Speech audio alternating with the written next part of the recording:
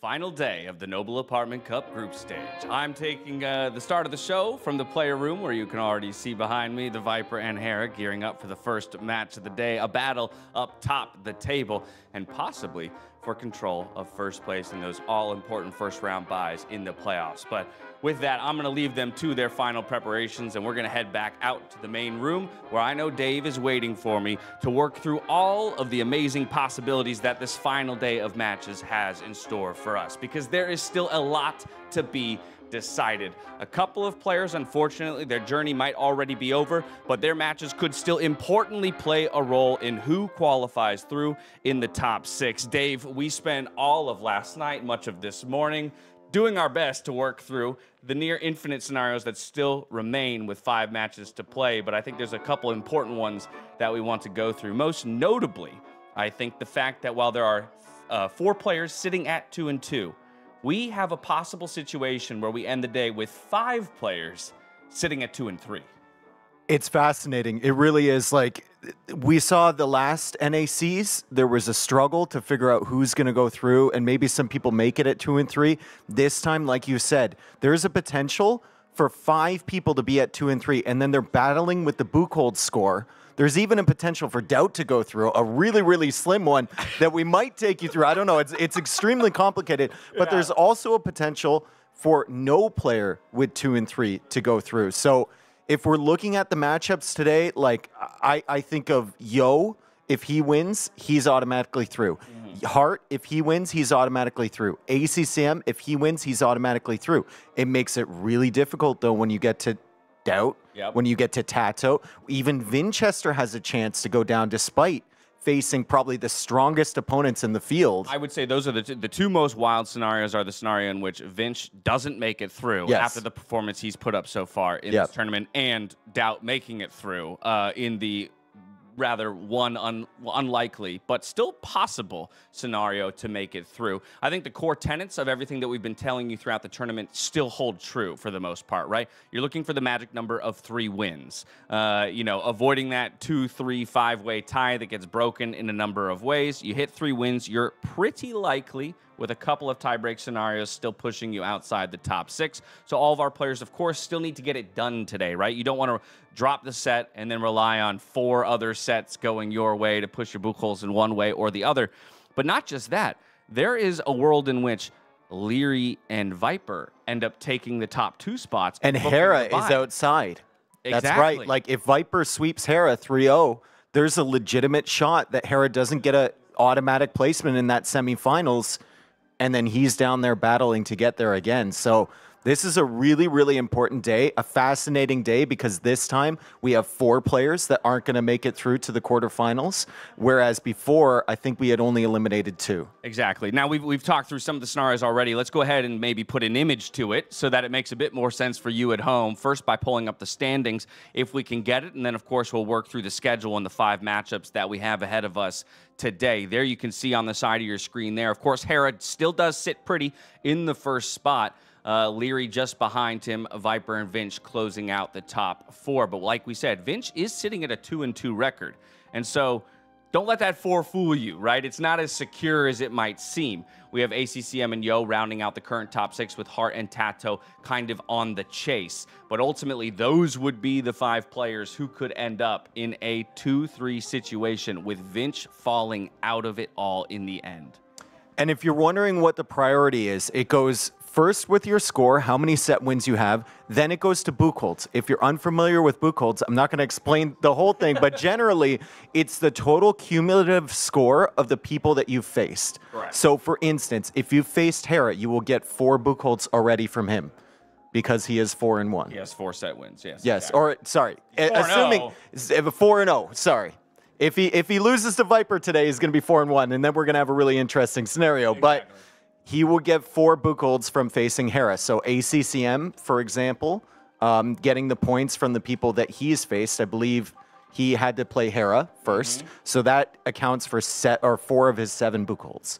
Yeah, and that's another reason why Vinch does have a very solid Buchholz score, right? And that would be his saving grace in a lot of situations, even if he does fall down to 2 and 3. Again, he's just trying to avoid that dreaded 5 players at 2 and 3. If 4 players are 2 and 3, then all of a sudden Vinch is in a much better position and isn't so concerned. As we mentioned, there is a situation in which DauT can kind of sneak through. He's got to win today, but then I believe he needs all 4 of the other matches to go in a specific way. Right? DauT, he needs 4 specific winners on top of that. He needs TaToH to lose, which is unfortunate because we know they're good friends, they're teammates. He needs TaToH to lose, and then he needs, I believe, dogao to win, and then he needs Vinchester to beat Liereyy. Like, DauT is a needle in a haystack. Very, very unlikely to go through, but it's still a potential. It's still a possibility. He's hoping for it. I know he's been talking to TaToH a lot, like, you better lose. Yeah. Well, and you mentioned needle in a haystack, and normally that expression is used to kind of relate the fact that you'll never find it. But I tell you this, DauT found that needle last night. Well, he was glued into the computer, found that one scenario, and he's going to hang his hat on it and go for it. It does, as you mentioned, unfortunately require his teammate to drop a set and therefore not go through. And so we are in a world where either TaToH or DauT will go through. Could still end up with neither of them going through if a couple things break a certain way. But like we said, the onus is on the players who are sitting there with the 2 wins, really, just to put that 3rd set win up on the board and then completely nullify this crazy tie situation that we're talking about. The only person that is legitimately in the same position, regardless of what happens, I believe is dogao right now. Right. So only position that is solidified right now is that number 10 spot dogao. However, dogao all week has been trash talking Yo, saying how he's going to beat him when he plays him. Back and forth on the opposite sides of the room, he's been talking to Yo and telling him, listen, when we match up, I'm going to beat you. No, and that's a really important note because while, his fate may be sealed, he has other people's fate in his hands, right? He has a say in what happens in the rest of this tournament, and it'll be great to see a sort of grudge match, a friendly, competitive grudge match between the 2 of them. For those of you who are unaware, obviously the broadcast started just a little bit later today, so I'm going to take a moment to throw out a technical note. We are going to be running 4 slotted sets today, with the 4th and 5th set happening at the same time. The big reason why this happened is because of the length of the broadcast yesterday and the interest of competitive integrity and giving our players the proper amount of time to rest, retool, and strategize for today's matchups. The last thing we'd want is to send everyone into a decider day not playing their best version of Age of Empires. What that does mean, like I just mentioned, is sets 1, 2, and 3 will all be played in consecutive order, and then sets 4 and 5 will be played simultaneously, with one of those sets playing on the main channel. You can probably find the other set being streamed on other sister channels, and then of course we'll try to get those recs up so that the game can be saved, for posterity's sake. And either way, we'll update you on the results of those games. And also, Dave, there's a good chance we should mention too that as sets start falling, those scenarios start shrinking. So there will be opportunities for us to update you as well on what will happen throughout the day. You saw me there in the main player room with Viper and Hera setting up for that marquee matchup to kick the day off. We have ACCM and TaToH to follow. Liereyy and Vinch. Again, a very important matchup for Vinch where he almost left happy last night. He left really happy. There was no possibility even he thought he was through regardless. Exactly. Yeah, but there is a scenario, like we said, if ACCM wins, if Yo wins, then suddenly Vinchester's outside of that if he loses to Liereyy. If Hearttt wins, suddenly Vinchester's outside of that, right? Even though he has a great book hold score. So Vinchester needs to put in an amazing effort here against Liereyy just to control his own destiny. Exactly. 4th and 5th sets, like I mentioned, dogao, Hearttt, and DauT. And so while it is a bit of a flip of the script where typically the higher seeds and higher placing players were playing later in the day, it's actually these other sets that are more relevant to who's scraping into that top 6, and that's why we've kind of relegated them to later in the day to let the intensity of the moment build. Do you, Dave, feel like any specific scenario is most likely to happen, or do you have an inkling of whether or not we're going to get that fated 5-way tie? I don't think we're going to have 3-2 players making it through. I think we're going to have at least 1, 2, 3 player. I think it's probably going to be Vinch. But I would love, I know you don't want to see TaToH go down, but that one scenario where DauT makes it through would be insane just because we'd never hear the end of it. We'd absolutely never hear the end of that Cinderella story. And who knows what he can do if he made it through to the quarterfinals. So incredible day ahead of us. I mean, the scenarios are endless almost with this format. It's funny. We call him the Lord, but maybe today the Lord needs a savior of his own. Exactly. So we wait on bated breath to see if that will become realized. Funnily enough, it's actually Dave and I who are taking the first set, Hera versus Viper. So we'll have plenty more time as we move over to the caster desk to talk about this set and prep you for the rest of the happenings of the day. So with that, we'll leave you for just a moment. We're going to jet on over to the caster desk, and you'll see us there as we kick off the day. In general, I don't want to play my teammates because, I mean, there's a pro and con, right? Because there's book hold system, right? Where the players you played, you will get good score if you... Okay, let me rephrase. When the players you played win, that's good for you. So on that in mind, playing my teammates is good because I want them to win. But then again, if I play DauT, and then he loses, which is likely, let's be real, that's not good for me. But also, you don't want to play your teammates because they know what you want to play, they know the strategies, and so yeah, my teammates is the answer. I always feel confident playing against DauT, right? But it's always a style thing. Me and DauT's style are very similar, and strategically, probably about the same as well. So it always becomes like a lot of mind games, and that's why also DauT is a bit of an uncomfortable opponent for me, because sometimes he just hard counters me with strategy, and that is a bit tricky, but obviously I feel comfortable and confident playing against him at the same time. So I just got to get the maps and the draft in my way, and then I will feel fine. Hey, surprise! Look who it is. We're back. Welcome back to the Noble Apartment Cup for Hera versus Viper. I mean, what a treat of a way to start out the day, right? Normally we got to wait a couple sets. That's the primetime set. And now we are the primetime set. Let's go. And we're dressed for the occasion, the full black and white. Gotta love the compliment to each other. Do you think the Viper can do it, though? You talked about the demands of him in the set if he wants to shove Hera outside of the top 2 and take one of those spots himself. It requires 3-0, not just to win, but to do it in dominating fashion. Well, it's early in the day. Viper usually likes playing early in the day. He came in today. He seemed like he had a lot of energy. Hera was sleeping on the couch. So maybe that's an indication of what we're in for here. But I mean, even Viper, he was talking about it, and he said 3-0. The set win's doable, but 3-0 against Hera, I don't know about that. Right. Yeah. I mean, again, I think it was the other day when we were watching Liereyy and Hera, I mentioned, you know, there's a number of players, perhaps every single player in this tournament can take a map off of Hera, right? That wouldn't necessarily surprise me. There's only a few players that I think can take a set off of Hera. And there's even fewer that can sweep him. And that is exactly right. Yeah. And honestly, I'm not sure if I believe any player right now can sweep Hera in his current form in a best of 5 or greater. And so it will be a tall order, to say the least, here for the Viper. While I do think he is playing some very solid Age of Empires at this tournament.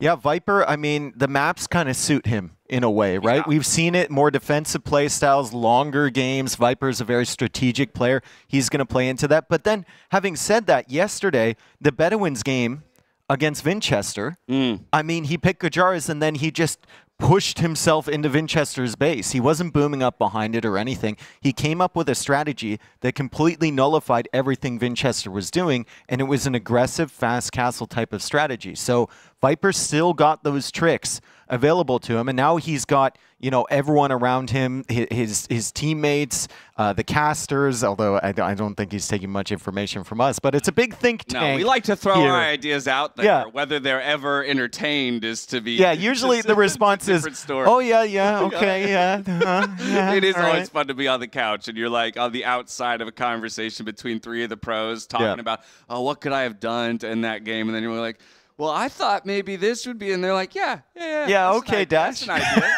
Okay, sure, why not?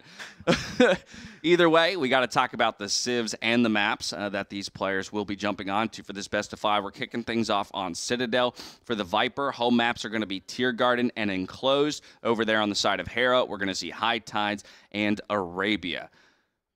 Viper's civ draft is interesting. I mean, he's got Portuguese, he's got Japanese Dravidians. We saw him play Dravidians on Citadel, although he couldn't pull off the win there. Enclosed is a really, really strong map for Viper. It's a very technical map, and it's something that he's done perfectly in the past with a civ like Chinese.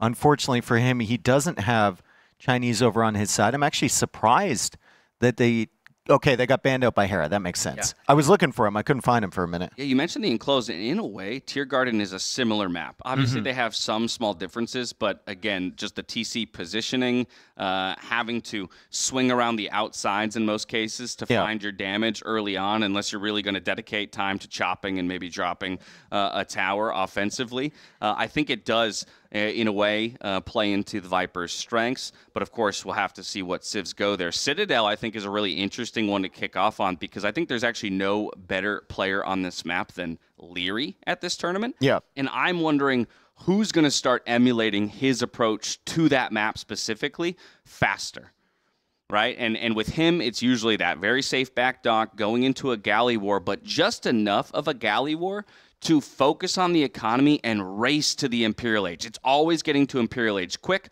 one forward castle, treb push to kill. Yeah. And I don't know which of these players, if any, today is going to say, you know what, it's time to steal a strategy from somebody else. The metas are starting to get defined on some of these maps more than others. Yeah, and I think that's a very Liereyy strat, right? As we have 5 seconds coming in. I'm not sure Viper can do it, but he's not really comfortable usually doing that sort of push. And we'll see as we load up Citadel. Viper is going to go for... What civ is that? See, these are one of the ones I get confused with. Hera's got the Lithuanians. We know that. This could be the Japanese. Yeah, it could be the Japanese, Burmese, or Malay. I'm absolutely awful with the icons, man, even to this day. So, but how about this? When I think about a civ that wouldn't mind going for, again, a nice little dedication to fish early on, maybe contest the water, have a decent fish economy to aid in a faster Imperial Age, and then Japanese trebuchets, right? I think that could be a pretty good setup. We do, of course, have a game pause here. We can see the players typing, so perhaps recognizing a map bug. I'm not seeing it right off the bat myself, so I'm not going to hypothesize too much for what it could be. Of course, we'll have the admins take a look as quickly as possible, and if there is a need for a remake, that will be executed in good order. I see one of them with... Okay, we're good. We're good. Beautiful. We just have an unruly deer here for Hera, taking a long way around the wood line. I mean, deer nowadays, ever since they pushed that update, have been kind of annoying behind big wood lines. They're good around the small resources, which is what they fixed, but around big wood lines, they can get stuck. Hera's going to figure it out, though. He's going to bring that over to the town center. So with this civ matchup, Lithuanians against Japanese, obviously the Japanese fish are going to be harder to kill, but the Lithuanians will have a little bit of a faster start with the 100 food in the bank. Still, that villager from Hera is out there, and she's exposed, and this villager's going to go down. I don't think Viper ever lets this get away. Viper will start out with a villager kill and deny the dock from Hera as Hera tries to wall this in. He's bringing the scout over. He saves it! He saves it against the Viper. How on earth? And now Viper gets it over the wall. Oh, man. What a brutal situation there as Viper manages to snipe that villager over the diagonal wall. Man, that scout earning his keep for the Viper today with the extended swipe for the final hit onto the Vil. Goes down, a beautiful snipe to be found. Not just losing the villager, but delaying the dock timing as well. Viper's still aware of where that dock is going to go. I'm almost surprised now that Hera's still going for a forward dock because I feel like you're just inviting more and more pressure. I think he's committed his build to it regardless, right? And it's not going to slow down his feudal age time, really, because he's Lithuanians. He had that extra food. He was prioritizing getting food under the TC so he could go up quick.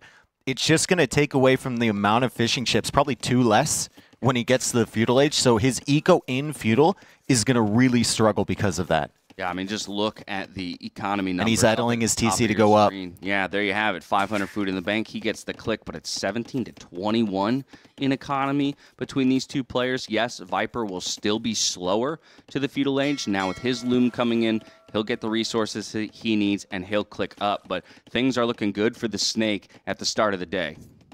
Yeah, Viper will have the tankier fishing ships, so he can play around that a little bit. I think that they will go for galleys still, but this is a close enough dock position where you can make an argument, I think, to go fire galleys early. And maybe if Viper is going for that barracks super quickly, he will play into the fire galleys instead, just because it's easier to manage the land pressure and the water pressure at the same time as the villagers engage. And Hera's scout has a lot more HP. Viper just has to get home before Hera gets the feudal age. Yeah, this is the advantage, in a way, of having traded out the villager. Where's the Vil from Hera going? Health.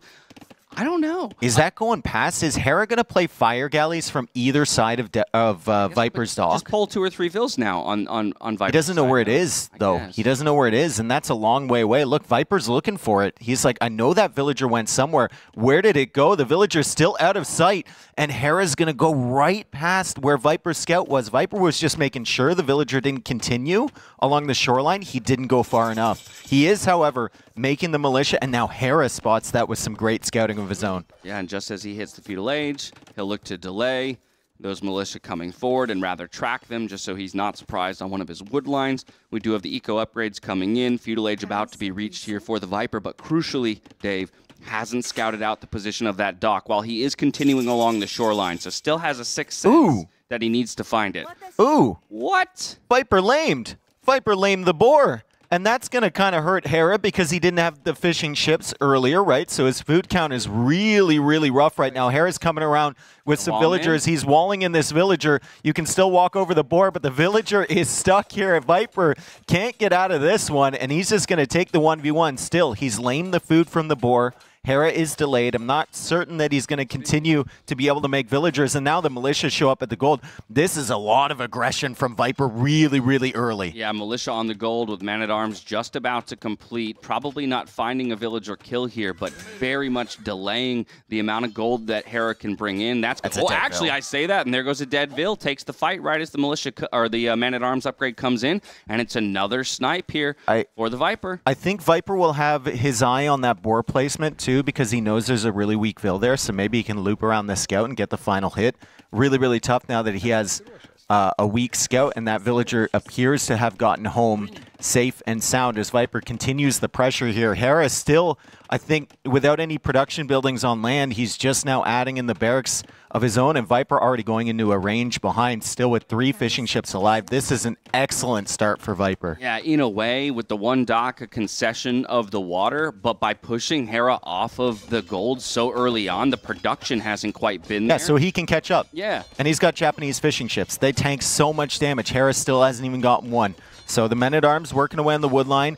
Hera with a little bit of idle TC as well because the boar was lamed. The food wasn't coming in from the fish as quickly as he would have liked, and things are just not going according to plan. Still, it's Hera, and now Viper's house. So Hera is alive in this match despite the early advantage from Viper. He still has potential, and now he's dropping the archery range. Yeah, Hera, one of the few players that I'll never say is dead until he himself calls the GG. We do have Viper just forcing the reactions, forcing the repairs here around the wood lines. Now he's going to rotate the Man-at-Arms away, make his much use of this early Feudal Age unit as he can, while their value will decrease over time. Looking to see if at any point the Viper will reach for a second dock, because as time goes on, he can get overwhelmed by the 2-dock production. We still see the numbers very much in favor of Hera there. Of course, we have archers on land here for the Viper. No fletching yet. Skirms now in the queue as the response here for Hera. Yeah, and even like getting up the blacksmith is just a pain for Hera. He's got a quick wall of the villagers. Here come the archers. That scout's going to get taken out by the archers. So Hera can't save him, and it's just one skirmisher from Hera against 2 archers here from Viper. That's a weak villager on the blacksmith. Viper might be able to deny the blacksmith. The blacksmith does come out, but this villager might die. Yeah, the villager looks to go down. The skirmisher is chasing, but now the men-at-arms have a very solid target for themselves as the archers move into the minimum range. This is pretty gross. We do get one snipe there onto the archers. Another one's still alive. And once again, Hera's pushed off of gold. Hera's pushed off of gold. He did kill the fish from Viper, though. He had the fire working away, and he eventually killed the Japanese fishing ships from Viper.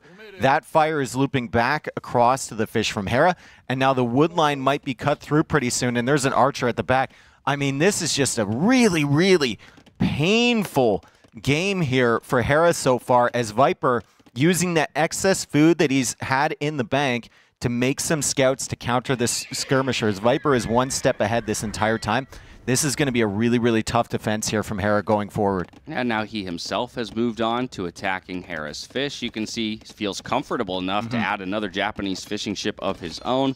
That scouts out onto the field. These men-at-arms that I said lose value over time actually still hold great value against skirmishers alone in terms of playing a front line to this singular archer around the woodlines. I think the value in them now is just forcing all the army from Hera back to this side. And then you can show up with the scouts as soon as they're far away from the TC. Now, Viper didn't know about this dock because remember the scout couldn't follow that. He's going to be like, hang on a second, why are there fire galleys over there? At the same time, he's going to be like, hang on a second, there's some exposed villagers on this gold. I really wish I had fletching right now, as Hera traps in the archers on the gold, and he's got the skirmishers to clear them up. Great trap there from Hera with those villagers, with those palisade walls, and bye-bye archers from Viper. What a move by Hera here to kind of give himself a chance back in this one. We look at the score at the top of the screen, and you see that the eco numbers are equalized. Of course, all of that's Vils for Viper. It's Vils and fishing ships here for Hera. But yep, the man-at-arms swing back in. They're going to make the skirmishers rotate. The scout now here to deal with those skirmishers makes it a lot harder for Hera to find the solution, producing a couple spears now as we speak. Fletching finally on the way here for the Viper. This is where he could truly find some damage if the Vils aren't brought home in good order. Yeah, and I think Hera really caught off guard by those scouts. Really, really caught off guard. It makes life so difficult for him. He's doing the right thing. He's coming in with the skirmishers and sniping the archers, and he does get them, but the scouts take out a skirmisher, and they're still harassing the villagers. Plenty of idle time here for Hera as more scouts come in, and look at the resources from Viper. 600 food in the bank, 400 gold in the bank, and resources collected almost 1,000 ahead. That's insane at this stage of the game. Yeah, that's a massive advantage. Oh, Hera saving those fire galleys is crazy. Oh, is he though? Oh, Viper gets them both. Oh, that's phenomenal. Micro in the 1v3 to snipe 2 and trade out in the 1-for-2. Through all of this, Viper has almost completed his walls across the front part of his base. Maybe still looking to have a market drop to use some of that gold, balance the eco. Either way, where did Hera get that food from? Did he have Vils in the queue? He must have. He just went from like 50 food to 680. Well, and so classically Hera, right? That's insane. He's got 14 farms. Yeah. Through all of this. They aren't horse collar farms, so that could come back to hurt him a little bit once those farms expire, and it does look like another sword will find purchase onto a villager and ultimately bring it down. Man-at-Arms dies to the town center there of Hera, but the Viper is on the way up to the Castle Age. Hera, I believe, has it queued behind this 40th villager. Man, I can't believe that Hera's actually up at a reasonable time here. Crazy. I can't believe he's up at a reasonable time. The fish have obviously helped out a little bit, but still, when you look at the res collected, 1,000 ahead for Viper, right?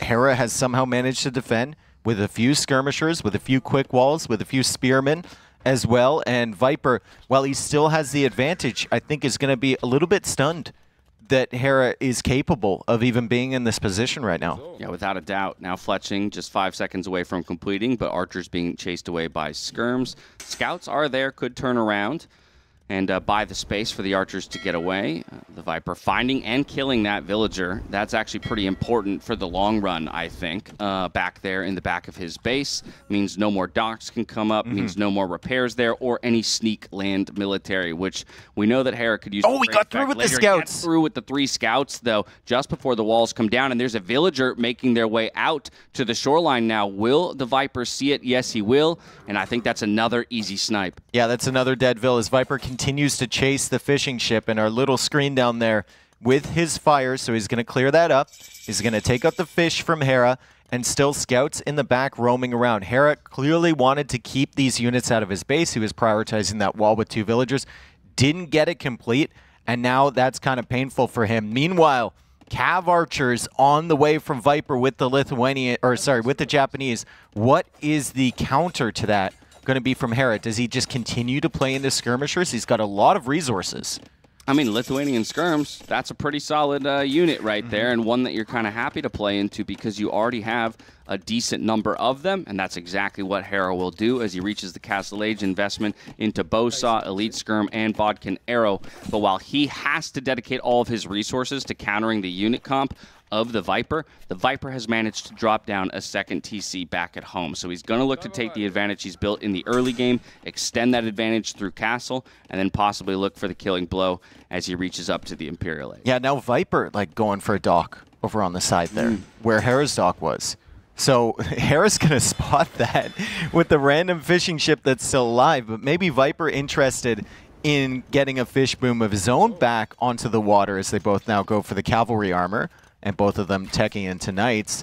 Viper's still ahead in this game, both in economy and res collected.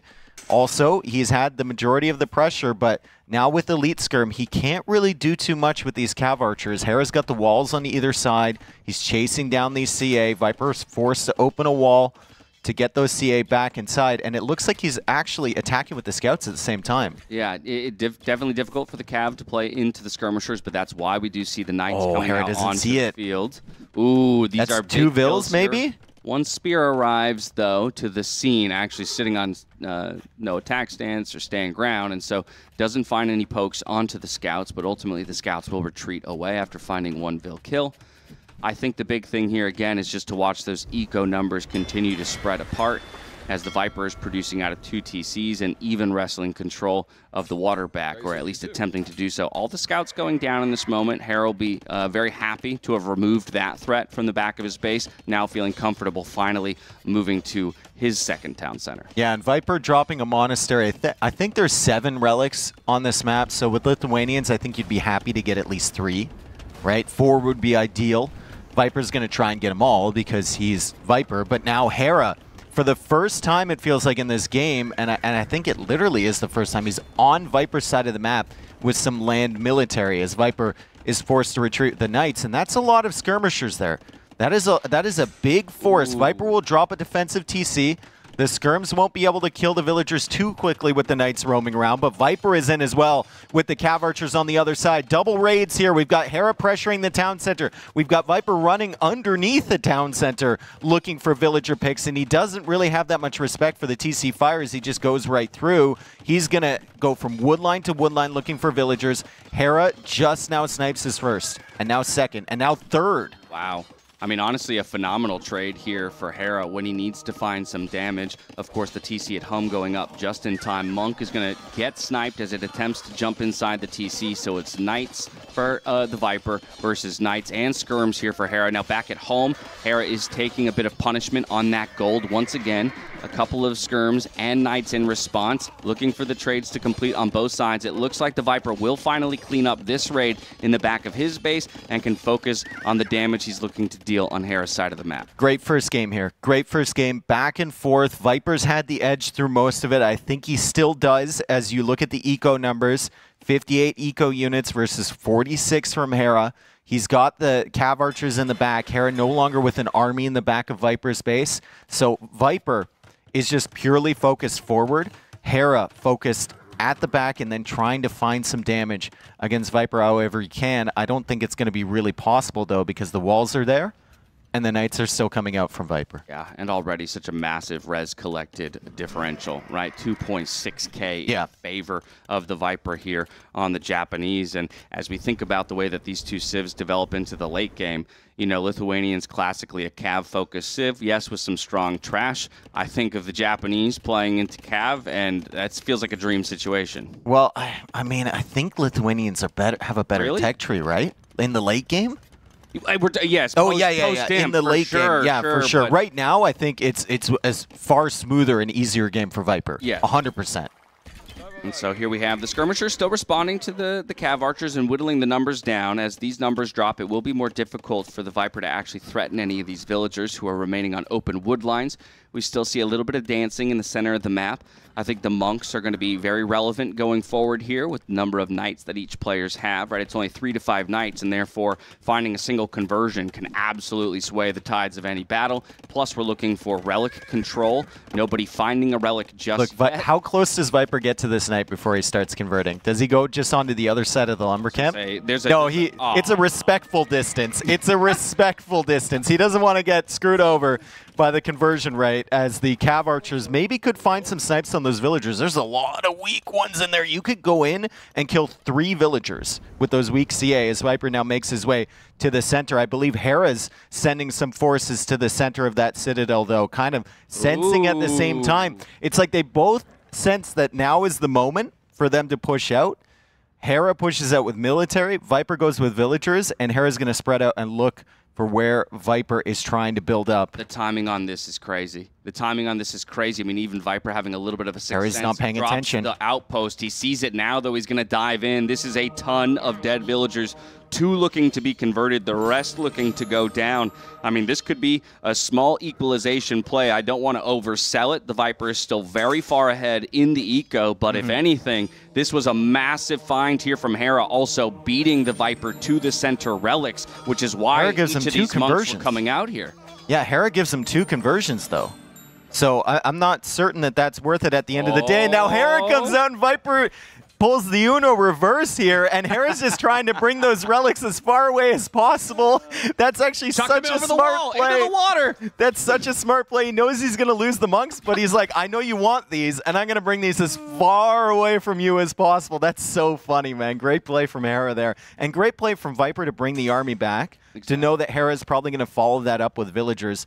He takes out those ones. 88 vills for Viper, 67 eco units here for Hera. Viper's still ahead, but Hera is somehow just finding damage even with that super rough start and is forced to delete the other 2 knights. He's going to be forced to delete these ones maybe, but he backs away in time. Yeah, it's a minor thing, but I would love to see the walls completed at some point just to prevent any crazy raids from coming in. This is phenomenal, though, from the Viper. I think he feels like he's fully in control of this game. Dude, very aware. Both players keeping their walls open so they can keep reinforcements coming through, but both players are getting punished for that because units just keep streaming through those holes. You feel like a gate would be a huge investment here for both of these guys, as Hera's had to deal with this multiple times.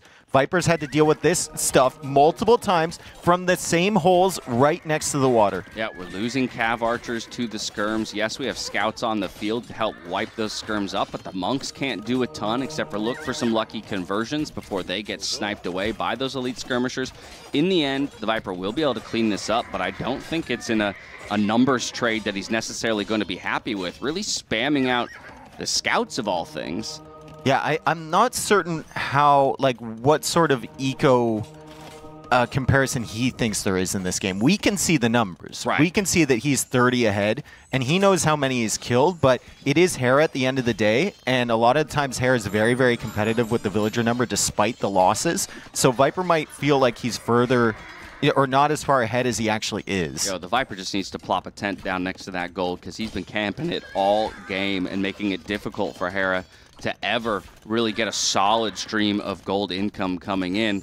Now, of course, the food count, I think, is the most relevant part of this matchup as we look towards one player trying to end it, and that's where the Viper has a lead. 34 on food with a little bit more in the bank. 1,000 floating wood on the side of Hera. Again, just yesterday I was saying he's one of the few players where I never see a large amount of floating wood. He's distracted. And it speaks to the fact that he's being, his attention, rather, is being pulled all around the map right now. He doesn't have the luxury of focusing solely on his economy, and as I say that, all of that wood will be just evaporates. Absolutely evaporates, right? Ballistics, farms, extra stables, everything.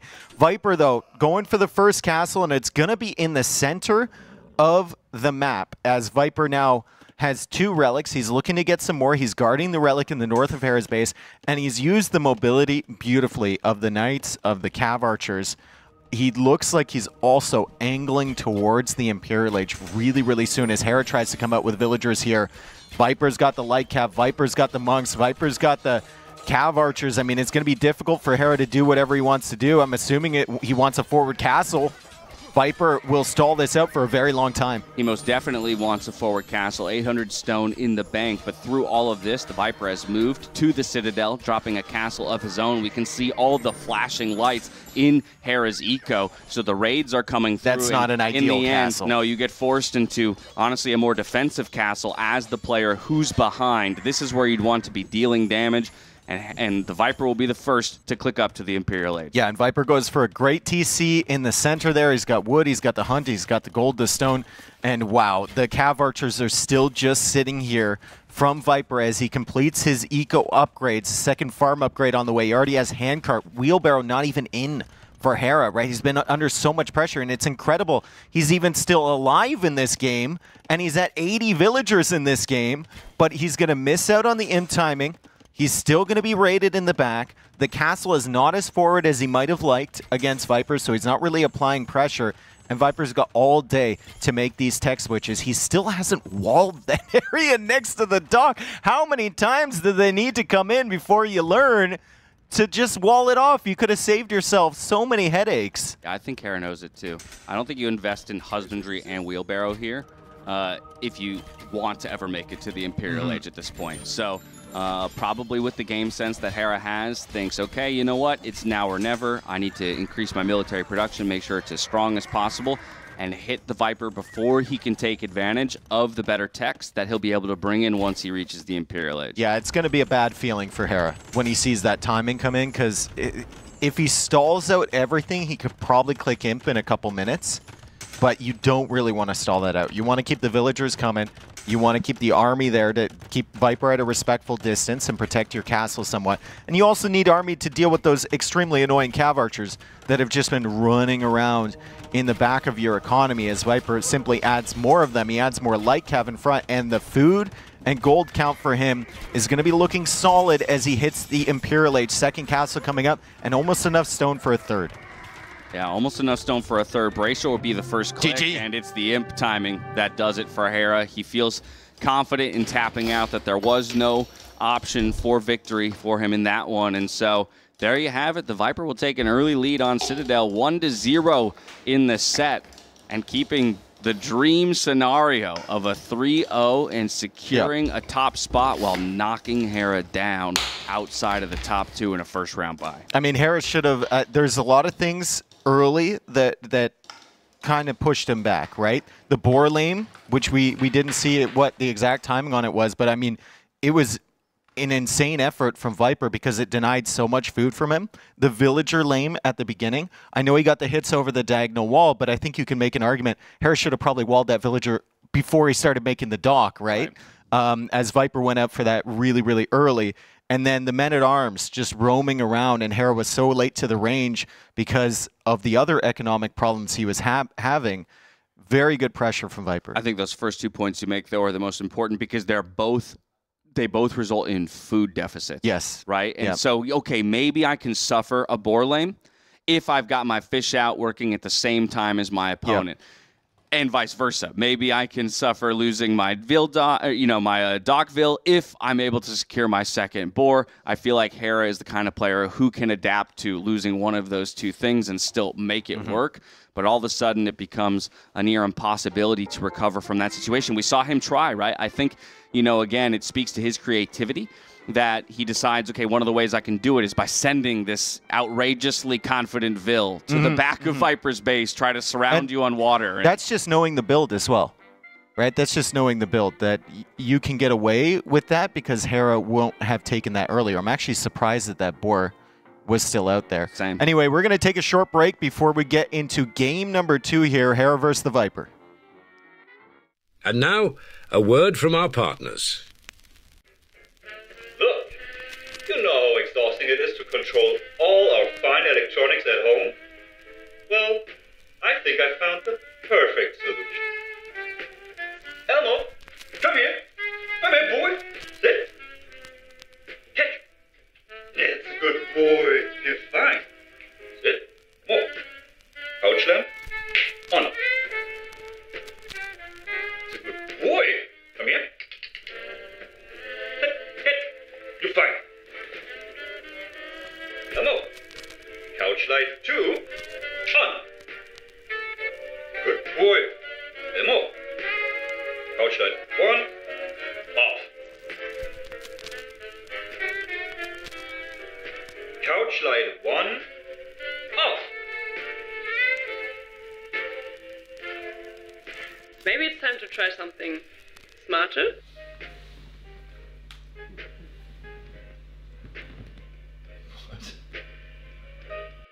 Say hello to smarter lighting. Hammer Smart Lights bring voice control, energy efficiency, and 16 million vibrant colors right to your fingertips. Oh my, what a terrific alternative. More smart, more home. Hammer.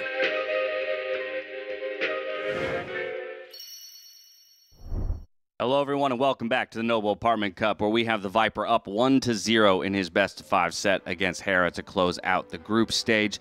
I want to take another quick look at the map and Civ draft, though, because there's still a lot on the table, of course, and it's Hera who finds himself in a situation he doesn't often, right? He rarely loses maps, so he rarely is the one who has to decide where to go next, and he does have 4 maps to choose from. Again, it's important to note he doesn't have to go to one of his own home maps, and actually, he's one of the players who most frequently does go to opponents' home maps, and I think that speaks to his comfortability anywhere within the tournament settings. I think it's a fairly savvy move, especially when you're really, really confident, right? Because then you have the thought process where, like, if I lose those maps, at least I have mine coming home to win the set, if you're only interested in winning the set and not the specific game. So we'll see if Hera goes to one of Viper's home maps here. We're actually going to go to High Tide, and it's going to be Viper playing as the Huns and Hera playing as the Persians. Okay, so the Persians, obviously a lovely civ for hybrid maps. Those docks having extra HP means it's almost impossible to ever push them fully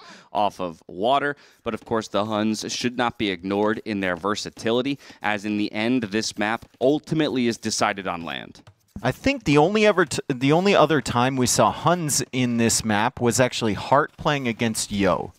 And he was up against the Lithuanians, which are a much harder counter, I believe, than the Persians in the late game to the Huns. So I think the Huns have better opportunities here. Let's see if villagers get lamed. Hera has killed multiple villagers going out for docks early on this map. I don't see a villager going out from Viper yet.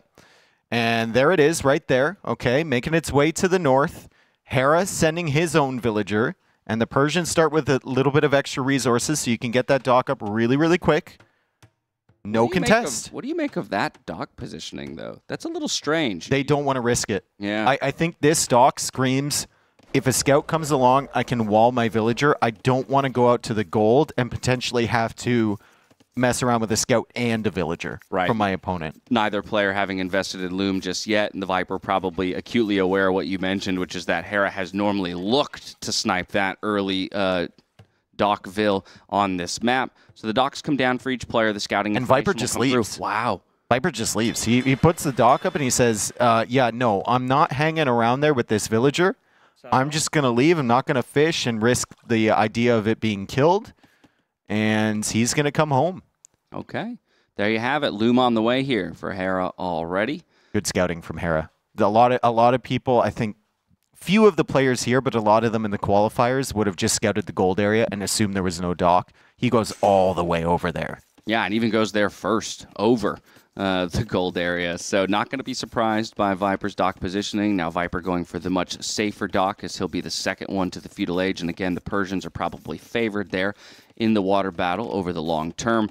So I think the question becomes whether or not Viper really wants to put much of a fight up, given the fact that he's already brought his villager back, right? There's no second dock coming up to contest.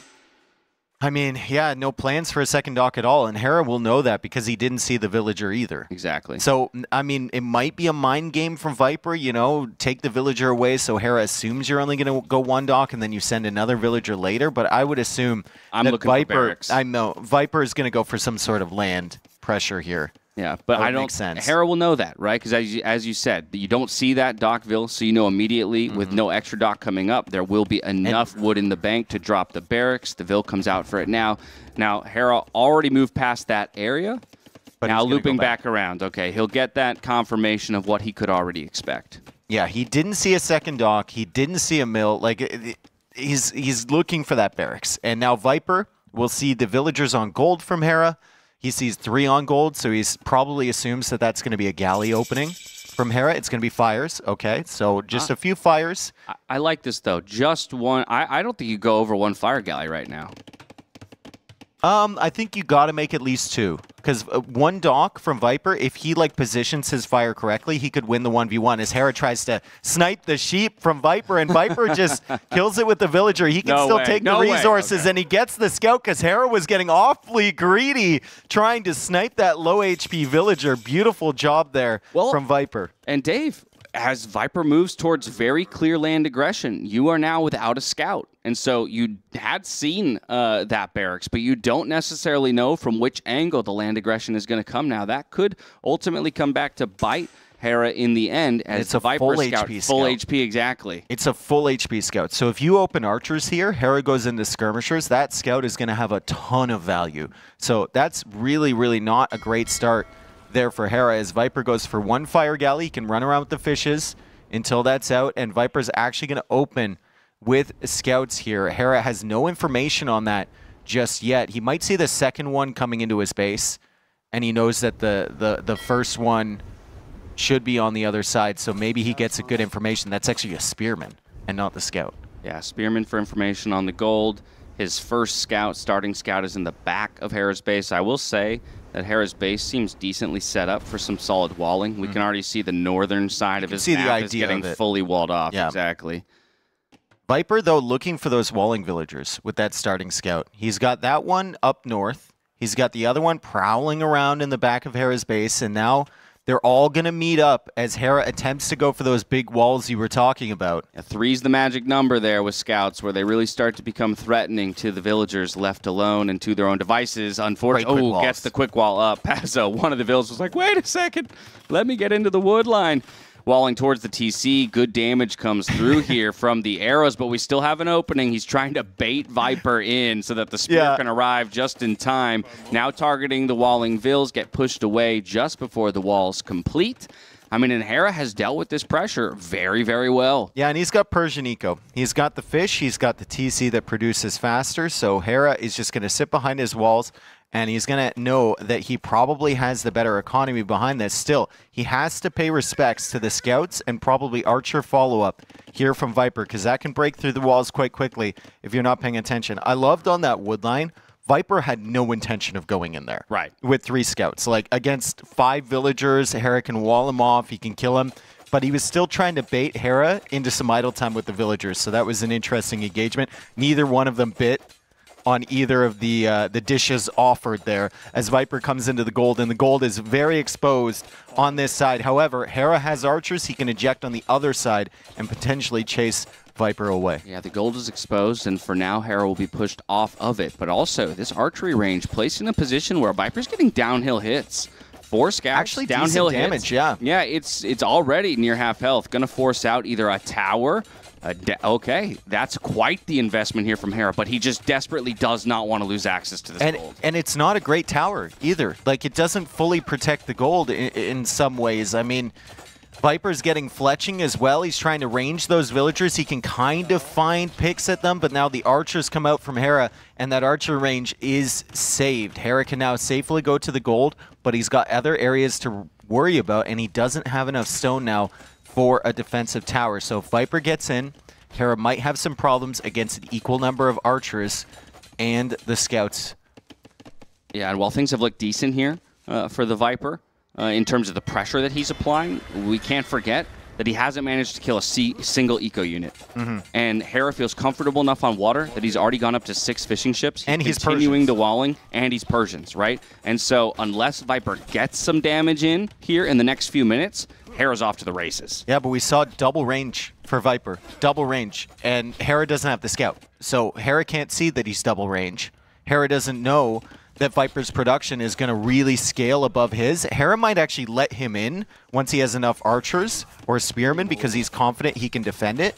And Viper might surprise him at that point. Right now, Hera still seems interested in just walling up behind with the houses. But the archers have fletching. And Viper is still picking away at those villagers. It looks like, though, Hera is going to be safe for the time being, and Viper's going to have to look for another angle to try and push in. Look at him build these archers. He wants to hide the fact that he's on double range. Yeah, he's got a group of them sitting there in the center of the map. Not yet grouping him up with the rest of his remaining archers. Looks to do that now as he's hitting kind of that crucial double-digit mark where he can start to, you know, really punish any villagers. This is going to be surprising. Like, Hera expects maybe 2 or 3 more archers to show up, not 6. Like, this is going to be a real surprise for Hera when these numbers get here. He's fine. He's got the tower there. Yeah, but I mean, at that moment with no spears around, you could have seen those scouts choosing to dive in instead. Viper's going to loop around to the north, maybe work on the walls over in that direction. Still putting up a little bit of a fight here on water and forcing the repairs out and the continued fire galley production here from Hera, not wanting to lose those 7 fish that he's invested into. But again, while the resources look decent for each player, it's going to be much better in the long run here for Hera, now sporting a 10+ eco advantage in numbers, and those are great snipes to find on those archers that still haven't found a way through the walls. Yeah, I mean, I'm not certain about this water pressure, right? You kept Hera investing up here, but you haven't killed a singular fishing ship, I think. Yeah, Viper hasn't killed a single fishing ship from Hera. He's added extras, and it's distracting you from the land army. That's why he lost 2 of those archers, because he was busy, you know, screwing around on the water, and Hera clears it up anyway. So maybe it would have been better suited just going for the land pressure. He's finally going to snipe a villager. A lot of archers in that group. But, yeah, Hera has the lead for sure, and Hera is on the way to the castle age. Viper about to click up, and Viper's going to have a hefty group of archers to potentially upgrade to crossbows when he gets to castle age with the double range production. Yeah, I actually like that move, though, splitting up the scouts and the archers, right? Saying, okay, you either have to respond to my scouts trying to get through your palisades, or you have to respond to my archers firing over your wood line. And 2 Vil kills have been found, so the first eco damage of the game that the Viper will be able to garner, while he had earlier lost those 2 fishing ships of his own. Hera, though, still the first one on the way to the Castle Age, has about a 30-second advantage there, so might be able to pump out a knight or 2 in defense against these archers. The question is whether or not he'll be aware of how big the numbers are for the Viper on reaching the castle. Like, I think Viper should probably go crossbow siege here. Hera can just keep playing into skirmishers or maybe crossbows of his own. I think it would be really bad for Hera to go cav archers like a lot of people do with Persians. Number 1, your cav archers are not the same as the Huns. Yeah. Like, they're way cheaper for the Huns. And number 2, there's a massive ball of potential crossbows running around there. It's going to be hard to get the numbers up to the point you want them to be. Well, especially considering the only gold position for Hera is that one. Yeah, and you really want to saturate your golds. Like, you look at the other secondary gold, it's in the south. Yeah, that's difficult to get to. Yeah, that's Viper's got archers down there. Like, he's still applying pressure to the gold in the middle from Hera, and then there's that secondary one, which is on our screen right now. I mean, it's just not a great setup in terms of golds for Hera. Ballistics, early, archers, upgraded to crossbows, bodkin arrow, skirmisher coming in. Yeah, all the Hera. important upgrades to sustain these range unit production. I like this move from Hera to not go for the second TC immediately, right? Knowing that there's a potential for a lot of damage to come through if he doesn't invest into some military defense. Interestingly enough, as opposed to the Viper going for some kind of an all-in forward with a siege workshop or something like that, he will try to drop a second TC, loses 2 more villagers while doing so, but has crucially moved out to the southern side of the map. Did Hera spot that mill is a question. Hera loses another villager, and Viper's about to break in. If he spotted that mill, he would investigate south.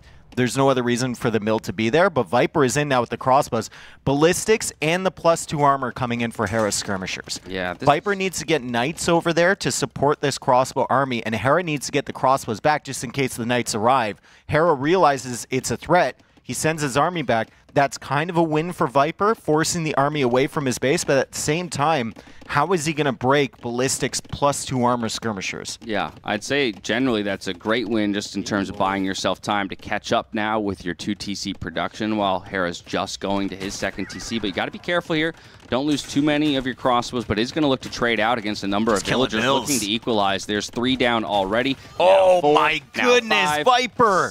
Looking for 6. 7. What can we get to? Can we hit double digits? 8, 9, and a 10th will... Not go down yet. Not go down yet. She's still there. Viper, though, doesn't notice her. She's mixed up with a lot of other units. Viper sacrifices the entire army, but what a raid there. We look at the villager count. It's 48 for Viper, 39 for Hera. He's still got the 7 fishing ships, but Viper gets himself some good momentum there, although he does cost himself a huge army to do that. And we look at the military count from him now, 2. Yeah, 2, and one of those being the Scorp that was just produced, and a Knight to boot. He is going for wheelbarrow, both players going for wheelbarrow at that. And I do love the move down to the south with a dock for extra food economy. Again, still not scouted by Hera, and I think Hera is now preoccupied with the idea that he needs to come forward, military advantage, and find some damage himself. 3rd TC going up in the back of the Viper's base. Don't know if Hera will get there in time to stop it. That's not a lot of vills putting it up, so if the rotation is there, this could be disastrous here for the Viper. At the moment, though, Hera happy to just idle some farms. He's getting pushed away by the skirms, though, directly into the path of that TC. This could be awful timing here for the Viper. Yeah, there's enough skirms. They have ballistics. They can snipe the villagers. Scorpions are not going to be there in time. They're just not fast enough, as they will push this army back further into his base, but he can't complete that 3rd TC, and Hera is going to be adding the 3rd TC of his own. So he's catching up on the villager count that Viper just killed. Viper will loop all the way around the wood line, go back towards that town center, and the Scorpions will be running cover for the 3rd town center from Viper. I feel like the crossbow trades, the army trade that he made in that wood line, was more a result of him realizing he was kind of screwed in the back of Hera's base. And if he waited there, he was never getting that army out. He was never going to take a good engagement against ballistic skirmishers, and he just dove in and took whatever he could. No, I think it was a really heads-up play, as well as saving all of those villagers, building that 3rd TC. So each player up to that very typical number of a 3 TC boom, and eco units relatively similar. Again, the big advantage for Hera at this point is still in the military count, and looking to take full advantage of that. Yeah, and I don't think Hera suspects the Viper is south at all. No. He would have sent something there. He will eventually in a few minutes' time, but he doesn't need to because he's into the wood line now from Viper, and he's going to be taking a trade of his own, sniping the villagers, trying to dodge the Scorpion shots from Viper, as Viper dodges around ballistics as well. Great micro here from both players. Viper's going to chase this army away with the Knights. He limited the damage, but he still lost a lot of villagers, and the villager count is now even once again. Yeah, the Viper, though, kind of feeling himself with the military control today. I've loved the look out of him, especially up against a player like Hera. You know, normally one that you'd kind of resign yourself to the fact that, you know, as good as my micro gets, it's always going to be one step behind his. But the Viper showing his stuff here. Still very much in a deficit. No surprise there. You can take a look at the score on the right-hand side of your screen. 1,000-point differential. Sure, a lot of that is related to the fish control that Hera has and the 7 fishing ships that have been working for him this entire time. I do like the food count, though, there from the Viper, of course, making use of the fish at the southern side of the map. And now Hera finally taking an opportunity to scout down that direction. Will he get a peek at the dock. Viper did build on the left side, and Hera will probably scout on the right side. But if you see the mill, you come back and check. Yeah, but you come back and check the right side. You don't check the left side. Like, unfortunately, Viper's trying to go for another dock here. Normally, I'd say, like, make a demo or something, but the demo I don't think is going to get any value whatsoever. I don't think it's getting any value. No, not if you just take the hill on the land. Yeah, you can one-shot a demo raft with those crossbows, and they're going to see it coming from a mile away. Wow. Wow. The day in which Dave thinks the demo play is not the right one is a sad day. No, you got to be sneaky. You got to be sneaky and strategical with your demos. If you just send demos in face first, they're never going to do anything. You got to play mind games with them. We have high standards for demo play here at the Noble Apartment Cup. Moreville snipes coming through here for Hera. This is a very vulnerable farming economy around the mill. The Vil dances come through, but still a couple will go down. The Scorps are now moving into position to respond. A nice little wall there from Hera. Oh my goodness, even one, possibly two conversions coming through on the scouts, and a TC going up in the north on those amazing gold positions here. That's going to secure long-term gold income for Hera. Things are looking good for our Persian player. Yeah, now Hera is... Well, he's booming. He's got 39 on food right now, 28 on food for Viper. Viper starts to add in a few cav archers. Scorpions still can't catch up, but the Knights should be enough to clear these crossbows, and Hera is just coming back trying to get as much value as he can from those crossbows. Still hasn't discovered the stuff in the south.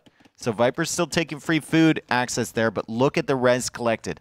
Hera is ahead by about 4K resources, so that is a massive advantage. Part of that is the fish, and part of that is the fact that he's just had less idle time, more production from those Persian TCs, got the farms up quicker, and he's fully walled, so he has to worry about less areas of his base than Viper does, who is playing wide open. Yeah, chain barding, just completed bloodlines on the way, and the production begins here on the Knights for Hera. We have Light Cav now trying to swing in for some raids here by the Viper, but the proximity of those TCs and the tower means not a ton of damage is going to be found, as well as ballistics on the TCs, right? Most of those Light Cav dying before they even find an opportunity to strike.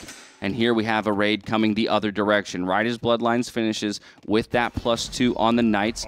Ooh, the Skirmishers get found out in the middle of the map. An attempted conversion here on the Knight. Viper will pull that away. He'll look for the snipe with the Light Cav. Finds it. Great micro there. Hera, I know you love farms, bro, but why are you farming there? As he's over-chopped on this side, and the Light Cav are getting some villager kills. That's 1, that's 2, that's 3, that's 4, 5 villager kills, 6 villager kills, probably 7 over here on the woodline, and Hera doesn't notice because he's busy trying to protect his farms on that side, also coming in for a counterattack. That's a great raid from Hera onto the gold from the Viper, and the Viper once again will need to retreat. Once again, not walled at all for Viper. I know he's playing hunts, but still, you need to have some respect for these Knights that are going to run in. It's a relatively cheap option to just toss down a few palisade walls on one side or the other. At least it gives you a little bit of warning before the Knights loop into your gold again. Yeah, without a doubt, it would be nice to have that early warning system, but the Viper feels like the only thing that's relevant to him is the damage that he can deal, as he's been largely behind for the entire game. Looking to build up those Cav Archer numbers. He's got 7 in the queue and 16 on the field. Got to get to a critical mass, though, to deal with what is a very solid Knight composition, Skirm composition here from Hera on the other side. 5 TCs with Persians. And somehow Viper's only 10 Vils behind. So that's pretty solid, but Hera obviously has handcart. He's got the second wood upgrade, which Viper is missing. Viper's still controlling the area around that gold. That's been a constant pain point for Hera. He hasn't been able to wall up in front of that. And now the Cav Archer's looking for damage on the left side as Viper discovers the TC in the center. He's going to raid over there, but Hera's still being very annoying with the Knights. He's constantly hovering around Viper's base, preventing him from just sending all the army forward, forcing some of that back. And this is, I mean, this is another good game in this set. Viper is definitely behind here, but Huns are Huns. You can see the potential if he manages to snowball an army. The possibility is still there for a comeback from the Snake. Yeah, the production of the Cav Archers and the resources required to do it is such a boon to the Viper's chances in this game.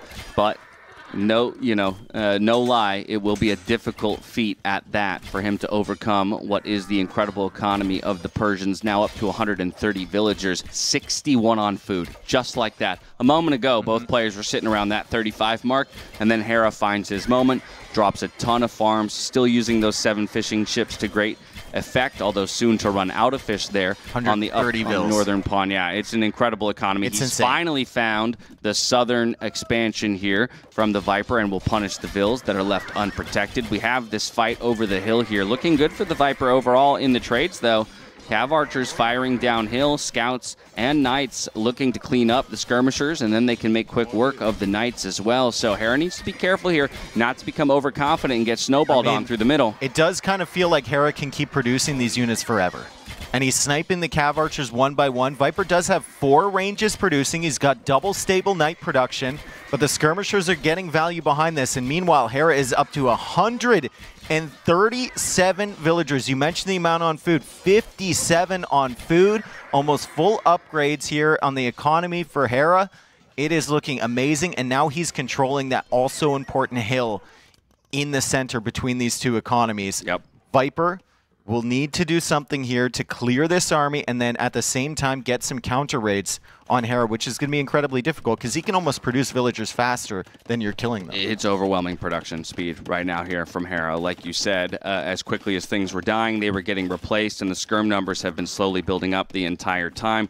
That adds an amazing layer of protection to the knights. Here we have a raiding attempt by the Viper. It won't be a surprise, though, because of those fantastic outposts there on the northern side of the map here from Hera. So immediately responding sends knights to the north, looking to push them away. No damage will be found here by the Viper. Look at the units in production, and still he has the resources to go in. He just canceled a lot of them. He had 13 skirms in there, and now he's going to keep queuing up more knights here, Hera. Viper has been stuck at 570 stone forever, it feels like. He couldn't get that castle up in between. He has the stone now under threat, so he can't just get villagers back over there.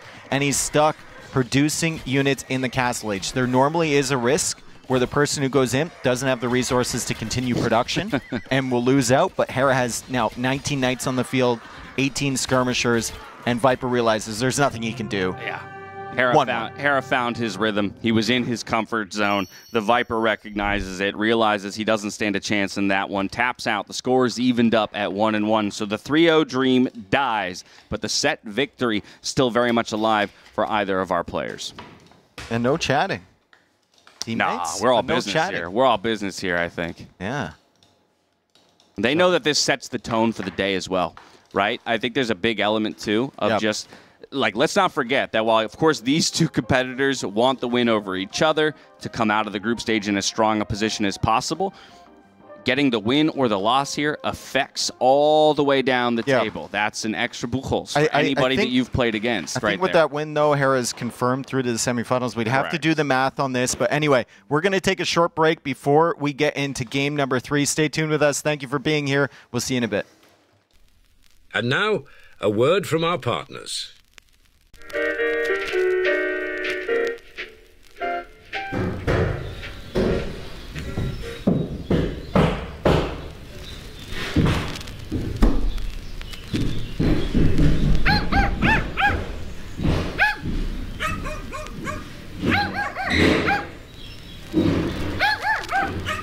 Tired of interruptions ruining your moment of peace? Discover true tranquility with the Hammer Bluetooth headphone Passion Voyage. With cutting-edge noise cancellation, immersive sound, and unmatched comfort in every note. Sounds like more Hammer.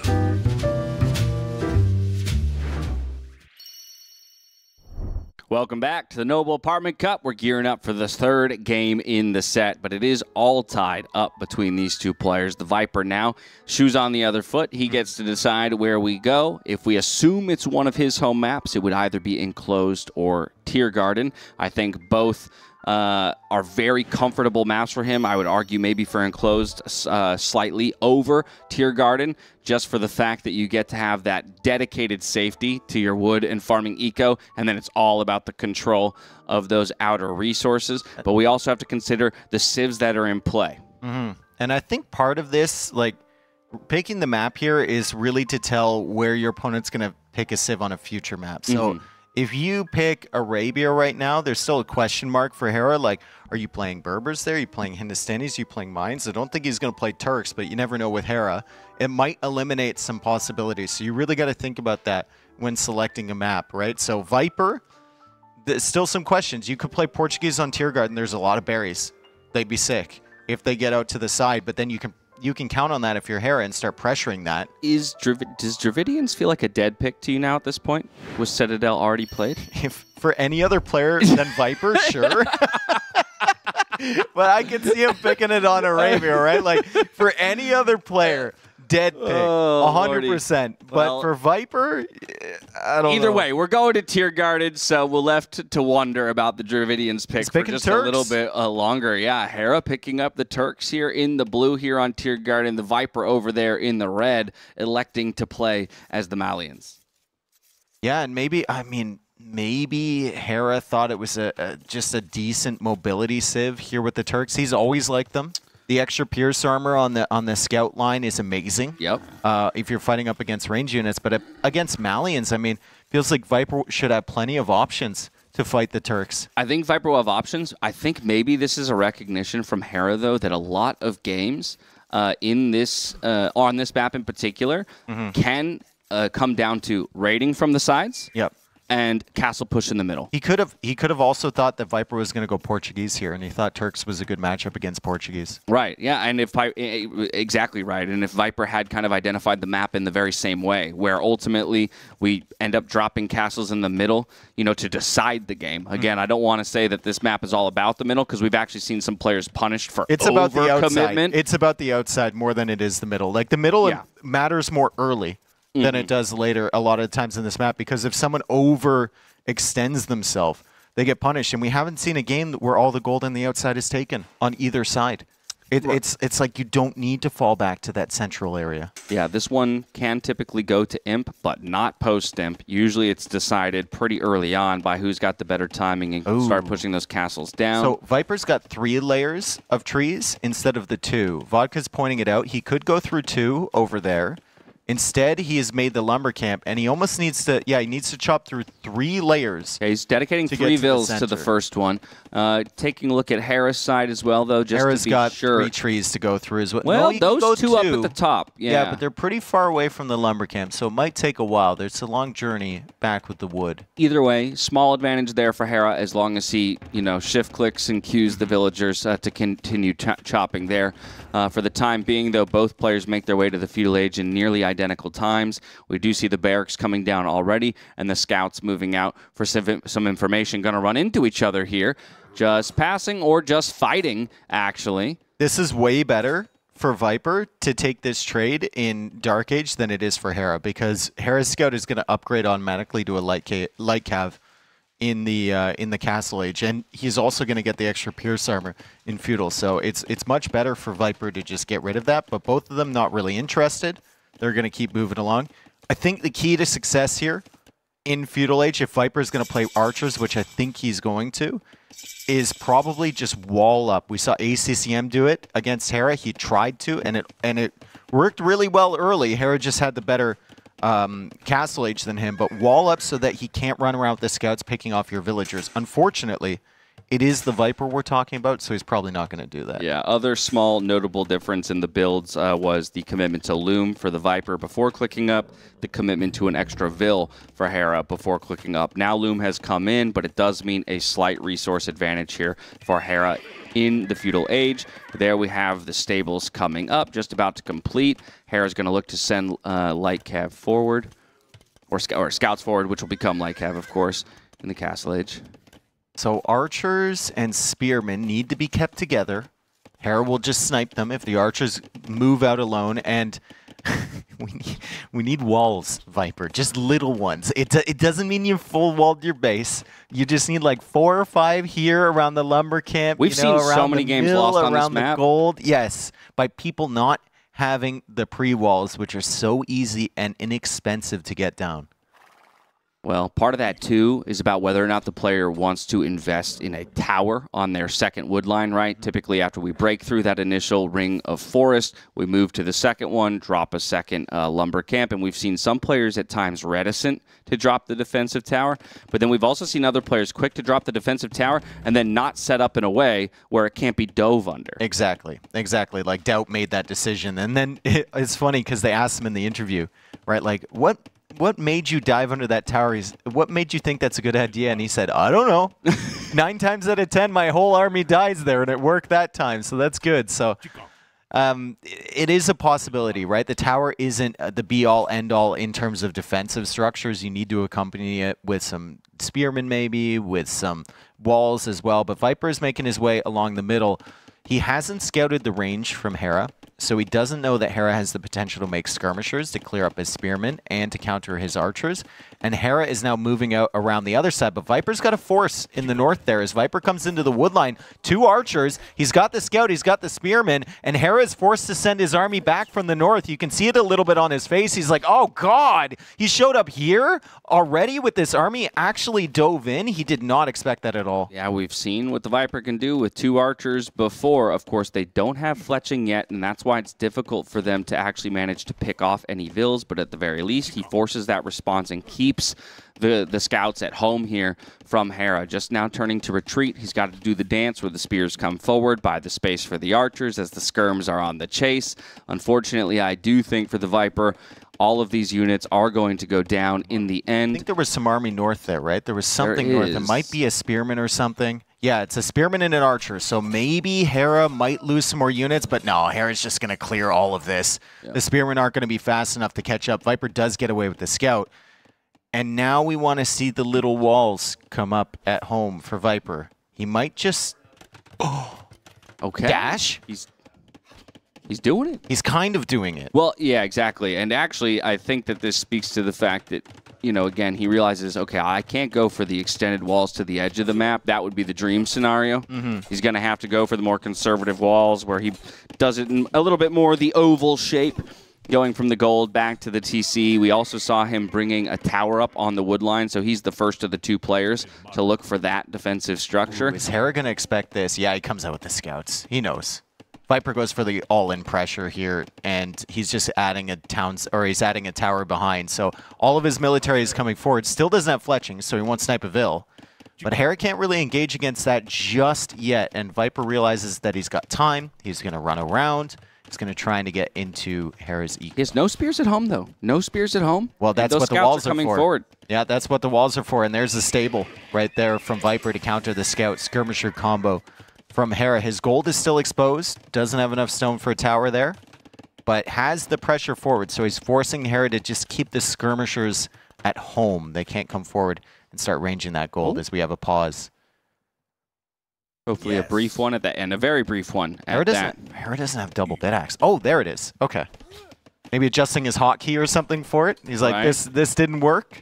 Double bit axe now coming in for Hera. Okay, and fletching on the other side. So once that completes, now all of a sudden, Hera will have to be a bit more concerned with losing villagers on the wood line like this. A scout and 2 archers is plenty to deal damage to unprotected villagers. Hasn't acknowledged that this is happening yet, and so 1 vill goes down. Now another one. He's bringing the military over to defend, but that's 2 villager kills with just 3 military. He gets a good surround over here on the other archers and the spear, but the spear is still smacking away on those scouts. He brings all of them down. I'd say this is a phenomenal fight here for the Viper. How many more vills can he pick? There is a low health one there. Might decide to swoop back in and look to find it, but either way, 3-0 in the eco KD. I think the best part about that engagement was clearing up the scouts there from Hera. Now Hera has to really work to get that big mass of scouts again. And these 2 are weak as well. So he's got 4 on the field. 2 of them are very, very weak. Maybe Skirm's one of them might die here. And Viper actually managed to save some army at the same time as sniping some villagers, the 3 villagers that went down. So great approach here from Viper once again in the early game. This is kind of reminiscent of game number 1 where he gets that eco lead. And the res collected, over 500 ahead for Viper at the moment. Really, really solid job as Hera finally invests the stone into the tower defending the wood line. And that would have maybe the one things you could have said. He could have done Hera, earlier. Right? Yeah, he could have done earlier for sure. But then if you're not going to do it, okay, you have the stone either to go for the TC expansion in the Castle Age or to sell and beat your opponent to the Castle Age. Now, after taking the damage, you choose to invest in the building. And in the meantime, it's going to be the Viper who goes to the market first, maybe look to balance that economy out. The resources looking much better for him on the way to the Castle Age. This is a hard situation to out-micro, though. He's going to have to micro back, see how many of the scouts he can pick off. But ultimately, these archers are going down. In the end, he does kill 2, looking for a 3rd. Unfortunately, that micro is there for Hera, and Hera will get away, diving under the TC as well. Not what you want to see there from the Viper. Now coming back underneath the safety of his own tower, keeps a few of those archers alive just in time to click up to the castle. We had a little moment there where Viper was getting really confident with just archers, no spearman buddies along, and then he saw that whole big group of scouts just waiting there. You could tell he's like, I need to retreat. Oh no, he sees me. Yeah, exactly. We need to fight now. Viper's on the way to Castle Age, though, and he's adding that stable, and we talked about it before. The Malians have the potential to fight up against the Turks.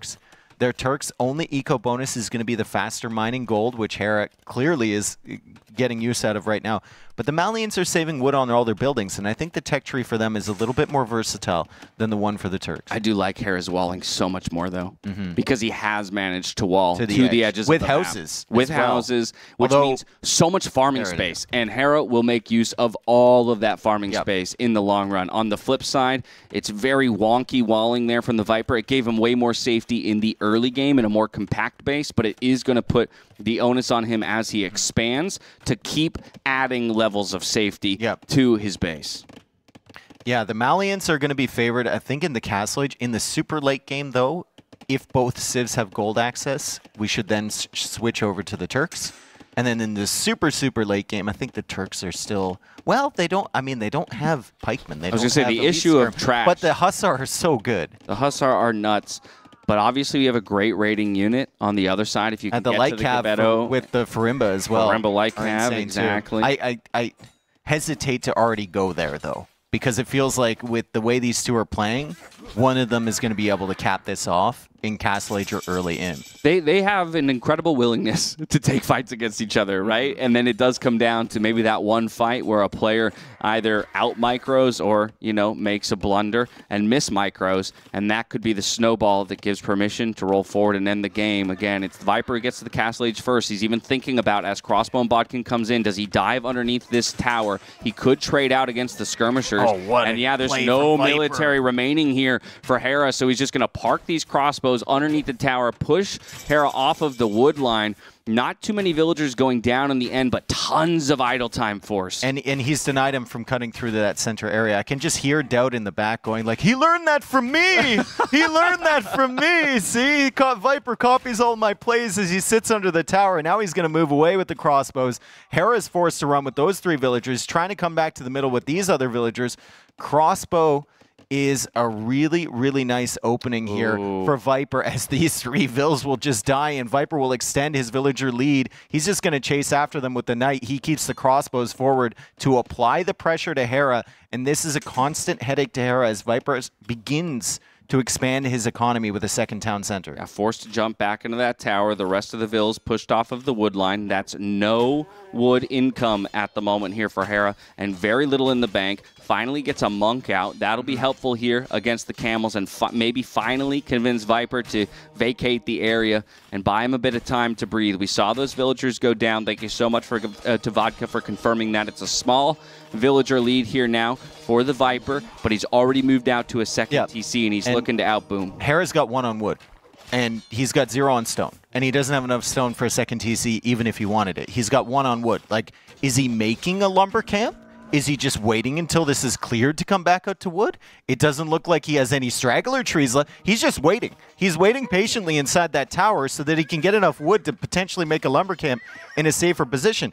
Imagine if Hera hadn't built that tower in the first place. This game would be over. Completely over. Completely over.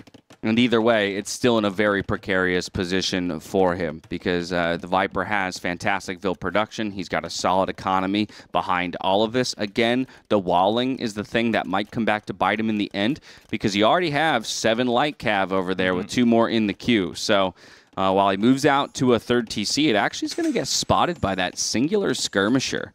I don't know if Hera can it got killed. on it. It got killed by the villager. So I don't think Hera spotted that town center. I mean, it's not going to help him out a whole lot, even if he did, right? He's just kind of reeling. He's in recovery mode right now. He does have +2 armor on the light cav, though. And he will feel like they're cheap enough that he can just dive under town centers and maybe try and get the odd villager kill. He's going to need a lot. Yeah. He's going to need a lot to even the count with Viper, and the Camels are playing defensive. The Camels are waiting for those light cav raids. And Hera has taken such an incredible risk to try and come back in this game. That risk being... Viper's crossbows around the wood line again. Oh, my goodness. In the middle. Yep. They're in the middle. Standing right outside of the tower range, perhaps. They're going to harass and force those lumberjacks away. Of course, they can go back to the secondary wood line. I think, though, you need to take a look at how many villagers are on berries for Hera. This, to me, says that he's willing to take a risk to stay in the game because he can't afford a TC there. Has to go And if that gets found, it could be game over, though. Yeah, that's a decent size of villagers over there on the berries as the light cav come in. Remember, +2 armor is huge for diving under those town centers. The light cav now sniping the monks. Hera's just looking for as much value as possible. He's got 12 light cav. It's quite a few, and he's bringing them to the center to kill the crossbows. He's also raiding the wood lines. The walls here would be huge for Viper if he could get them down. Yeah. The camels aren't going to be able to track everything. Viper is going to begin to start losing villagers in his economy, everywhere in his economy, if he doesn't wall up. Yeah, we were asking for walls. We didn't get them, but camels are a great response to light cav in the end. He does get a couple Vil snipes here. I think the problem right now is that, the Malians have built themselves a 20 eco lead. They're building into a composition that they know and love. Now we have the castle coming somewhat, actually forward, but still conservative enough, I think, that it can't be punished. I think I would like the castle defensively. To protect, it protects for the against line. The light cav. You can make Gebetto, and you will have enough stone eventually for another castle. Do we this have one, camels here? like, Hera's not going to prioritize this gold anyway. So I'm not certain what this one accomplishes at the moment. Maybe just cut off the wood line a little bit, but the camels are still trying to prevent those light cav from coming in. Hera's trying to get some good conversions, but the crossbows snipe down the monks, and the castle's going to go up regardless. I think Viper avoids losing even a single villager here if he's careful. Holding on to 4 crossbows to deal with the monks is just such a phenomenal play there. I thought it could have been turned if enough of those conversions come through. Yes, the light cav will look to snipe the monk of the Viper, but enough villagers were brought forward. The castle does go up in the end, and that's enough for Hera to tap out. He had no options for how to come back into it. Down in economy, down in the military, down in the map control. Beautiful play by the Viper to bring himself back up by 1 game in this series. Viper could have gone for the defensive castle. He sensed that maybe that one would have pushed Hera out of the game, and it did. So credit to Viper. He had just enough to defend against that, right? I could easily see that engagement going a different way if the conversions came in, if he didn't have the crossbow sitting right there. But of course, it's Viper. He judged it, and he figured out that castle was a good idea. These guys are going tit for tat, and I love it. They're exchanging blows like top competitors should, right? And they're doing it in a way that's constantly checking the other. They're asking the questions, forcing the other one to provide the answers, and time again, when one player comes up just short, the capitalization is there. And what's funny in a way is this is almost playing out a little bit more to my expectation of what the Hera Liereyy set was in terms of the pace of the game. So they're not going super late. Yeah, which is, if you had asked me which series would be 5 games going super late, hour plus, it's going to be Hera Viper. Right. It's not going to be Hera Liereyy. Yeah. Replay these in like a year or something with the names wiped off the screen and ask people to predict or guess which player is which. And I think there's a situation where people get that one wrong. But it's been very cool stylistically to see here. And again, I think the Viper is playing hot in this tournament. Yeah, exactly. It looks cozy. Very cozy. He's just so comfortable. Hera's coming out here for a short break. Viper's just chilling. Rocking back and forth. I think a much-deserved short break here after 3 games in the series and down by 1 game. And speaking of a short break, I think we'll toss y'all to a short break before we return to see if Hera can equalize at 2-2 and bring us to a 5th and final game. We'll see you back here in just a bit. And now, a word from our partners.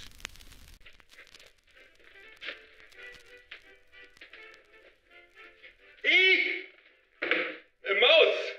A mouse! What is it, dear? Why you rage? Oh, honey. That's no ordinary mouse. It's the Reaper 250. With this mouse in your household, you never have to be scared again. Yes, the U-Rage Reaper 250, featuring DPI control, advanced ergonomics, RGB lighting, and customizable buttons, is the perfect addition to every competitive household. Why U-Rage? It's all good. Get yours on Mueller.de.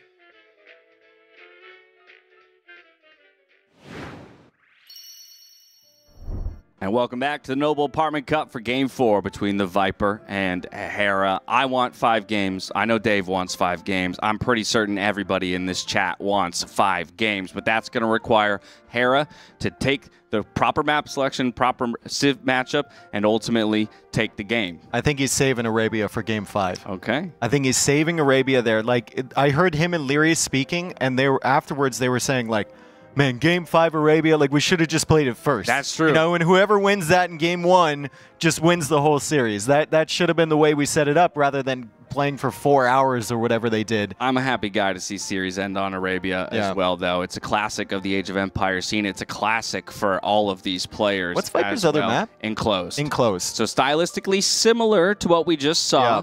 Of course, we have Portuguese. We can maybe pull up the Civ draft just as a reminder because there should be 3 remaining Civs for each player with 2 remaining He's got maps. Dravidians. He's got Portuguese. And There's he's no got way something Dravidians else. is played here, right? That would be insanity.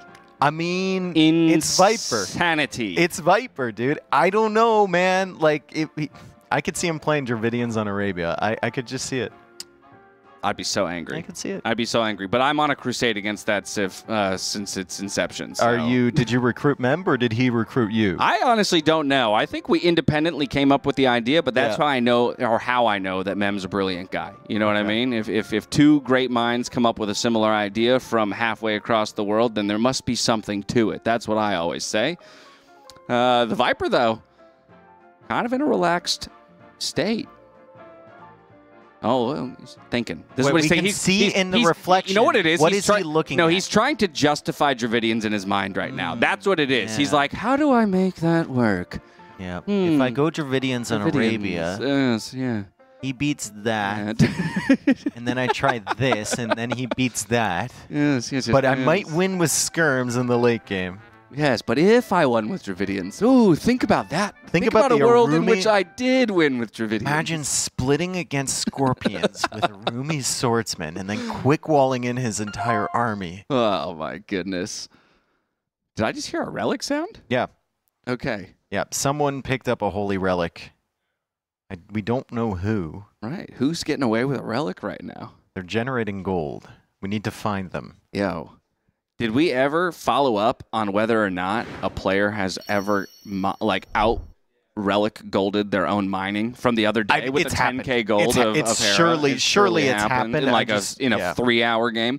Okay, so Incas being the third option, right? We had talked about Portuguese Dravidians. There's also Incas in play here for the Viper. On the flip side, you can't play Dravidians in this set. No, you just can't. I think it's actually Portuguese on enclosed, and then it's Incas on Arabia. Yeah. So then on the other side, working under that expectation, what are the matchups that Hera wants?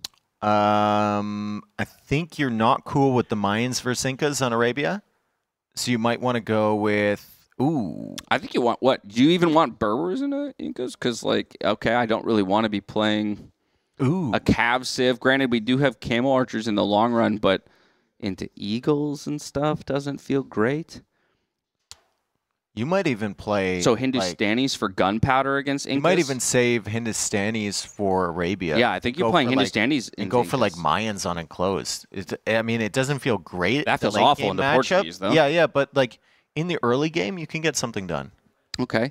Camel Archers no good, though, against Portuguese? Yeah, but you're thinking about the early game, right? I think Portuguese have a little bit of an advantage. I mean, it's Hera at the end of the day. He can make any Civ work. Right. So it's whatever he can justify to himself.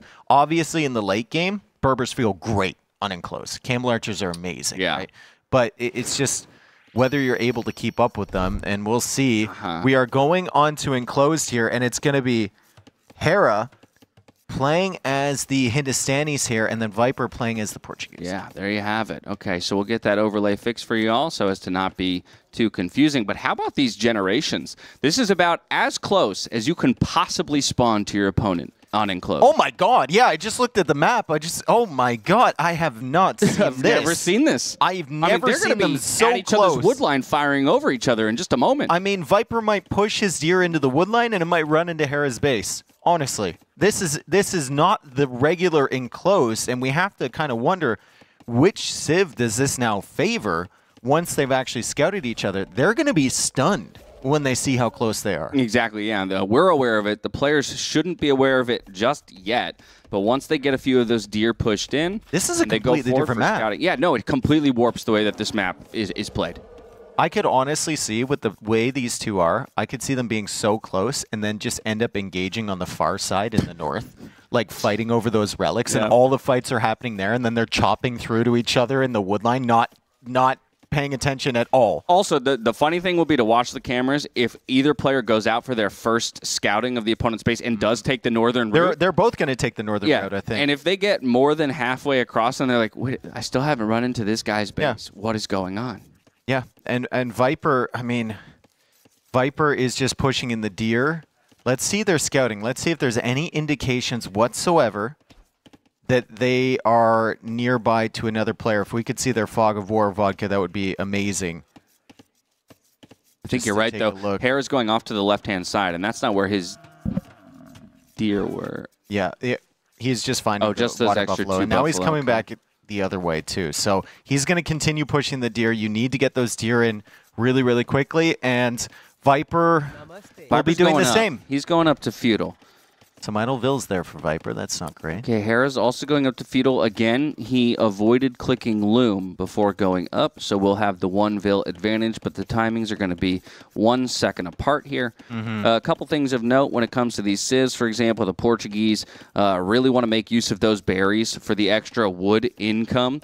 And as we've mentioned many, many times on this map, of course, the only protected resources you have on this map are, of course, your woodline, though maybe not the case with this specific map generation. There we go. And most of your resources are rather vulnerable, being outside of that stone ring, making it impossible to wall super easily.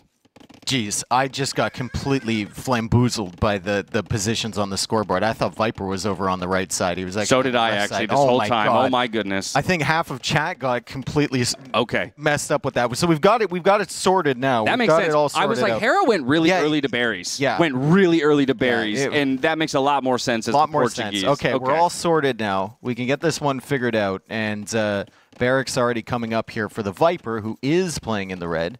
And both players are going to be very, very similar. Hera went out north. Man. Oh, but, my God. He's going to know process of elimination that Viper is super close. He's stalled at the scout, and he's kind of like, where? Yeah, that's the 180 degree of the circle right there. He's like, this is where my opponent should be, or at least the beginnings of his base, and just now going to be made aware of how close they actually are. And while Hera did get some of those military buildings up, it's actually the Viper, in a way, who's got the better walling setup for the proximity of their bases. Yeah, and Viper's going for a stable here. Maybe this close stable isn't the best option, but that's what you built up towards, right? Archers could be really solid if you're this close to your opponent.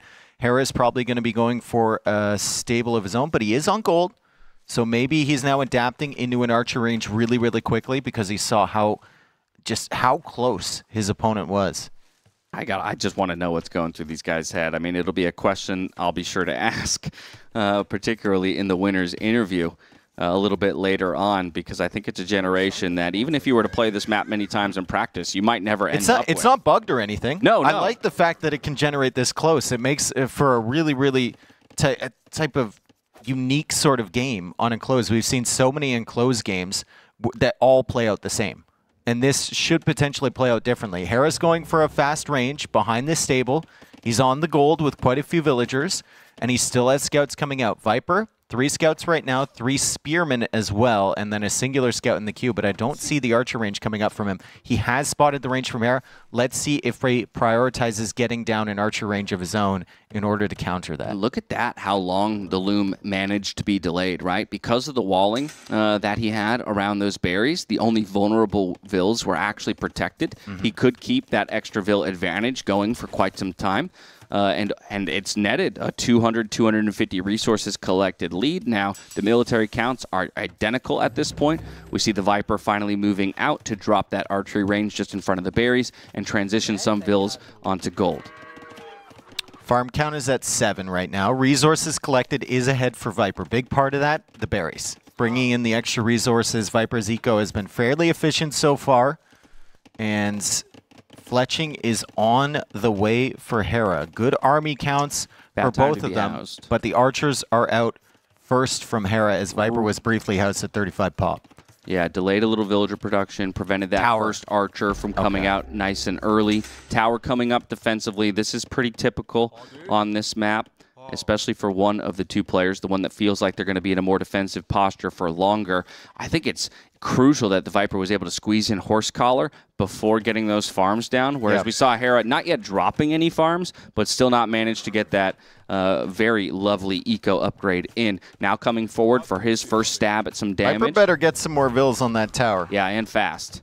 Well, I mean, Hera's coming in here. Hera's coming in here. Viper doesn't lose a villager, so the tower comes up perfectly on time. He's also got the house walls behind. Viper's in on the gold from Hera. He's got a lot of scouts over there. I believe I only saw a couple spearmen, so Viper might be able to pick those off one by one. He decides he doesn't want to take the damage. He's just going to wound the villagers a little bit and then potentially run away. Yeah, the scout standing still there for a moment. Unfortunately, one does go down without finding even much chip damage onto the villagers. Hera's just going to go ahead and smack away at the walls. Hindustani scouts are insane, man. They do. That house is going down so quickly. He's going to be into the farm eco. There's not much there to hit, but still, it's annoying for Viper, for sure. Super annoying to have to replace that or to think about trying to repair. Like you say, because of the proximity of the TC to the woodlines and whatnot, he's not going to find much damage. Just, again, asking questions of the Viper. Are they going to fight in the north? Like, is Hera going to loop around to the north just like Viper is, and they're just going to fight up there? Viper goes all the way around. He is trying for an looking to pounce on this. Epic flank maneuver because there's no spearmen here. There are no spearmen from Hera. They're completely cut off. Viper's got the archers cutting all of this off.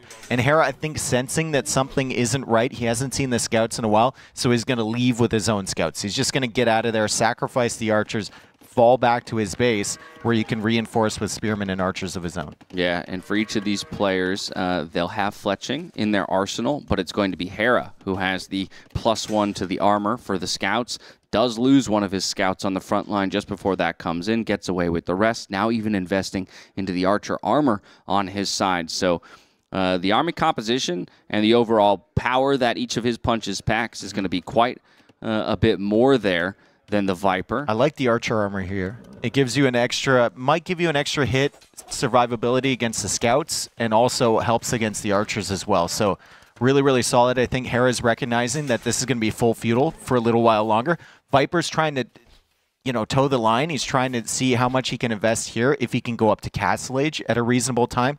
Hera's just pushing this back with full feudal military production, and Viper's forced to retreat. Yeah, super risky play here from the Viper to try and get to those Castle Age resources with the bare bones military needed to defend. He does have the tower, though. Yes. Like, he does have the tower. He can wall to the edge. The tower was a big investment, one that Hera didn't make, and now Bloodlines on the way for Hera. Like, he is really getting the upgrade. Forging coming in. Oh, Lordy, you got to check these upgrades. Viper has to be checking the upgrades on each of the units as they're starting to work on the stable. And like you said, Hindustani scouts, and this is now 7, 8 of them at that. The stable is not going to last for very long, and so Viper might feel like he has to fight in order to keep that up. But again, he'll be fighting with an upgrade deficit. Well, he does have double range, so he did add the second archer range, so his archer numbers will be in front. So interesting kind of comparison here. We've got the upgrades from Hera. He's got more scouts than Viper does, and he's probably going to kill the stable before Viper gets to Castle Age. But Viper has more archers, so Viper, with just sheer numerical power, is going to click up to Castle Age, probably going to try and keep himself safe. I can't see him pushing with this army in feudal, but the increased production should be able to do it. Yeah, new set of house walls behind. I actually do think that there's a hole between the house, the barracks, and the other house. Yeah, I don't think it'll matter. TC, yeah, you're running into TC, so it's not ultimately going to matter, but Hera might test him there. Instead, takes the stable down, just slowing the production speed of the Viper, and now he rolls forward again. This is only a singular standing tower.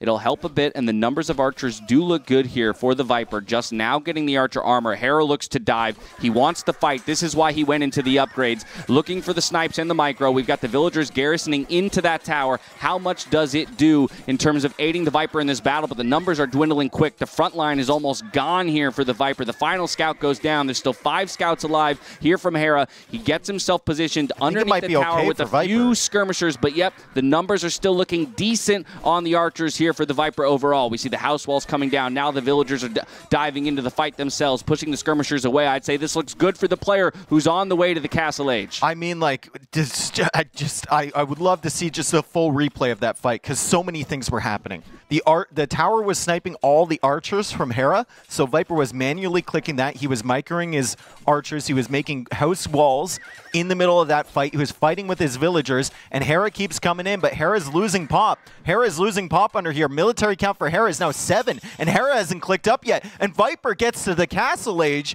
Viper has double range. He's got a lot of food to add in some more scouts here. He has the wood available as well to make the extra crossbows, and he's back onto the gold. So Viper should be in a decent position. Hera, though, will buy himself a little bit more time. And look at this. You asked for it. We'll get it. The replay underneath the tower. It's the commitment here from Hera. And let's try and break this down. I mean, I think for both players, they understand what's important. It's the range, sniping the range. He's trying to rely on the scout upgrades in that scout v scout battle. But Viper pulling the villagers as well to aid in a little bit of extra damage. That tower firing away. And crucially, the number of archers that he was able to maintain through all of this. Not enough losses coming through. In fact, really by the end of the fight, not a single villager had gone down, while 3 ultimately did fall by the end of the trickle fight. The crossbows are forward now here for the Viper, still only with fletching, and that's part of what Hera achieved in that fight, is stalling out the resource gain here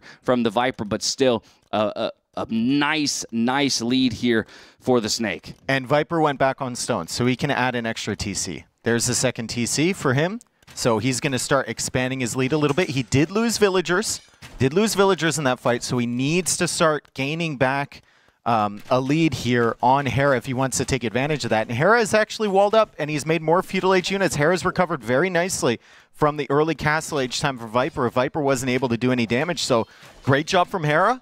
Once again, we're in a game state that's really similar. Resources collected, 11.1K for both. Oh my goodness. Overall, how do they do this? Yeah, overall KD nearly equivalent. Uh-oh, Viper. And while it is a 6-villager lead, it's important to recognize Wheelbarrow did come in. So, in fact, it's more like the 3-villager lead that the kills netted. Hera, he's going to try and retreat with those Cav Archers. Does lose 1, barely gets the house wall up in time so that the scouts can't get in.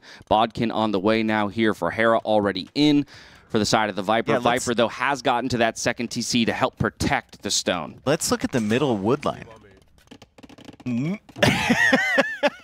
Well, they're getting he's on stone. You just start dropping towers. And Viper knows that Hera's right there. Hera doesn't have any vision on that. He still thinks it's a full wood line here. They're getting awfully close to each other in the center there. Yeah, Bodkin Arrow watchtowers, 1 or 2 on that wood line can really start to make it difficult there for Hera. I mean, 7 on stone, maybe even thinking about a castle drop at some point is the Viper already. Of course, he is playing the Portuguese. Love to play into their unique unit there of the Organ Gun.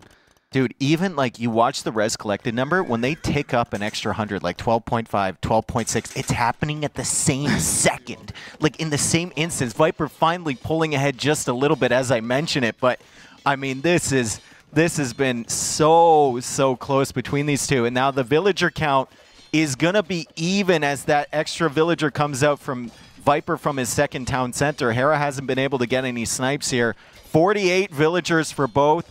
13.2K res collected for Hera, 13.3 for Viper. Yeah, we constantly talk about the push and pull of a game of Age of Empires and which player in any moment is the one that needs to make something happen, needs to find some damage, and in this case, it's Hera being on 1 TC, needing to find a little bit of damage and maybe buy himself an avenue back into this game, because left in a steady state situation for the next 10 minutes, Viper will slowly pull ahead. Yeah, and Hera's just diving in. Here's one way you do it. Hera's just going to dive in. Viper had a lot of faith in that town center. The quick walls come out nicely.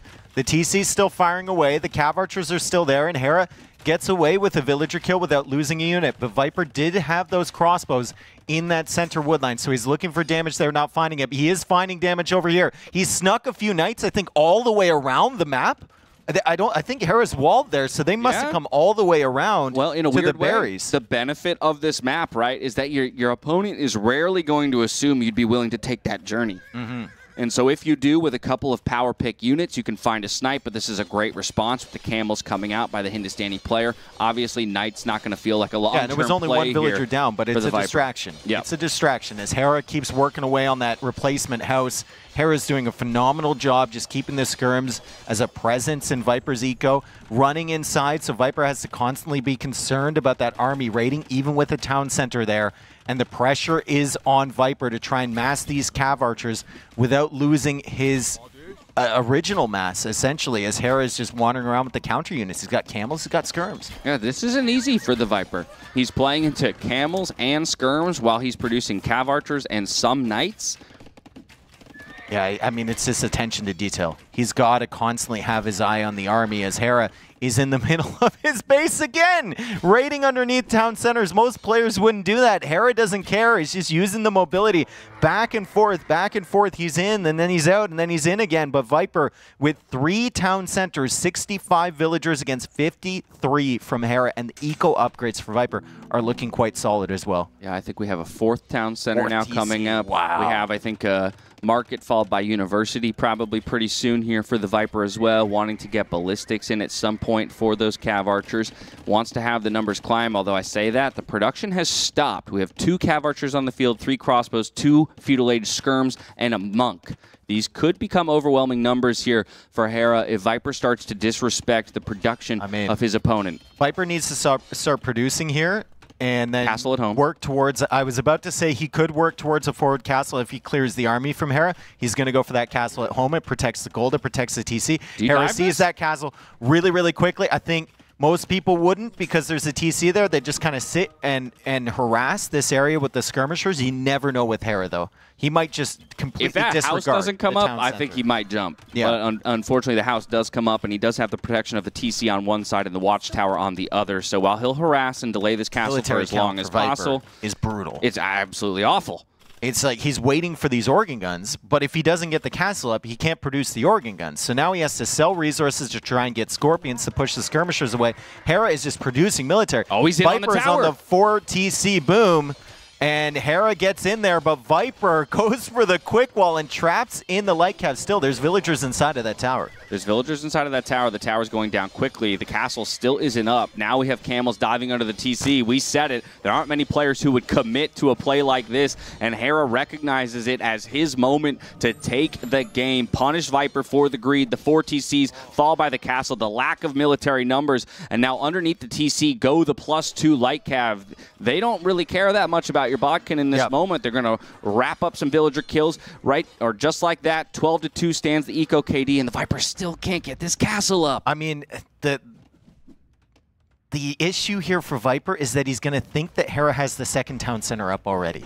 And he's going to think that he's like even in villagers right now. Right now, he's still ahead in eco. If he gets this castle up, he can produce organs. He can potentially push this back. However, in his mind, he's just suffered dire losses. And Hera is taking the lead in this situation. Hera's ahead on the score. Viper's trying to save this Mangano, which he will do. Hera finally loses the light cav to the town center, and he can finally produce a unit that will actually do something here in the organ guns. It's been phenomenal pressure from Hera thus far, and he's going to start the reboom behind this after killing probably, what, 15 villagers, 10 villagers in that engagement against Viper? Exactly. I think it was exactly 15. You're correct. Up to a 17-2 eco KD overall.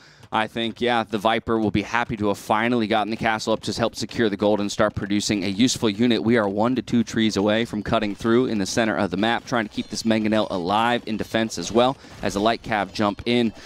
Now it's just a question of whether or not Hera did enough to get himself back into this game with the 2nd and 3rd TC coming up.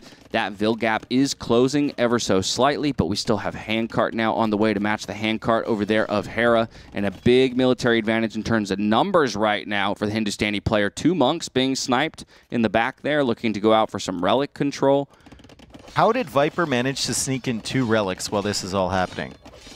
I didn't even notice those relics coming in. I didn't either. Yeah, that's just classic Viper, right? Maybe he had one in his base, but one was a little bit further away as well. He's going out for a 3rd as well. Normally, that one is somewhat being camped. I guess not close enough. Not close enough, no. Normally, relics are a huge deal on a map that goes to the late game because they're on opposite sides. Now that they're so close, I think Hera has kind of disregarded the relics in a sense. Viper obviously still paying attention to those. Hera just forced to pay attention to this huge push he's had consistently through the center ever since reaching the Castle Age. Now the push has a different objective. The push initially was to do damage to Viper. I think now the push is to delay so that his eco can catch up with the 4-town center boom behind. Yeah, and buy time. He's actually thinking about going in. Look at the food from Hera. Look at the resources from Viper. Yeah, you're going to click some up of at that the same wood time. and you're up. Okay, it's Viper actually who sells wood first. I'm still looking. I know that the market is up back at home, so Hera could make similar usage of it, get himself up to the Imperial Age. He's actually lacking a building. Ooh. He's lacking a building as well right now. He's produced so much. How is he lacking a building? 3 monasteries from Hera. Triple monasteries, not just lacking 1 building, apparently. Feels like he's lacking 3, and he's going to go for the monks because he anticipates maybe that Viper will go for Bombard Cannon Organ Gun, and he wants monks to counter that. Yeah. Block printing Redemption in the Imperial Age is a pretty decent counter to the composition that he's assuming the Viper will go for, but the Viper on the way to the Imperial Age. Redemption now being vested into. Actually, the gold count's not looking great anymore here for Hera when it comes to clicking up, so it could end up in a situation where once again we have Castle Age, spam, versus Imperial Age push. I wonder if there's an argument. Normally, I hate when players castle the wood line in the center because it can just easily be trapped by the other side. But I wonder if there's an argument for Viper to eventually do that and try and cut through there into Hera's base and deny him all that easy wood. He's just going to go for the castle on the other side. Playing standard enclosed now, trying to castle on the hills, protect a gold, protect a stone, and keep them in a safe position, especially because it's one of your production buildings, right? You need it to produce the organ guns, which are going to be an essential part of your composition. Now, I'm not even sure that the Viper has scouted those monasteries, but we see the stables going up, which very likely is for Light Cav here in the Imperial Age, maybe recognizing that given the unit composition he wants to build into, there really is only 1 super effective counter, and that would be Redemption Monks. So already thinking about the counter to that. I'm actually stunned that Hera is so late to click up. He must have thought he clicked up or something. Or maybe he just purely forgot about it because he was busy with something else. I don't know. He did the 3 monasteries, and he chose to invest into the Redemption as opposed to click up, then invest on the way. Yeah, it was kind of weird, the timing here. I mean, he's going to be significantly further behind, 2 minutes behind to Viper. So Viper will have time to get chemistry. He's going to have time to start working on the Bombard Cannon production as well, and then maybe even Trebs to start hitting the TCs. Which town center did Hera go up with? Hopefully it's not the middle. Oh, Burp. Lord. I don't think. Which a lot of times Viper's not making a TC trap. would be a decent one, right? You know, typically you've reached out for maybe one that's a little bit more in a precarious position, but this is a good light cav raid that finds the villagers trying to stonewall up. And I actually like that move from the Viper. Again, when you're going to play through a very slow-moving composition like organ guns and bombard cannons, you need to make sure then that your eco is fully protected so you're not forced to respond and come back constantly. So Hera doing his best to keep that side of the map open. We have those organ guns forward with chemistry about to complete in just a moment. I think Hera has the numbers for the time being, at least to hold this choke point. And we do have Sanctity coming in on top. And actually, this is a great surround. These are the ones that did the raiding for the walls. And so it looks like Viper's numbers will be depleted in this moment as the Light Cav make quick work of the organ guns. Yeah, flanking maneuver there from Hera, and the organ guns all get cleared up. Viper does have double castle production on those. Looks like he's walling up a little bit behind, but Hera suddenly has the villager lead over Viper, which he hasn't had for the majority of the game. So the 4 town center reboom definitely worked for him. He's teching into Hussar, no surprise there, and he manages to get to the Imperial Age. Meanwhile, Viper teching into Light Cav. He's got the castle covering the gold in the north like we saw. He'll probably extend out for another one, and he's got 4 relics. So Viper's thinking, okay, I'm Portuguese. I'm going to set up for the late game. I'm just going to camp this little corner over here. You try and raid me, and I'm going to try and hold into the point where my resources Got to get those walls up. Got to get those walls up. There were 2 undone pieces of it, and the Hussar are through.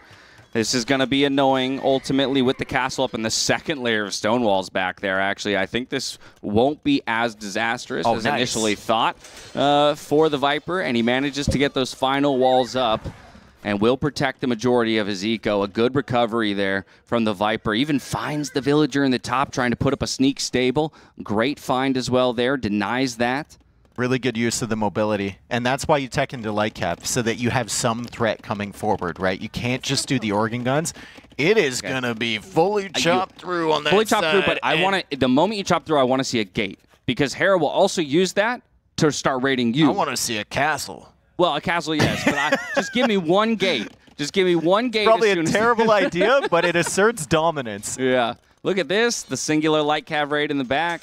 It is being responded to with Hussars, so it's not going to find too much damage. Maybe one villager going down, but the Viper going to rotate around the north, dropping another castle up there as well, bringing his military that direction to force a response. He's got another set of those organ guns here on the front lines, holding the choke, making it difficult for Hera to ever find a way through. There's the block printing we were looking for that'll help the monks in that battle, but only 2 monks on the field so far. And the first castle position going down here in the south for Hera. This is a crazy setup for a player like Viper. Like, this is this situation that you want Viper in every game he loads into.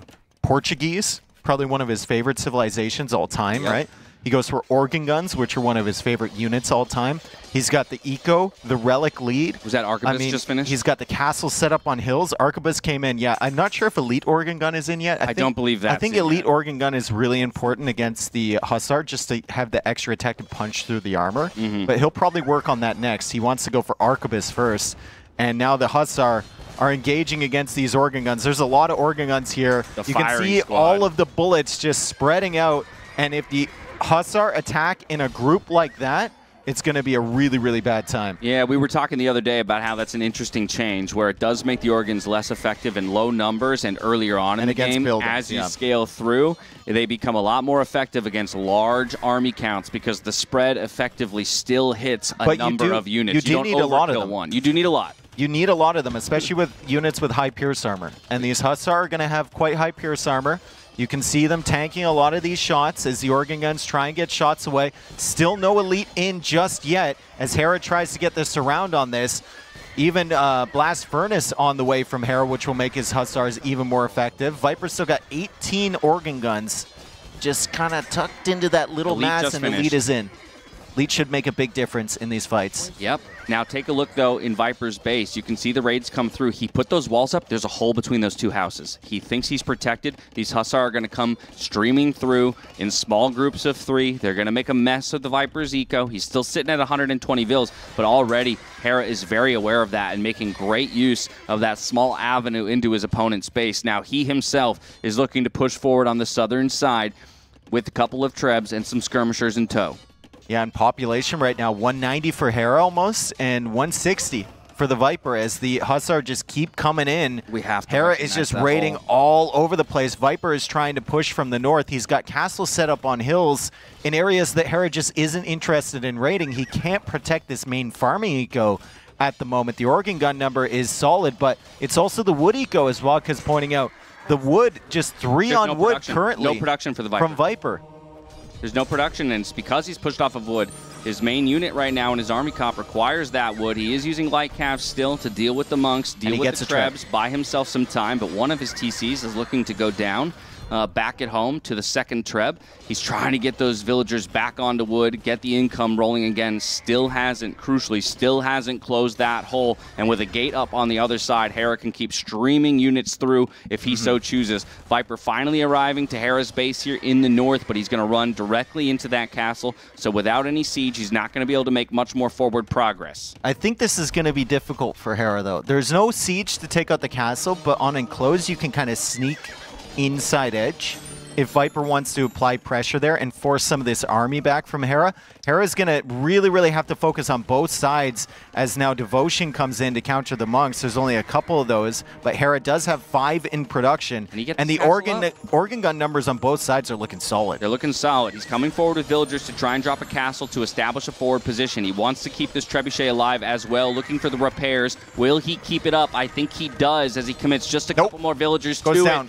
Does it go down in the end? It does, to the last 3 remaining light calves, so a fabulous find, but I don't know if Viper has the numbers to prevent this castle from going up. Hera just keeps feeding in Hussar, both sides. Viper extends outward calmly and collectedly to another hill in the north with another castle. He believes he can hold this position, and if he doesn't, at least he's going to have somewhere to fall back to.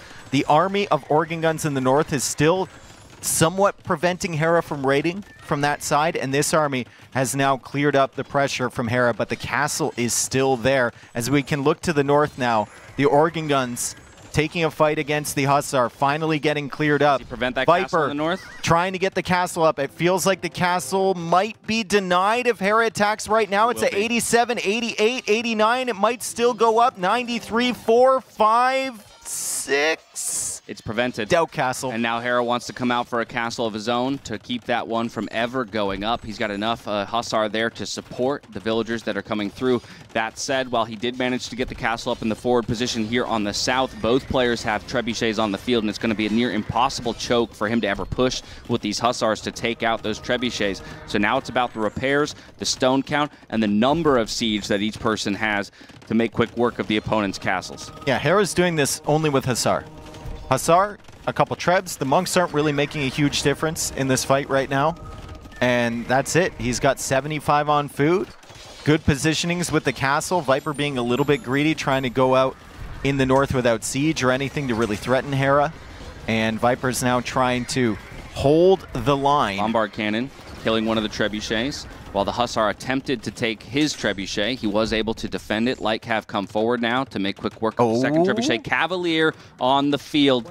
Will he be able to deny this castle setup here from Hera? And he's sending villagers. He should be able to get his castle up. Both castles, I believe, will go up unless Hera's goes up first and he snipes the villas. Another treb goes down. Viper trying to go for gates to deny this. Hera trying to snipe the villagers. He realizes he can't let the castle up. And the castle will go up for Hera. Still to be determined whether Viper eventually gets that one completed, but it's going to be a lot more difficult now. Yeah, I think he's going to have to build siege first in order to push this one back and eventually get that castle down. And in fact, that castle might just die before he's able to secure that position and get it working for him. But he does clear up the first castle on the southern side of the map, and now he's looking to push on to the second one. So we've kind of flipped the script. One player now with the army advantage on the top, whereas before they had it on the bottom. Hera still working primarily with Hussar and monks and trebs.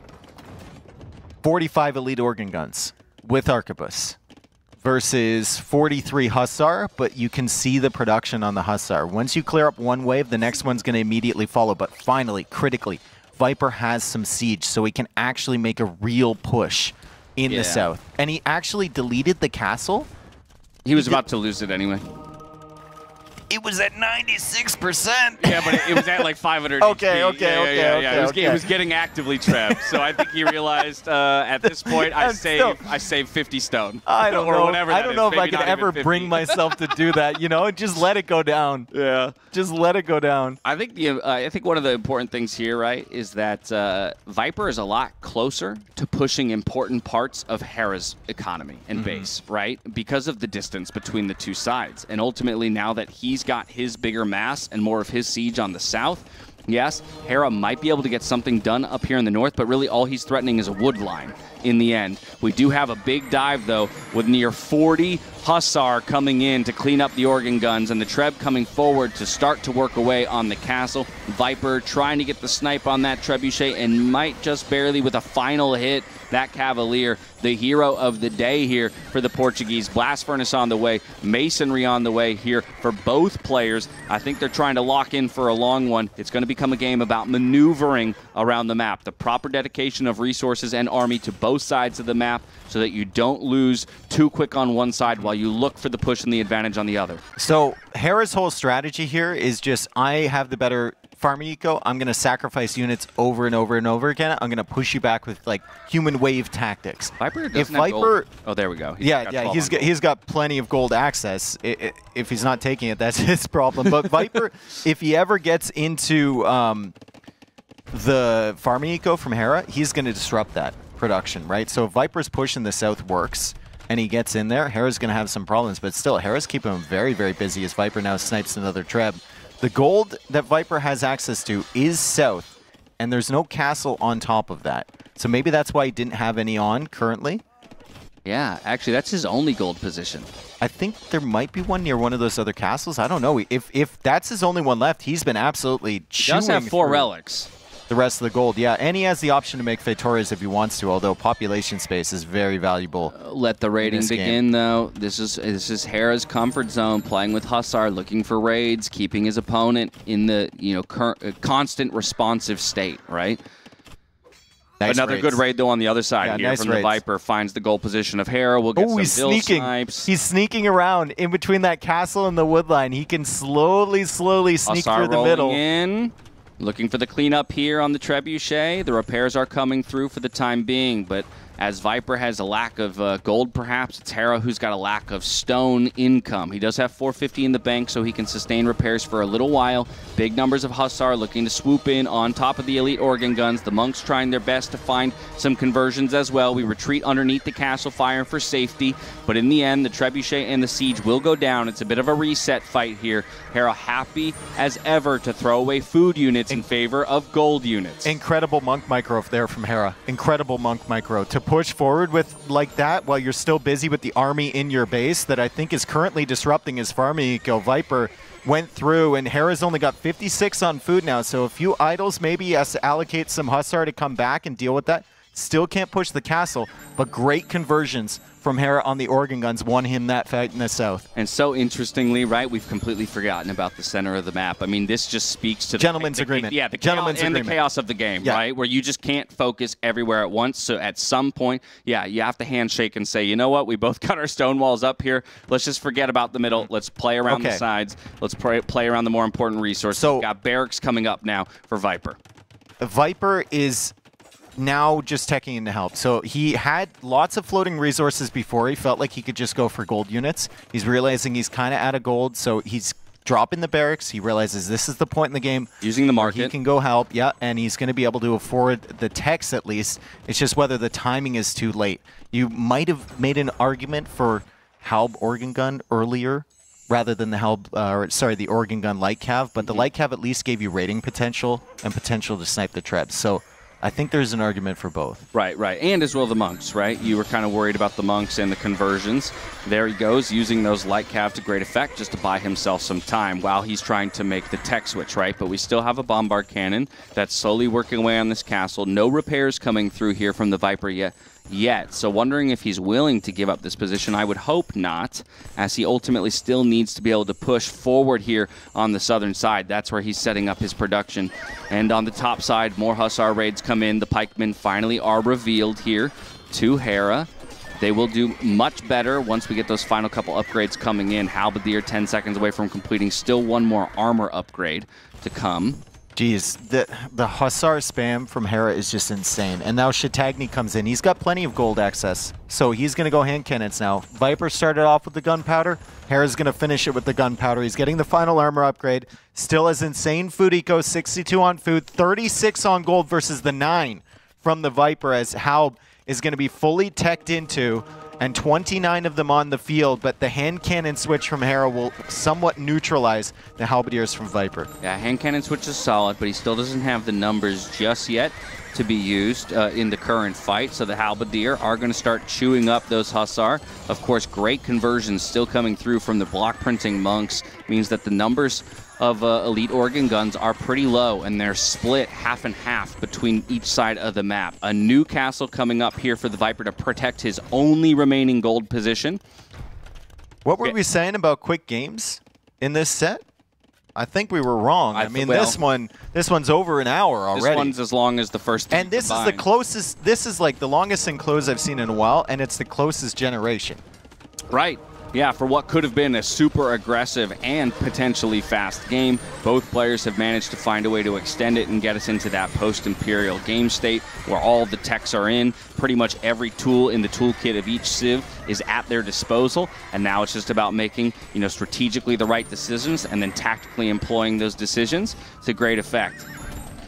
All right, so Hera pushing again in the north, and Viper just doesn't have the Lightcav or Cavalier to fight that back. Viper's at 175 population versus max pop Hera. Just a few units in the queue there for Hera, as he has the Hussar, Monk, Hand Cannon, Bombard Cannon, Organ Gun, 4 Treb composition, which seems to be absolutely insane against Viper. I love how he saved the organ guns. Those could have high value against the halberdiers pushing in. Yeah, gunpowder to go with his own gunpowder. We have some more light cav coming forward here from the Viper, but they're going to get eaten up mighty quick. A couple of Cavalier. Now the convert. That was the fastest conversion I've ever seen. It might have been a switch from a different unit there, and great job by Hera to take high-value targets with those conversions. Viper clears this up, still though. a good number of halberdier. That hole is coming back to bite the Viper yet again in the eco in the center of the map. Yeah, Hera's streaming in Hussars there. He's taking out the castle in the north as well, and these organ guns just pushing forward. 7 range against 9 from the Hindustani hand cannons with Shatagni in, so those hand cannons can snipe the organ guns. How much damage does a hand cannon do to an organ gun, though? Is it? I think it's solid. Like the organ gun has 6 pierce armor, right? The hand cannon's doing 17 damage, so it's 11 damage per hit. Yeah, honestly, more than I would have expected. And so perhaps if the numbers get high enough, we see him at 18, we see 13 in the queue there, 40 Hussar in the queue there from Hera, still coming out of 10, 11, 12 stables, if I'm counting that correctly. The production has been so clean from him. We do see the villager count plummeting from up 130, 140 for the Viper down to 109, still not reacting to the Hussar raids on the wood line. It's starting to look a little scary for the Snake, running out of gold options as soon as that one final pile is depleted. He does have 25 saturation on it, no wood. If you want to add Fatorias, now's the time, right? But it's a big investment. It's a really big investment. You kind of want to put all your resources in the military to hold or potentially push. You're hoping that Hera's going to run out of gold. That's not happening with Hera at 2,500 currently. I mean, even with the relics, Hera's buying wood. Buying wood, but it's starting to feel like Viper's getting outproduced. He's getting outproduced, and he's got no resources in the bank. Hera just bought 1,200 wood? All right, Viper, sell! Sell! There's no wood He doesn't to sell. have any That's wood the to problem. sell, yeah, because his wood line is being raided by Hussars. He finally clears it up. He's never found that hole, and now it doesn't even matter because the houses have been broken, and Hera has 2 ways into the farming eco and the wood lines. It's looking scary here for the Viper. Now we got villagers rolling forward. You can tell the intensity of the moment has maybe resulted in a misclick or a misplaced gather point. Yeah. So 6 more villagers go down just as Viper's trying to boost his economy back up. The raids continue. The Hussar being used just so effectively while the gunpowder unit numbers climb here for Hera. He just needs a few more trebuchets to come forward, and then he can start really putting the pressure here on the Viper. I think this should be game for Hera. I mean, if Viper couldn't break him earlier, how is he going to break him now? It's classic Viper. He's still, banking up gold. He's not using it. He's trying to greed it out as long as possible. But Hera has an open window in the north with that castle gone to come in and raid. We've seen it on the woodline. He keeps coming in through the center. He's pushing in the south. And Viper doesn't have anything to really stop him long term. Yeah, I think the Viper might be kicking himself for not making the Halberdier switch a little sooner, quite possibly. But outside of that, I just think it's been incredible recovery here from Hera, incredible unit control from Hera, using the monks ever so effectively, using the Hussar perfectly to raid and keep his opponent distracted while he built up that villager lead behind, placed perfect defensive castles as well. And now, like you say, with everything available to them here in the late game, it is the Hindustani player that could use the range of the gunpowder so effectively to protect his units while continuing to raid with the Hussar. Yeah, Cavalier coming in for Viper. That's like the remainder of his gold. Yeah. Being teched into Cavalier. He's going to try and push this back. He's got the 26 organ guns. He had 50 organ guns at one point, though. And that didn't work against just Hussars. He's trying to save the castle. He's not repairing it. Oh, it's Treb will go down, but the next one will finish off the castle. Only 22 HP left on that before it died. And Viper loses yet another defensive building in the north, and that just opens everything up for Hera to raid. He was getting the raids in anyway, but they're going to come fast and furious here as he pushes with the composition in the south. The Viper can't stop, and the gold for Viper, finally, I think has been mined out. There's one little tile left. I think that castle falling is the death knell of the game here for the Viper. Not much left in terms of options. He's about to be pushed off of his only remaining gold pile. No stone as well in terms of income. So at this point, it would be trash units and nothing else here against a very formidable army from Hera. It is 60 military apiece, and maybe that's why the Viper is ultimately trying to hold on, still producing some villagers to get that count back up, but for the first time in a long time, down behind, underneath the 100 mark, and still not near a pop cap overall. 149 to his name, to the 180, and climbing here of Hera. 66 Hussar in the queue. Yeah, he's 66. sending the boys and the girls now into the gunpowder from Hera. I mean, I think he needs a moment where he's not microing his army like right now to realize that his villager count is very low. His gold count is at 0. He's still pushing an army, but Hera still has the hand cannons alive, and here comes another wave of Hussar. 100 on food for Hera. Res collected, almost 10k ahead there for Hera, and the Hussar just won't stop coming. The only thing I can think of for the Viper in terms of staying in it is the 4 relics, the right? 4 relics. You just don't know how much gold is available left to Hera, and right? I mean, you haven't been inside his base to do the scouting. Still though, like, has he really been using the gold other than the hand cannons recently? No, not so much, right? But, like, I mean, you're looking at, okay, if I have 19 Oregon guns and we get to a position where the gold is entirely depleted on the map, we're back to just Hussar, right? Yeah. And without hand cannons here for Hera, without monks here for Hera, maybe I can get back into the game. Again, it's a long shot. You're playing for another 20, 30 minutes or so till we get to that point. These are good raids to find in the back of the space, and a great wall here from the Viper. Oh, but unfortunately, there are still holes to be found if Hera chooses to take those opportunities. Tons of Hussar streaming through. The space is constricting here for the Viper overall, and this castle alone might be the cue to resign the game if and when it goes down to the trebuchet fire that Hera has brought to bear. I mean, that raid is something that Viper probably should have had, 20 minutes ago, and then Hera would have had some problems keeping the Hussar coming out. But I mean, the Cavalier are getting the job done at the back, killing villagers. The Hussar are allocated to go take them, and now the castle goes down, and Viper just calls the GG. What a performance there from Hera to just beat out organ guns with Hussar, wave after wave after wave. And, I mean, you think about the early stage of that game.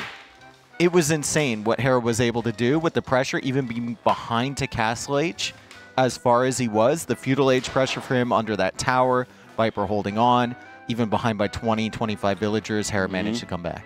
Yeah, no, absolutely incredible. It looked, at least to our eyes, pretty desperate after that Feudal Age fight, where he invested so many resources into upgrades for the scouts, dove underneath the tower, only managed to pick off 3 vills. While yes, he had a small military advantage, the Viper looked like he was maybe off to the races and could, with his better timing to the castle and Imperial Age, ultimately take it. But Hera, time and time again, making the Hussar look like just the most overpowered unit in the game of Age of Empires. Making farms look overpowered. That as well, man. Yep. That as well. He'll never be the second one to 100 farms, it feels like. Yeah, he's going to be the only one to 100 farms. That was really, really well played there from Hera. Great like map generation too for enclosed. Oh, I loved it. I'm just stunned that we had that map generation and then it went like an hour and 20 minutes. We wanted 5 games. Yeah. We were delivered 5 games. We're going to get 5 games. We're going to get 5 games, and guess what? It's going to be Arabia. No surprises there. Of course, there are 2 civs available for each player. We think we know where they're going to go. Always up to be thrown a curveball, though. We're going to go to one last commercial break before we return for the deciding game in this set between Hera and Viper. Stay tuned. And now, a word from our partners. Have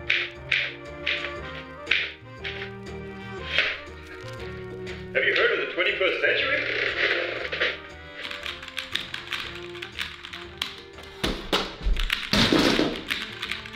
Why settle for clacks, clunks and jams? Say goodbye to sticking keys. And welcome to the ultra-responsive quiet precision of the Liereyy Exodus 760 mechanical keyboard. With our Timu red switches for ultra-silent key presses, anti-ghosting with N-key rollover, and 1 millisecond response time, this keyboard will keep up with your fastest moves. Whether you're gaming or working, you'll enjoy precise control at the speed of light. Get yours on mueller.de. In case you rage, we do not cover costs for damaged screens or unfinished castles. Welcome back to the Noble Apartment Cup for the deciding map between the Viper and Hera here, all tied up and 2 and 2 rather. We are going to Arabia, but I'd like to pull up the Civ draft here just so we can take stock of the entire set so far. Kind of, remember how we got here and what lies ahead of us. Viper's got Incas, if I remember. He's got Incas. He's also got Dravidians. Oh, no, it's not. I don't even just, God. As quickly as And you then said that, get that out of your mouth. It's Berbers for Hera and Mayans. Yeah, and we're thinking you don't want Mayans and Incas. Yeah, Mayans versus Incas is a bit of a rough combo. You can still make it work, but the slingers make things difficult in the Castle Age. Maybe you want to finish it in the Feudal Age if you can. So Berbers could be an option. I mean, I think it's a slightly better matchup against Incas. Yeah, but also, that's tough though too, because you're playing generally a Cav Civ into someone who could build like Kamiuks in the late game, which feels really good. I don't really like Dravidians against Berbers or Mayans, so yeah, I swear to God, if he picks Dravidians, I'm gonna have a word with him later. But who knows? Maybe the Viper knows something we don't. We do know that it's a favorite Civ of his and a majority of the GL guys. But as we said, it's not up to us what the players play. If we did, it would be a very different looking tournament. I'll tell you that much. Both of these guys, by the way, yesterday played a Game 5 on Arabia. So they have another Game 5 here on Arabia again. And Hera's been kind of matching up against some really good opponents lately. He's accumulating some losses. He took a loss against Vinch. He didn't have any losses coming into that. Took 2 against Liereyy. Now he's taken 2 against Viper. So the plus-minus looking a little bit more even. Yeah. A little bit less skewed than it did coming in to the last or after the first couple days. Well, to me, that speaks to the overall level of the players in the tournament and that a number of people are playing in top form. And it also so very much excites me for the playoff bracket. Right, because it doesn't necessarily feel like anything's a certainty, right? I think in tournaments of past, both of these guys very familiar with being, picked or plucked as, they're going to the finals no matter what. And I don't think that, again, while they might still be favored in a number of situations, it's definitely not a certainty that either of these players would even make it to the finals. Now, Viper and Hera getting ready. They should be getting into the game really, really soon. Just getting the lobby set up. Get those final sips of water, grab a breath of fresh air, maybe hit the restroom just because, we might be locking in for another 2 hours. They know what to do here. It's Arabia. It's Arabia. It's Arabia. Like, it's 9-vil start, sure, but they practice it plenty of times. They know the Civ matchups inside and out on this map. I don't think there's going to be any surprises. It's just about, you know, picking the right strategy and then executing. GamerLegion teammates, one sporting the jersey, the other one sporting the shirt. By the way, if you haven't yet, make sure you check out the GamerLegion shop. They put on an incredible tournament Their new for merch us so line is far. so clean. It's so You can good. see it. I'm going home with so much. However much more I can fit in my suitcase, it's getting packed with. Did you get a sweater? Not yet, Because that's bro. like my cold weather sweater. I've been jealous watching you walk around in that thing. It looks so clean. And so I'm hoping to get one myself. But first, we're going to be treated to a Game 5 here between the Viper and Hera. You can see the Viper in the red, Hera in the blue, and it's Incas versus Mayans Incas versus setup. Mayans. Okay, so he didn't like the idea of the Berbers. He didn't like it. He's going to go for the Mayans. Like I said, Incas is theoretically a bit of a rough matchup because they have the slingers that kind of pushes you away from the Eagles. But on a map like Arabia, it's so open that you can maybe even use the mobility even with the slingers on the board, or maybe you just want to play into archers and you feel like your early game is going to be better. I love the fact that with the tense situation, we still have the calming sounds of the Noble Apartment Cup music in the background. It's perfect for the Dark Age. It's perfect. Perfect for the Dark Age. We don't expect any shenanigans here early in the Dark Age as both players are looking for the scouting information, bringing those pigs and sheeps back in, pushing their deer, eventually going to go out and look to see what their opponents are building into. Of course, as we are in that Mezzo matchup, we're not going to have any scout play or anything like that. So it's a little bit more known, perhaps, how we're going to be approaching from the early portions. Like, starting gold for Viper is great at the back.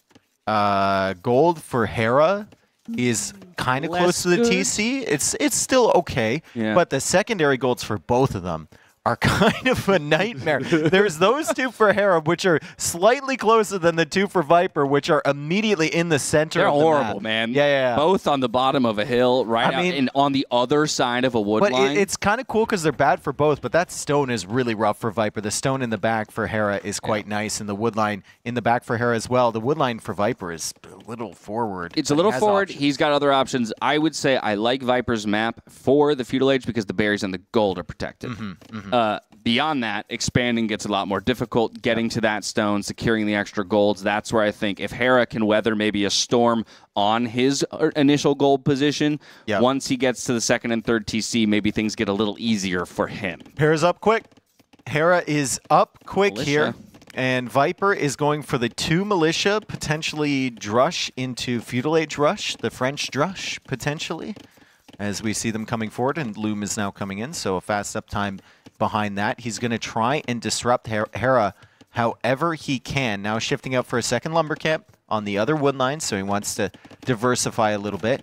And hopefully Viper doesn't just run into the TC. Hopefully he knows exactly where the gold is. He's going to find it. Hera's going to go for the quick wall, though. No panic here from the Canadian, as he's perfectly capable of dealing with a 2 militia panic rush. and the pre-walling on the wood line. Not a single point of damage going to be found here. Of course, you are forcing the walls. Forcing the idle time. You're not expecting to kill a villager. No. With these 2 militia, you're never expecting. If you do get one, that's great. But that's not the purpose of this. The purpose is to force walls, force investment, and then force the initial archers or whatever is coming over to your side from Hera back into his own base, because he wants to clear up the annoyance that is those 2 militia. Yep, so barracks just now completed as the Feudal Age is reached. Actually, not even completed just yet. This is looking to be a snipe or... okay, we get away with it just at the end. Luckily, he had that second Vil working on the barracks, so it wouldn't be denied. We do have now a very safe archery range coming up here from Hera. That's not going to surprise the Viper, as he had that Vil on gold for some time.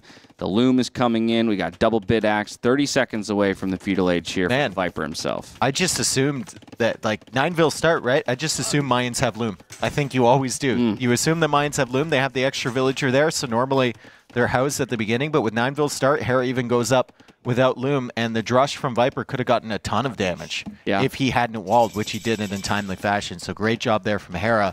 Double bid axe now on the way from Viper. An additional eagle as well, and it's got to be an archer range as Hera tries to trap in this 2 militia Drush from Viper, which is still holding him off the berries. It's still being kind of annoying in the back of his base. Yeah, this is about as effective as you could hope this Drush to be. It's just forced a lot of responses here out of Hera, just now moving to the berries himself. But now we've matched archery range for archery range, and skirm production is underway. Okay, Archer's pushing that away. Viper wants to save those. I don't know how much value they're going to continue to have. I would rather push the archers into the back of Hera's base and just sacrifice the 2 militia there, but Viper brings him back. He's got skirmishers as well.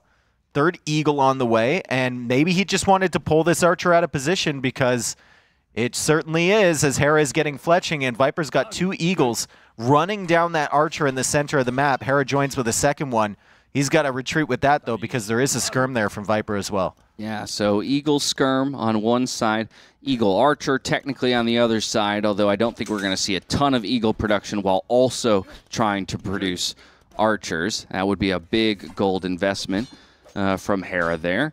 But the micro's been there, keeping those archers alive. You can see the health dwindling on the Eagles and maybe one going down. Yep, there it goes there for the Viper. So he's going to have to turn around and run. Skirm's not really able to stack up against the Eagles too effectively. Yeah, we talked about the good Civ matchup. Most of that happens in the Castle Age, right? And you got to get through Feudal first. So it's got to be a lot of army here for Viper. Hera's trying to do damage early because he feels like he kind of needs to and hold the map position with his archers. Viper, though, good setup at home. Hera, good setup at home. He's going for the walls once again. Viper a little bit more casual with his base setup because he's been forward so often. And he feels like Eagle Skirm is enough to keep this army away from his base. Yeah, fletching just completed for him, so now he's got that extended range, a little bit more power in each of the skirmishers' javelin tosses. Trying his best to keep the Eagle numbers up as well, because that's going to help him play the front line and not let those skirms get dove on, and once again paying attention to the gold. I mean, I think that this position right here is going to be crucial through the Feudal Age. Yeah. Hera's going to need to maintain control, and Viper's trying to push him off. And so much patience here from Hera. I think all the top guys against a raid like this will just position their army behind, take damage on the Vils. They don't care. They're not going to pull it away. They're not going to overreact. Hera will keep that gold coming in, and he tries to angle around on Viper, as Viper is now getting the infantry armor upgrade. Hera is about 30 seconds later to that, so Viper might choose to take this engagement if Hera's archers are out of position. I don't think he can just dive into it, though. He's got to be really careful. He the Eagles got separated there for a moment, so the skirms thought perhaps this is our moment to jump, but the hill control here from Hera is fabulous, and it's going to give him a small advantage, and he's just got to make sure he got to keep those Eagles. Great micro from both. Really, really solid from both. They're picking away. They're trying to get damage wherever they can. Hera's trying to hold the hill. Viper's trying to take it from him. He's trying to get alone with those archers with his skirmishers. Still no armor on the skirms. He went for the armor on the Eagles instead. And at the end of the day, I think it's 1 dead unit from Hera. 2. Two dead units from Hera. They're right on top of each other, but he did manage to snag 2 of those archers. That only evens the KD overall, and now even a forging investment here from Hera.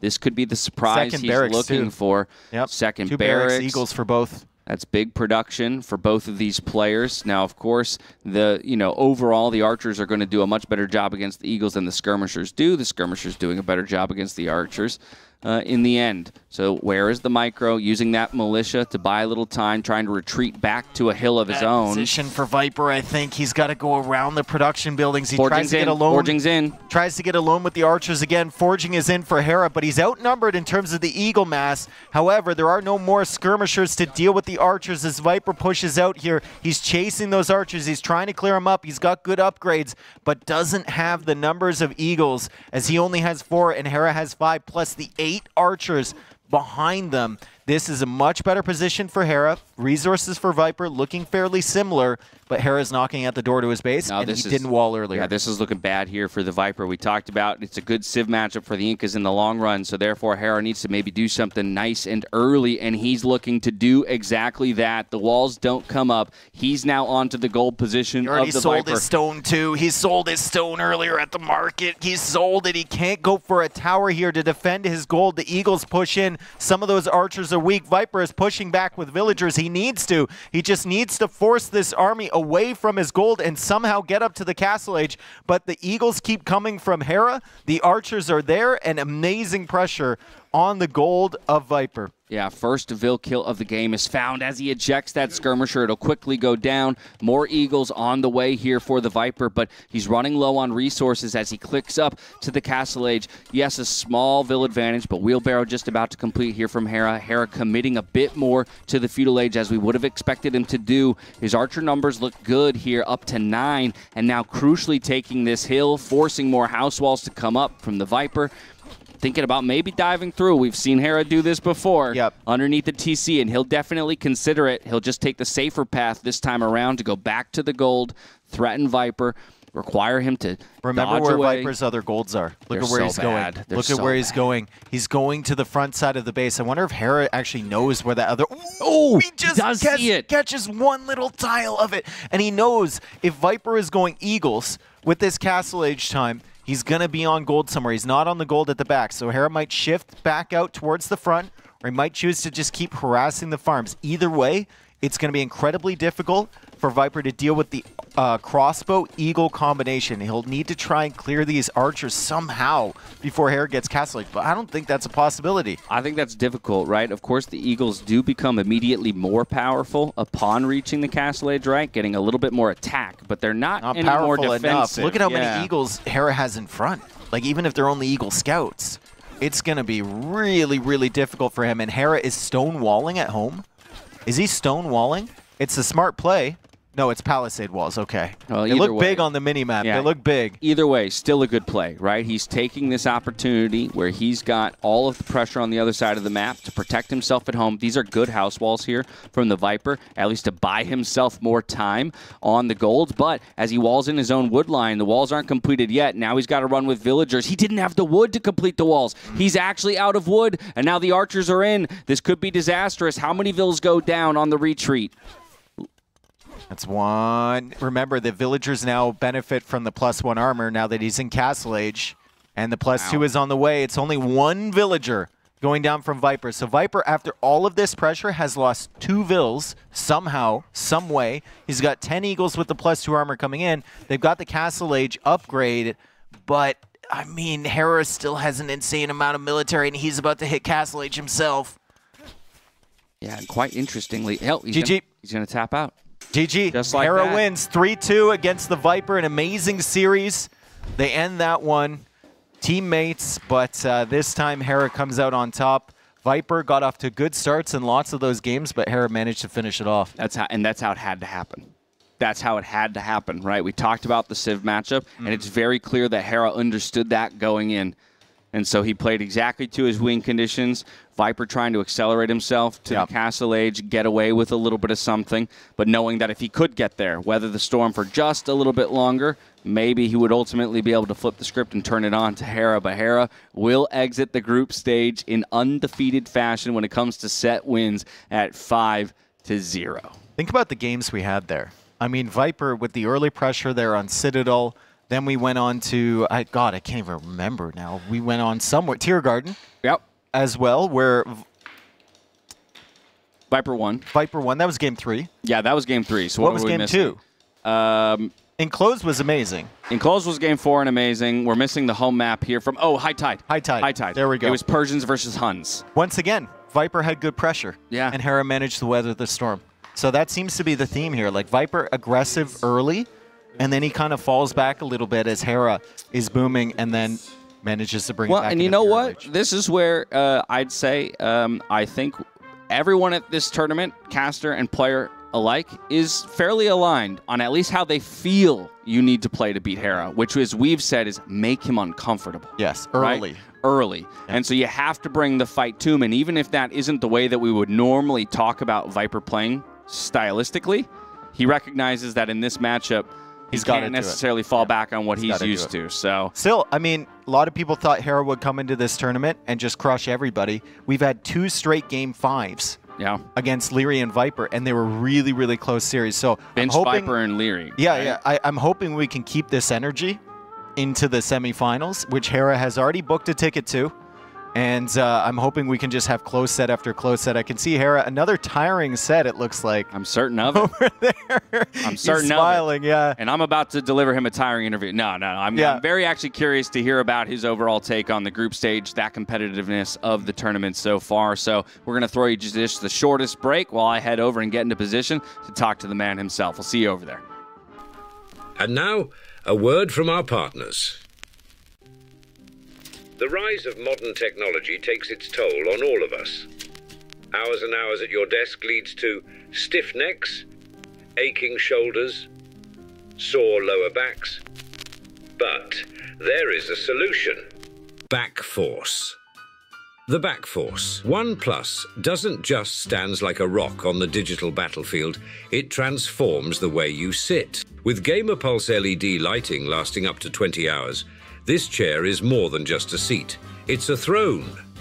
Personalize it with patches for your nickname, clan tag, or any custom text. Because your chair should be as unique as you are. Every Backforce chair comes in a wide variation in colors, including this noble white and gold or black and gold colorway, and the GamerLegion Special Edition. Sit like a king with Backforce. Welcome back to the Noble Apartment Cup and the Backforce interview area where our undefeated group stage player in Hera has taken his seat, securing the bye to the semifinals. That was up in the air, however, winning one game ultimately had secured it for you midway through the series. But before we even talk about the series, I want to talk to you about the level of competition at the tournament in general, because no secret you've been on a tear.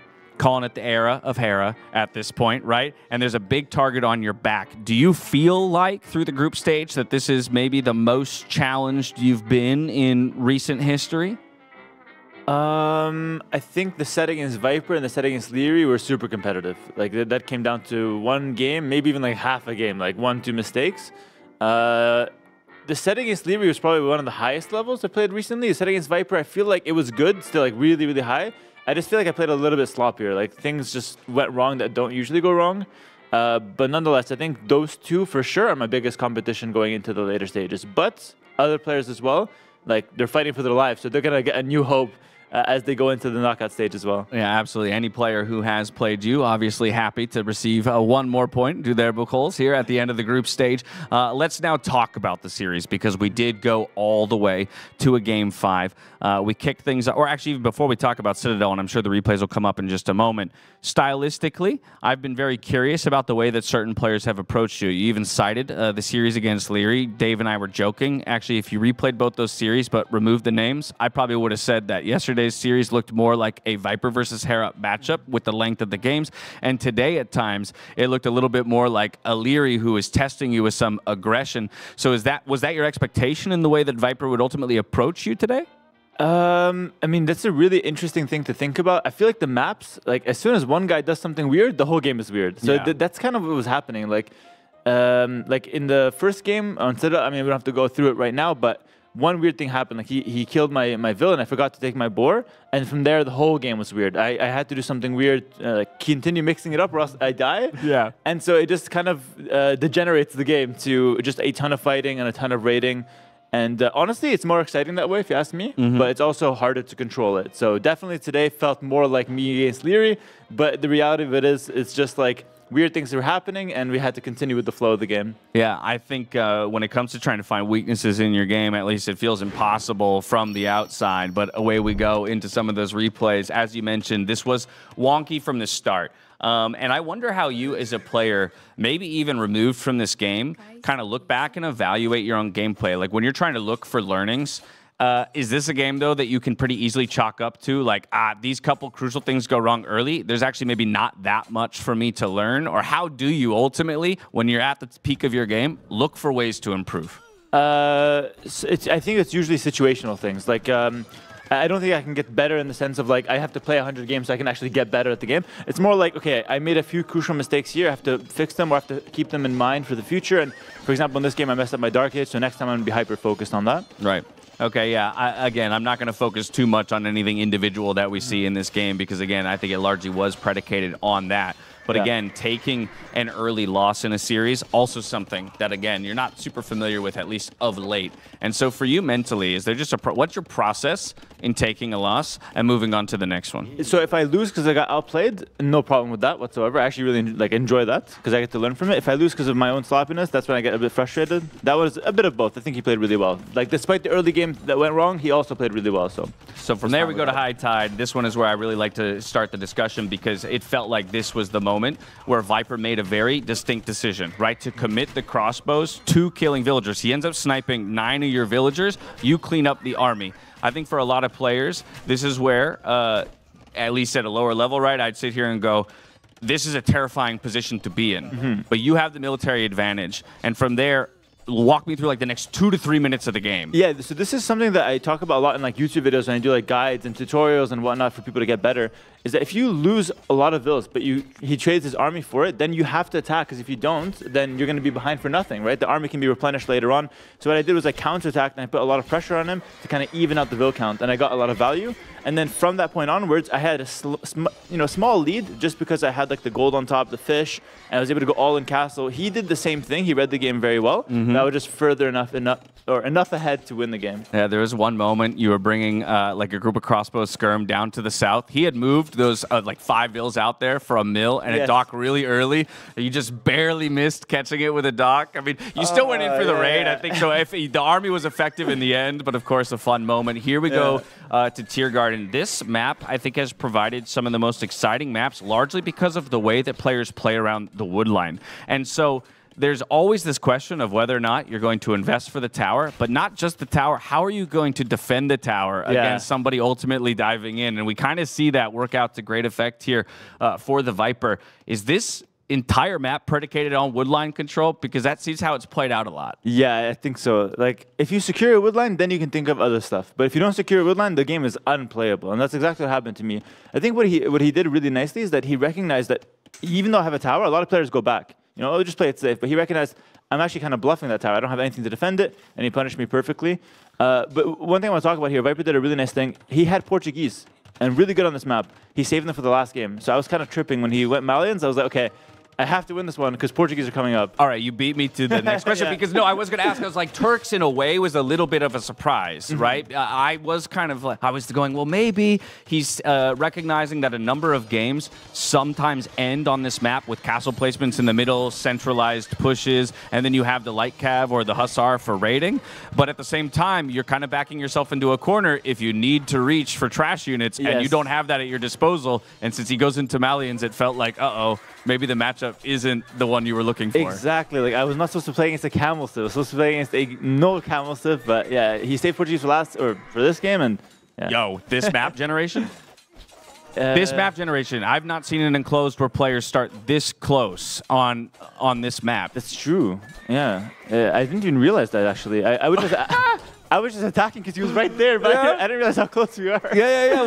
We saw this immediately, and we were like, oh my god, this should completely change the way that the players approach the game. Just the fact that your wood lines would quickly be chopped through, and you made great use of the opening through the middle for the Hussar raids. But okay, Hindustanis, Portuguese, you went for crazy early feudal game commitment. When you took that fight underneath the watchtower, did you feel like you had done enough damage? No.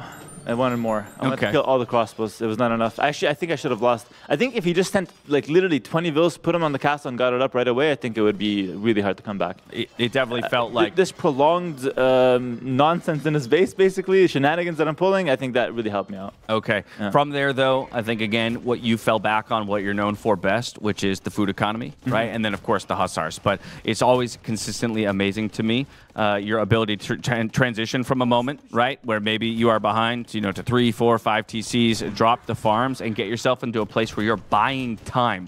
Because ultimately, I think in these compositions, until the hand cannons come in, it does feel like you're losing out as long as production is sustained on both sides. And you had to get to that range advantage. 100%. Like, the monks were kind of a buffer zone because I couldn't go for hand cannon right away. I couldn't afford it. So the monk was a buffer zone, and then as soon as I got the hand cannon, now my comp is playable again. Without that, like, the monks are really not that good when you're on 200 pops. So Yeah, as you said, it's just stalling out for it, and luckily I won the late game. A beautifully fought game. That brings us to Arabia, where once again, I think people are looking at Incas and Mayans and saying there's a place in the game where it turns pretty bad for the Mayans. So was it decided from the beginning for you, like, I'm killing him in feudal, or I'm not killing him at all, or did you feel like you had more options in the late game if it was to go that way? Well, this matchup, we played something similar. We played Mayans, Aztecs, I think game 7 of Warlords. Me versus Viper, like same game. I don't know if the viewers remember. I don't know if Viper remembers that as well. And in my opinion, like Mayans just always win with Archer and Eagle on 9 Vil specifically because I'm up 1 Vil perma, and I can skip Bloom and everything. So I think he knew that, so he went for a Drush to try to catch me off guard. But I think it's a lot harder for him to survive the early game, and he did well, to be honest. Like he didn't even like play bad, but my Civ was kind of just a bit better there. No, not at all. Although he did choose to try and hit the Castle Age, right? I think there was a moment where he's thinking, okay, if I can keep him busy out here on the front of my base, but as is typical of Hera, never second guessing or never, not capitalizing on a moment to dive in and take advantage of some pretty awful gold positions once you force him off the first one. Actually, both of your maps were not the greatest, I'd say, in that one. But the fact that you were able to bring it forward brings you to that so lovely 5-0 position. Now you get your day off. That's solidified. How are you feeling, though, looking ahead towards a 6-person playoff as opposed to an 8-person playoff in the past, where, yes, you still get the bye, but generally looking at the field and what your potential competition will be? The 6-player cutoff, it makes it so much more competitive here. Like, there's about 4 people that their heads are on the chopping block right now. A few guys are safe, but 4 people fighting for, like, some, a really good spot, and it's 4 big names. So I think that's brutal. It's going to be fun for me as a spectator now, so I can finally just chill and enjoy the games, but definitely going to be very competitive between the rest of the guys. Yeah, technically, we've still got that 5 players finishing at 2 and 3 scenario alive, which would just be wild. There's the option for DauT to squeak through in miraculous fashion. I know you were interviewing him separately earlier in the tournament, late nights, going through all the Buchholz situations. Every night, I come out of my set, I'm playing late. I come out and DauT's in front of the computer, 3 hours looking at the Buchholz, and he's telling me he sounds a bit crazy, talking really fast. Just imagine if he spent those 3 hours playing the game. I know. And after every time he loses, he'd be like, no, it's still possible. Look. You gotta love it. You gotta love it. But you also gotta love a Hera who continues to show himself in top form. So once again, congratulations on your victory, my friend. Enjoy your day off. Enjoy the rest of the games today, and we'll catch you there in the semifinals. We're gonna take a short break. When we come back, we're gearing up for set 2 of the day here on the final day of the group stage of the Noble Apartment Cup. We'll see you soon.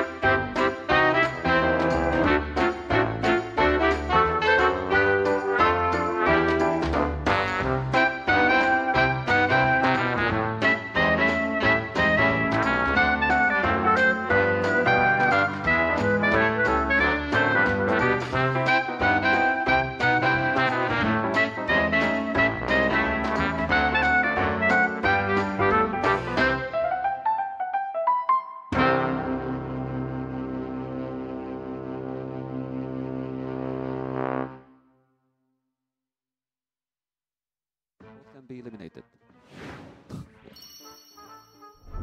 Welcome back, everyone. Set number 2 of the day, and this is a this might be one of the most important sets of the day. ACCM, if he wins, he's automatically through. TaToH, if he wins, there's a lot he still needs for the other players to do for him to actually go through to the later stages.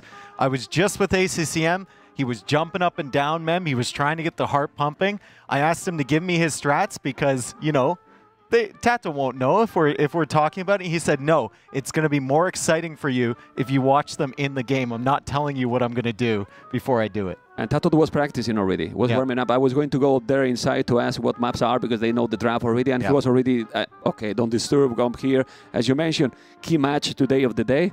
I think it's open all the possibilities who's winning here for others as well. Yes. Everyone is now paying attention. Very important for DauT, for example. Yeah. Like, DauT has one path, and it involves TaToH losing. I think DauT knows it's very unlikely for him to go through, but also important for players like Yo.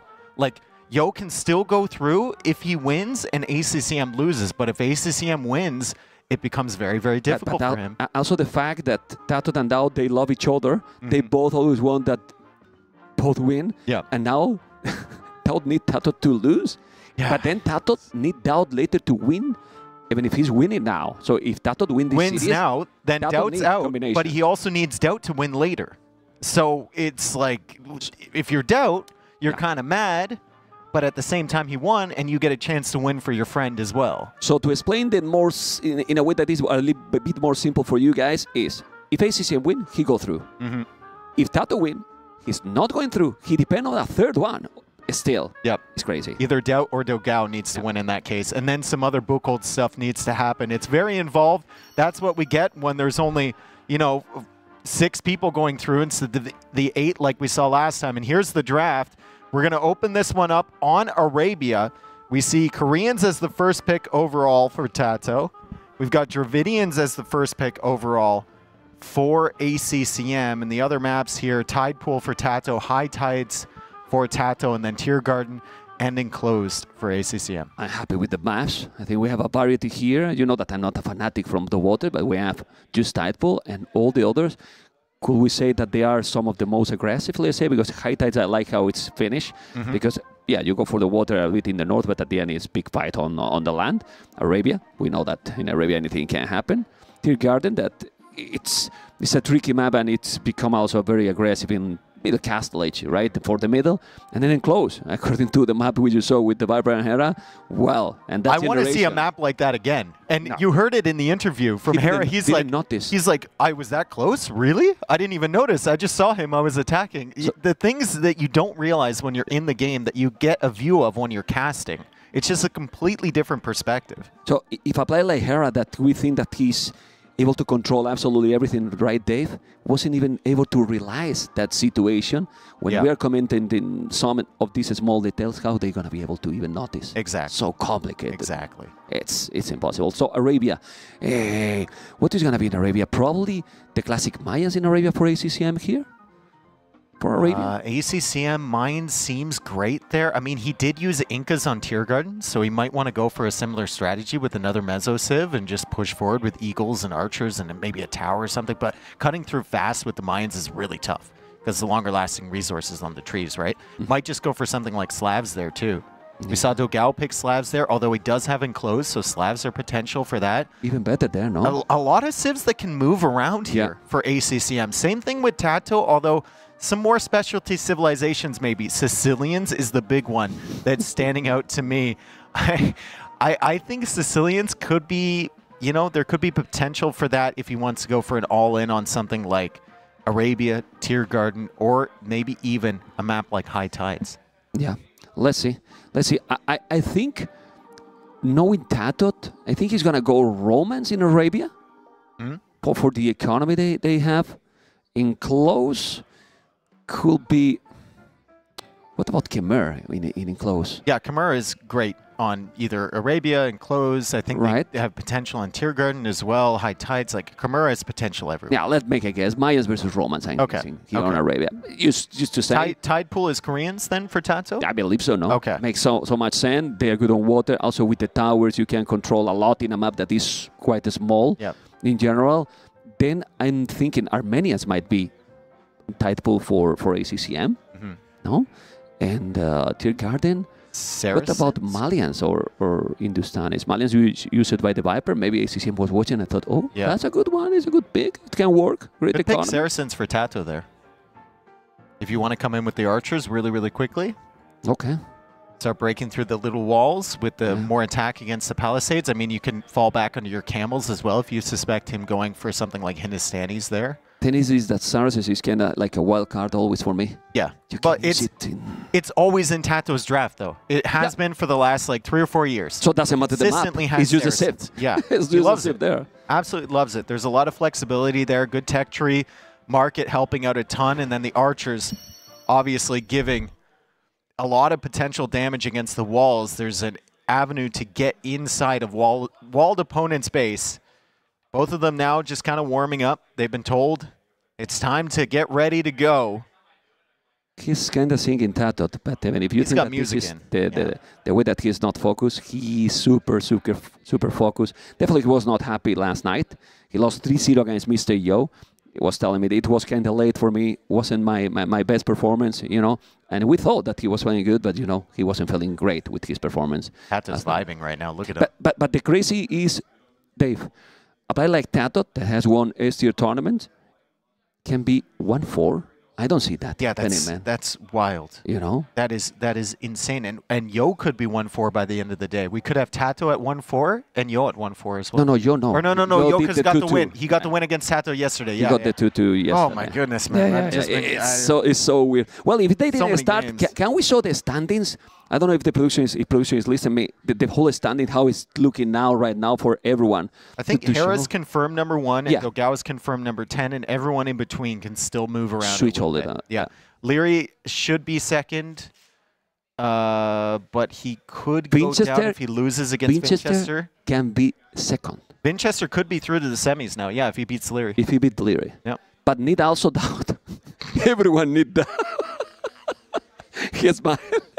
Everyone, we need DauT. Do you need DauT, Dave? Imagine DauT gets in, and then he like wins the quarterfinal, and he's through to the semifinal. Oh, man. Every single player here, including DauT, has said the same thing in every conversation. Like, DauT, you're not playing well. And he's like, yeah, I know, I'm not playing well. Yeah. I just haven't been playing well since I got here.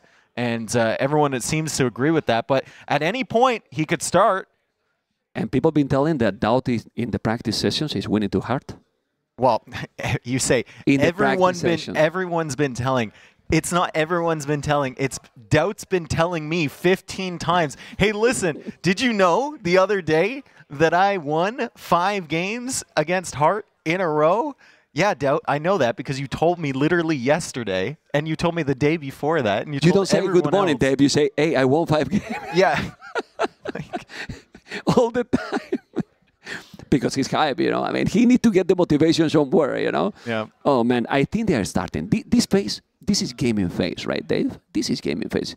Gaming face, yeah. Oh, by the way, I want to say thank you for everyone that is supporting the tournament because I'm checking out the live prize pool. It's going up. 55,000 Yeah, already. it's going up. Everyone, all the donations are going to the prize pool. And what is going to be now is the first game that is going to be Arabia. They are definitely playing, or observer is getting into the game in a moment. And we're going to see what civilizations is going to be. How much they're going to wall also, because we have seen that with some small more walls, maybe the last series wouldn't be the same result to Mr. Dave. I mean, at the same time, like, the resources for Viper weren't looking good. He probably needed a tower as well, but that was the previous series. We'll see where the gold's set up here. We'll see how many woodlines they have. 8 seconds remaining, counting down into this game. Number 1 between ACCM and TaToH. It's do or die here, almost, for both of these players. There's still potential if ACCM loses for him to go through, but TaToH definitely needs to get the win. If ACCM gets the win, he is definitely through. ACCM playing as the Hindustanis, TaToH playing as the Gujaras. Definitely not a time to play lottery or anything related, say it Mayans and Romans. Definitely not, but you know, in Arabia it can be any civilization. And they have camel safes. Hindustanis, Gujaras. Hindustanis with discount in every single village that you do. Gujaras, well, the bonus they have is to grab those Hearttt balls on the mill What civilization you prefer here, Gujaras or Hindustanis? I think Hindustanis. Right? I think I like Hindustanis a little bit more. I think they're a little bit more flexible. The camels kind of balance out the bonus damage from the Gujaras because they attack faster, and then the villagers are cheaper. I think the eco is just a little bit better here for the Hindustanis, and I like their late game composition a tiny little bit more than the Gujaras. But I mean, it's just by inches, right? It's a minuscule difference between these two civs, especially once you get to the Castle Age. I suspect we're going to see a lot of camels back and forth. And no Cav Archer, right? Because he's tricky if you do that here. With Cav Archers here, camels. with Hindustanis. I mean, Gujaras, you're forcing them then to play like Camel, Shavamsha, or Skirmisher, Camel, or something like that. It doesn't feel the greatest. I mean, they can go crossbows because both civs don't have a transition in the late game for a good, for arbalists. But let's see what is going to happen. Because for now, we see how ACCM is going already up really quick, 19 population. TaToH is going to go up 19, but it seems that with the loom, so ACCM, I guess. No loom? No loom. That's probably for the difference. ACCM, TaToH probably not planning on pushing forward really early. He just wants to push the deer. So ACCM should have time to queue up loom in front of a villager as soon as he gets to the feudal age. And both of them just making sure they push out the deer right away. TaToH's actually coming towards the base from ACCM. So with that camel scout, he wins the 1v1 against the scout from ACCM.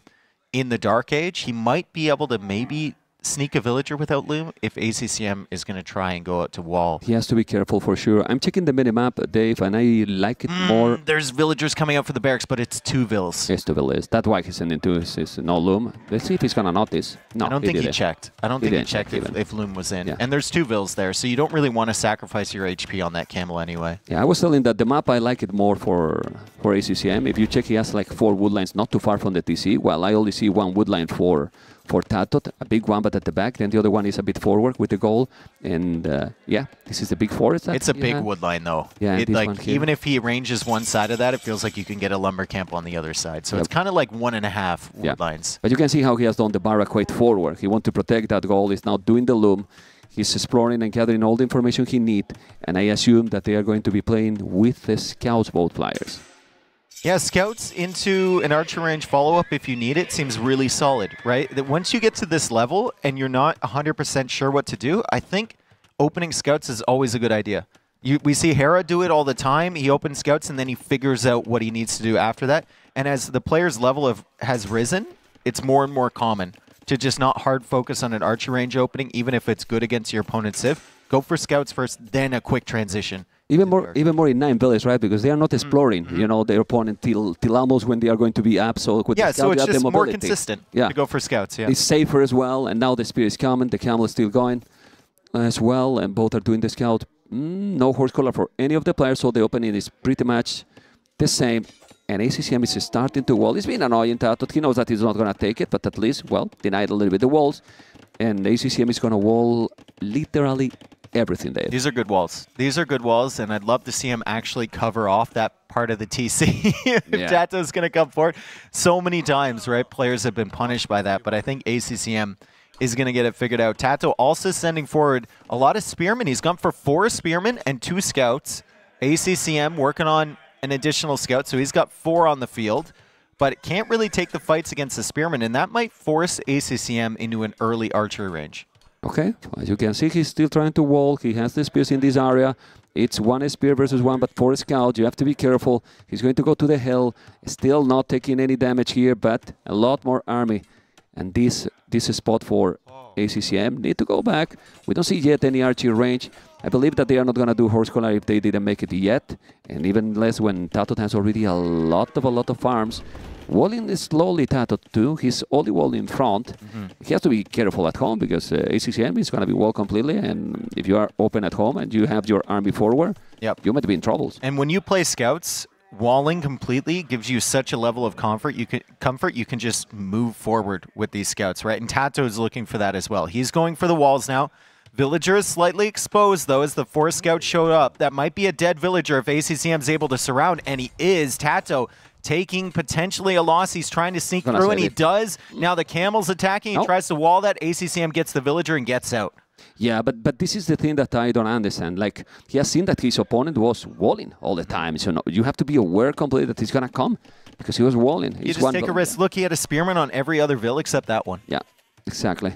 Then he got the bad luck. He's coming now with the Spear, and it's going to be open. Nah, it's going to be wall now. Still, idle TC, none. Well, 2 seconds, 3 seconds, almost the same. And except that Vill is more or less the same. But with the good thing that ACCM has more army. He has 5 Scout, 4 Spears, investing more. You can probably do it because you have Hindustanis, and he has to be careful. This is 5 Scout. He's going to go and take another villager. This might be another villager. Nice quick walls there from TaToH. Okay, that's a nice one. But now he's inside. And then he's starting to destroy. If he's going to take the palisade, you need to wall. The berries are exposed. And those berries, TaToH do it a lot, this. He doesn't have all the ships on the mill. He has already under the town center, so if Kujara has a lower bonus now with this Hearttt balls on the mill, even less now for TaToH. He preferred to take them. I think it's like 4 is the optimal number. I don't know how many he has in the mill right guess now, he's 3. but the villagers are going in. It's 3 sheep in the mill. Another villager goes down, and he's kicked off the berries. This is really good pressure against an opponent who wants to be fully walled. That villager's still stuck there too. Great job from ACCM just climbing back into this. Yeah, but what I don't understand, Dave, is like why his opponent has been able to wall huge walls us on the right for a long time ago, and then TaToH is being a bit slow walling this. He's already not only losing 2 villages, but look at the total KD. Has lost 3 military units as well, and now he's disturbing his economy. I don't know. The army is stuck. The army is stuck inside. The villager is stuck outside, as ACCM will attempt to break. He does have Hindustani scouts, so that palisade wall will go down quite quickly. The villager can wall on the other side. ACCM now just trying to get as much value as possible from this army. He knows it's not going to get out. TaToH will clear that up, and ACCM now going for Wheelbarrow. And then probably after Wheelbarrow is complete, he'll click up to Castle. Yeah, did a really good trade here. I thought it was like 5-0 KD, now is 8-6. Great farming. Only. Yeah. I mean, look at TaToH. Has been disturbed, and he's almost 700 foot already. He's just missing gold. Yep. Will you sell now maybe to go up? Because he's going to have probably, if he's not selling, he's going to have 1,000 foot, and it's still not going up. Maybe sell 100 stone? I think you can get like horse color and just wait for the gold to come in. Maybe sell 100 wood would be good. He sold 200 wood. Let's go. Well, it was expensive, a little bit expensive to go, but as you mentioned, with Wheelbarrow, he's already going up to Castle. It's both players the same time, literally the same time. 1 value more for TaToH, but ACCM has Wheelbarrow, so basically he keeps those 2 values advantage. ACCM losing the scouts, and TaToH instantly deletes the wall, and now he's got map control. So ACCM has no military. He's kind of waiting till he gets the Castle Age to produce. He's left it open in front of his town center, but I think he's going for a stable now, so he'll be able to cut that off really, really easily if TaToH wants to come in. And I think TaToH should probably just scout the second stable and then use those units to look for relics or whatever around the map. Yeah. I'm not certain that there's that much damage to be done here. I prefer, actually, even if he has 2 villages lost, I prefer this situation. Yeah, I prefer to have army. ACCM has nothing. In the middle, yeah. Zero no army, you know, he's going to be exploring. Can we check TaToH point of view to see also how many relics he sees? He's 1 in the middle. He will go now into the flanks probably and try to grab the relics. He sees pure camels here. Do you think that maybe he's going... Well, he's doing archers, so he's not going to go light as camels. I think he's going to use crossbows. Well, he's not going cav archers. Yeah. And he's not going elephant archers. No. So crossbow, so expensive. Crossbow makes sense, right? Especially if you're predicting camel from your opponent. Even just having 7, 8 crossbows can be huge. You get a few of your camels in front, and maybe some monks as well to support that. It could be amazing. I think Vodka's pointing out here that there's not many TC positions available. Yeah, there's hills. For ACCM. He has to stretch out because the hills are blocking the TC foundations that he might want to have. Yeah, I like the crossbows one here because, to be honest, if you go camels against Hindustanis, the camels from Hindustanis are better. So you want to go with the crossbows, and crossbows are definitely fine against the camels. He's doing fletching already. He's taking the initiative here. TaToH is not doing any extra town center. I was just wondering if maybe he's going to go forward. Well, that's my wish to see some forward, but it's so risky. I think he has to make a TC. Yeah, what is... I don't mind this position from TaToH. No. The crossbows forward, he can apply pressure, and ACCM can't really clear this army. He's trying to cut off reinforcements, which is perfect play from this position for ACCM. That's all you can really do with the camels. But still, he has to worry about TaToH coming in, as TaToH now gets Bodcanero. If TaToH gets in here, really rough position for ACCM, and it's a siege workshop behind to push TaToH away. TaToH threatening to run in under the TC. He comes back and continues attacking that stable, and with the camels from ACCM, they're just looking for more reinforcements coming forward. Yeah, it was only a threat because it's true that with those two palisades, this will be very tricky. It's not walling at home. I don't know. I think TaToH need to do kind of quick now. A second TCO will fall really behind in economy with 2 town center. The score say that he's ahead, but he's because he has a lot more army. Same village number right now, and those archers with bot might take some village. Let's see. No, yeah, it's running away. Coming out to push away the crossbows. 2 TC production here from ACCM. And siege, which is good, man. Yep, and a siege workshop, yeah, so it can stop any forward pressure from TaToH. He's going to be ready for that. TaToH still walled at home. He's trying to re-wall behind so those Hindustani camels don't make their way through, and the Scorpion is here. So is there really a threat from this push anymore? If ACCM, you know, keeps that Scorpion alive, TaToH is just going to be hanging out, but he can't really pressure into the base from ACCM. Yeah, and his camels are a lot weaker. They don't have any upgrade. Well, you can see that ACCM has Bloodlines plus 1 armor. I don't know what is he really going to do. A lot of camels. Yeah, and that's the thing. Just look how good Hindustanis are here, Dave. He has a lot of camels, second town center, siege workshop, monastery. While TaToH, what he has right now, he's doing the wood upgrade. Okay, that's the only advantage he has. At home, I see double archer range, but I don't see any second TC yet. No siege, no monastery. Well, 30C incoming for ACCM. TaToH, I believe he want to make a lot of army because he felt that probably in Imperial Hindustanis are better. But with this army, can't do really damage right now, TaToH. He should go forward because double if not... range crossbow production, but with no siege forward, you're right, he can't really do anything, right? He's just hoping to clear up the camels, but that's predicated on ACCM taking a bad fight.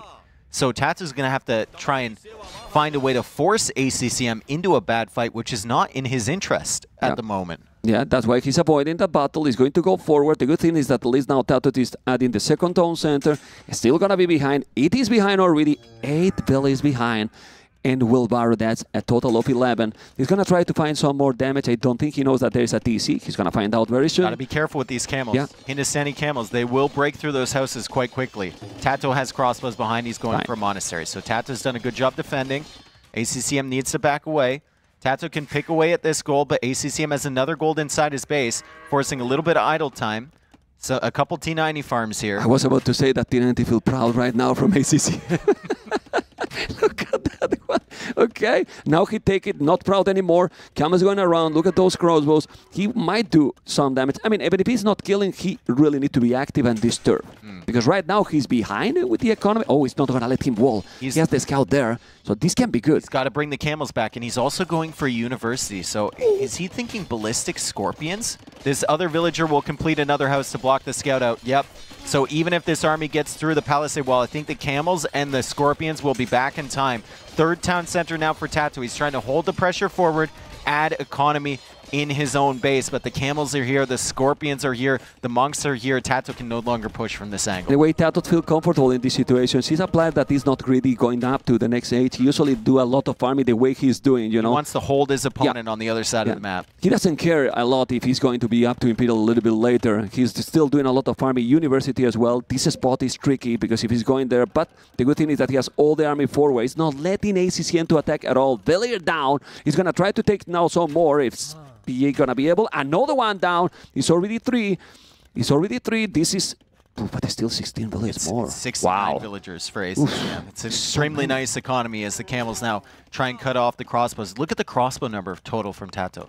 2 different groups, but still 25 crossbows. And I think he added a university at home, or he's adding one at home. So he's going to get ballistics. ACCM needs to kill some of these before that happens. And the ballistics is coming in for ACCM for the Scorpions.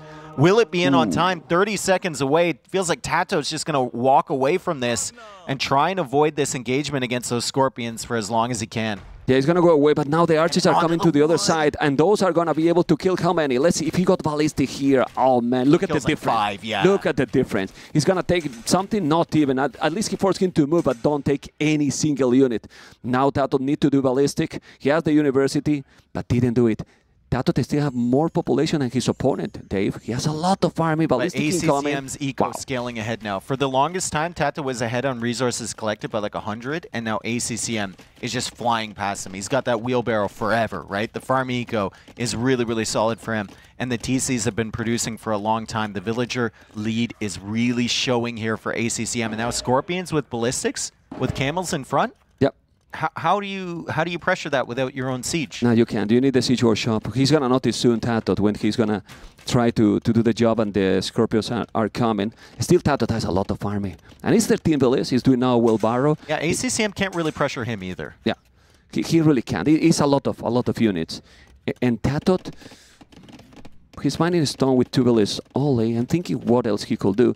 Good thing for TaToH is that ACCM is now having 30 farmers, so it's not really yet into a position to go up to Imperial, but that can change soon. No. The Scorpions are so tricky. He need to go back, Dave. Dave, that army is so scary. And it's tough to notice when the Scorpions have ballistics. It's tough to recognize that. Unlike an arrow, like those bolts, you can't see it kind of tracking your unit, right? So I don't know if TaToH realizes that ACCM actually has ballistics on it. He might try and micro and lose all of his crossbows. Well, instantly did the +1 armor and riders, Sivan's riders. He has already 2 relics, one and another one incoming, as you can see there with that monk. He might need a castle, TaToH, because that army is... He's going to need a castle, man, but he's only got 1 on stone here. Like, he needs it to protect that forward gold. ACCM is going to be coming in. No Mangonels. Oh, actually, a Mangonel mixed in from ACCM, so that's probably following up behind. That could be really good against the town center position and the gold, but still, the camels are going to work away on these buildings really quickly. And now TaToH goes for a counterattack on the other side. ACCM adds another siege workshop, probably for more Scorpions to stop TaToH's army. There's 30 crossbows forward. That means they're not at home. They are not at home, but you know what? I mean, it's scary about the amount of camels ACCM has. It's crazy. It's true that it's not like the knights to go. They're coming in. He's gonna. What is he doing, TaToH? He's moving. I thought he was going to buy a castle somehow, but he's moving villages. He's gonna make migration mode activated because he can't hold anymore there. I think he's just hoping that ACCM doesn't push in there under the TCs, and he's moving all of his army back. And now it's a super panic siege workshop from TaToH as the 4 monks here kind of stop any camels coming in to snipe the siege. The Scorpions are stopping the crossbows. The camels are just working away on the building. Look how quick that siege workshop is going down against so many camels. It's already at 1,000 HP. Yeah, it's going to be bye-bye in a moment. The crossbows are coming from behind, but I don't know if those crossbows will help a lot since the Scorpions are there. It's true that he has some camels as well. Let's see the micro. The monks are need to get conversions. Yeah, he's going to try to convert, but he's healing those units. He didn't notice. He's going to be a mango outside from TaToH. Yes, it will be. And those monks, I don't think they have sanity. Be careful with those. They do. They do? Okay. They have so many crossbows. Look at the camels and riders. TaToH is going to get a brutal battle here. He's going to be able to take the monks. You need to kill the monks, and then the Scorpions will go down with the riders. TaToH is doing, in my opinion, an amazing battle here. Yeah, an incredible fight from TaToH. He came in from 3 different angles there. He took out all the Scorpions, and without the Scorpions, the monks go down, the camels go down. TaToH clearing everything somehow. He extended with the crossbows. I think he wanted to get damage, but he brought them back just on time. And now ACCM is left with only camels and Scorpions at home. So the push is dead onto TaToH. Still, ACCM in a good position. Look at the resources collected. Look at the villager advantage still. And now handcart on the way for ACCM. But that's the problem. ACCM has Hera's economy. You know what I mean? I mean, he can do army non-stop. It's 21 villages, more handcart already there. He need to raid. He need to raid here. Not well, but the problem is, if you're gonna raid, you leave those crossbows alone, and then they die. You need the Shirvansh and the camel nearby. And I think TaToH's realizing, like, that you can't push this. Yeah. You just can't. So it's back and forth, back and forth. ACCM got stunted, TaToH got stunted earlier, and now TaToH's falling back again as the Mangonel rolls forward looking for some hits. Won't be able to get more than 1 Scorpion, though. ACCM now diving to try and get the Mangonel. He still has the Scorpions here, kind of out of position with the camels. TaToH dives in. This is a good battle again for TaToH. I think he has so many units. He has the riders, he has the camels, and he's so many crossbows, Dave. Those camels has +2, and the crossbows is still doing the job. Also, Thambrin in 1 second. Need to go back. The problem he's losing is the camels. Yes, and the problem is ACCM is doing a castle. He's about to go up to Imperial while TaToH was insane. Exactly.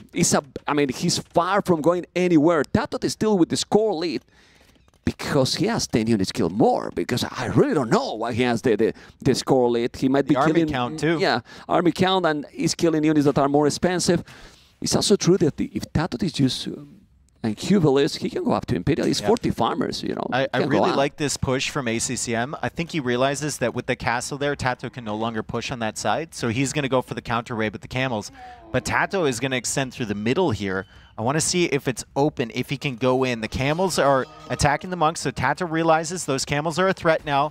And it's just a scorpion stack, but no camels in front just yet from ACCM, so these scorpions might be able to be sniped by TaToH. Looks like another good engagement initially from the Spaniard as the crossbows are behind, kind of supporting against those camels, but ACCM is in.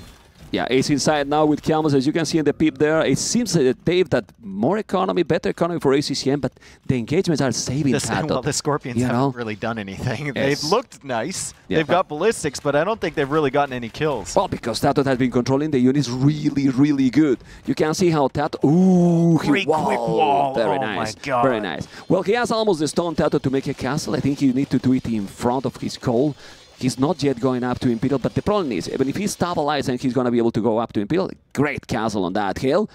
What is the transition now for TaToH? Because those amount of crossbows, well, you will get +3. They are not arbalest. Chemistry, unless it is battle, because those are a lot of camels coming, but those camels are better from Hindustani's. Why he's not fighting? He got all the upgrades, and he's Hindustani's camels. He could kill it. I think he didn't look at the HP. Yeah. The camels from TaToH already. Knew he had a couple low ones. The Scorpions going to clear up those crossbows. 3 relics already for TaToH behind the scenes. So that's really, really nice. He did get the scouting early on the relics. However, the other 2 are on ACCM's side, so he should be able to grab those. The crossbows have just been the killer unit here for TaToH. He's managed to keep them alive against the Scorpions somehow. And he's on the way to Imperial Age, but still, 3 minutes behind ACCM, who will have heavy camel and the final armor upgrade before TaToH gets there. Yeah, and look at the ACCM resources. 1,000 food, 1.5k gold. Crazy. A stone to make almost another castle, but still, this is a good fight again for TaToH. He's trying to dive those and ignore those arrows. Heavy camel that is really long upgrade as well.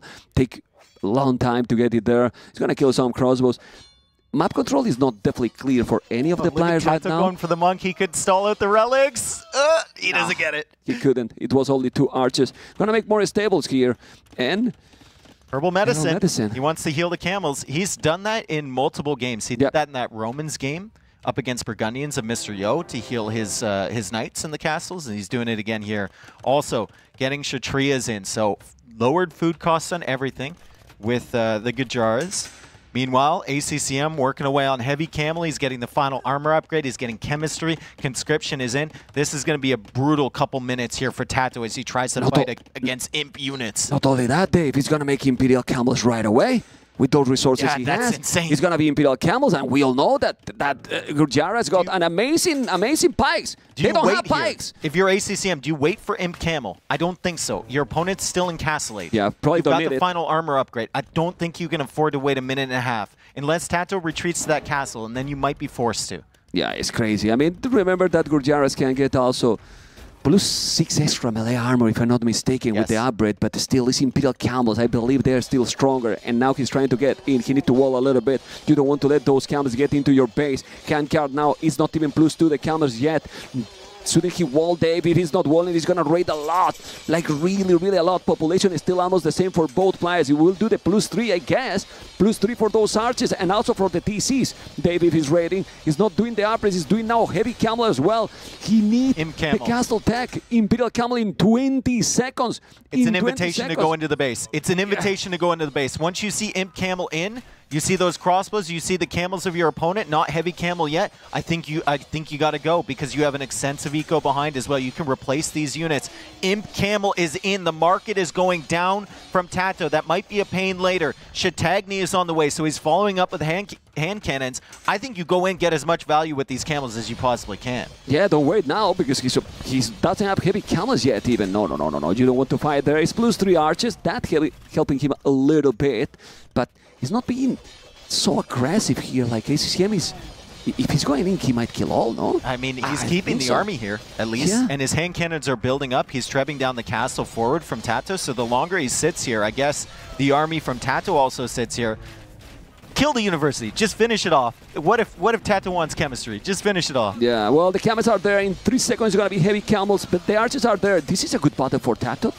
It's gonna be a good battle for. It's a good battle for TaToH. He waited to match. He really waited to match. But and look those at the camels castle in the center. are not +4. I think it's gonna die soon, right? The heavy camels Come or on. imp camels are working away. Yeah. 2 Trebs attacking it. Shatagni in behind for ACCM. Even herbal medicine for ACCM to heal up the camels. So we got double herbal medicine You don't see for that both often. of these players. You never see that. Yeah, definitely not. The archers is still alive. It's crazy how these archers are surviving and keeping TaToH in the game. TaToH is doing the +2 attack now. The castle is going to be down. He has another on the left. He need the tech. Yeah. You know, Frontier Wars is Frontier called, guards. right? Yes. Okay, let's But see. he doesn't, I mean, he's going to lose that other castle on the left if ACCM sees it. Like, he's going to position over there, so he's got to get it soon. Yeah, well, it's still 68 army for TaToH. A lot of army. In theory, the army from ACCM is stronger, but TaToH is still with those archers alive. The camels are coming again. And how much is expensive, the Frontier Wars? Frontier guards, I think, I don't know, it's like 700. It's fairly expensive, I think. It's expensive, but this gives a lot, you know. He's building up to it. And probably with that upgrade, he can match up the Imperial Camels. I think so. Yeah, I think definitely. he can, but the hand cannons are there for that. Yeah. Specific reason. He's coming again. He's going to make a castle for... He's there with the upgrade. I want to see that battle. Come on. It's only 50 seconds. It's not taking too long to get that upgrade there. Missing the +4 armor. It's... Ouch. It's kind of deadly for TaToH. You need to get all the upgrades, even more with this heal that he's getting. His opponent knows a single trebuchet from TaToH. So how he's going to take this?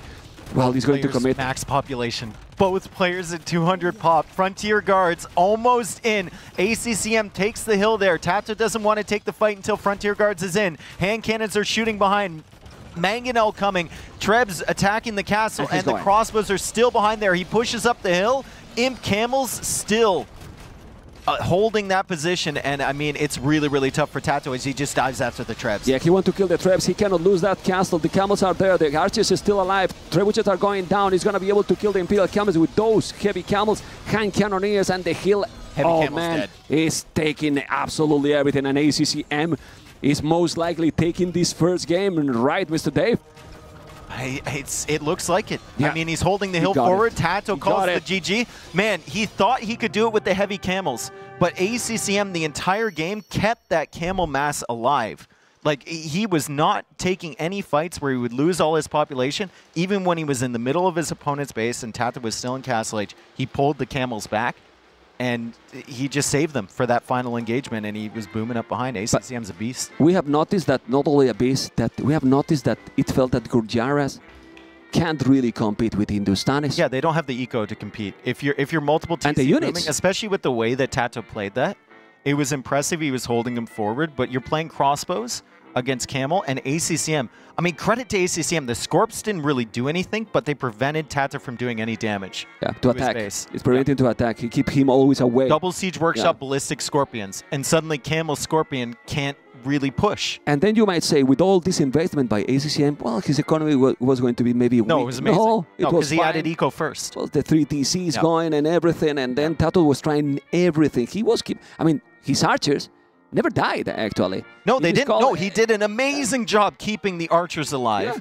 And they didn't really have the value that he was looking for, because every time they came forward, there was a big mass of scorpions waiting. Every time he killed the scorpions, he lost too many camels, so then he couldn't fight the camels with just the crossbows, and he had to retreat.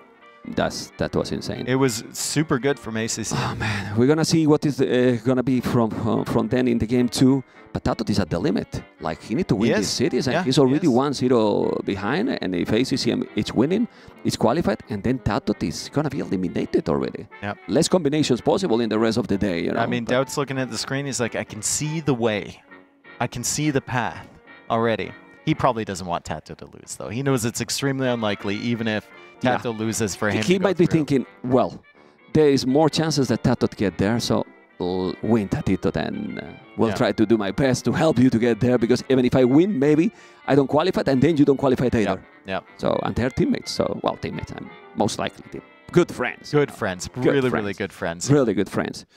Well, game 2 will be in such a moment. They are preparing.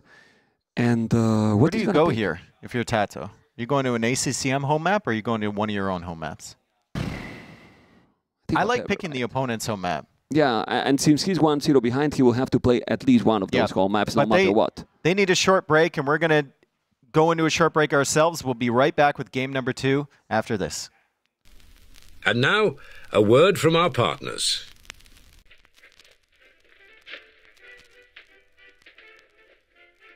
A mouse! A mouse! What is it, dear? Why you rage? Oh, honey. That's no ordinary mouse. It's the Reaper 250. With this mouse in your household, you never have to be scared again.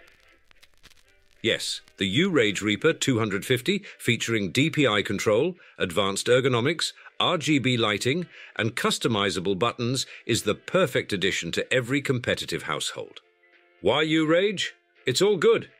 Get yours on Mueller.de.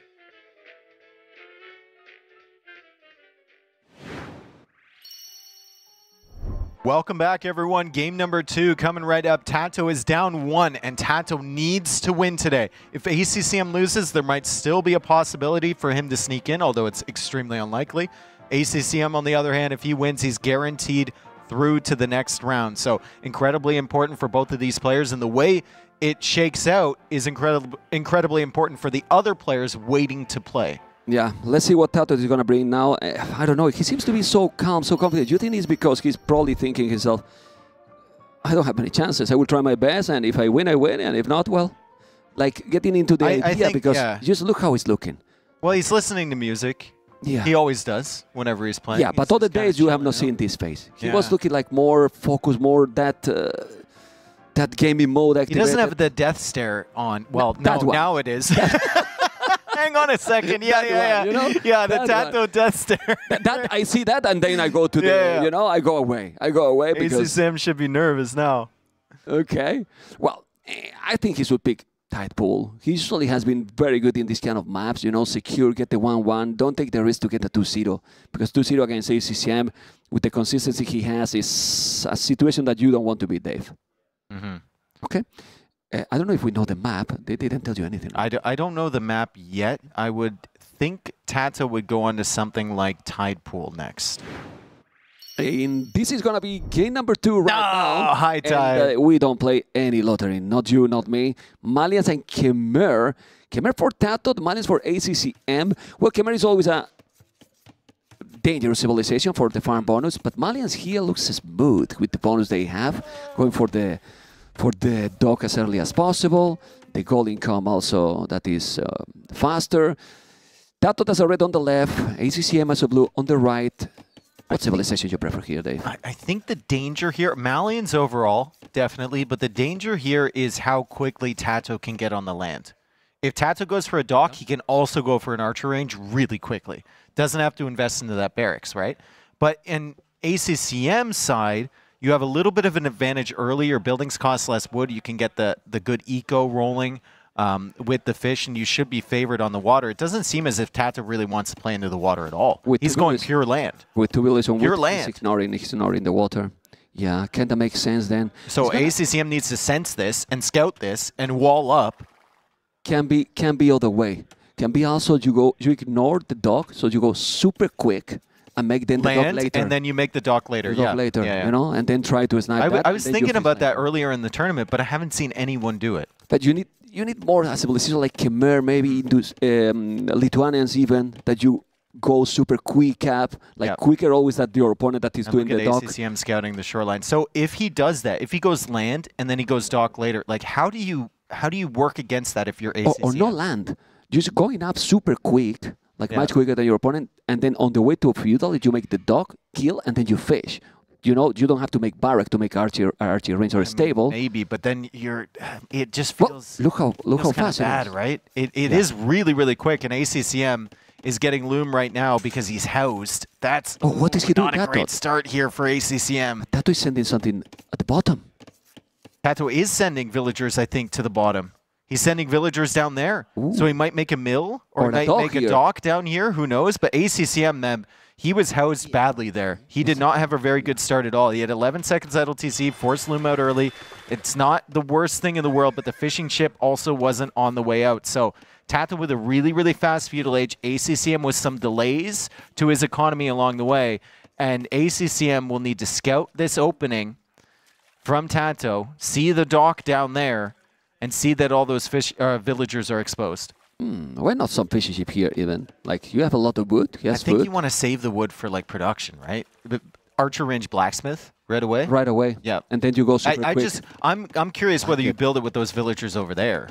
I think you have to build it at home. Yeah. Could Here come forward. just maybe make a galley to protect them as well, in case that he's gonna find it. I think ACCM is going there. Not yet. Okay.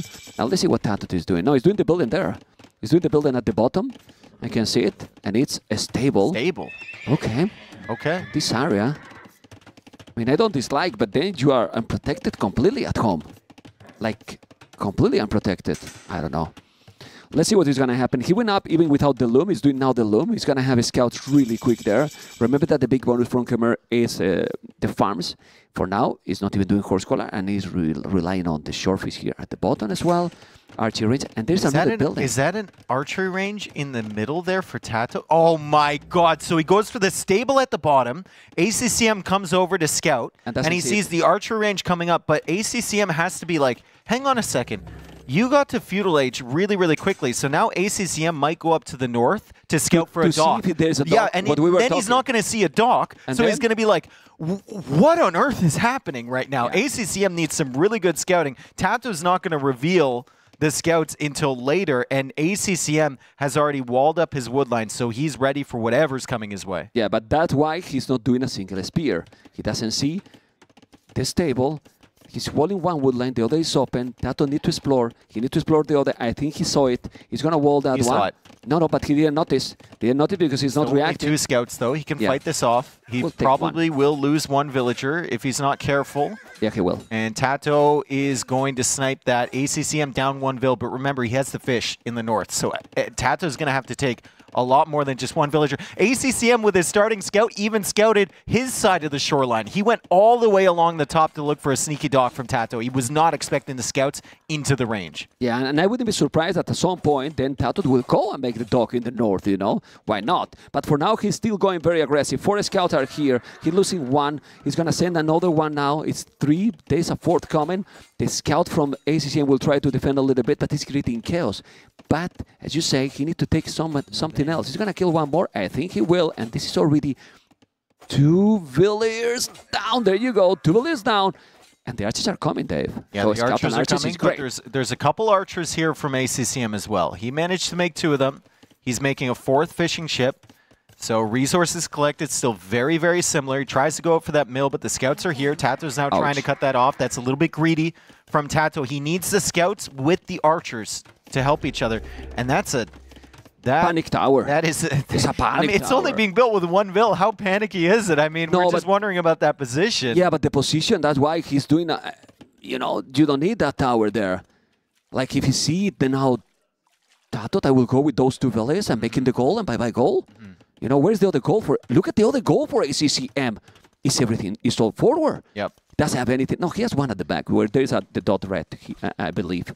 Anyway, archers and scouts are coming. He's going to deny now those berries. The archers are in danger because he has no numbers. He definitely has no numbers. A lot more numbers here for TaToH.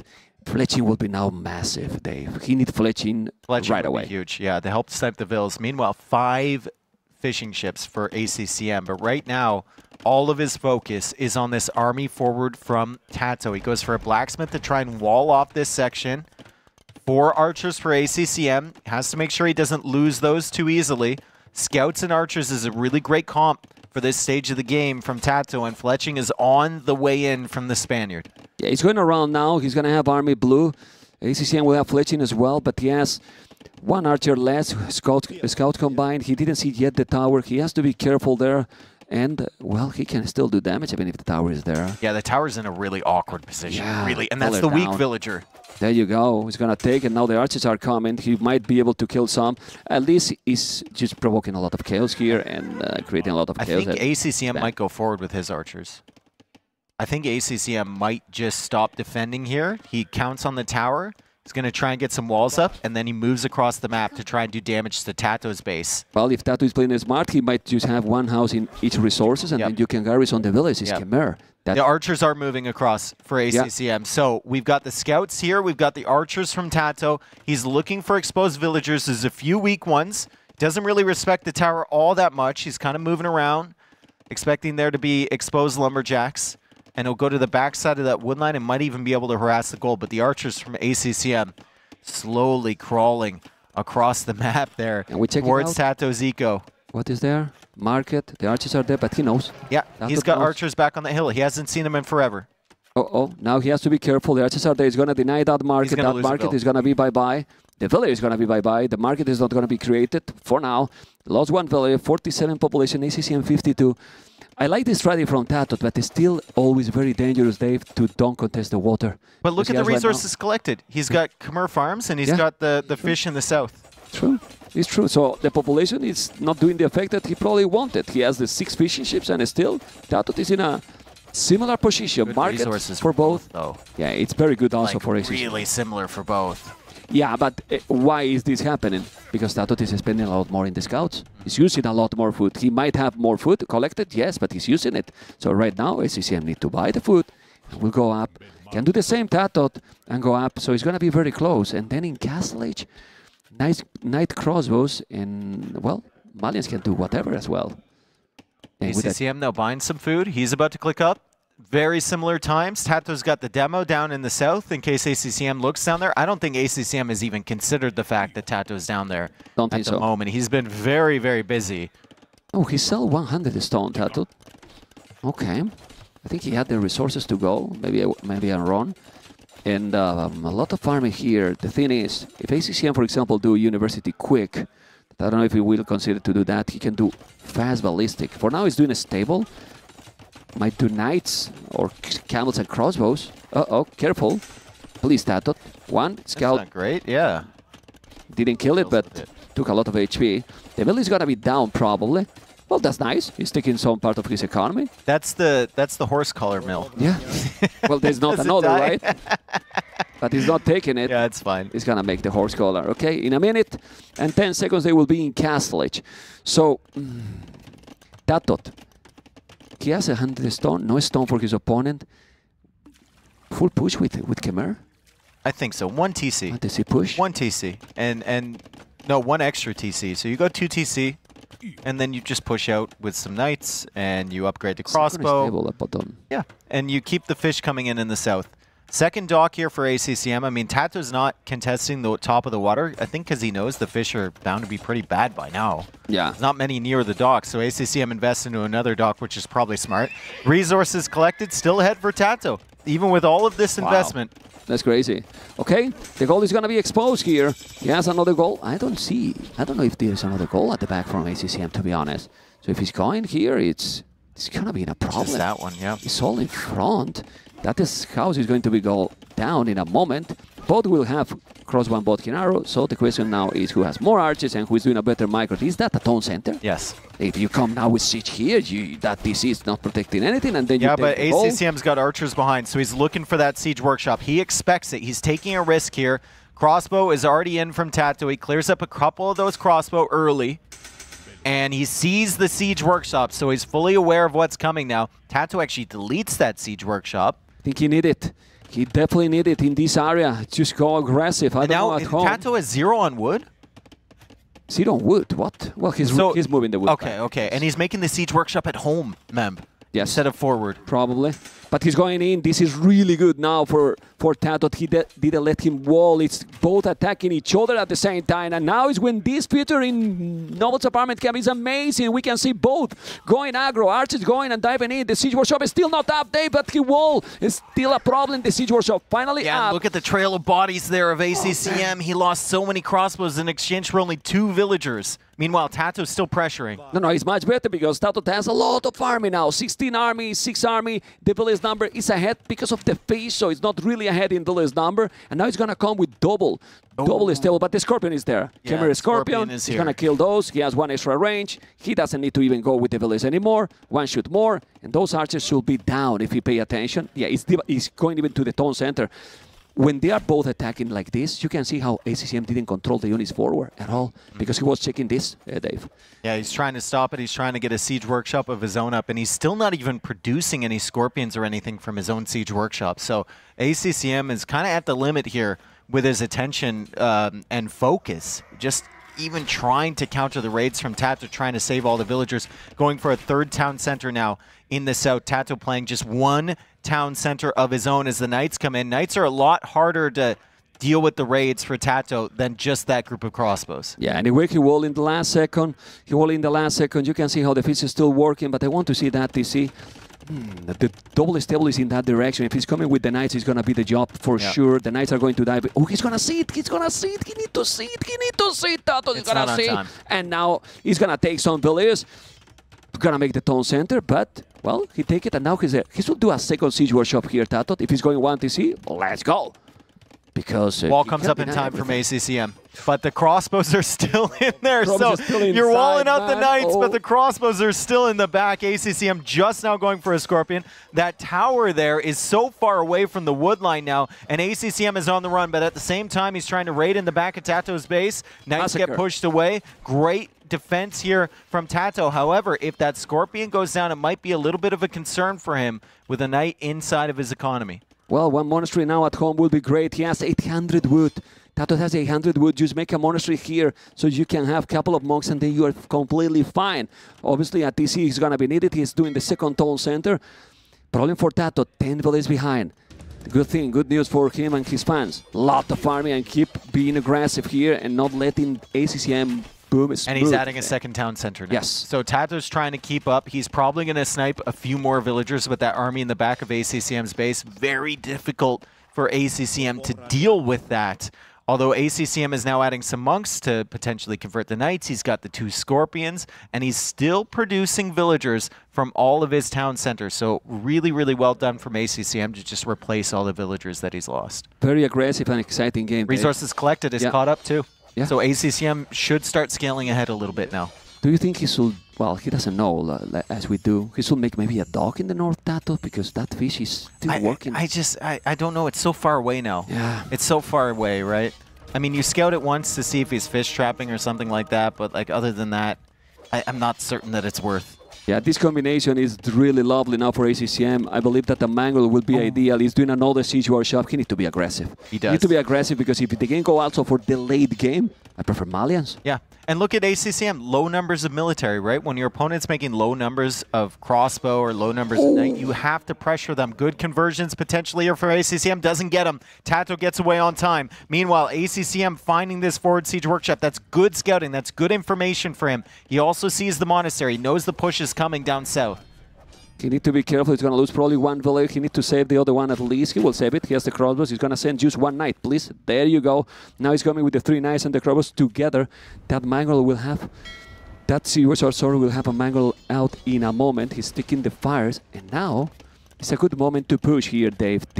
Where's the army from ACCM? So he has no army. He has no army. He's being greedy. And this is so many units. Crossbows, knights, the Mangle incoming.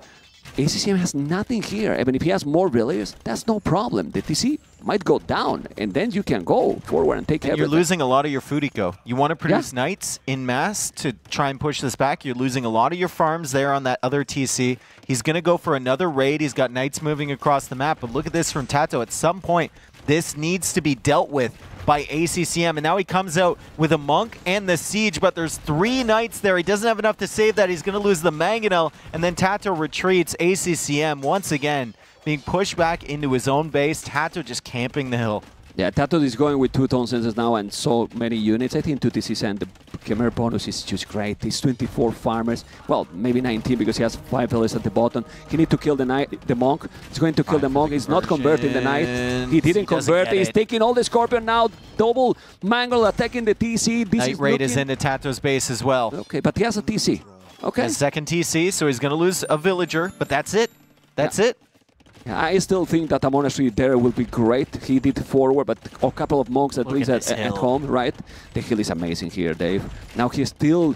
Why not few houses? And then you garrison. He doesn't have any house. He's not using the Khmer bonus. He has to be careful. There is another monk now for TaToH. He's going to take the Mangle. He will. And that TC is going to be down If he's not going down, he's using so many resources. Yep. ACCM is trying to block the other knights with his knight in front. He's trying to get away from the conversion at the same time, and he saves the Mangonel, which was being chased by 3 knights. So great job from ACCM, but has to abandon this position. Only 19 on food now. Khmer farms are working away behind the scenes from TaToH, and he adds a 3rd town center. So TaToH is expanding his eco.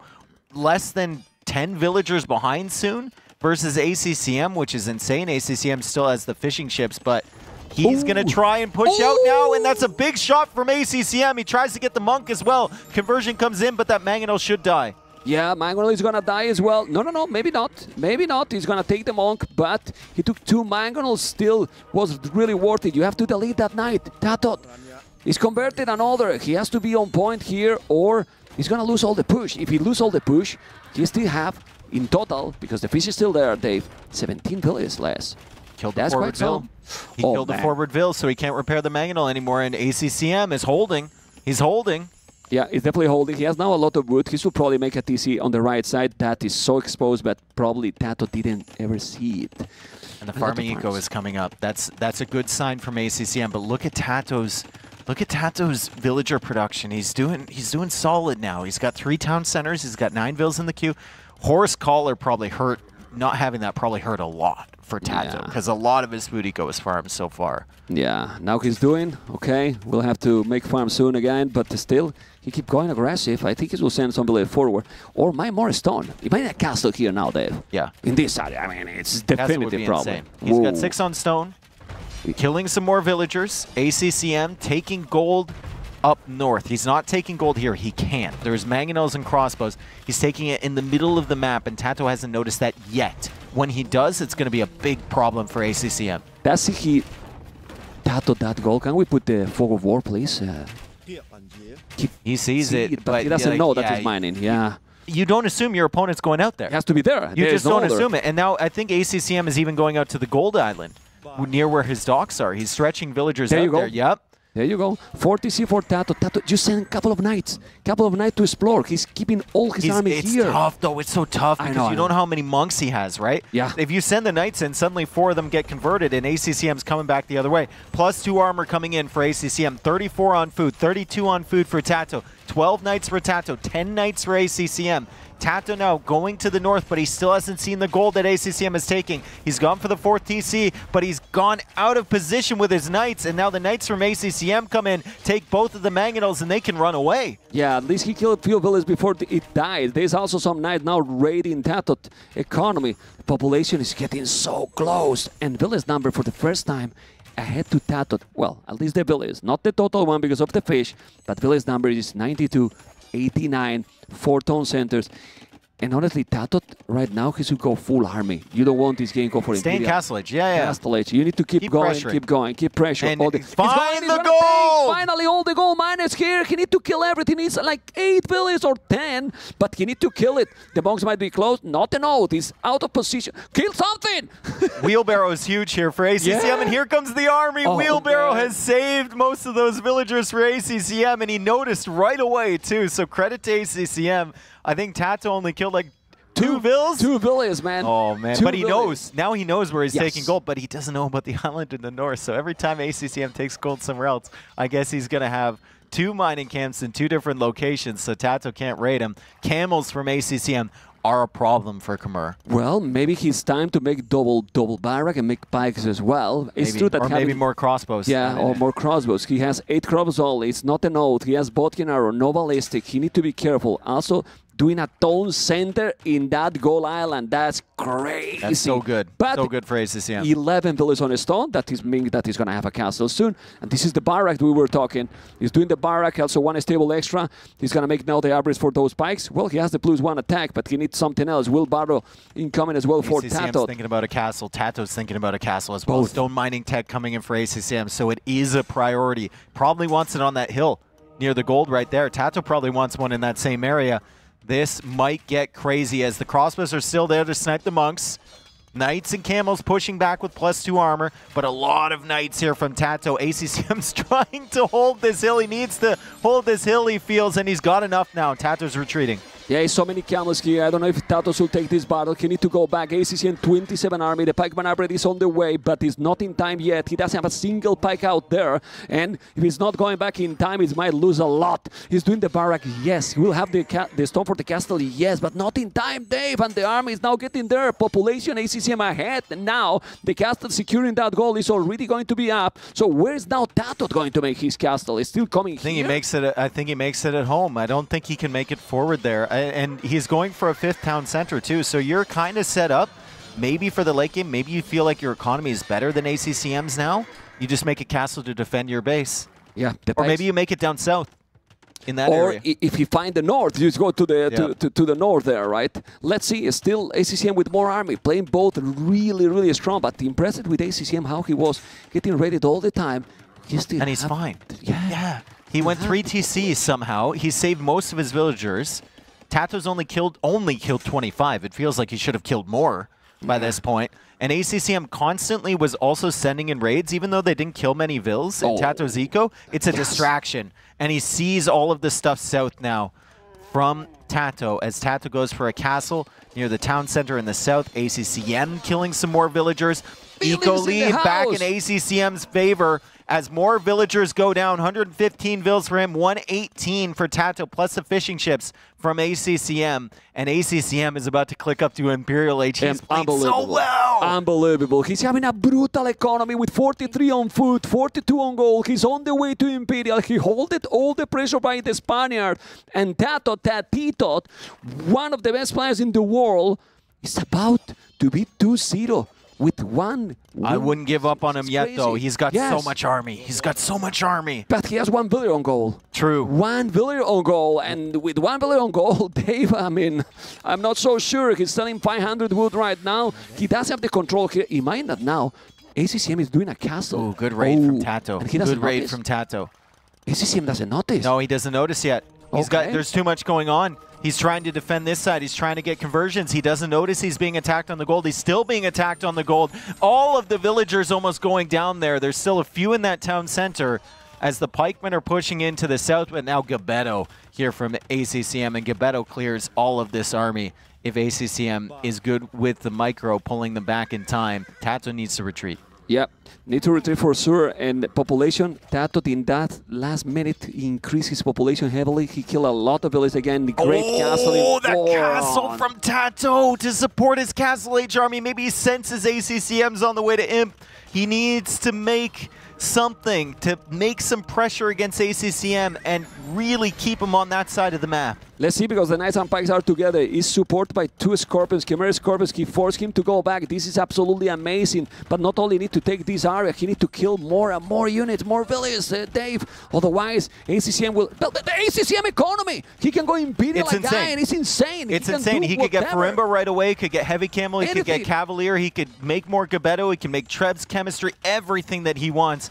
ACCM's eco is incredible, and he goes for a defensive castle, so I don't know how much that forward castle is going to get TaToH. Even if he full produces in Castle Age. 51 on food now for TaToH. He continues to raid the north as well, but Imperial Age comes in for ACCM. Yeah, and that's crazy. TaToH doesn't change his face at all, but he's still trying to raid. Population 180 for TaToH. 180 for TaToH. He defended. Why did ACCM pull his knights away there? Why did he pull his knights away? He's going to lose so many villagers. He's distracted. Yeah. Too much to focus on. Sell wood and go up to Imperial. Yep. So he has 2,000 wood. Sell the wood right now and go up to Imperial. I mean, he needs to go up to Imperial. He's doing Cavaliers. He has 8 only, but he's going to be 8 Cavaliers. He's making Rams. He's just all in here. He's just all in here. He's got Pikemen producing from 4 barracks, Light Cav producing from 4 stables. He's got Ram coming out. He's got the Scorpions behind, the castle forward, pumping more villagers up to 140 now. ACCM at 140 population, TaToH at 180. And ACCM feels like he should have enough to defend this, but I mean, Khmer all-in Castle Age push, even against an Imperial Age opponent, could be really dangerous. Dangerous, and it is dangerous, Dave. We say it about the economy ACCM has, but then you check resources collected. TaToH got more resources collected. The problem is that 5 he's TC Khmer boom. using everything exactly, and look at now, 68 farmers. He's about to have the resources to go up to Imperial and still doing army. This is the most impressive. He's up to Imperial, but the Cavaliers are there, and now he's going to clean the Scorpion. He's going to clean everything. That castle is going to gonna be down very soon. He need to hold 3 Farimba minutes. could come in here from ACCM. Minutes. Farimba could come in here shortly from ACCM, or maybe Heavy Camel as well. Could be really, really solid against the Kimura. And it's Farimba on the way from ACCM, but he's still open at the top. He should be able to take out this castle from TaToH, and then TaToH's going to be in retreat. He's going to try and buy himself 2.5 minutes to get to the Imperial Age, and he's also trying to push in the north, not only with these raids, but also with a castle near the gold position from ACCM. ACCM needs to figure out how he's going to push that castle back and how he's going to get gold long term. Yeah, I don't know how he's going to make it, because right now, if you check the minimap, Dave, he has one castle in the north, one in the south. He lost the one forward, but he's fine. He has 145 beliefs. The raids are still coming in. The economy, exactly, is taking a lot. Look at the Echo KD, 60 belief skill. And then he has, what? He's doing the upgrade, but he doesn't have a lot of army of anything. 5 camels now, 8 cavaliers. He has Farimba with no cavalry. Exactly. He doesn't have army numbers. He's keep dropping. Ballistic now will help. Are we going to see ballistic? That's a Hera castle. That's a Hera castle right now. Look at that. Look at the position of that in the farming eco. It's so smart from ACCM. If he feels like he can't protect any of this area, he's just going to go for a castle. He's going to go for more farms. He's going to go for light cap, for cavalier. He just needs to make sure he has gold long term. Not only gold, his eco is now not great. Look at this. His economy is being great all the time. He has 0 literally on food right now. Could be great too. Yeah. It could be really, really nice for ACCM. He's trying to push that castle in the north, but the light cap are coming in. He's trying to protect the Trebs. TaToH pulls away, so he will need to repair that castle. Do ballista. And he's going into ballista elephants. Ballista elephants. I want to see 20 ballista elephants here and try to kill them. Where's he going to get the gold from? Long term, I guess he's taking the gold, ACCM secondary gold in the middle of the map. He can still go to the south. Nobody is there to the south. But ACCM has some units down there, I think. Yeah, there's one patrolling, not too much. He's going. Going now himself. Going now. Because he's now with 0 on gold. You know, he has no village on gold. He's now raiding now. Tigui! Yes, he's gonna attack without any units from the town center. He's doing double crossbow, +2 armor, masonry, everything. If that castle is going down, Dave, it's so hard for TaToH. And double crossbow from TaToH. Double crossbow, ballistic, elephant. Oh my god, it's gonna be amazing from TaToH if he can get it sorted. But it's a really, really expensive unit composition to go into. And it's really, really tough, but this tough raid to sustain. This raid again here for TaToH with so many light caps. Now, those Scorpions are with double crossbow, but the Scorpions are going to be down. Still, the Cavaliers are going down. Only 9 Cavaliers. He needs to kill those traps. Not easy to kill. The castle is going to be down. There's Gebetos defending here. 41 army, only 28 army. Raiding all over the map. Dave, who is winning this game? The castle's down. I don't think you can kill ACCM, mem. I just, something about him now at NAC in the later stages, I just don't think you can kill him. He seems unstoppable. He's a robot. He's a robot with the most beautiful smile in the world. He's a friendly robot. Yeah, he's a human robot. I know, it's a new unit, right? Anyway, look at that smile. Yes, he's gonna smile soon. Well, it's maybe possible. It's still 150 population. TaToH did an elephant and a standard one. You know, I think TaToH doesn't really even know what to do anymore. You can't. Look, now the gold's being cut off. The gold's being cut off from TaToH. If you can't have gold, you can't have ballista elephants. If you can't have castles, you can't have ballista elephants. And it was such a big investment to go into double crossbow. It's insane. He's still pop limit. I don't know how. Yeah. Still pop limit. ACCM He's just producing light cav and pikemen, but the pikemen are being eaten by the Gebeto. Yeah, but he's doing now more and more Gebetos, but Gebetos might suffer if he's able to do... castle from ACCM. Yeah, that castle can be lovely, can be absolutely insane if he's going to be able to do it. Those Gebetos have not all the upgrades. He has only +1/+1, but this army is not great against these Gebetos. No, and ACCM maybe needs to rethink that. He needs to rethink that castle potentially. He's starting to build it.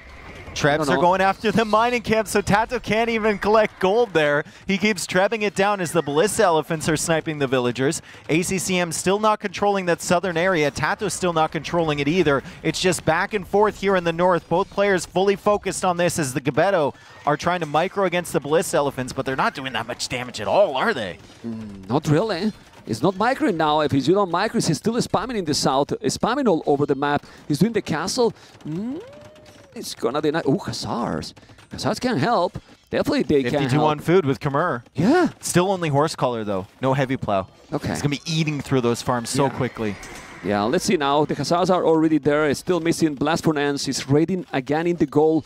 on top. Population ahead for TaToH. Heavy Camel now doing more TCs because they defend now, but he's taking traps. TaToH's pushing back somehow. I thought ACCM had this, but TaToH just finds it within himself, and he pushes that area back even without the Ballista Elephants. He's going Hussar now. ACCM, though, still with those 4 trebs alive, and he managed to get that castle up somehow.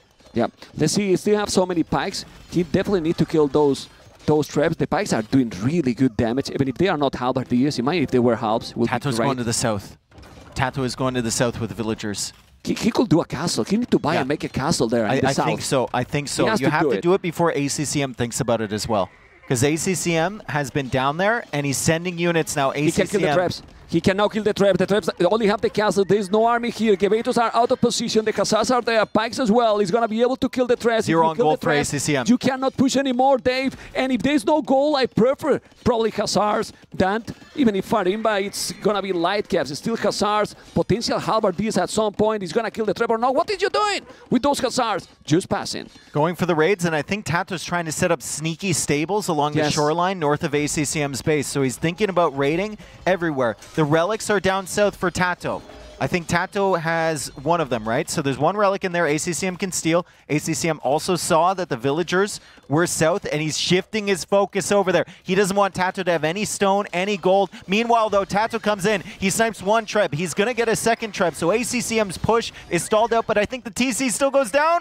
Boom! Last shot! It is down, and then he did the castle at the back. I don't know if I'm sure about that castle. I would love it to see in the south. It's true that he's protecting his farms, but ACCM's chasing all the villagers in the south from TaToH. All of them have to abandon that, so TaToH is off of stone. He can't make a castle there, and he's going to be off of gold pretty soon. He did there at the back to protect the farming. He still has 700 gold in the bank. 1 relic only for TaToH. ACCM with the 3 relics, you can see the gold collected is more than double already for ACCM, and it will be even more. Still not all the average for any of the players. As you can see, he's doing the +2 attack. That is going to be +7 thanks to Farimba. Eco upgrades. We saw it in the set against Yo yesterday. It was so painful, right? He didn't have the eco upgrades forever. And he doesn't have handcart. He doesn't have heavy plow for these Khmer farms. Spending so much wood just replacing them over time. It's such a long game. Camel's now coming in from ACCM into TaToH's base, and suddenly there's no pressure on ACCM at all. TaToH's got the sneak barracks or sneak stables or whatever in the top of ACCM's eco, but ACCM has all of that stuff in the middle of TaToH's economy. And now he's dealing with all of it. He's doing, and he's calling the GG! TaToH 0, ACCM 2. This beast, it's playing so crazy, ACCM. ACCM is on another level than I've ever seen him before. How did he not die against that? The TC with the 3 mangonels attacking it and the crossbows and his raids. I mean, the TC. I know. And he should have lost the other TC too. He should have lost the other one as well. I know TaToH gave up the water, but like think about the res collected throughout that whole time. TaToH was ahead most of it. Like the fish were nice, sure, but he was taking the fish in the south. Look how focused is this guy. Yeah. Like he's really on point. Maybe TaToH should have added like 2nd town center earlier. Maybe you should have. I don't know. I think I did like the castle placement for TaToH. You know. Yeah. They were not really defending his economy, and they were not taking. Well, really maybe he went to stone too late. Maybe that's the argument, right? Because you think about when he placed that first one in the middle, ACCM was already on the way to Imperial Age. Honestly, if you go for a 1 TC push, you do a 1 TC push. Completely. It felt that at some point he stopped it, made the 2nd TC, then you make a castle forward, and then you add TCs later. It's Khmer. You know, you keep doing farmers and you keep going aggressive. That's kind of, I mean, it kind of is what he did, but obviously what he did didn't work out. Anyway, we're going to take a short break before we go to Game 3. Stay tuned. ACCM 1 game away from going through to the next round. And now, a word from our partners.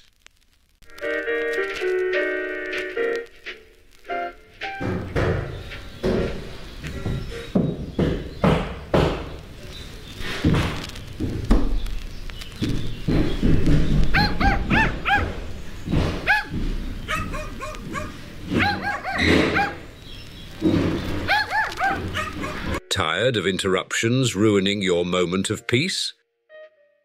Discover true tranquility with the Hammer Bluetooth headphone Passion Voyage.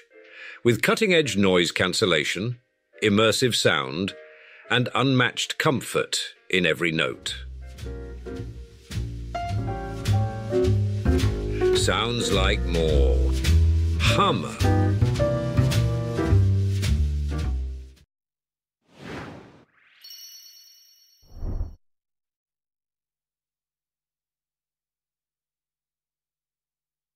Being kicked out of the tournament, ACCM on the verge of booking his ticket to the next rounds. Mem, we were talking about it, and there's a lot of ideas with how TaToH could have maybe finished that game off, but I mean, at the end of the day, they're only ideas because ACCM is so hard to kill.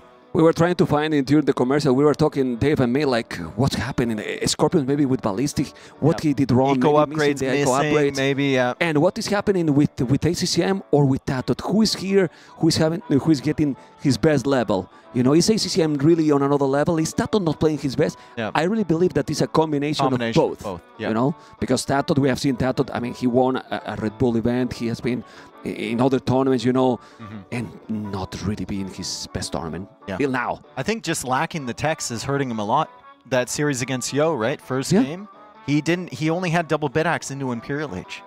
And you could really, really sense that something was off there, right? And then this game, we only had Wheelbarrow. We didn't have Horse Collar until he had like 30 farms or something like that. With Khmer, Wheelbarrow, okay, you know, but you need the farm upgrade. Exactly. No, heavy blow, everything. You need to do it, at least that. Even more that he was for a long time for one-tone center. So at least you need all those eco upgrades. But, well, it's now a really story, and we're going to start to focus in game number 3.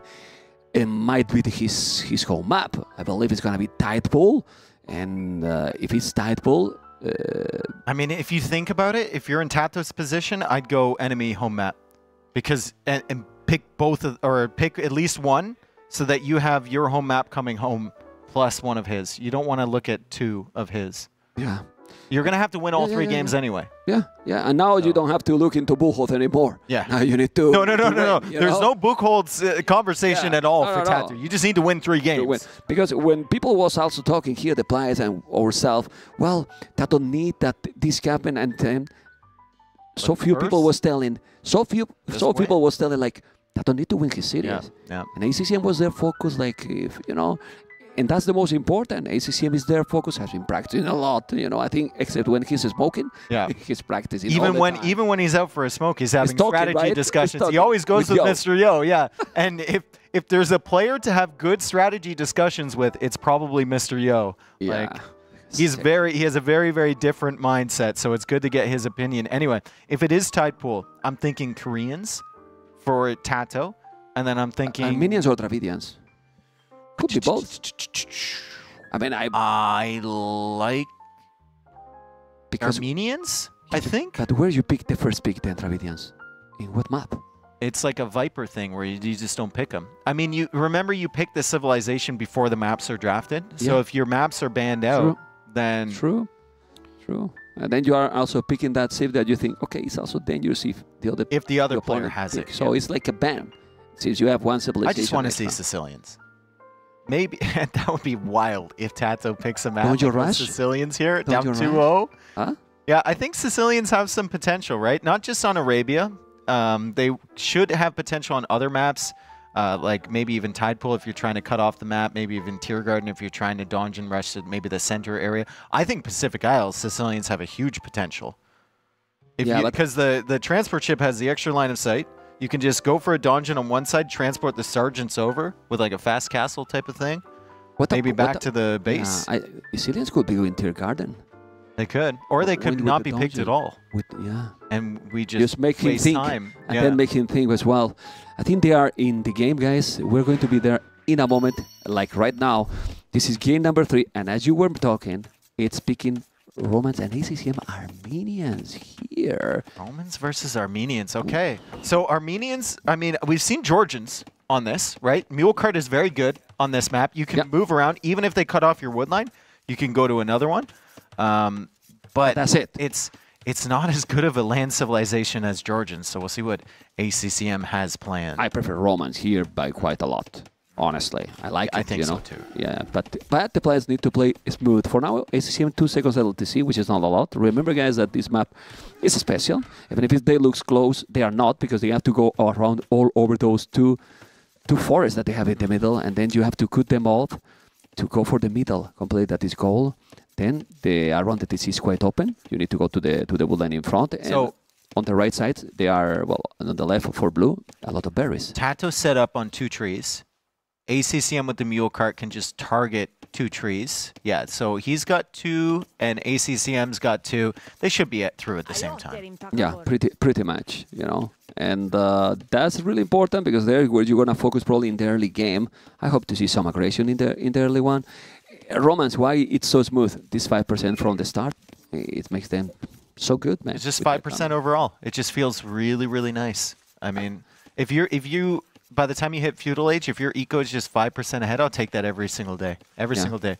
More resources collected here for TaToH, but that's because he's dropped off the food already. ACCM now dropping off his food, and both of them thinking about clicking up to the feudal age here with 19 population. As ACCM is running with the scout dangerously close to the TC. Hopefully he doesn't run into the TC. He does, and he's going to lose it. He's going to lose it. ACCM, how can you run into the TC? Oh, no. Minute 4, this is huge. Like, TaToH can do now whatever. Whatever he wants. Whatever, you know, and think. He might be super happy with this situation. What he can do here? He's going to try to go militias maybe with Romance. I don't think so because he doesn't have the barrack yet even built. He's going to go forward and trying to deny that wood line because this is the thing. Now it's ACCM. He has no clue. Well, at least he knows where his TC is. Yeah, that's for sure. He's Vietnamese now. His straight line directly to the TC. There was not even any movement there. Just it's crazy. But it's kind of weird because I would say that this map is kind of fixed, you know. Like it is, yeah, and the TC is going to be a more or less distance away from the wood line. Yeah, it can be like rotated around, but it's a standard distance. So it's just it is weird that he would do that. Probably just lack of focus. You know, his attention was somewhere else. Yeah, as he moves through now with the villagers, he already has the barracks up and probably just going to be a stable from both players. Yeah, TaToH already a farm. That is surprising to do a farm that early. You usually do later, a little bit later when the herdables are gone. I believe he has all the herdables still. Moving through with the villagers. Is he trying for like a forward tower or something? He's coming. He's coming forward. Wow, ACCM is going aggressive, man. But I mean, no, he's good to TaToH still hasn't moved there. If he goes for like a wall and a tower, but TaToH sees us. Look at where his scout is going. Yeah. His scout is going through. He's looking for the villagers coming forward, and ACCM is going to be found out right away. He can see the vills there. That means TaToH pushes his villagers through that one tile gap, and TaToH only saw one vill. Go villager fight. Yeah, here it comes. Go villager fight and try to kill them all. Yeah. This you is don't a want to let him disaster do from it? ACCM. Absolute disaster. Yeah, this is really bad for him. It's now having also a spearman. He's going to have a scout as well. The spears will come from ACCM. This is not a good strategy. I mean, and you don't want to make this strategy when you lose the scout. Yeah. Even worse, you have to be defensive. This strategy doesn't make any sense to me right now. I think this strat might be because he lost the scout. He's just he knows that he needs to focus TaToH's military in one area. He can't track all the movements, and he's just going to come forward and try something a little bit risky. He might kill with some good... No, because the spear is coming. He's fine. He's fine, but still a lot of idle time. Yeah, well, what is idle time. 3 minutes with 5 villas doing nothing? Yeah. Pretty much, right? He's doing now a couple of farms. I don't know how much he's now TaToH having. No, but he's getting the ships. Not the best performance because you put under the town center. And now he's starting to wall. He's behind. He's clearly behind right now. Look at the resources collected. He's very behind. But wow. And now he's trying to just desperately get into this middle area. Is he trying to deny TaToH off this middle area? And then boom in the, boom in the center? ACCM only has 3 spearmen. 3 spearmen, that's it. And wall everything. And he's walling everything, but he's not walled yet, so the scouts are still a threat. And TaToH is heading towards his base, so ACCM needs to wall faster than this. Those 3 spearmen aren't going to be enough to protect him against everything that TaToH can do. Also, TaToH has the better eco behind with Romans. Yeah, with Romans and with those villages that's being idle, population is more or less the same. He's still going to TaToH try to do something else, like going archers, or you think that maybe now he just need to keep focus on economy, more scouts maybe to get more map control, and then try to prioritize his transition to cast as well. He's doing +1 armor. Second armor upgrade. So that's going to count for 2 armor upgrades as the Romans. And that'll make the spearmen very hard for the villagers and the opponent's spearmen to kill. But, I mean, ACCM should be able to wall them out, right? I think he's cut through at least one layer of trees. TaToH is also on the berries on the right. He might be taking also deers, I believe. So that's also a good bonus if he's taking the berries. Yeah, only the berries. He has a couple of deers. He could take it. It's better food income, much faster. Listen now, the stragglers here. 10 bellies in that straggler. You can just make a mule cart and go to the other woodlines on the outside. +2 armor is now in for TaToH, so that Spearman's not doing anything. I think ACCM needs to realize that the wall right now. Yeah, otherwise he's going to be in problems. I like this a lot. Yeah, but he's forcing to make a tower. This is good for TaToH. Dave, this is really good for TaToH. And here come the scouts. With the scout, with so many spears. He can block with the mule cart, I think. He can block with the mule cart. Maybe make a mule cart wall as well. That's the only thing that can wall across this stone terrain if ACCM wants to go for something like that. But TaToH not there in time. He saw the tower going up. He doesn't dive. And ACCM is still chopping through. He's desperately trying to get to the middle, to some form of security where he can actually wall in his woodlines. How far is TaToH to get into the middle? We need to see that because this is about to be there. Still coming with the scout and the spears. It's still pretty a little bit. Yeah, ACCM can stop him. But, I mean, ACCM doesn't have stone for a tower. True. So he can't stop him completely. He's mining now. Just now, 3 bullets on a stone, so he's gonna be in time probably. This is good. Mule cart and he's walling it off too. This is good. It's amazing. He lost his scout. He has no vision on what TaToH is doing, but he's still forcing TaToH into keeping his scouts at home or in this middle area. Man. They're never coming to his own eco. It's reading really good the game. He's gonna be able to wall. If you see this, he's gonna wall him in. Yeah, stone wall. One wall behind that tree. And then you go for the tower when you have the stone. Will battle here. He's gonna wall it. He's gonna wall it. He's gonna wall it. He's coming. He's gonna wall it. Oh, the gate from TaToH. He knows exactly what's happening. He's trying to chop. He sees the gate here. ACCM should probably go for a gate or something. A stone gate if he can afford it, which he can't. Pikeman upgrade in Feudal Age here from ACCM. TaToH is trying to chop. The tower's not going to be up on time. TaToH deletes the gate. He comes in with the Spearman. ACCM! Send everything and take the tower down, but it's going to be Pikeman upgrade. What do we think is better? Pikeman upgrade or the spears with the +2? I think we're going to be watching them fight for the next 15 years. They're not going to do any damage to each other. On the Castle Age on the way for TaToH. No. He needs to not get walled off. This area is still walled off, but that guy is trapped. No, ACCM brings him back.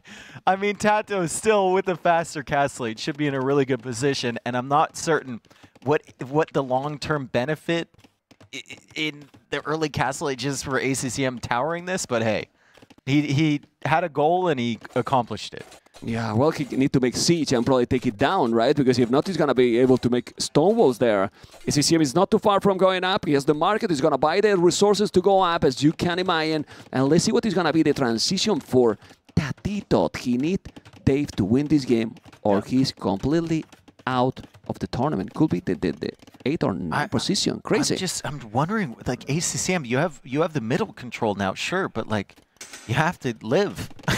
Yeah, you have to survive. Like, you have to survive, right? He canceled the Pikeman upgrade. Yeah. He canceled it because he saw that it wasn't needed. He just wallet, got what he wanted. He's waiting for the blacksmith to come in before he can click up. So TaToH is much faster to the Castle Age. ACCM, please wall more at home. You still have a gap in front of your TC. You still have only palisade walls on either side. This area is fairly secure, but your farming eco at home and your gold at home is just so exposed if TaToH goes knights. Okay, now we see how blue player ACCM is doing all the pikes, all the spears. TaToH see it, but he's still going to go cavalry, it seems. He did bloodlines, he did the attack upgrade. Why not long swordsman with +4 if you see that he's only going pikes? I mean, your cavalry, you're trying to get early damage first, right? Yeah, that is mobility, right? You know, but I think ACCM he's gonna go stable. Can get pikemen at any point. He's brought the spearman back from the middle because it's fully walled, so he can get pikemen to counter this. TaToH goes in, ACCM bringing the spearman over.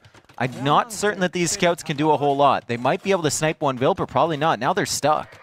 This might not be the smartest decision ever from TaToH to go in there. Yeah, but it's creating chaos. TaToH is doing a TC that I love it here on the berries. Another one out, well, not in the middle. So he's going to have a very good economy with those 3 TCs going. And look at the ACCM. He has no wood at all.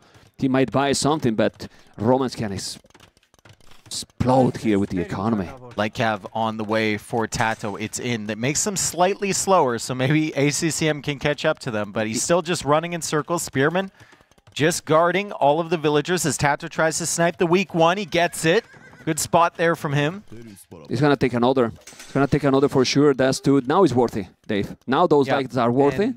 If we could see a path from where these light cav have traveled, it would just be a circle after circle after circle, and he's gonna keep because he has to explore everything, around. you know. That is not. Yep.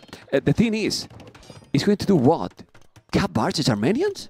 I think it's cav archers. Double archer range. It's cav archers. Cav archers and are minions. and the scouts are inside. The light cav are inside, so they can't see this. That's insane. But TaToH is sending more units forward, so he should be able to spot the archer ranges. Spearmen still haven't gotten a hit. This is taking a lot of attention from TaToH. He doesn't see the ranges from ACCM, but he'll notice when the cav archers start attacking those spears. Need to move a little bit, and then when he see it, probably.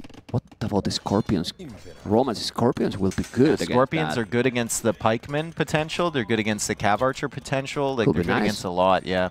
Will be a nice option here. Well, he see the cav archers already, so now he knows. Population a lot better for TaToH. Tone watch, so he's gonna see a little bit more about the map here. In the middle, not really yet there, TaToH. And now that knight is gonna be probably down if he's not paying attention, which is not paying attention. Center in the center. He's in the middle. Is that the university or a siege workshop at home, Mr. Vodka? It's a siege workshop. Expected. And now we'll do probably Scorpions. That knight is going to go down. TaToH need to notice these things, Dave. This is the small things that he's not noticing today, also with the Echo Abris. This time, by the way, he has the Echo Abris. He has Pozo, he has Horse Collar, and Wheelbarrow. Bloodlines as well. He's making Scorpions. But, I mean, ACCM, I guess the idea behind this strategy was you get a safe area in the center. You can wall your home base, but with more than one TC, it's really hard to defend. You get the TCs in the middle, you start booming up. Maybe you can grab the relics. I don't know if he sees them. I know TaToH hasn't seen any of the relics when we were on his Fog of War. So if ACCM can see them, he can send a warrior priest out to get them. But the cav archers are moving across now. A lot more economy for TaToH, but ACCM is starting to get the numbers he wants for the cav archers. Cav archers that won't have the best transition probably, but still, they're fine. They have all the upgrades. So Romans are playing into Scorpions against cav archers, really good in defense, very slow to push forward. Yeah, so that's ACCM keeps himself safe at home. He spots the other TC. Yeah, he will need fletching, TaToH, if he's going to be able to have these ratings. He has to be careful. He has to now move the lumberjacks. He's moving. He's coming with some knights. That's good. And those the cav archers, they doesn't have bloodlines, doesn't have ballistic, so if he micro probably and with the Scorpions already there, it shouldn't be a big threat. You need husbandry though, TaToH, if you want to really achieve something with those knights. But what TaToH is doing is full of Scorpions right now. So he should be fine, and his economy, it's exploding as we were talking, is already 21 villages more. Third town center now for ACCM. He might even be thinking about a fourth. This is what the resources are doing in the previous game. Yes, ballistics. You know, ballistic for the Scorpions yeah. for Khmer. Now he's having, and those Scorpions are gonna be deadly, really, really deadly. He has 5. The 6 is incoming. He has 14 cav archers, but having now Scorpions on the right, Scorpions on the left, he should just be fine. But I believe that TaToH should still do some army to raid. Maybe a few light cabs or something to disturb. Yeah, he's making a few light cabs right now. Economy. There you go. Making a few light cabs. You got to keep ACCM on his toes. You still don't know what he's doing back there, so you'd like some idea. Your eco is great, sure.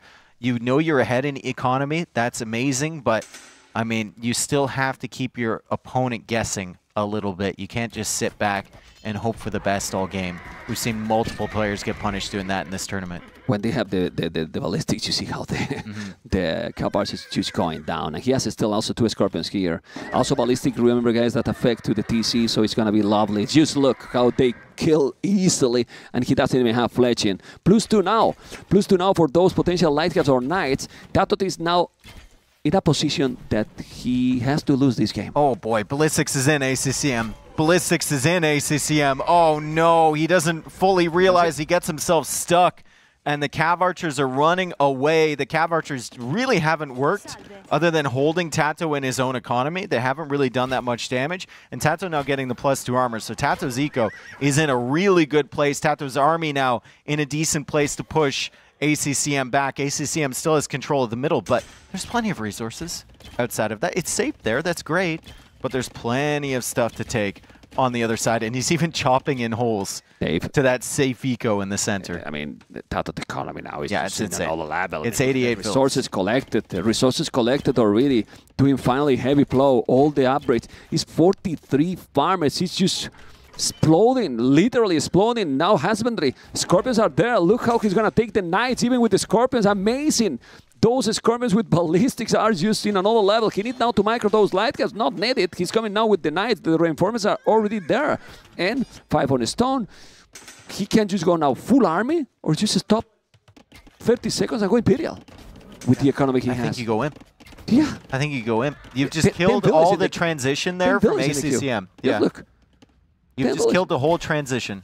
So you just cancel the Vills. You go up, or just stop producing army and wait 1 minute, and you're up to the next stage. ACCM now, I mean, he's grabbing the relics, sure. He's getting the cavalry armor, which doesn't feel great to counter the Scorpions, but I mean, economy, he's never going to catch up. 69 villagers against 100? He's not. Look those Scorpions. Cavalries are there. If he's not moving, the cavalries are gone. Bam. They're gone. Oh, man, well. You look at the HP they have. Almost bye-bye. On the left, another Tone Center, 4 TCs. And then if he's going up to Imperial, you might say, well, he's not in the middle. 1 Onager. You could. Simple. You get inside and it's no problem. No problem. Well, let's see what ACCM can do, because we know ACCM, he's 1,300 score behind. He's going to have Wheelbarrow, Heavy Plow, and all of the villagers he has on food are actually farms. I think a lot of TaToH's villagers on food are berries. Well, a bunch of them are farms, but a bunch of them here are also berries as well. Handcart coming in for TaToH. The eco upgrades are there. That's what we want to see with him. And more stables from ACCM, but he's making Knights against TaToH, who's been making Knights the whole time with almost full upgrades. Yeah. And a much better eco. Yeah. Yeah, and the transition with the Knights will be a lot better if they can go for Imperial. Remember that Armenians Knights don't even have the +4 armor. He's now trying to take down that market. Fletching on the way. He's doing definitely now all the average. He needs some houses because he's housed now. Let's go to the market to see if he's going to take it down. I don't think he will. He might repair forever. But, well, that costs quite a lot of wood. And Ville is different. It's right now close to 40. 32 already. More Scorpions coming. Now the Scorpions, even if he's not taking down, he's going to take some villas. I think we're going to have game number 4, Dave. What was the plan here for ACCM? Like, what did you think would happen with this strat? I guess losing the scout kind of nuked him completely, right? He changed completely whatever he wanted to do. But let's be honest. When we saw Armenians, we were like, you know, it's awkward. It's a little weird. It's a little bit awkward here, weird for sure. 106, 150 population.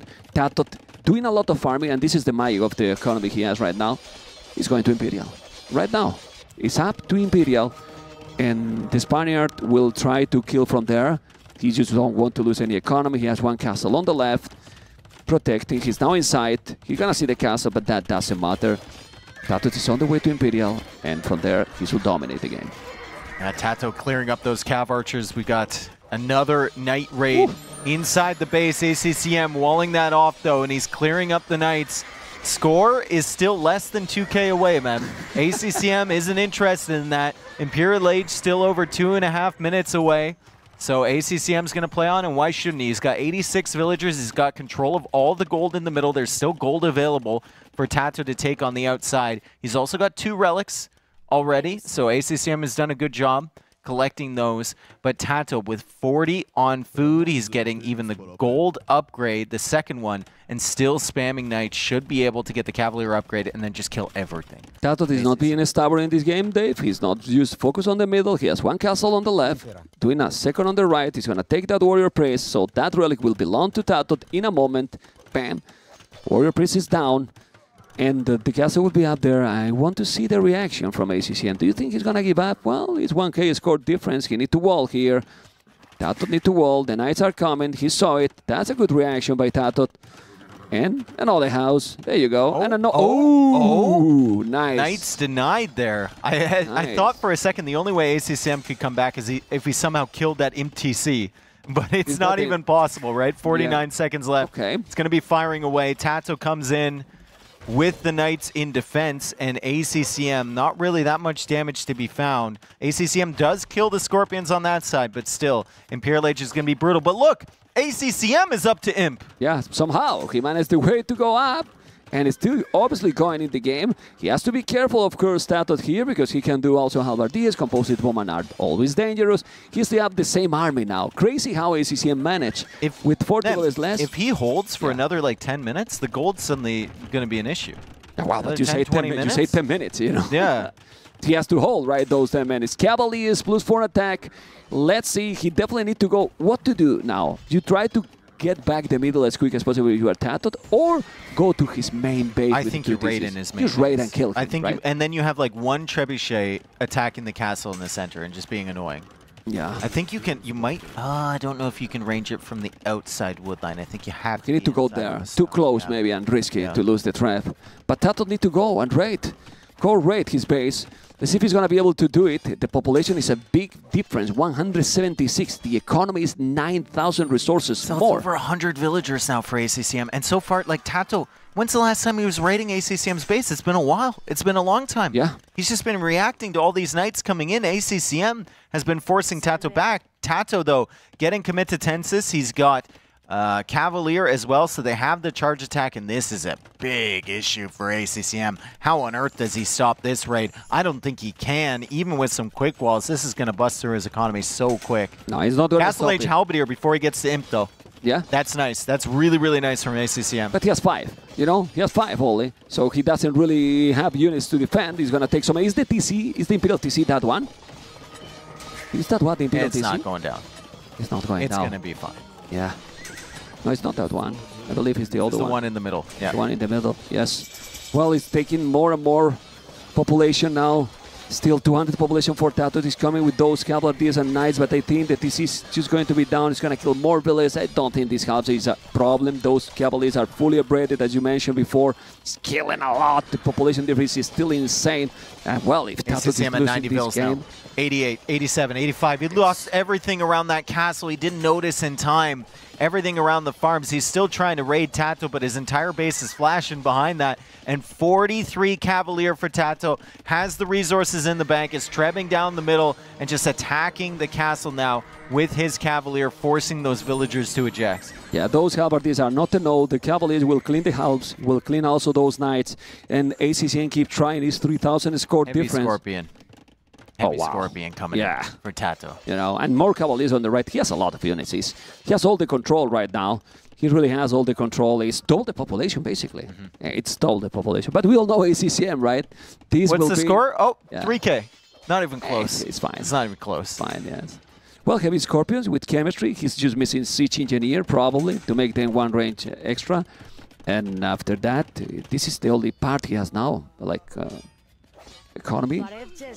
He's raiding this area, and He needs to shift everything into the middle, Yeah. I guess. But then TaToH can slowly treb it from every side or bring Scorpions along and start doing damage with those as well. Now he's It's shifting fine. his focus Yeah. to the middle. But with some Cavaliers at home, you know, in the main base is still raiding, so it's brutal. It's brutal raid from TaToH here. It's still growing and growing more the difference. And well, let's see if he's gonna take the castle, and then if he take the middle, that's it, Dave. Yeah. It should be. ACCM, well, if he takes the castle in the middle, ACCM will have literally nothing left.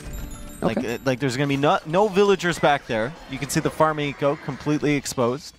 And then all of the gold in the center can be taken by TaToH once he sends the Cavaliers in. But ACCM fights on. ACCM has a Halberdier army there. Somehow, I didn't think he had anything in the middle, and he finally calls the Call it, GG. man. Wow. 8,000 score flat for ACCM against 11,000 from TaToH, and TaToH puts a win up on the board.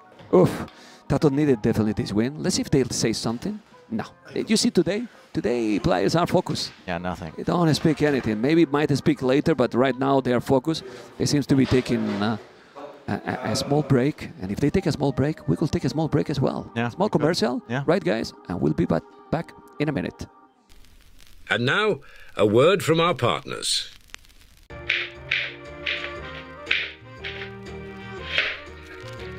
Have you heard of the 21st century?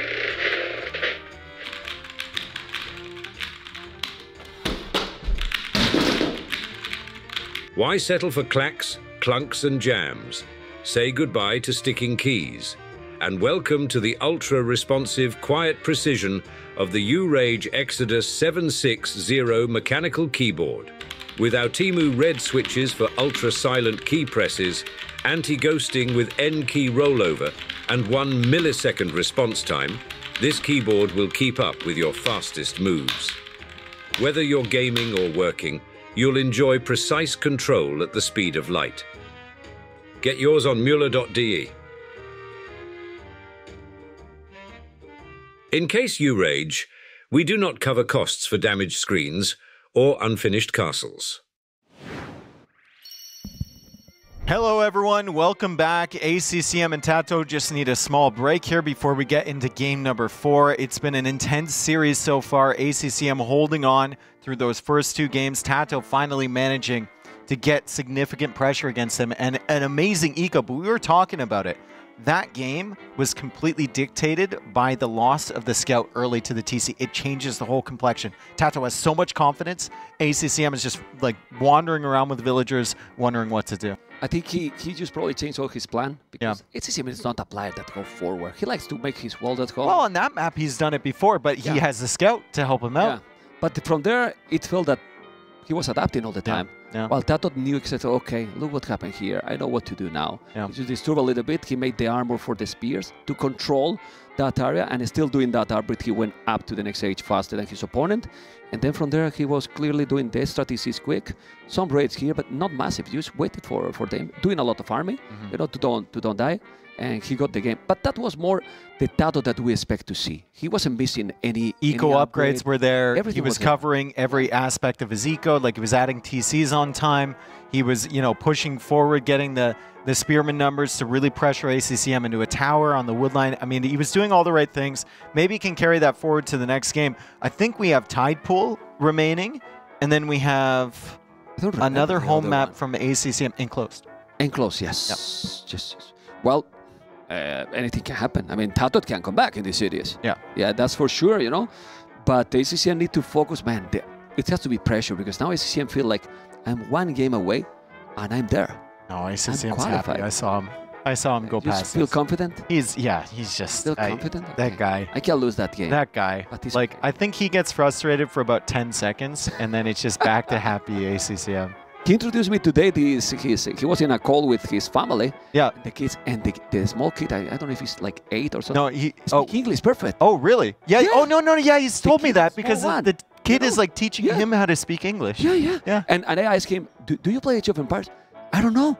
Why you don't tell your daddy to teach me? He doesn't want. He doesn't want him to get addicted. He knows. He doesn't want to take my spot in the NNC. Yeah, exactly, you know? Exactly. Maybe he can train him up to like play DauT's kid one day, or so Viper's cute, kid, man. right? I get sad, man. I get sad. I miss the family too, but you know, it's a good time here. Hopefully, you guys are getting a great time. You can see, guys, how the prize pool is growing. It's going there, 55,000 already, and all which you support. All donations. Directly. All the donations right to the prize pool. To the prize. And then any of the, I believe any of the merch as well that is from the link, 70% of that goes towards the prize pool. For the merch, you know. There is also, we have the board. That is a different one. Those are an item that you pay over 50, if I'm not mistaken, and then your name. Your name. And you can request who you want to write your name. Yes. So if you want it to be always. completely illegible, you should go with T90. If you want it to look okay, you should probably go with Mem. I think yours look okay. Well, okay. Yeah. But never with Dave. And if you want capital block letters like they were written by a 5-year-old, you should go with me.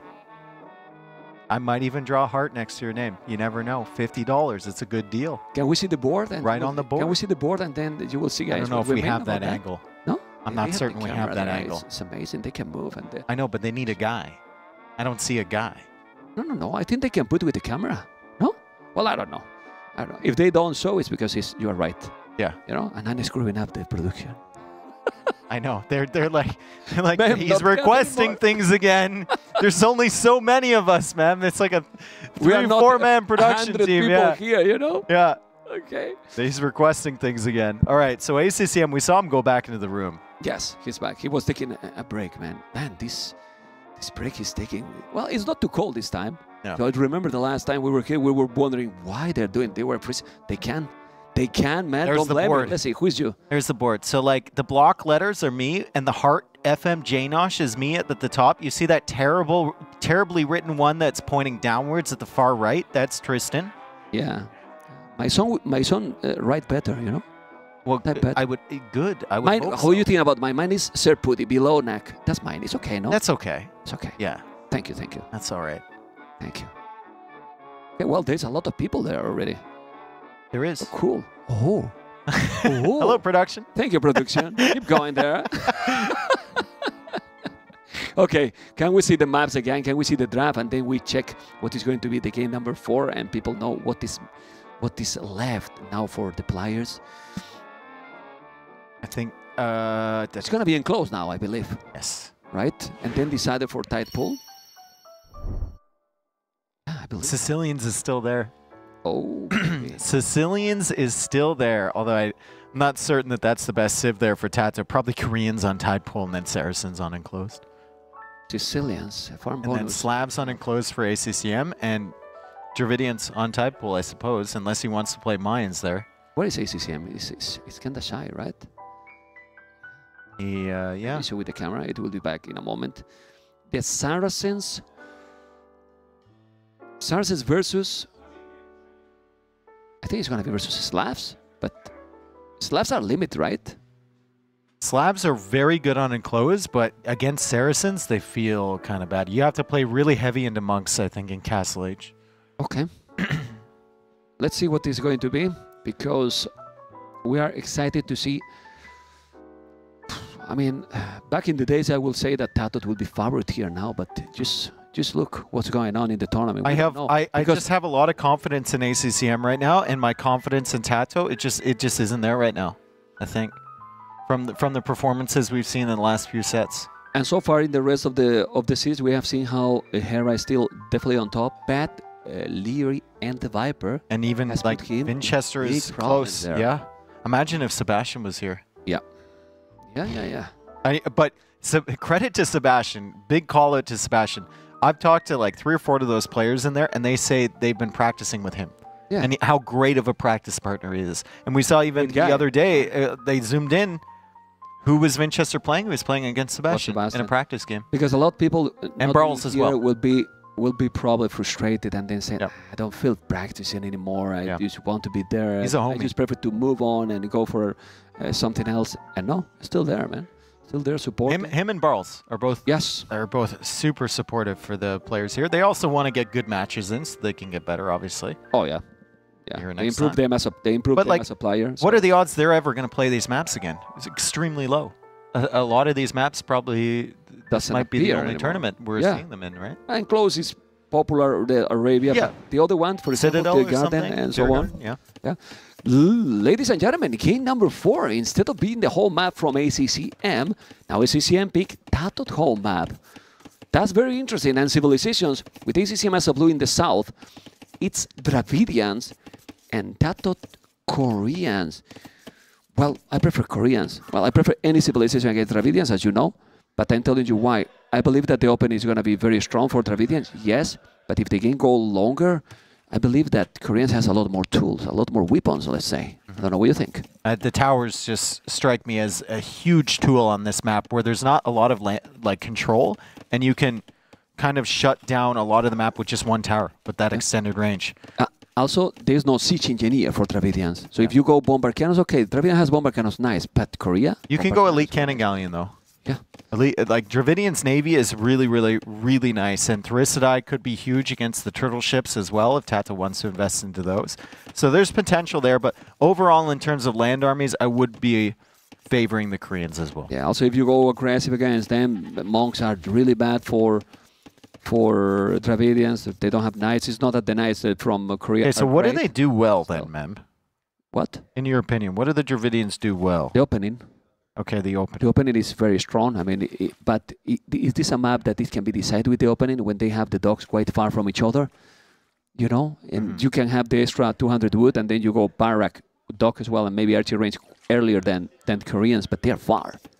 They're far. So that's why I think the game will get into the late game, and the longer the game goes, the better for Koreans. So on this map, really important to see if they dock, if your opponent docks in the center or on the outside. And ACCM and TaToH have both docked in the corner and the outside. So as soon as they can scout that, and you can see TaToH coming forward with his scout right now, he's looking, he's not seeing anything. So he'll immediately go, I think, to the outside of the map just to confirm that ACCM is out there. With one thing that is different with many of the generations, most of the times they scan the opposite side and they go one in one corner, one using straight on the other. They want to kind of in the same Close, side, kinda closer. close. You know, they are straight to each other in the middle, you know, and they are closer. This benefit a little bit Dravidians for what I was telling you 2 minutes ago. And now ACCM is up quicker, 1 village less, so it's okay for TaToH. And also ACCM 8 seconds idle TC. That's what is more or less behind now, which is not a big deal.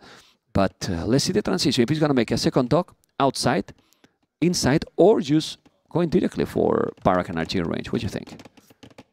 I think ACCM is going to make a second dock outside. I've seen it a few times from him. He probably sends a villager forward soon, although I don't see it yet. So no, it's on the right.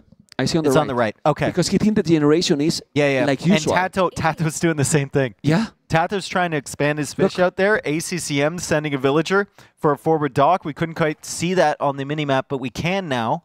And ACCM will also spot the barracks timing from TaToH. So if TaToH's counting on having his fish far away on that other dock, he's going to be in for a rude awakening when ACCM goes for a forward over there. This is so interesting. Look how close the forward docks are going to be for had both. To walk so far. They might even find each other. Yeah, they might even see each other building. They're going to see each other building. Korea will see it easily. He see it already. TaToH see it already. Did you see? The LOS from Korea Valley is insane. But ACCM notices that. Oh, TaToH gets the wall down just in time. ACCM's like, screw it, and he denies the dock position from TaToH. TaToH has a fish there. He can't build the dock there. I think he clicked, and then he shift-clicked immediately to the fish, so he's behind in building. Oh, but he take a villager here. That has no loom? ACCM? No loom for ACCM? He take the villager. He does have loom. But then he didn't notice. It was a weak one, probably from the Rhino or something like that. Okay. So good job from TaToH. Good job from ACCM to deny the dock from TaToH. And an excellent job to snipe the villager of ACCM. As ACCM confirms that the other dock is over in that position. TaToH with the archer range really, really quickly. ACCM will have the fire galleys coming out, attempting to snipe the fish, and TaToH's sneaky dock, not so sneaky over there. He doesn't even have the dock up. He's going to the other corner. He's going to the south. He's going to the south to make the dock. He's going to have the dock quite later, you know, but he has already the archer range. He has the skirmishers. Well, probably no archer range yet for... No, he has there. He has on the left. Archer range there for ACCM. He's doing now the archers. And this is the replay. Oh, God. Oh, that was crazy how this happened, man. Wow. He was just trying to dance. That was really nice. Crazy production, by the way. As you can see, he's going to make the dock probably in the other corner. There's a fire galley, but he's going to repair, and that fire galley will go back. Okay, what is happening now on ACCM base? Well, he's trying to deny it a little bit, but don't lose the scout, please. The scout, and he's on point now. He pulls it away. Yeah, TaToH's on point. It's really on point. The dock is happening, but there's something going for the dock. He's going to be the scout. He's going to deny. He has to wall. If ACCM notices that, there's a lot to pay attention to. ACCM does not notice that yet. Now he does. He comes back with that scout. I don't think he's going to be able to deny that dock. TaToH notices it as well. He's going to wall off his villager, and he's going to get the stock up. However, it is a warning to ACCM that there might be some water pressure coming from that angle as he continues to build up the skirmishers, just calmly chopping wood behind this pressure and still trying to get some damage with his fire galleys, which he hasn't found yet. It didn't happen, and this is really bad for ACCM. Look at the investment for ACCM. 5 fire galleys. Yeah. He will get them eventually, though, right? Yeah. And now he sees the other docks, so maybe you can send some more fires over that way. I do think Dravidian fish are really, really nice here, because once you run out of those first few fish, you have to go a long distance, and it's really nice with the extra carry capacity to bring them back if you control water. Yeah, well, in theory, he's controlling right now. He has 2 galleys only, 5 already for ACCM. The army is here, fletching already for ACCM as well, not for TaToH. He has the armor, remember, with those units for free, but didn't make yet fletching. W that's for both, definitely not Horse Collar, make no sense. There is a lot of fish and probably not a single farm yet. But resources for TaToH are looking really, really healthy. Really, really solid for TaToH. Yeah, 400 food in the bank almost. He's got 250 gold. He's going to have to invest a little bit more food and gold in the feudal age, but castle age is definitely on his mind. ACCM's resources looking okay. Still has the fish, and he's adding in an extra one. And he's pushing out now with these skirmishers, so TaToH has to retreat, but still, TaToH should hit the timings better. However, he has to invest into fletching. Yeah. And then Town Watch comes in from TaToH as well because he's housed. Yeah. ACCM, I think, killed a house from TaToH, so he continues to be housed. He has to make a few more. And ACCM now has a pretty good position with these skirmishers and with the full HP scout to potentially do damage to TaToH. That's the biggest issue. You have to be careful. He's now going to lose the scout. He lost the scout. He will probably have to use village to use here. Because if he's not fighting with the villagers, the scout is going to make a lot of damage. Nice fights here from ACCM. It's still only skirms, but at least you keep TaToH away from your base. Yeah, and also force him to use some villagers. The sealed resources for TaToH are looking good. Remember that he has the armor for free, as we mentioned before. And I don't know what is the building that I see that ACCM is doing. Is that the market already? It's a market. It has to be, right? It has to be the market. And no market for TaToH, I believe. No, he's doing two, I think. Market. Yeah, market for both players. We'll go up to Castle Edge about the same time. Maybe 15 seconds quicker gonna be TaToH. Okay, ACCM killed the fishing ship over there. So TaToH has lost a villager, I believe, and a fishing ship, and ACCM has lost a villager. But this fish is here, going to be gone. He's not paying attention. He's paying attention to these fire galleys. He's on the way to Castle Edge, TaToH. And that means that he's going to have what? Comes in. Boom!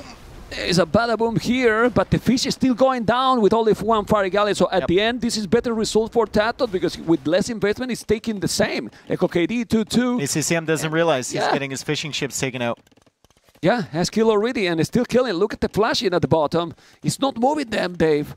He's not moving them, but now he's losing as well. Both are losing all the fish. Damn it. And now a villager. But if he realizes he killed it, is so much going on in the map. He doesn't realize. It's That's the weak scout. Now he attacks it, and the the scout! He got the first hit somehow. The villager usually gets the hit, probably because it needed to reset from the previous one, but usually the villager wins that. It felt that he was going to win, actually. Damn it.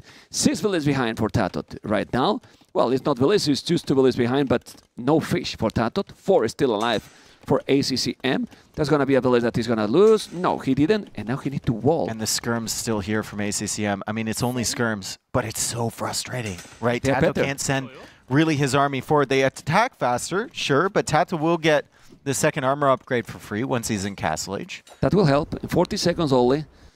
40 seconds only. Let's see if it's going to happen. Population difference is really, really important right now in favor to ACCM.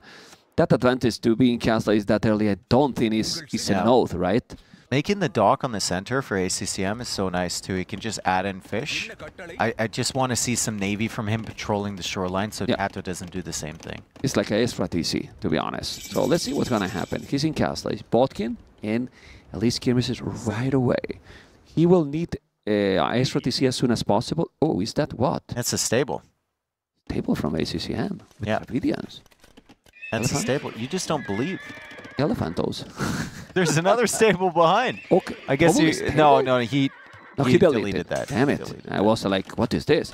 But this is really good. This is really good because he's going to be now already is +2/+2 skirmishes. You don't kill these elite skirmishes. Where is she going? Oh, man. He's trying to kill, but you don't really kill with villages. He's killing quite a lot here. TaToH, I like what he's doing. He's killing more villages. He's going to die even more and going to take a lot more villages here. Look at this. He take right now like 4 villages with and ACCM has to run with everything. He has to run with everything. He didn't track that army from TaToH. TaToH now with the upgrades, able to snipe the villagers with the skirmishers. TaToH's looking good here. He takes another one. 12-6 Eco KD. ACCM adding fish, sure. But he's at 31 vills versus 39 from TaToH, and TaToH's going for a second town center. Yeah, this is absolutely amazing. Even if he loses all these skirmishes, it's okay. You do siege your shop at home, and you did the damage already. Worth it completely, and he goes for a third TC too. I mean, if he loses it, because with the +2/+2, and if you micro, you might be fine. He's doing fine. 2 more kills. He's now going to take another probably. There you go. The micro is being fantastic right now. And now if he loses them, he's fine. I mean, they've already done the damage. Yes. You would have expected, you would have been happy with 4 villager kills, let alone the 7 or whatever he got. He got so from that, 10 or whatever it was. The skirmishers finally cleared up. Now TaToH, like you said, needs to make sure he goes for a siege workshop as the knights find the villagers. And this knight is going to kill both of those villagers most likely. ACCM still having problems with villagers who don't know which way to go. Yeah. Well, dude, just go away from that earlier. Anyway, the knight is going. This is 4 on food only for TaToH, but the good thing is that he has a lot of gold. He's selling, he's buying food, and now he's doing what you mentioned before, dock in the middle. It's Maybe been some seen. turtles. It's been seen, but that fire was not on patrol, so It did see the dock, but it's a turtle ship from TaToH. Love it. TaToH is going to clear up those fish that are helping ACCM get back into the game right now. This is the Dave for so long. Of course, he doesn't have a lot of food to make it now, but he's still producing bullets because, oh man, and he's still raiding. This is so good. He's going to take it. He's not going to kill it, no. Okay. Yeah, but he forced him to make it now also a monastery. It's true that he has on the way the 30C population is still ahead for ACCM, but that population is what? The skirmish is alive and a lot of fire galleys, which is not really relevant. And a lot of fishing ships, which might die in the center. He is going for a second dock, and he has found the dock from TaToH in the middle, but another villager goes down from ACCM, and TaToH, this is another one, villager production behind. No. ACCM should be able to save that. The knight is very weak now. Does have a scout, so the monk needs to be careful when it does come out. And ACCM sees the flag on the dock. I think he has to assume turtle ship. And now he's going in with the skirms. He's like, if you can do that, I can do that as well. Not really, because the knights are here. And the knights are with the +1 armor, so he's going to be fine. I don't know if he has siege. Oh, this is great. This is great. Bye-bye all the skirmishes. Bye-bye all the skirmishes. He's going to make another gate here. Oh, that was amazing move here by TaToH. All the skirmishes, Dave, are gone. All the skirms are gone. He brings them back to the fires, but the knights can kill the fires if they hang out on the shoreline too long. War Galley upgrade on the way for ACCM. 41 villagers for him versus 52 from TaToH. And TaToH even adding in some fishing ships of his own in the center now. And he's pretty confident in the turtle ships. He's doing a double dock in the center. Double dock, yep. So it's really, really confident right now having those turtles. He's doing a mangonel now at home. And TaToH is with the lead in this game, like in a very good position, because now Dravidian started to fall behind. He's already behind. He was behind when those skirmishers came to his base. Yeah. And he didn't have the one wall that he needed. He didn't have the elephant that he needed to push them away. Now the monks are coming over. ACCM, if you wait for 2 monks, I feel like you can get the turtle ship conversions, but he's got to worry about the scout first. Downhill hits on the monk. Fires eject. The monk gets sniped by the scouts, and the turtle ships need to run away. Yeah, let's see if he's going to be able to micro with the turtles. He's trying to kill the fire ships, so then attack both with the same, probably. Should be fine, I think. And the mangonel. He's going to bring the mangonel here to probably attack. It's crazy. He's going to go around, and now look, he needs to go away. That's an amazing move here by TaToH. TaToH has already 12 villages more and keep producing with all the town centers. I didn't take any relics yet. That scout is still alive, man. For how much longer? Okay. Dead. No, it's still alive. It's still alive. 3 HP. Oh, okay. It's dead. Crispy. Anyway, more turtles coming. I don't know if he should repair them. It's dangerous, those. He's doing more. They are not cheap.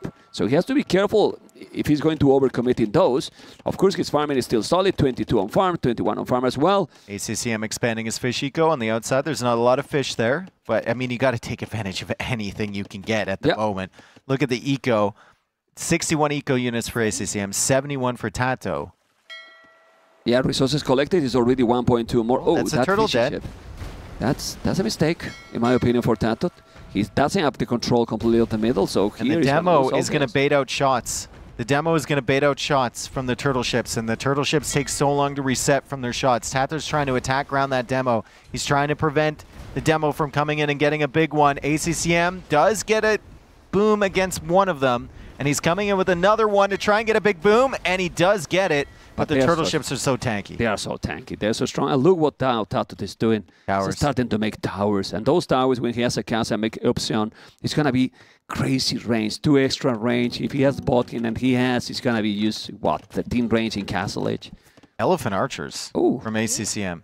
Well, Not sure if this is a long-term thing, or is this just him spotting the towers and trying to deny them? Because he's going to have 2 of them. TaToH moving forward with some mangonels. TaToH going for a house wall. ACCM pushing forward with villagers now as TaToH tries to deny these elephant archers from coming in. Has to be careful about shooting that, though, because he's going to do more damage to his own vills. Yeah, but the tower is going to be up. Those elephant archers, in theory, is a good idea, but I think it's a bad one because now he's going to take a long, long time to go for the Imperial Edge. No minimum range for the Manglers, remember. So he can make some really good shot being so close. But he killed his own village, as you mentioned. You got to be careful, but with that tower, he should be just fine. Oh my God. ACCM dancing around. An elephant now coming. It's not an elephant archer, it's a regular elephant. We got the scout over here too. ACCM trying to avoid losing these villagers. He's going to lose a few of them. TaToH, what a weird push over here with Korean Knights, and we got the Mangonel, the tower, the villagers repairing, the monk converting the elephant from behind, and the turtle ships coming in to wipe up the rest of the army. This is looking awfully good for TaToH. It's looking so great. You can see how, as you mentioned, it's a weird push, but it's so effective. That tower has ballistic. He's now probably going to lose that Mangonel, but he's still coming with monks. He has turtles, Mangonel, knights, tower. He got everything he can do with Korea. He's missing only war wagons. And then, even if the Mangonel is down, he's going to finish this tower, and he's starting to get more and more map control. TaToH, with almost the same population, he's having almost the resources to go up. If he just stop doing some of those turtles or mangoes, he has a lot of food. He can sell some resources and go up. Exactly. ACCM still trying to contest a little bit here on water, but the turtle ships are so powerful as TaToH goes for a 4th town center. ACCM is still at 76 villas. TaToH's at 90. 3 fishing ships for TaToH, 8 for ACCM, although they're not incredibly efficient. And it's just elephant archers and a few monks for him as he tries to convert back his elephant that he got converted from him before. Those towers are getting all the map. TaToH is about to go up. He can sell a little bit more of food on wood, and he will be there. He's going to take a bullet now from ACCM. And for Amton Zero behind ACCM, TaToH is playing now a lot better, Dave, and he can do the job. He needs to win. He needs to win. It's got to be a reverse sweep. We're on the verge of it, right? We're about to go into Game 5 if this continues against ACCM. ACCM won't quit early. We know that. He's only behind by, what, 900 score right now. TaToH is on the way to Imperial Age. ACCM kind of building towards Imperial Age himself. But the question is, what's the composition? What do you do against the Korean towers? What do you do against this push from from TaToH on the center water? It's going to be incredibly difficult. Yeah, he can just go Onegas if he wanted. Onegas and he's going to go up, though. Yeah. He's going to go up. Yeah. Like he's building. He almost has the gold. He almost has the food.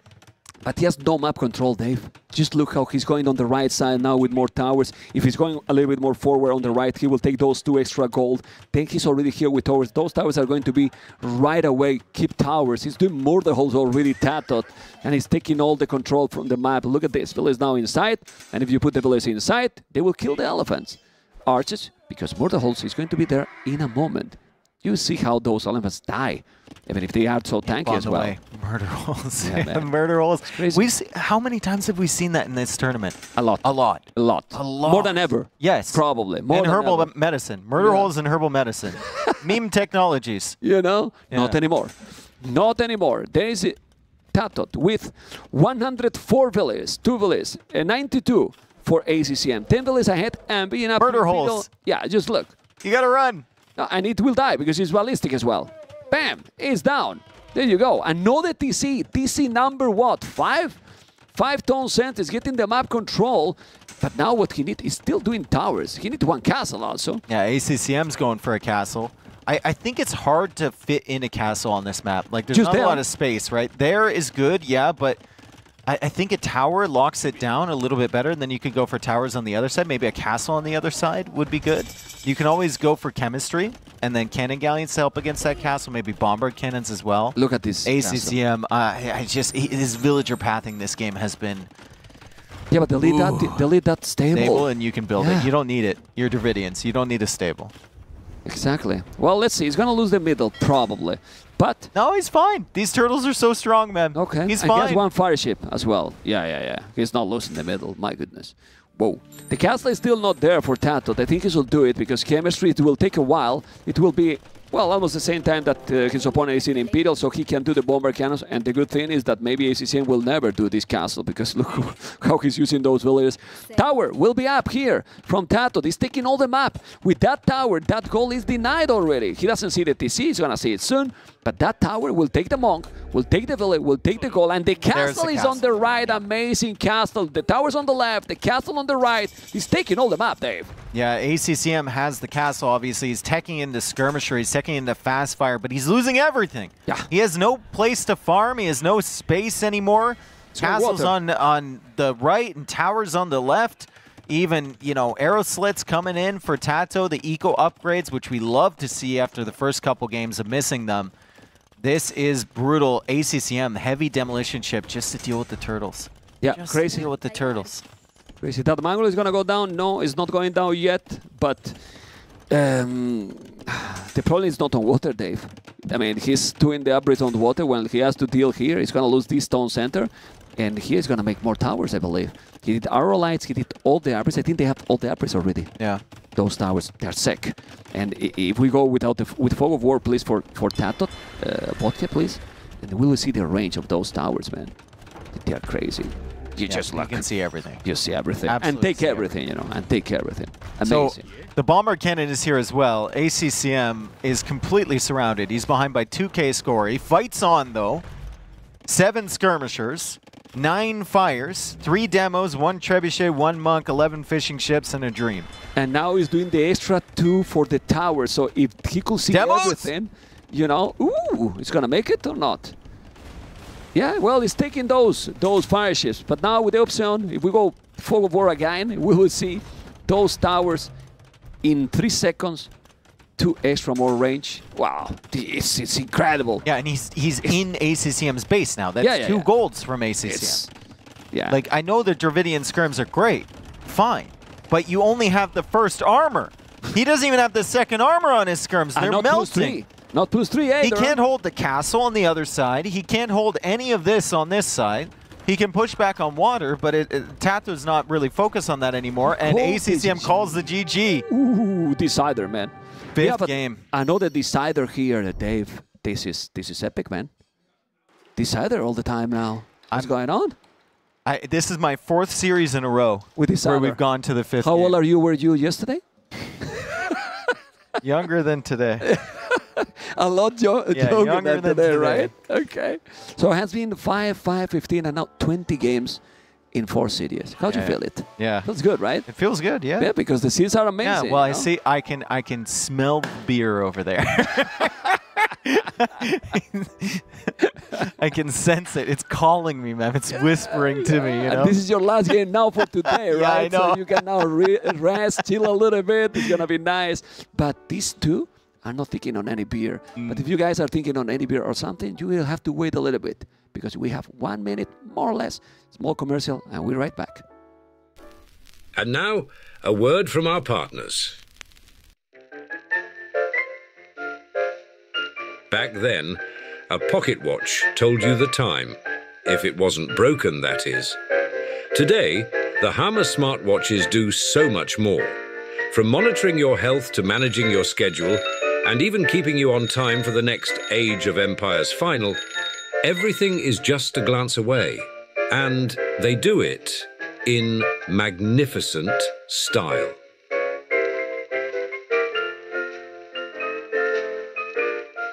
Make more of your time. Hammer. Welcome back, everyone. We're going into another Game 5, our second Game 5 of the day, and it's going to be on Enclosed, ACCM's home map, the final home map here. We have Slavs for ACCM. We have potentially Saracens or Enclosed? Sicilians. You know how long can be Enclosed? TaToH. I know how long Enclosed can go. Yes, I'm well aware of how long Enclosed can go. I'm here for it. I'm ready for it. And Mem is obviously excited about it as well. So, Slavs and Mayans for ACCM. Both of them can be good on Enclosed. You have to really start thinking about which one is better against both potential civs that TaToH has. I think Sicilians is unlikely. It's probably Saracens. So would you rather have Slavs or would you rather have Mayans up against Saracens? For a Castle Age approach, I go Slavs. For the later game, I prefer Mayans probably, no? Yeah, I mean, a lot of it's Eagles, Plumarches. It's kind of rough for both, though. Like, yeah, I believe that TaToH has better civs. Yeah. For the super late game, because would you go for other kind of map and then we think, oh, Mayans are Mayans. Not in this kind of map, right? I feel that Slavs should be. I will go Slavs. It should be Slavs. Mobility, more mobility. You can really go grab the relics, aggression, play light cav, play pikemen. SARS late game as well. Even they have siege owners if the game is long with a lot of resources, cheaper siege. Cheaper castles as well. Cheaper castles too. Voyars are sick. Yeah, Boyars against... They are sick. Yeah. You know, you will need, what, then? Mamelukes to stop them. Yep. So but you can do Voyars with halves. He has options, you know. He has options. It can be but sick. still, Saracens, like, we're explaining all the things that Slavs can do, but Saracens are amazing. Like, Saracens are TaToH Civ. They're good on enclosed, right? He has to. If he picks Sicilians here, he better have the juiciest strategy I've ever seen in my entire life. Well, Sicilian has a good echo if you make horse collar, that he has been not doing lately. You're stretching, man. So you're stretching for something that isn't there. They have the dungeon and they have the sergeants, and that's what they have. Yeah, and that's it, right? Well, wait. For the late game, the Cavaliers are insane. Yeah. Like really insane, and they have siege as well. Are they insane against Boyar? The Are they insane against Halberdier? No. No. No. I wanted to, you know, feel for. I know. Sicilians can be an option. I know. Anything you have to do it. You have to do it in like early Castle Age. With Okay. them. Yeah, that's true. And Saracen has the market, you know. I mean, you don't have a clean game, a smooth game. You can make use it clean. the market, and then it looks like you are an amazing player, you know. It's a balanced eco. Yeah, exactly. It can be amazing. After the first two games, I probably was thinking, oh man, it's not gonna be a close series. But now we're here. Step up his game finally. And the pressure's on both. I want to say like the pressure's really on ACCM to prevent the reverse sweep, but I mean, TaToH came in here with pressure. He needs to win this. Yeah, it will be better always 3-0 for sure, but the most important for him is to win and then praying on DauT. Basically, praying on DauT. Well, there's another option. If dogao win to Yo, also, we didn't mention, also TaToH qualify if TaToH win this one. If he wins this one. If he wins it's either DauT or dogao, and there needs to be, I think there's another couple things that need to happen as well. I'm not like 100%. I went super into the weeds into it last night, and I can't remember all the conditions, but there's a lot for every player. And we are in here, game number 5. We're going to go on to enclosed, and we can see that it's the Mayans being picked by ACCM and the Saracens by TaToH. So ACCM does not go for Slavs here. He's going to go for Mayans. I think he's going to try and get a snowball running and start to get that advantage early against the Saracens rather than playing the late game approach. Trying to go maybe for the Eagle approach. I mean, Eagles in their game. Mayans have been so sneakily good in this tournament. I think we've watched them like 3 times, and their eco has been so insane because they get that extra villager, which really adds up. Yep. They don't have to go for Loom right away in the 9-ville starts.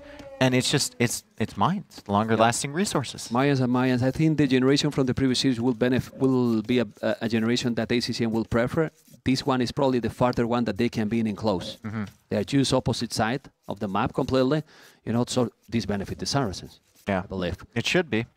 But you know how ACCM is. He might get forward buildings up, and then it doesn't really benefit them at all if he gets forward production. We'll see, though. ACCM just pushing in the deer. He's going for Loom. He's about to click up. He's a villager ahead because of the Mayans. And he should maybe open... What are you thinking? You're thinking like 1 archer range, extra eagle, and then see where you go from there? I mean, he's doing directly mining camp, right? So... Archie is going to be right away. If it's not going to be able to do the barrack, probably. Well, he needed that. He needed that anyway for the second building, I think. Yeah, but right? he did go to the mill. He's not doing the mill exactly, so you need to do the barrack as quick as possible. If not, obviously it's going to go archers. But yeah, you want to have the opponent away from the berries for the goal. Why not going aggressive like eagles and archers as well? But then TaToH is the biggest question here. What is going to open? Are you going to open a scout here? Archer range? It's kind of tricky. I think if you're TaToH, you have to almost tower your gold right away. Yeah, that's for sure. Because you can always, with Saracens, it feels like you can always just buy back the stone cheaper later if you want TCs. Just invest the tower onto the gold. So you have safe gold. You can use the market to buy things, and you'll be fine in that regard. Do they have the stone and the gold is similar position for yeah, it's okay for TaToH? I mean, yeah, just to make the tower. Yeah, you know because having the stone to mine a stone with the Saracens is also huge. It's really nice for the market, for selling it, and you will need to mine a stone with this civilization for sure. I'm just glad that both of them have a good gold. Sometimes on enclosed, you see a gold that's way far away. Yeah. And both of them have a really reasonable distance to their gold. TaToH is going to show up at ACCM's base. ACCM's already on TaToH's base, and he sees that there's no one on gold there for TaToH. So TaToH will probably open with a stable, and then even if he makes the market inside his base, he could get gold by just like selling wood or food with the Saracens early. Let's see if you're going to be right. I believe you will, because he's just doing the barrack right now. I don't think he will go skirms. You know, I would be very surprised. Yeah, it should be scouts. It will be a scout. You see that now the mining camp. Oh, he's going out to gold. Ooh. Oh, he's going out now. ACCM sees that, though, and it is the archer range. So we are called out immediately. TaToH delayed going out to gold. He's going to be there. ACCM will see the range critically. And TaToH also being annoying at the back of ACCM's base. ACCM tries to go out for the berries. I honestly like this position, this decision for TaToH, being the Saracen, right? You go to the gold right away. The next building is probably going to make the market. Yep. Maybe the blacksmith, but the market with 75 wood it costs is so cheap. And then you will start to use the market heavily from the start, I believe. So, I mean, the gold already is good, right? And he's already making a tower. TaToH is already making a tower, I believe. He's got one on the gold. There you go. And that's perfect. That's what we thought he should do right away. The Eagles are going to come in. The Archers are going to come in. There's the market that you were talking about. And ACCM now going for a blacksmith. As he's got 2 Archers on the field, and they're moving as quickly as they can across to TaToH's base. He's really trying to get there to pressure him before the tower goes up or before there's skirmishers or archers in defense. Yeah, not going to be able to be in time for sure. And here is going to be crucial with this kind of approach, Dave, who's going to be up to Castlage quicker. It should be the Saracens because of the market, but you know, Mayans are Mayans. Resources last longer as well, as you were talking before. And let's see, still, with the Saracens should be faster here. Fletching already, which is sick, but he has what? 4 archers, 2 eagles. He's doing eagles as we expected. He can harass the berries. Yeah. That's really the only place he can hit. It's nothing on the berries. Yeah. So the tower is there, and then he won't be able to do any damage. He's going to dive in. I don't think so. He can't. Can't dive into the tower, can't dive into the TC. He's just going to control the berries. Yeah, that's annoying. Fletching will be in a moment there. There you go. He's doing the fletching, both with double attacks. Nobody with the horse collar. He did already some farms, and he's going to make a counter attack. And there's no tower on ACCM. I think ACCM should be able to deal with that, right? You keep an eagle at home, you keep the archers at home. As ACCM comes in towards the gold, he's trying to get the damage, he's trying to make use of the early fletching. And TaToH has some idle time with the villagers inside the tower, but ACCM should sense that TaToH is rotating around. He hasn't seen any army whatsoever. There's army there. And he's got army. Oh, no! Terrible! Absolutely disaster here with the village, and TaToH's gonna see then TaToH. Right past! TaToH doesn't see, he's in the market! He's in the market, man! He didn't see! He's in the market! Now he see it! Now he see it, and he's going back now with the art. No! He's gonna send more or what? He's gonna try to make a tower here. But there's another army that's looped around. Oh, but ACCM now running in. This is Game 5 energy. Exactly. This is Game 5 energy. Exactly. Whoa, whoa, whoa, whoa. So crazy now. Look, panic completely. Here, what happened with those villages? He need to make a tower, but he's not doing. He's going away, and no goal now. Without goal, it's a disaster still for ACCM, Dave. So he's gonna pick now. Maybe one village. He has fletch. He's gonna try to block it. And what you do now with those villages? Maybe he's gonna make a mining camp here. I mean, ACCM can't make a tower. He can't make a tower because he wants the tower forward. Yeah. So TaToH is going to raid over here with just these 3 archers. ACCM trying to keep himself safe. Meanwhile, he's trying to get the forward going. He loses another villager. That's 2 villagers down from ACCM. But he did manage to maybe sneak out with these vills. He's trying to go back out to the gold. TaToH still doing such a good job controlling this. ACCM has to go back. This is a disaster for ACCM. You know what, Dave? Not seeing those villages was good at the end. It was good. You know? Because he could kill those, yes, but he did here a massacre, a mess. 7 unit kills. 2 villages only, yes, but he's not even mining gold. And those villages are... They're coming back. Yeah. They're coming back. 4 villages doing nothing here. And then what happened here? TaToH, it's about to be up to Castlage. And when he's in Castlage with Kratos and Botkin, how ACCM is going to stop this? It's going to be really tough. The transition for the Saracens with the market is so much better, and God, you were right. Like, it was bad from TaToH to not see that, but it was good for him to not see that. Because then ACCM is torn between having a tower at home or a tower forward, and he doesn't have enough stone for both. And now he can't pressure the ones forward. He can't defend himself at home. TaToH is cleaning everything. He's on the way to Castle Age. Unbelievable. Unbelievable. His TaToH play properly here. The 4 villas, more useless that I remember in a big tournament. I've never seen 4 villas come forward and for a tower and then just go back. Without doing anything. And it's just idle time. How much That's all it resources is. is that? Just Like idle time. Look, TaToH's ahead by 600 res collected now. Yeah. Like, it's just... Yeah. And they're just arriving home. Wow. So ACCM needs to go up to Castle Age somehow. He's making the market. All-time efficiency on them is just not good at all. What is the second building that TaToH is building? It's archery range, another archery range, right? Full crossbows. Full crossbows now with Botkin, keep going, being aggressive. He's not even up.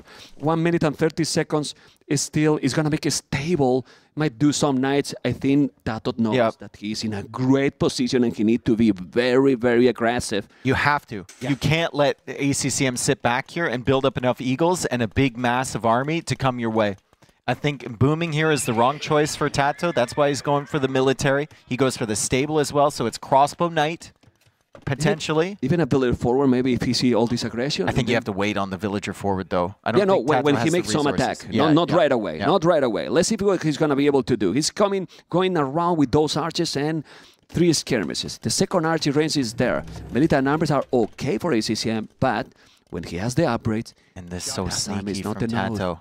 It's so sneaky. If he just waits, wait until you have crossbow. Don't show it yet. ACCM doesn't see it yet. Why we whisper? He doesn't see it yet. I don't know, because we were screaming about those sneak villagers earlier. Anyway, Botkin arrow was... Well, we were not the only ones screaming. I know. They were screaming over there, They were screaming, you know. They were scaring us completely. And look at now, Bloodless. He's coming. He's doing Botkin. He's going to make bows. He's going to be in time. He's going to be in time. The tower is going to be there, but then he's not going to have even resources to make strategies when this is going to be in Castle Age. Didn't kill anything, but he's evacuating all the units. Didn't kill anything. Didn't lose a villager yet. Didn't lose a villager yet. Bloodlines is coming in. The second wood upgrade is coming in. Still no crossbow for TaToH. He goes cav archers instead of crossbow to counter maybe the mobility of the eagles he thinks that ACCM is going into. And ACCM is going to reach Castle Age, only having lost 1 villager since that forward tower endeavor. I mean, it's pretty solid for ACCM last few minutes. Still, it's a rough position to be in. It is. I don't know if I agree to don't make the crossbow. I think crossbow would have been better, but... Yeah, Cabarchis has the mobility, yes, but he's here with the crossbows. And now Skirmisher as well, Elite Skirm. Eagles coming forward. Cav archers are being a little distracted by that. And let's see if he's going to take the goal, if he's going to dive into the tower. Still hasn't killed another villager. It's been a while. It's been a while for TaToH. He's diving in beneath the tower. The archers are going down. What a clutch house wall there from ACCM as the tower still fires away. And the crossbows from ACCM are looping around the other side.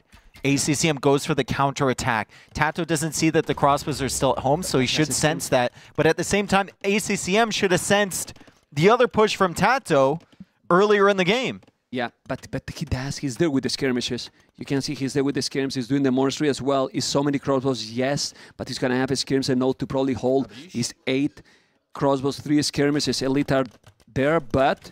He still didn't kill so many. I think crossbow will be great. He's just crossbow would have gotten that timing, right? When you were sitting on the gold, but I mean, TaToH, it was probably fixed on cav archers, probably didn't want to invest into as much and was thinking about the skirmishers as well. And he's got the skirms with the +2 armor. He's still fine. He's got the better economy than ACCM still at the moment. A lot better. And he's still applying pressure, although ACCM is able to take that gold underneath his own tower. Yeah, this is still good for TaToH. He has the +2/+2. He's doing also a couple of monks. And the second town center on the right side, and look all the flashing at the bottom. Look at the villager count. Almost even. Yeah. I mean, ACCM 16 seconds at LTC after all this. It's crazy. It's really crazy. He only killed 3 villagers, actually. I know. But that economy difference is because the villagers have been idle all the time. The efficiency has been very low for so many minutes, you know. And let's see now, Scorpion, And he forced him to make siege as well. So now the boom is going to be a lot better for TaToH. 30C already. ACCM doesn't have the stone either. And the stone price is jacked up because TaToH, I think, has bought it twice. So, I mean, ACCM is a ways away from getting the additional town centers, right? He's just getting the wood upgrade right now. He's still trying to run with these crossbows, and TaToH is following right behind him, sniping those all down with the skirmishers. Beautiful job from TaToH. ACCM loses this whole army. Yeah, it will kill them all. It's +2/+2, Dave. +2/+2. It's going to take all the units. All the crops are down. Look at the military numbers going down. It's still very different. It's not so big, but that's going to change. And now he's going to try to catch up. I was thinking that he should probably go It's got to be Eagles. Full Eagles, exactly. It's got to be Eagles here. And it one can't be PC, anything else. And you know... I think he needs the second one, though. I think you need to protect that gold. Like, just not even produce from it, just need to protect that gold. He's still getting crossbows, though. He's got 11 crossbows still against the +2 skirmishers. And those are useless. Well, I mean, they're good if you can sneak around the skirms. If you can find a way in the base, maybe you distract with eagles. They're also good against the cav archers. But you need something else. You need eagles. Yeah, complicated moment in the game for sure. And he has to be loud, kind of frustrated. He has to feel so bad. He has to feel so bad. Yeah. Because now, imagine the pressure it is. Now, if he has a chance to qualify, it's not even dependent on him anymore. And that's not how you want to feel. Definitely not. Anyway, cav archers are here. Some archers and skirmishes is goes still... for another town center. Yeah. ACCM's trying to drag this game out. He wants to compete on villager number with TaToH, even though TaToH is already 7 ahead. He's going to try and boom it out, buying the stone for really high prices. He's buying the eco right now to add more villagers, hoping that TaToH screws up with his macro somewhere along the way. Yeah, I don't know if now TaToH will go Crossbows are forward, I think, right? Yeah, but exactly. If he's going to go directly... Oh. And they have scorpions, too. Yeah, but he has a mangonel, too, here. Well, a siege workshop with a scorpion will do mangonel himself. He has to be careful. I like how ACCM is playing, you know, like, according to the situation, was very... He's not playing scared. No. It was very unfortunate. He's doing a good job. He's not going to hold at home ACCM. I think he will, but the skirms are really solid. And not good move there by TaToH. He's wasting a lot of units. Yeah, he's focused here. He's focused in the main... spot that we are showing you guys. This is 2 scorpions, so many cav archers, crossbows is still there, but soon can be there. The mangonel, no, he's doing more scorpions. Yeah, and ACCM just goes right in towards that scorpion. He's trying to snipe the cav archers. He's got the scorpions behind attacking the skirms, but I think a few misclicks there from ACCM as he doesn't deal with the skirmishers and gets as much value, I guess, as he can out of these crossbows. Remember, he's making villagers from 3 TCs behind, but so is TaToH. Is now at 69 villagers against 59 from ACCM and a 4th TC, man. He's trying to drag it out. It's going to be 3 hours. The +2. He's coming back. There's +2. The +2 for TaToH helps a lot, but now he has ballistic there. Yeah. And ballistic, if he's going to send more and more army, it's going to be tricky. He's doing a ram. And 4 TC also for TaToH as well. Not taking any risk, not even thinking on going forward. Keep doing economy, more and more economy. Now, with how economy it's developed here for TaToH, he should do Wilvaro as soon as possible and stop doing rams. And start thinking about the relics too. I mean, he's already got 2. He needs the other ones. He can see them. Fog of War, TaToH, I believe. Yeah, he can. I mean, they're all around the edge there, right? So ACCM might have grabbed one, but I think TaToH's got one coming home, and then there's another one. 3 relics already. Far forward. Yep. 3 relics already. Smiling now, more stone. A castle will be needed. This is decided game. He's now diving in, and these are with ballistic, which is gonna be a lot better to try to snipe those villages. He's not sniping a lot. At the end, with all this, it's only 5 Echo KD. 5-0. The KD but total the is resources collected is insane. A lot higher for TaToH. It's just idle time here for ACCM. Wilbaro really on the way for both players, but he has horse collar, no horse collar for ACCM. That hard, even more with 4 tone centers. The timing and the momentum is still for the Spaniard. What is damn it TaToH adding on the left side of his base? He's got production buildings coming up, and actually, ACCM is there with crossbows again. Wow. He's always coming in with another group of crossbow. Trying to do damage, but those skirmishes are so tanky. It's +2/+2. He has only 7, and I believe he has at home. Right? And TaToH sees it. Yeah, he sees it right away. And if you are going a little bit close to the TC, the arrows with ballistic will take over. Anyway, population is 20 population difference. It's true that the Mayans are Mayans. If ACCM managed to go up to Imperial quicker, He's going to have a lot of army. A lot of crossbows still here for ACCM. And now TaToH has to defend once more. Ballistics is on the way for ACCM.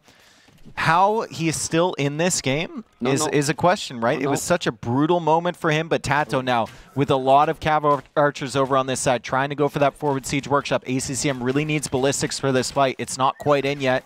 Still gets a couple kills to open it up, and now he has to retreat. Now we'll kill all. Even if he's going back, he should try to kill as much as he can. Those are going to be down. This Scorpion is going to deal with the cav archers. Now the skirms are going to kill those crossbows, and ACCM has no army to counter TaToH right now. Definitely not. He never did Eagles anymore. And then with the skirms, cav archers fully upgraded, because they are fully upgraded from TaToH. It's okay. And TaToH is using the market, and soon resources are looking be good. Able to go up to Imperial Age. 40 on food for ACCM. Yeah. 40 on food for ACCM. How? And he finds the ram. He's going to batter it down. TaToH, like you said, on the way to Imperial Age soon. He's clicked up. TaToH's going up to him. TaToH's got the forward position. He's got the cav archer there. And he's got a decent economy of his own. This is an amazing setup for TaToH. With 5 relics, ACCM is going to really struggle to take this one. Well, what TaToH has done after the first moment that he got those relics walk into his base has been playing safe, Dave. He knows I have the advantage. Yes. He's not going to come to me anytime soon. And Scorpions at home. Yeah. And the crossbows can't do anything. Look at that now. He has so many cav archers. He has the crossbows, yes, but he has the cav archers. Joe don't even need to really commit. Imperial Age on the way for ACCM. How is it only a minute difference? How? Because these players are using another level. He's trying to avoid that we have the first reverse sweep in the tournament. Because it didn't happen. It didn't happen at all. And it will be the first one for sure. What is TaToH going to do now? Where he's going to make the castle? He should make the castle forward. Is that the MTC? Really, ACCM? Oh! Imperial Town Center, my goodness! He's not playing scared, man. He's not playing scared. Yeah, man. And look at the castle now from TaToH. You got to be careful. Obviously, he's going to go there with the mangle, with the crossbows, make the castle there. He's definitely not going to take it well. Castle will be in front of the Imperial Town Center. This is still 2 minutes, Dave. If he's doing 2 mangonels, and a second mangonel. Bam! ACCM tries to go for a castle on the other side. Those skirms are going to be annoying against that. Don't think they can deny it, but still, the mangonels pushing the MTC, and it's unclear whether ACCM realizes that is the Imperial Age TC, or if he just pressed the hotkey to click up. Mangonels are going to be distracted with the crossbows. Big shot there from TaToH. He also almost gets the mangonel from ACCM. Now he gets it, still has one alive, and the castle is almost complete, but still. It's a minute away for ACCM. I think he should be able to get to him first. He should be able for sure. Obviously, he can make a trap. If he's doing a trap and then he's attacking the town center, maybe he's in a problem. Okay. Oh! He's stacked up. And ACCM gets rocked by a massive shot. Hits one of his own, but the cav archers have way more HP. That's a big bada boom for sure. +3 chemistry is going to make the trap. Yes, the castle is completely on the other side. There's 2 skirmishes being annoying. This is Spartan Tactics +3, and that town center is still not in imp. The TC is not in Imperial. He's not in Imperial. He's not in Imperial. He's gonna be able to take it. The castle is there. He's gonna be in imp. For not so long, to be honest. He's in Imperial, but check TaToH population, Dave. The reverse sweep is about to happen. Incredible cities and more incredible this game.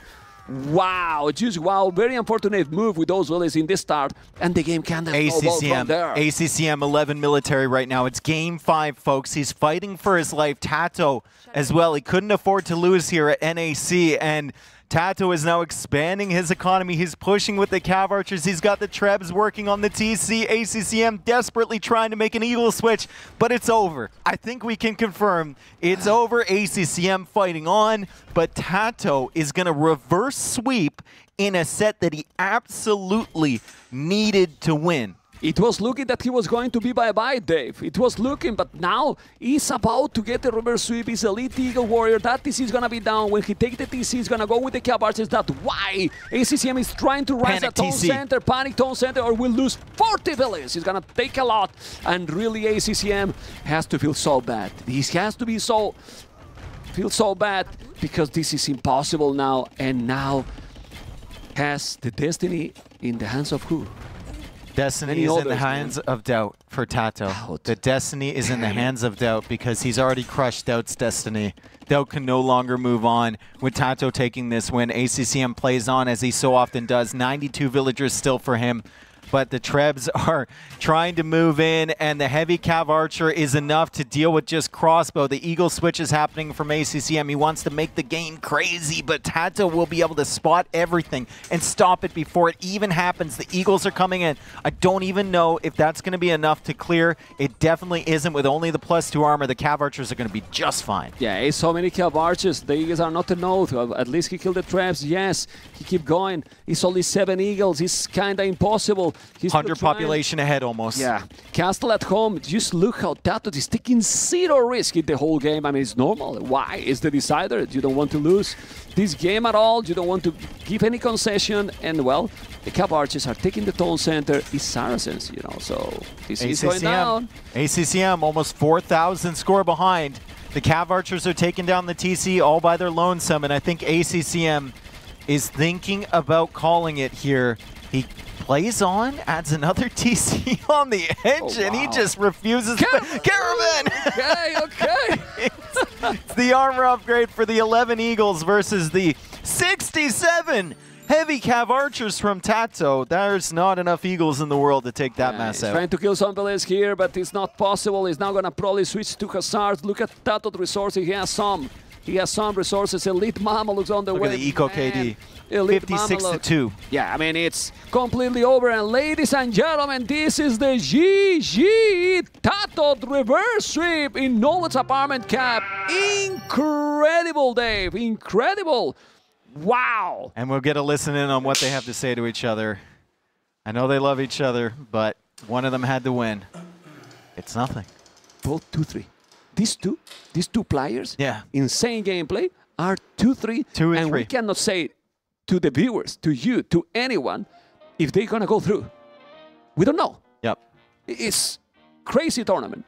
And TaToH still needs amazing things to happen here. ACCM, I'm not certain if he can still go through. I think there's a possibility for it. I mean, we don't want to see either of these players leave with the way that it's been going now. But with TaToH, the last 3 games, ACCM, the way he's played in this tournament, like... Can both go through? No, I don't think so. One of them? No. One of them. One of them, which is... It's really unbelievable. It's really unbelievable. What a series, you know. Like, the first 2 games, I was looking, okay, ACCM is going to win 3-0. Yeah, and then TaToH just brings that out of nowhere. Reverse sweep. A reverse sweep to save your life. I mean, TaToH, he's got to be happy, but at the same time, he's got to be thinking like, I cut that really close. But now he's not super. Now he's not super hype. Yeah. Because he say, well, I come back, but they're still not in. Now I have to rely on DauT. And yeah. On the Lord, are you gonna trust DauT, guys? I don't know if you're gonna trust in the Lord. In the Lord. TaToH's gonna try that. I think that now DauT was joking around as we get ready for the interview with TaToH. DauT was joking around that, you know, he might lose on purpose if TaToH loses, but I don't think so. DauT, you know how DauT is. He's aggressive on the outside, but inside he's a big softy. DauT, even if he's not able now to qualify, guys, he's gonna feel more pressure because his friend depends on him. Exactly. And he's gonna try everything to win his series. That's so what we think. If you were thinking that the last series of the day was a useless series, you can be more wrong. A lot depends on that series, you know. Yeah. The next series is gonna be Liereyy versus Vinchester, but before we will have the interview, TaToH is getting ready. Yep. And I believe we're gonna have a small commercial, and then we're back to Ellie and the interview. I think so. No, we got a couple more minutes. I mean, TaToH's just making his way over here slowly. Credit to ACCM in that series, man. Like, you go up 2-0. You're playing at a super high level. TaToH doesn't look like he can keep up with you, and then you lose the next 2, and then you go into the final game and you still try to send villagers forward. But the game 5 hard, you know, because the game 3 and 4 is just TaToH playing better. Yeah. Of course, in the game 5, he played. Game 5, he had a momentary lapse in judgment. He tried to be aggressive, and even after that moment, he sent like 3 groups of crossbows. He wasn't playing scared. He wasn't playing defensive. He was trying to just attack. The question is, why those villagers forward? Exactly. I think he just misread it. He just misread the situation. He thought that he was going Castle or something. He thought he was going fast castle or something like that. Yeah. He saw the tower right away. Anyway, Crazy. TaToH, I believe he's ready over there. Ellie's going to get an idea of how he feels after that amazing reverse sweep against ACCM. Ellie, take it away. And now, a word from our partners.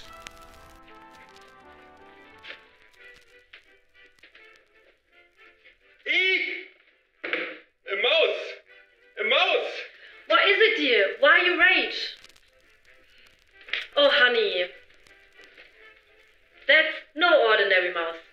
It's the UH Reaper 250. With this mouse in your household, you never have to be scared again. Yes, the U-Rage Reaper 250, featuring DPI control, advanced ergonomics, RGB lighting, and customizable buttons, is the perfect addition to every competitive household. Why U-Rage? It's all good. Get yours on mueller.de.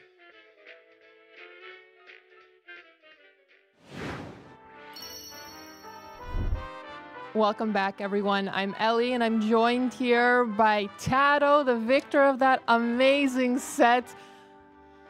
Incredible comeback, reverse sweep. What's going through your mind right now? I'm super tired right now. I think it has been an exhausting series, and I just wanted it to end. Well, you fought it out. Were you happy with the draft? I know that this tournament, there's lots of bans. So in the end, how are you feeling with the civs? I'm happy with my draft. I got whatever I wanted, so after the draft, I was feeling confident. My heart's still racing. I can't even imagine, because I was also here last night. You were the last set of the day against Yo, and it was when it was 0-2 again for the second time. What were you feeling? You mean like today or yesterday? Today.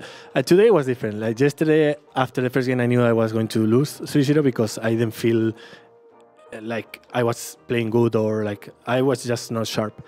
And today I was, even I started 0-2, I felt like I was still playing decent, so I had my chances to come back. What do you think was different than today in how you're feeling? Like one of the things is that I'm not usually playing that late, so I guess that doesn't help in that regard. And like usually my time where I play is like afternoon European, so yeah, I think that affected me a little bit. All right, well, we're glad to have you then mentally fit for today's matches. They were quite the set. We're going to go into some of the replays very soon, and I'd love to hear some of your comments here. First one was on Arabia, and one of the things that struck out to me here, well, is that Hindustani's Gurjar is obviously very strong camel civs. Were you happy with the civ choice, or were you feeling a little, the camels are maybe a little bit weaker? To be fair, on this map I didn't expect him to pick Hindustani. I was expecting Mayans or other civ, because he didn't use Mayans after all. No, he used Mayans on the left, actually. Yeah, he didn't use Slavs. So I was expecting like Mayans here, and then Slavs Hindustanis to face Arsens. But in this case he went for Hindustanis. I think Hindustanis is good civ against Gujaras. He has better economy and better camel, so I knew it was going to be a struggle to win this game. And we noticed that both of you went for herbal medicine in this game. Oh. Do you think that was any factor in this game? No. Just like to heal up. I guess camels take long to kill each other, so you had a lot of low HP ones, and I think herbal medicine makes sense. Mm-hmm. And when you were taking this engagement here, what was going through your mind? Well, I was running out of options, and I had to take the fight. If whatever happened in the game, so yeah. Well, it was a little bit of a sting, of course, to lose the first match. You're going into game 2 here, Khmer versus the Malians. How do you think it played out for you? Was it according to your strategy? What went wrong for you here? I think I misplayed a little bit with my army on this game. But it was hard to tell because I didn't go for war at all, so I didn't know how economy was. But I knew that he was struggling for wood. That's why I decided to go for the siege push there. And I think I lacked some monks on the push, and then I think I would have been fine. You know, I can show you my notes here. All I wrote for game number 2 is ACCM equals God status. Like, he was really just playing so well here. And it just seemed like he was really, really strong performance from ACCM. And I think that's what we're expecting at a tournament such as this. Indeed. Watching this again, in hindsight being 2020, what would you have done differently? I think, as I said, like I think I was lacking some monks and pay more attention to my push. And yeah, like basically that more ratings on the back. I could have done a better job now that I can see it, but it still, like ACCM did an amazing job defending, and it was really hard to break him. And were you happy with the Khmer-Malian matchup? Is that where you were expecting walking into this game 2? Yeah, I was expecting Malians, and like I didn't mind what he had on this map, so I was fine with Malians. And we're moving into game number 3 here, Tiergarten. I believe this was also ACCM's home map. Yeah. And that was a strategic choice for you for the reverse sweep, stone 1, I guess. Well, I had to win all the 3 games if I wanted, so I didn't play like any maps. And I wanted to use Romance, and it was for this map. And I also prepared a little bit. I knew that he was going to cut fast and try to go for the tower as he did against Hera, sorry. And I was ready for it. I paid attention to that. With Romance, I could cut faster as well, and it worked out quite good, I would say. So do you feel that you were mentally really composed going into the 0-2? Yeah, for sure. I mean, as I said, like at that point, it's like best of 1 like 3 times. So this tower here, some really interesting moments coming up. I believe this was also the game where. Oh no, that was game number 5. Sorry, with the Vils just passing. But moving into the Armenian and Roman matchup. Were you feeling that the Roman Civ here had the advantage? After I stopped his first tower, well, he didn't get to get the foundation on.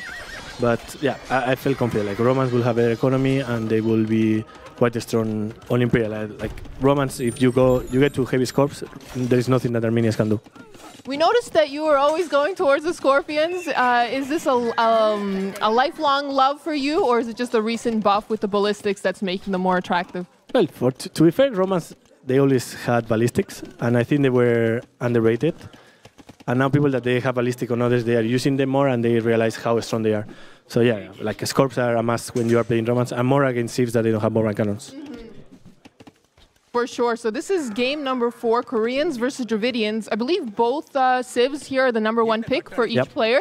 So knowing that, how are you feeling heading into game number 4? I was feeling confident. I prefer Koreans over Dravidians, so I was happy with my pick. And I just I had to be on point scouting to see where he was docking and what was his plan. But after that, I felt really comfortable entering mid-game. Also, I did a lot of damage early castles, and I think that's what won me the game, to be honest. There's lots of towers that were played. Obviously, Koreans have really nice towers here. What are your thoughts on the stand of the Korean civilization in 2024? They are too strong, I would say. They need to get nerfed. No, they are. We can leave them. When TaToH's playing them, we can leave them as they are. All right, let's move into this nail biter of a game 5. Saracens versus the Mayans. Were you expecting the Saracen pick here? I know there's only 2 options for ACCM, but were you expecting Saracens? Well, I picked Saracens, so I guess you mean Mayans. Okay. Yeah, I was expecting Mayans. I mean, actually, I could have faced Slavs, but I think Slavs will struggle a bit more against Saracens because he will be forced to go crossbow or pike. So I was expecting Mayans, and I knew exactly what he wanted to do, and it worked out quite well, actually. There was that moment where some of ACCM's villagers were going up north and your archers were going down south. Did you know the villagers were there? Did you decide to just ignore them? I saw one. Like, I thought it was only one, actually. So I saw one, but I didn't see the others. That's why I did like armor and skirmishes, because I knew that I would have to defend at home, but I still had my timing on the attack. If I went back with my archers, I think it would have been a bad move by me, but I had to use that timing because he probably didn't even notice as well. Yeah, it seems like it was literally just passing. There's another, right at the end of that game there as well, when you were destroying one of ACCM's town centers and you were dropping a castle there. Did you know or did you have an idea that that might be an Imperial TC? Usually, on that map you want to go up with the starting TC because then like you have like a lot of leaders there and it's hard to expand. So I always try. Maybe it is, maybe it's not. But well, we didn't know if you were maybe the reverse flashback of yesterday with that Imperial TC, but it was quite the tense moment for everyone watching. And that was just a really, really fun set to watch. So congratulations once again. I think that the future is still a little unclear. And so how are you feeling? You had such a strong fight here and to still be in this uncertainty. I feel bad because I depend on DauT. And if he wins, he will remind me that forever. So either he wins or loses, I think I'm the loser.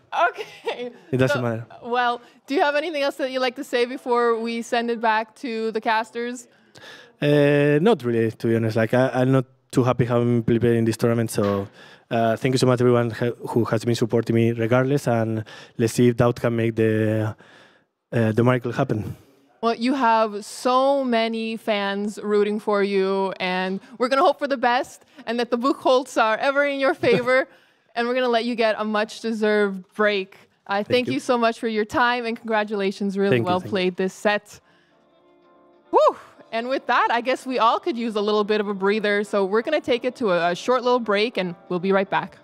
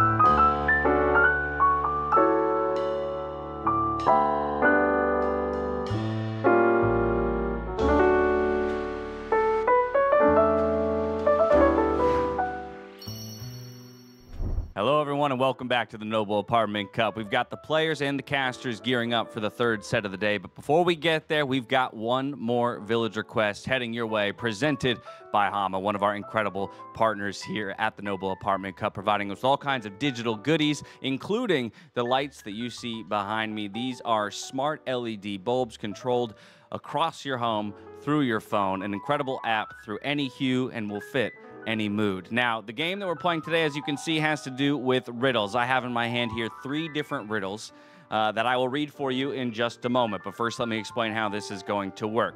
When we dive into it, we'll put the riddle up on the screen. You have the option to read it yourself. You might be able to read it quicker than me. And once you do so, feel free to type in the answer with an exclamation point in front of it when you feel like you know what the answer is. The very first person to type it in is going to end up being the winner.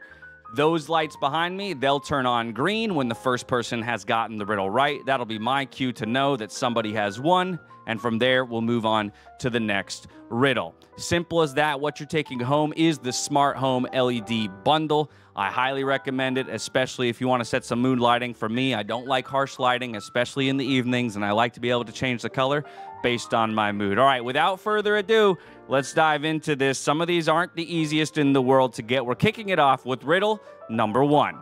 So as it flies up onto the screen, I will begin to read. In tournaments, I often rise. Not a player, but a guide. With strategies clear, my mind's a maze, yet I'm known more for my streams than my craze. From the land of precision, I carefully play, bringing players together, leading the way. I cast, I teach, and I compete. In AoE 2, I make my seat. My nickname's a mix of my past and the game, but who is this player?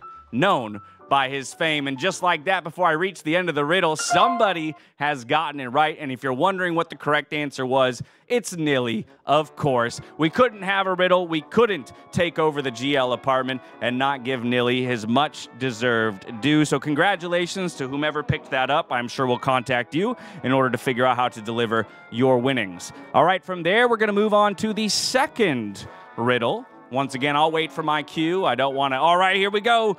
My bad. Let me jump.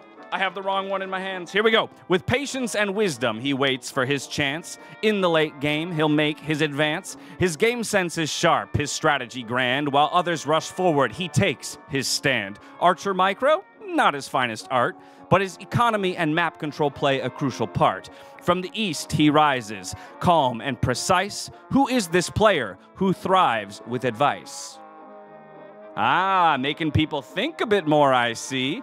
The green lights have not lit up. I will say, we did this off camera before we started, and T-West got all 3 and beat every other person on the couches. Absolutely slaughtered the competition. Unfortunately, or rather maybe fortunately for all of you, he's not allowed to compete in Twitch chat. And there we have the signal that somebody has gotten it right. If you were the first person to guess, yo, exclamation point, yo, you have gotten it correct. We've got one final riddle, one final bundle here, the Smart Home LED bundle to send home with one lucky winner. Here we go, riddle number 3. With Huns on Arabia, he led the attack. Forwarding boldly, no skill did he lack. A master of macro, economy strong, adapting to challenges all game long. His rival was fierce, a battle terrain. They clashed for the title through victory and pain. Inventive in builds, he changed the game's flow with strategies that only legends would know.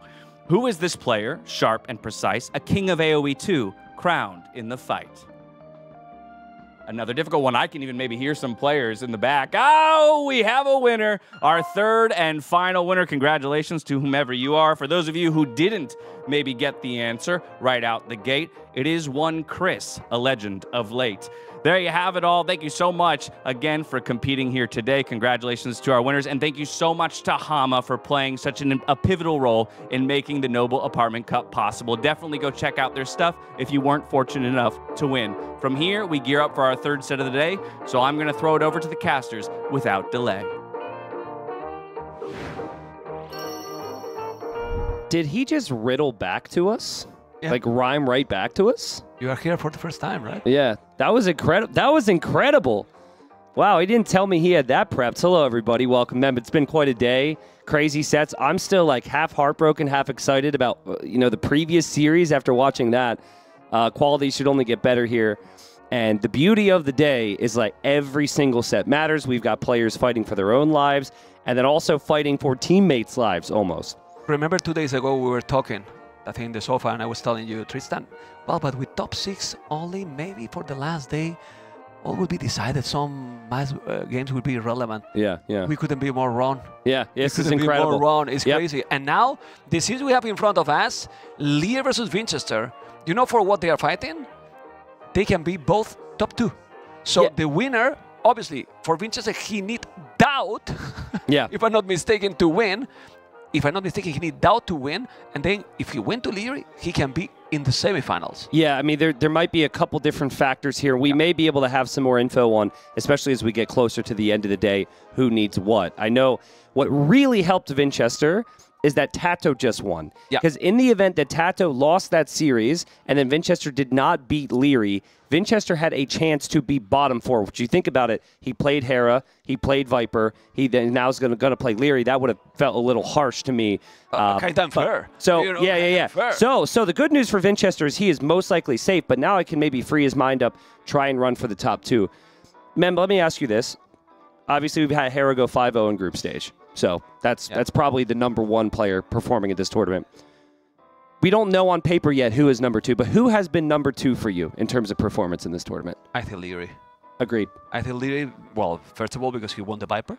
You know, Viper has been playing probably for me, if you ask me, the next one is the 3rd right now. He's probably going to be the 3rd also in the, well, depending on the series. Yeah, I mean, when he played against Hera, he was winning games. Very close, could have beaten Hera in that series. Then he beat Viper 3-2. I think Viper's the other name in contention there. But I think this series is about, will Liereyy earn that 2nd spot? And the bigger thing is, you can even go deeper and say, who's the biggest threat to Hera?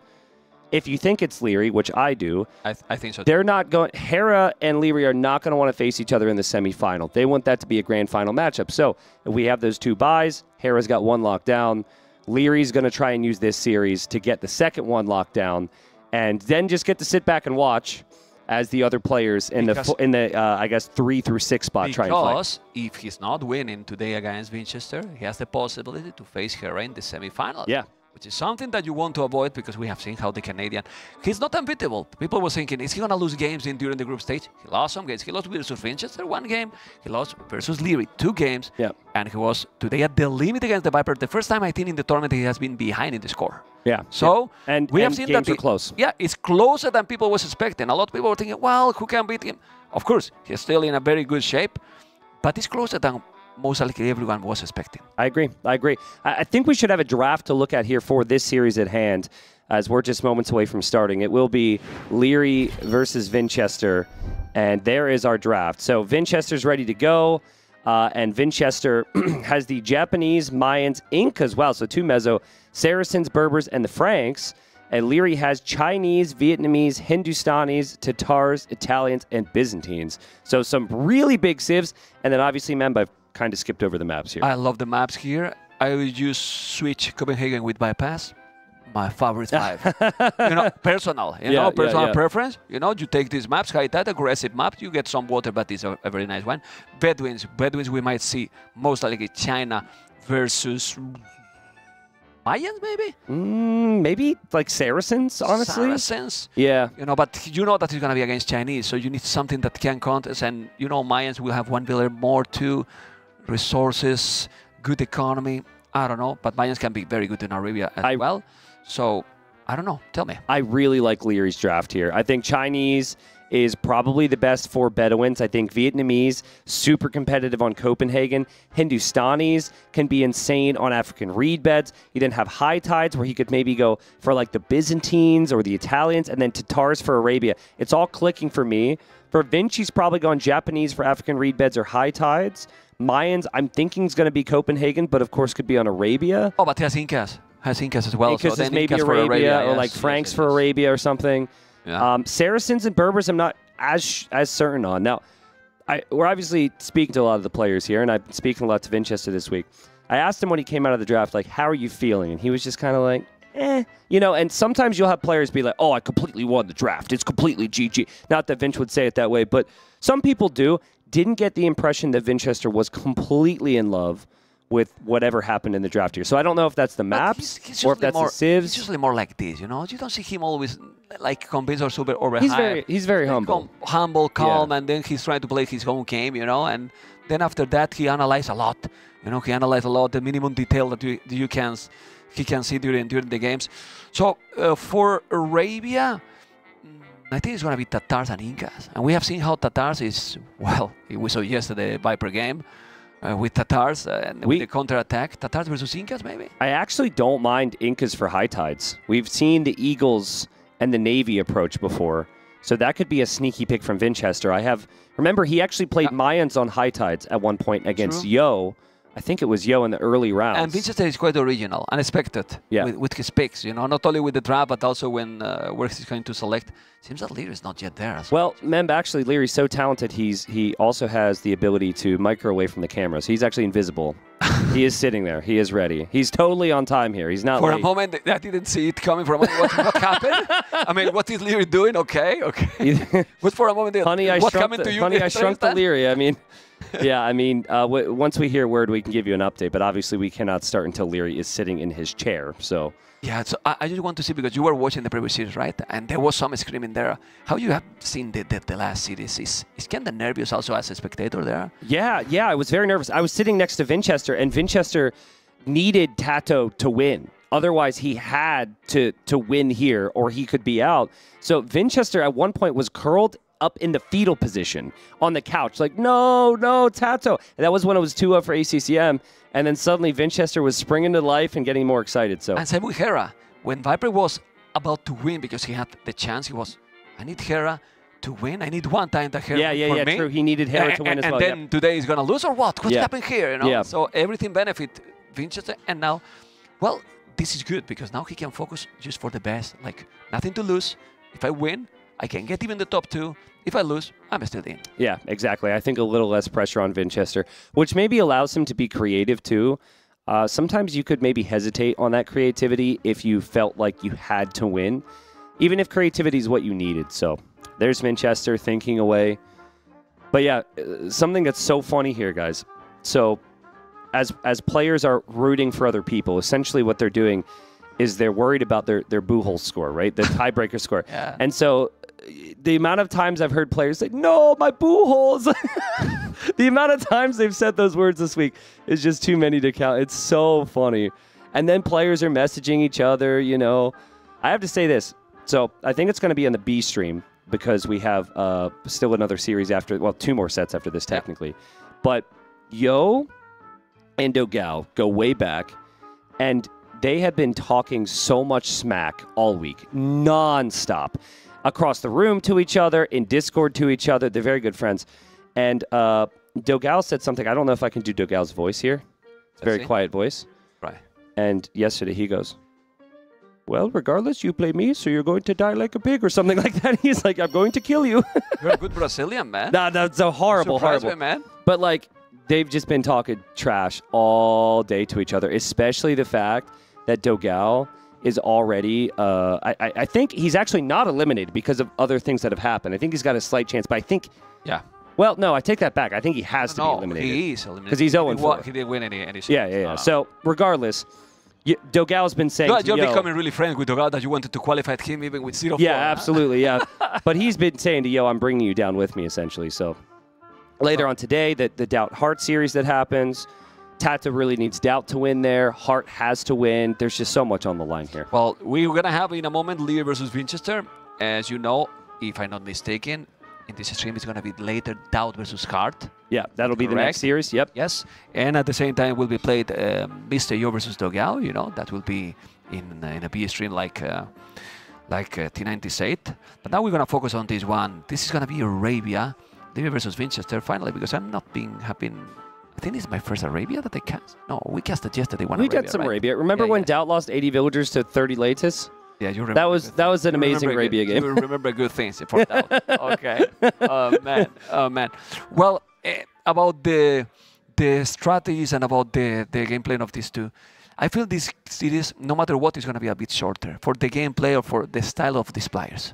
Well, that's just because Liereyy is so dominant, right? Like the only time games more go aggressive late. Player. Yeah. The only time games go late is if the opponent can match Liereyy in some way, and there's just really not many people on the planet that can do that. So as they're about to get started here, I think that's going to be the storyline. I do think there's going to be some games that go late, both by map design like Copenhagen, but also just because Vinchester might want to wall out that aggression. But this, to me, is all about how Liereyy plays. He has been insane. I think we could have easily had a scenario where Liereyy was the player who was undefeated coming into this, had things gone slightly differently against Hera, right? And go on, sorry. No. That's all I have to say. I mean, I really think Lierey's playing amazing. I wanted to ask you, because we always have been, and probably you also in your channel, people have been asking you many times in socials, your top 10 players, how is the scene, who is the 1, 2, 3, and so others.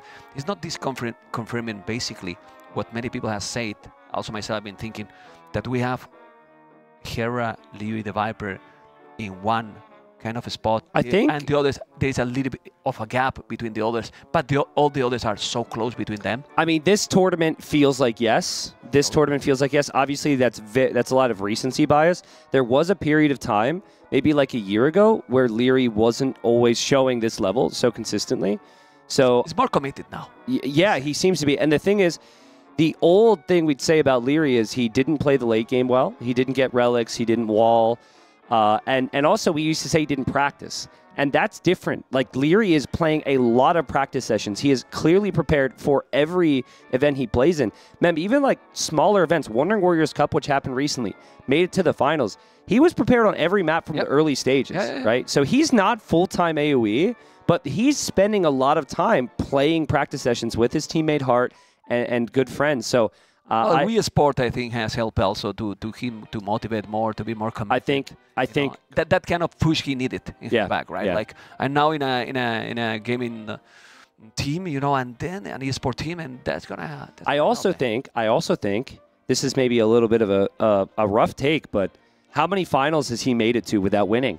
We shouldn't go into so many. But I mean, that can make or break you, and I think that if you think about some of those finals, it oftentimes comes down to a game where, he's easily been to the most that he has finals, been in the finals and being the second place. I think it's almost 10, Memp. It's almost 10, like dating back to 2017. So, but that perhaps was a motivator for Liereyy. He's like, if I'm just a little bit better, a little bit more prepared, I'm winning these things. So, sorry for the delays here, folks. It looks like we're about to get started. I'm not sure exactly the delay. They're going to load up a lobby here, but they are certainly, I mean, we got both players in the chair. We got Vinchester scooting in here. I think we're about to start. Yep, the countdown is there. And the countdown's there. All right, let's go, people. Let's go. This has been a great day already. This is the final day of group stage. Will we find out who that guaranteed second semifinalist is come playoff time? We've got Vinchester opening up the series with the Franks on Arabia, and then we have the TaToHs for Liereyy. Franks and TaToHs. TaToHs we have seen, but probably Liereyy was thinking about something else from his opponent. TaToHs can be a good one against Franks anyway. I think it can. Now TaToHs possibly more complex to play, but I agree with you as Vinchester's going to bring in his boar. And I don't trust him right now with that. Anymore, right? Because he's made some mistakes.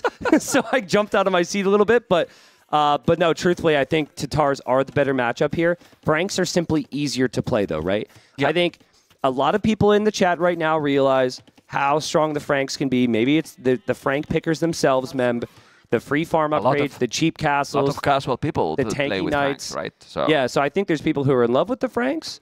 I think there's people that absolutely hate the Franks because they've died to the Franks. So they know, but this is the first time we've seen Franks this tournament for a reason. There's a lot of Camel civs out there and Cav Archer civs, which can give Franks big problems. You know, Franks was used by only one player in the qualifiers. Okay, was it Vinchester? Yes. That's amazing. Nobody used that. I knew that because I was wondering when I was casting all that, and then I asked to the admin of the tournament, and we told me, you're right, man. Wow. Only Franks has been used one time or maybe two at the end. Also both by Vinchester. Wow. And then it's the first time now in the tournament, as you can see. Economy is very smooth for them, but if you go full knights and then your opponent is going full camels or even Cav Archers, what do you do with that? Yeah. Now, can we talk about the gold here for Vinchester? This could be a real problem. He's going to bring in his boar now. But if you look at the minimap, the gold for Vinchester is not ideal, compared to Lierey's at least. The version of Arabia we have here is a pretty wallable version. And as the boar is being brought in, this is a pro player. I don't trust him doing it. Okay, he's fine. He brought his boars in. He's Go going with to be the good. gold. But yeah, the back gold's maybe an option there, but the front gold is going to be all sorts of problems because it's right below those hills. And TaToHs do more damage on top of hills, Memp. They have the extra food on the sheep. They get free thumb ring for the cav archers. It is just a really good matchup for TaToHs. Honestly, if I was Vinchester, I will go even to find the goal at the back, even in feudal age. Yeah, maybe. Honestly. Yeah. You know, because those hills are really, really rough, and then you go for the main goal when you have a possibility to build a town center. Liereyy, as always, as you can see again, Tristan, up to feudal age faster than his opponent. 19 population, 18 villages.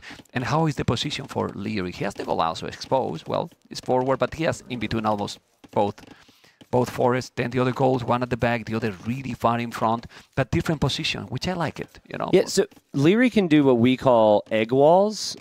MBL is known for doing this, where he doesn't actually full wall to the edge of the map, but he can just build this little egg around and towards his TC. It seems very clear he can do that between these wood lines and also protect the gold and the berries. So I'd say overall, if we're just thinking about wall ability, advantage to the TaToH player here. Also, if we're thinking about scalability, probably advantage to the TaToH player here. So there are just these moments with Vinchester when he does some unorthodox things, whether it be gameplay or strategy. I don't think the strategy is going to be crazy because he's Franks. You kind of expect him to go for scouts, but he's going to have to really work hard here. Truth is, Tristan, that we're talking about that we prefer TaToHs, but I prefer TaToH from Castle Age. Yeah. Like in Feudal Age, Franks is completely fine. They have more HP in the start, and then if you want to match up those scouts, you will need bloodlines. So if you go scouts, which he's mining gold, range. Right? Well, we think about going to scout, but I think it's you, or maybe it's debated now, Liereyy. Liereyy is exploring because he doesn't see the mining camp and he wants to see exactly what his opponent is going to do. He's going to try to make the archer range, but the scout is coming now from Vinchester. He's just being annoying. He's going around, and now he will have to build the archer range. Yeah. And there it is. Okay, so that's great job there from Liereyy, just to confirm what his opponent's doing. So you don't normally think about this with the Franks, but hear me out. If you start on archers, your opponent needs to go into skirms. And then what's good against skirms? High HP scouts. So we see this at times to try and bait the opponent into the unit you're best at. So instead of starting with your best unit, you switch it up. So I don't mind it, but I also think that Liereyy, he's not going to be too worried about archer opening because his base is incredible. So he's going to be walled up. The archers might not really be able to do too much. Yeah, well, but that's why probably is a bit better, because if his base is incredible, the scout won't do probably even less. So right now he's doing the archer range. He has the spear already. The scouts are coming, doing the horse collar. Remember, horse collar for free for Franks. Franks is so smooth. But I think he's having one problem there. The scout is already hitting a village that we don't see it. Yeah, there's a scout on that villager there. That villager could be close to death, and nice job there from Vinchester to push that away. Vinch is aiming to wall up here. So he's adding spears just to protect his walls. If he can get the walls down, he has to work a lot harder for this, but this base, which we thought was worse, is not going to be looking too bad in the end. The village that he has on gold, but low HP, he should put in a farm because Leo is trying to find the blood there. Agreed. Yeah, he's going with 3 scouts, 3 spears. He's now walling that village very nice, but he's walling, and this is very good for Vinchester. I mean, he needs to wall completely. He's coming with more units, and he has already skirmishes. It's so sick. It's just, but it's TaToHs, right? You don't really need the farms that quickly. You save so much food, and Lierey's done a great job to make Vinchester work. All of Vinchester's spears are chasing right now, and there's not one, but there's 2 weak villagers here. She was just hit on the hill. Now the other scouts come back. The other villager there is still weak, and the spears are out of position. Vinch is going to eject with his archers in a panic here, hoping he can save his vills, but now he's going to lose his archers. Yeah. Oh! And he trapped everything now. He trapped everything. All the units here from Liereyy in the damn hell. Wow, I take it back. That was amazing, actually. That's incredible. He did lose, I think, 2 archers, but it would have been so much worse there. So he gets his walls down. All the scouts for Liereyy go down. 4. That was crazy. 4 scouts is a lot. You can count, you know. 4 scouts is a lot of food. And now he's going to be walled soon. This is so good. I mean, he lost 1 villager, but Vinchester, look at the KD. 5-3 and 4 scouts. Wow. Can we see Vinchester's scouting here for a second, though? Okay, so he did get to see a little bit about Lierey's base, but he also doesn't have a scout right now. So I think both this might be kind of funny. Both players don't have a scout, and Vinchester can't even create one. So I think they're both just going to wait for their opponent to attack them because they don't want to move out and get surprised by anything. So they might just sit here and macro until Castle Age. Well, it's not going to take too long because look at the resources. They have both players already with a lot of farms. He's now with 4 villages on gold. For now, Lierey's walling doesn't have all the walls. Do you think then Vinchester is not even going to make a stable for now? Well, even a blacksmith? He doesn't actually know Lierey's making archers. I think what he's hoping for is that Lierey's going to go full skirmisher here. But Liereyy wisely is going to play into archers because that's better against the knight play. But Vinch does some crazy things. You'll see the second range from Vinch potentially here with Franks. You still have the good farms. You still can always go knights later on. And if you're worried about camels, as any knight player, oftentimes you might want crossbow out there to kill off the camels and ruin that potential. So there's the blacksmith from Vinch. That spear going forward is just a scout. To gather the information. Yeah, yes. he needs to know what's out there. I actually think Liereyy should not even really show him the archers. Just have the one skirm there. If you just have the one skirm, he might think you're going skirms and add the stable. Maybe I'm looking too much into it, but... Yeah. Well, we'll see. What I'm looking forward is to see what Vinchester is going to do in Castle Age with Franks against the Darts. I'm really, really curious, you know, because it's the question mark. Are you going to go crossbows against potential crossbows that can be Thumbrin? Or maybe Liereyy is going cap archers with Thumbrin for free? Yeah. When you are not going to have a transition with Franks. But then, like, but like that, sometimes if the opponent doesn't think you will do something, doing it can actually be good. Yeah, you get him off ward, and then you make the damage. Have you seen this? It happened to you many times playing. Yeah, it's absolutely. Yeah, and then I'm like, I just died to a noob. Like, who goes crossbows as Franks? But that's the mind game aspect. And Vinchester didn't see a big army from Liereyy, so he's moving forward now. And we'll see if Liereyy gets his walls down. He might, but Vinchester's going to apply a little bit of pressure here and try and break through. Castle Age, man. Lierey's always doing... I don't know how he's... Well, this time because fletching been done for Vinchester, otherwise he will be up, you know? And, by the way, 20 seconds should be fine. Well, he's doing another village. He should stop and go up. Yeah, Vinch is going to regret fletching here, now that he sees the walls. When he checked with the spear... It was open. If he could run in now, obviously he could do something. Now we have Liereyy. Lierey's skirm didn't see a flag on their archery range, so he's probably confused. Also, Tristan, if he now see that his opponent has fletching in those archers, now he knows exactly what is the transition for Vinchester. Yeah. If he didn't have fletching and see few archers without fletching, he might be still asking himself what's going to be, what's going on. But now, no. Now he knows. I think Vinchester needs to stay on one town center for a little while and play into elite skirm with crossbow. I think that's the best option. If it's just a crossbow war, probably ballistic even earlier. Maybe. I mean, it's just so dangerous against the TaToHs. They just have the superior crossbowman. That's before you even get to a hill. There we go. Vinchester shows himself. But Lierey's going to know about that now. Lierey's going to chase that down. Yeah, but well, it's good because he's going to be up a little bit quicker. It's not too much. It's what... 40 seconds, something like this. But the archer is going to have now Thumbrin. And he's coming. Oh my god, he's going to clean everything. He's coming with so many archers, 14 archers now, one skirmisher. He's going to try to get some heal, but he can't. The skirmish is there, but the archers are there as well. And as soon as he gets in Castle Age, he's going to clean absolutely all the units. Look at this, Tristan. He's going to clean Vinchester for sure. He's taking all the archers, and now what Vinchester is going to do? He's got to go skirms. He was already thinking about it, but this isn't what he wanted, man. He was looking for the woodline hits. He realized that all of Lierey's wood was exposed, and he just didn't know that Liereyy had that many archers. Liereyy kills everything, and he has Thumbring, and he's got the upgrades coming in. And so the skirm numbers and the skirm upgrades are going to need to be insane for Vinchester. Good thing here for Franks. Well, as you can see, Botkin, he's going to make University, I believe. There you go, University. He has good economy, least skirmishes, Boso, but he will need also extra TC, and he will do it soon. Check, Franks is so smooth to play, really.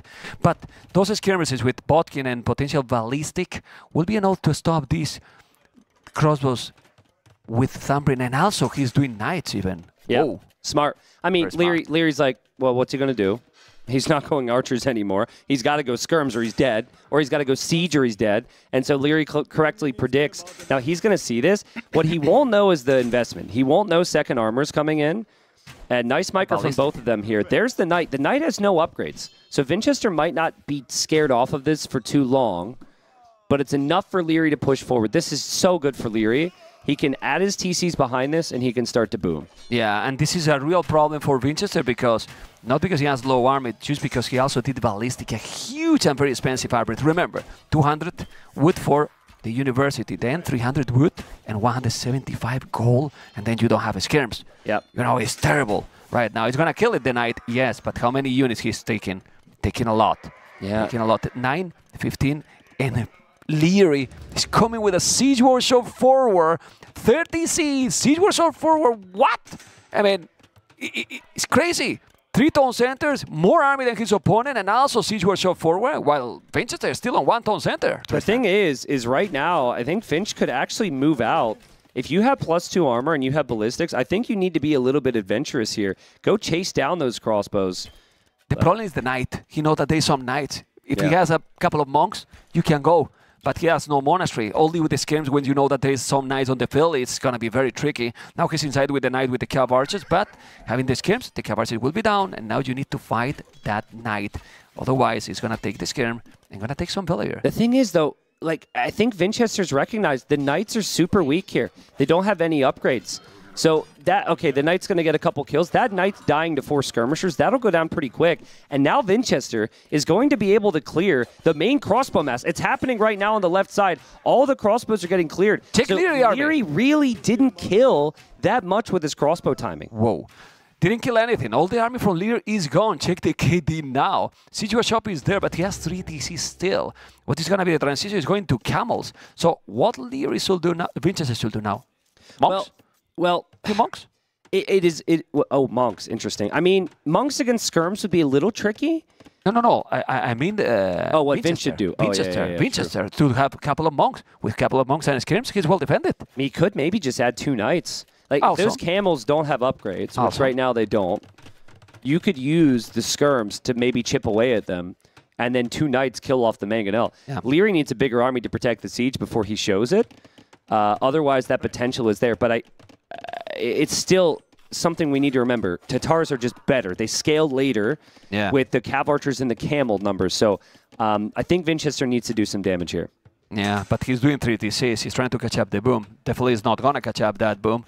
Well, I mean, he has heavy blow for free, yes, but he's already 12 villages behind. Economy, though, it's almost the same for now. Resources collected, but there's a mangonel. He has some camels. He's doing now the monk, and also the monk, Tristan. To get the relics, you need to collect some relics, because like these, you are giving all the map control to Liereyy, and Liereyy might get 3-4 relics easily. You know what this game is reminding me of? It's reminding me of 2 of the games that Liereyy played against Hera in their set, where Hera went for the boom, Liereyy had the map control, and then Liereyy got to a point where he was like, you know what? I'm ahead here. Let's try and go imp. And then Hera showed up with a bunch of army investment, with lots of stables. It feels natural to do here.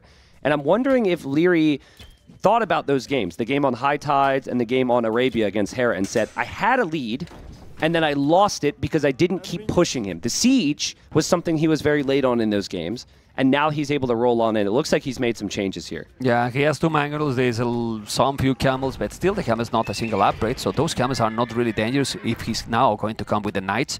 It's the second stable only now. I think Vinchester should have done already the market, because he has a lot of gold. He's not balancing the economy ideally, and it's only 1 knight there. I mean, when he's doing few knights with the double stable, maybe he can push back, but by that time, Liereyy will have the upgrades in his camels. Yeah, Liereyy, and that's the correction I think Lierey's honestly made. It's just adding more military to hold the position. And check Tristan, he's farming.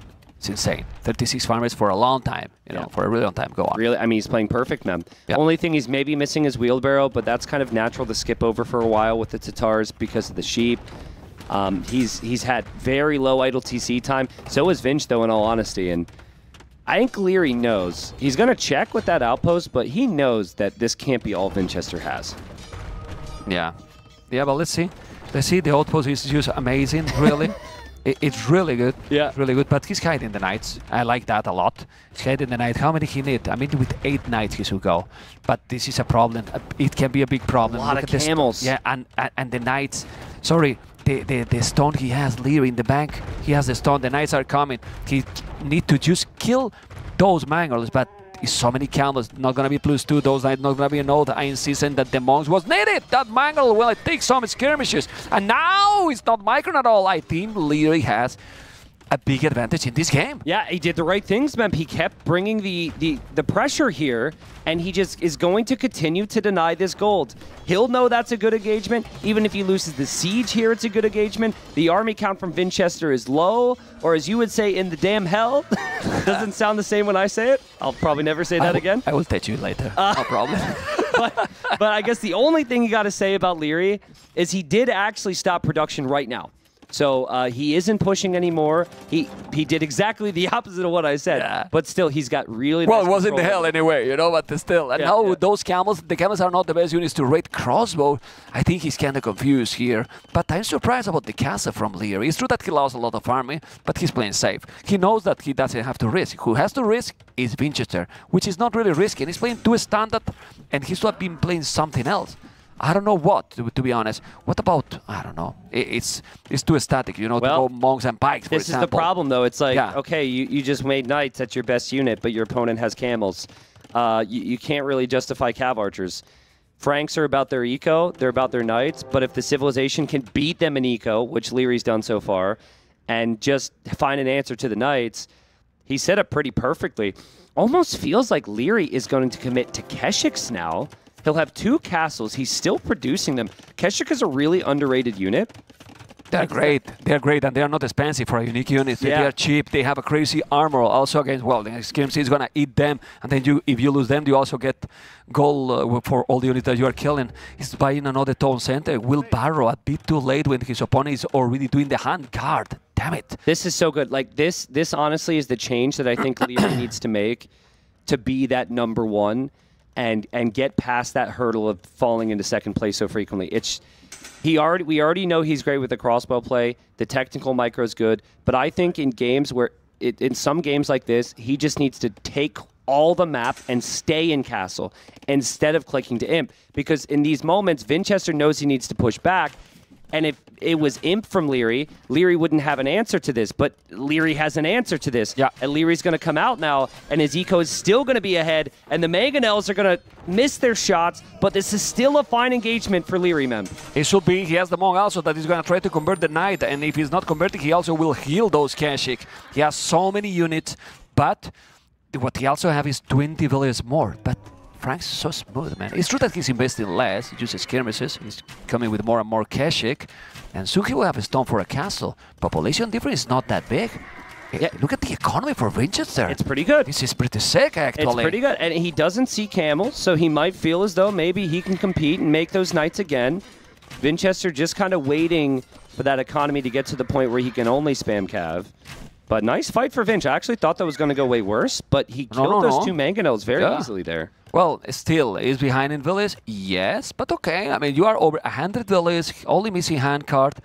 Resources for Liereyy are definitely exploding. As you can see, he's over 3,000 resources collected more. But Vinchester is clicking up to Imperial quicker. Vinch's Fog of War, Vinch's map vision is just insane here. It's so good. Sorry, I said Vinch. I meant to say Liereyy. I'm sorry. It's actually not good for Vinch. Yeah. There we go. I mean, he has the outposts around the map. He's already collected relics. He knows where the extra golds are going to be. The only small thing I'd say is I think he has those 2 relics collected in the middle of the map. That villager is sneaky. I mean, he even have a villager inside with an outpost. Yeah. Oh, man. Okay, Kesik are coming. He's going to try to dive in those units, and he's going to take... How many? No, because now the monks are there. I would love to see what is going to be the transition. He's going to go halves. He's doing more and more barracks. Okay, you can have bomber cannons, halves. Then, if you are able to mine more stone, cheaper castles in Imperial, they will be back to the 488 stone each, which is amazing to get some map control. What's the base HP of a Keshik? Base HP and base attack. Okay, so 130 with 9 attack. Not bad. And the armor's the same as a knight. So you've got 10 more HP, but you've got 1 less attack. And it's also cheaper than a knight. I can't tell you exactly how much a Keshik is, but I think they're much cheaper than a knight in terms of gold cost. So if he's got 3 castles producing Keshiks, I think he can match the knights. I actually think it's a good play. I know why he's producing camels, because he's scared of the Frank Paladin, but like, this could work really well. Let's see. I mean, it's husbandry on the way. Still, Frank's Paladin, as you mentioned, is crazy. 48 farmers for Vinchester. Now he's going to lose some villages. That's a good rate. And honestly, if you go Cavaliers and Halves, I'm telling Cavaliers because a 4th Paladins and Half is going to be tricky, at least for now. But this is the relics. This bothers me. Why the monastery there? That's Liereyy playstyle. That's lazy. I mean, lazy. I mean, listen, everything else has been perfect. But then you put the first relic there, that's fine. But if this is going in, build another monastery in the back of your base, Liereyy. What are you doing? And now Vinchester has 4 relics. 4 relics. If you want to give some chance to Vinchester to win this game, it's exactly move like this. People just called that a relic heist in the chat. That is not a relic heist. That is a relic gift. That is a Christmas gift there from Liereyy to Vinchester. Do you know what I like from casting together? That you not only say that you are that bothered you. I was seeing your face how angry it was. Yes, dude. I was like, what? Certain things bother me. Certain things actually tilt me. Like I'm sure people can understand, but this means a lot to us here. It means a lot to the players. Big engagement. We've got Elite Keshik on the way from Liereyy. He seems really hesitant. I'm pretty sure he still wins that fight. Yeah, but he want to wait. I mean, he's going to have Elite and +4 in a moment, so why to take the risk when this is going to be Cavaliers even quicker than his opponent? Population for Vinchester is still impressive. Look at the score. It is. It's crazy game already, man. That TC is not going to be up. That's a real problem. But now it's also raiding here. It's going to start to be a crazy game. He's raiding everyone. You can see Cavaliers also on his economy. And the Cavaliers killing so many villains. Echo KD, better for Vinchester. KD in total, better for Vinchester. Halberd is incoming. And as I told you, Cavaliers and Halves is going to be a tricky composition to face because now you need to switch to probably Cav Archers. Keshik is not a note against this. I don't know if you agree. Yeah, I mean, if the Halves can get in position, absolutely. I think Vinchester still has a lot of work to do. He only has 1 castle on the map. He still has golds exposed. And Liereyy does still have that full map control on neutral stones and golds. But yeah, this would be the time now. Now that you're pretty much maxed out on Camel and Keshik, now would be the time for those archery ranges, Memb. Especially when you see the barracks. If you see that happening, you're being told by your opponent exactly what he's going to bring to the table. But please, Vinchester, notice that you are getting raided.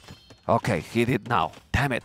He's going to take the castle on the left. That's great. He's going to make the town center. Population for both is still solid, very solid. But Liereyy is having castles at home, but he's not advancing anymore. So Vinchester is fine. And he has still 3 relics. Didn't take the 4th one. Still have those skirmishes and the Kronos alive. And those halberdiers that are missing some upgrades. The Cavaliers are also missing upgrades. Need to do the upgrades. I mean, I think Liereyy, apart from those relics, is still in a fantastic spot. But I do have to say, it didn't feel like he had a lot of faith that Elite Keshik could match Cavalier here. The stats are actually better, and it's like 35 gold cheaper. But he switched to Camel instead, and the concern with Camel dies to Halb much faster. Yep. So the army is a little bit more squishy, you could say, for Liereyy. Still should be superior. Here he comes, and he's got his eyes set on Vinchester's gold there. Yeah, well, he's doing chivalry, if I'm not mistaken, right? Yeah. That's chivalry, okay. Gonna try to produce those super fast. He's now going into heavy Cav Archer. He does have any of those Cav Archers, well, only 2. It's still not an old Halves Tristan. This is not a good battle for Vinchester, I believe. This is Camels, heavy Camels. This is Elite Keshik. He's taking now a lot. This is a mode that he needs to snipe, but he's not sniping. He's going back. The TC is not an ode to defend, and Leo is taking a great battle now. Yeah, Vinchester will probably hold this. He still has Halbs there. The TC fire will help a little bit, but the units are coming in to snipe the Trebs. The Trebs are trying to go back, but, well, the Halberdiers are being amazing. And imagine if those Halves Tristan were +4/+4. They're amazing upgrades. They're amazing quite some. And now Vinchester, with a lot of abilities at the limit in terms of military. He's definitely missing the upgrades. And he's missing the gold. He can't take that gold. That 4-tile gold is huge. Castle? 3 relics is not going to be enough. Make a castle? He has the stone. Make a castle just there. You should make a castle in that hill. Well, I mean, once people stop dying on that hill, Memb, I think they'll probably be okay with building a castle. I think everyone who's there is a little traumatized at the moment. Oh, man. Look at the vill counts, 150. Both. Yeah. Both 150 villas. Obviously, not a lot of army now for Vinchester. He needs a castle for sure. And this is the problem here with Tatars. He's having all the units that Tatars can do. So good. I mean, I think afterwards, if you were to ask Liereyy, he's not going to be impressed with the Keshik. But it's done enough. He's still making that with heavy CA. And Cav Archer's the killer here. Vinch has 6 Cavalier. He has 12 Halbs. You can't stop this. It's triggered me a lot that you don't have gold, you have the stone to make a castle, and then you are not doing it. I mean, for you, it was triggering something else before, but man, seriously. Drop damn castle there.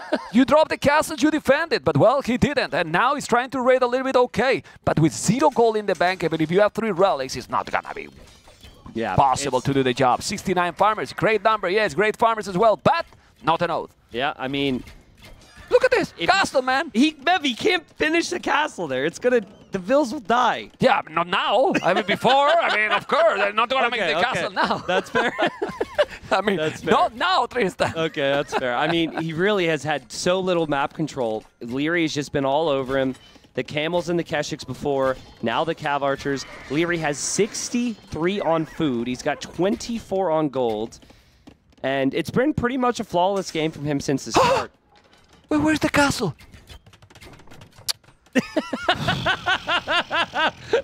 Mem saw that stone disappear and absolutely lost his mind. I mean, it'll keep him alive a little bit longer.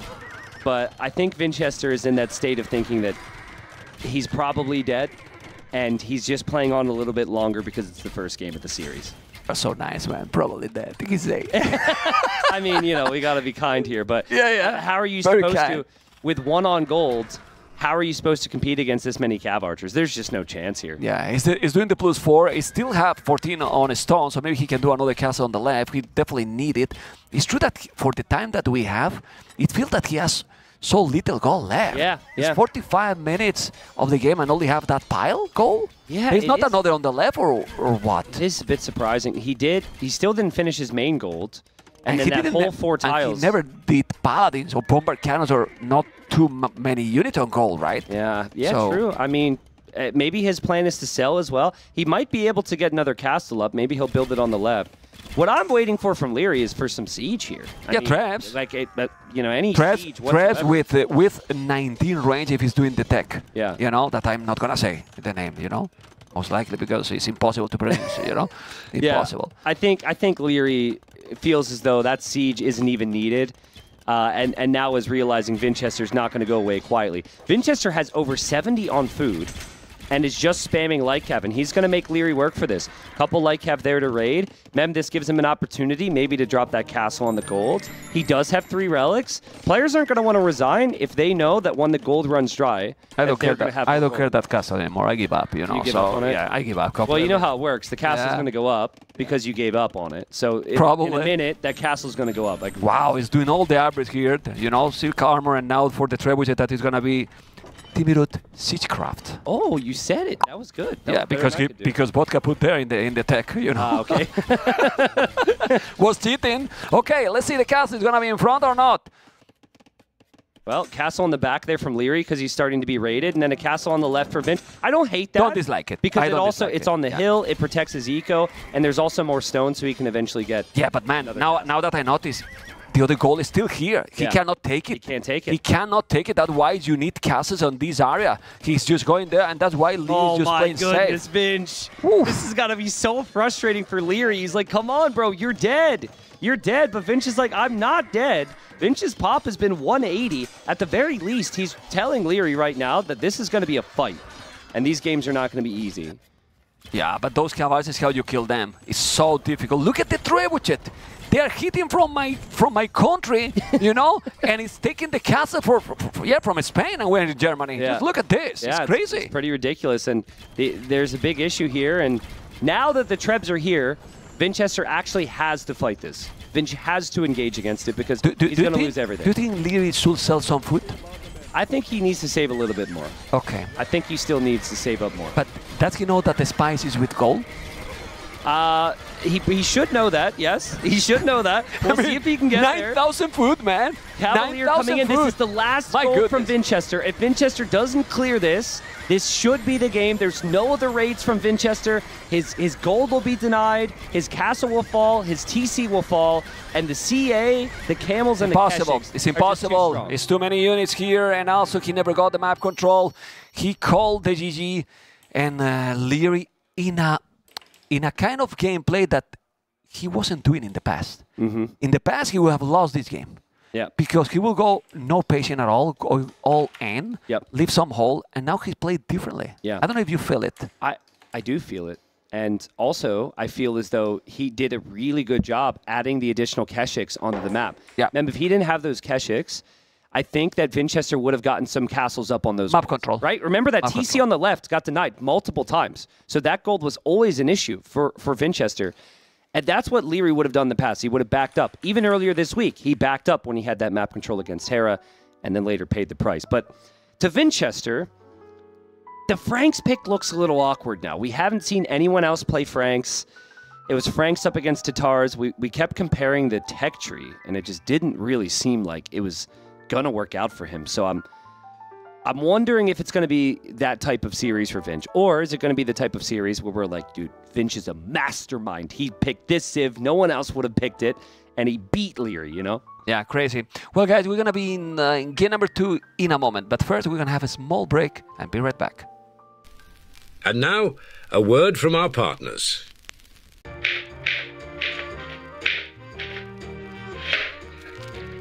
you heard of the 21st century?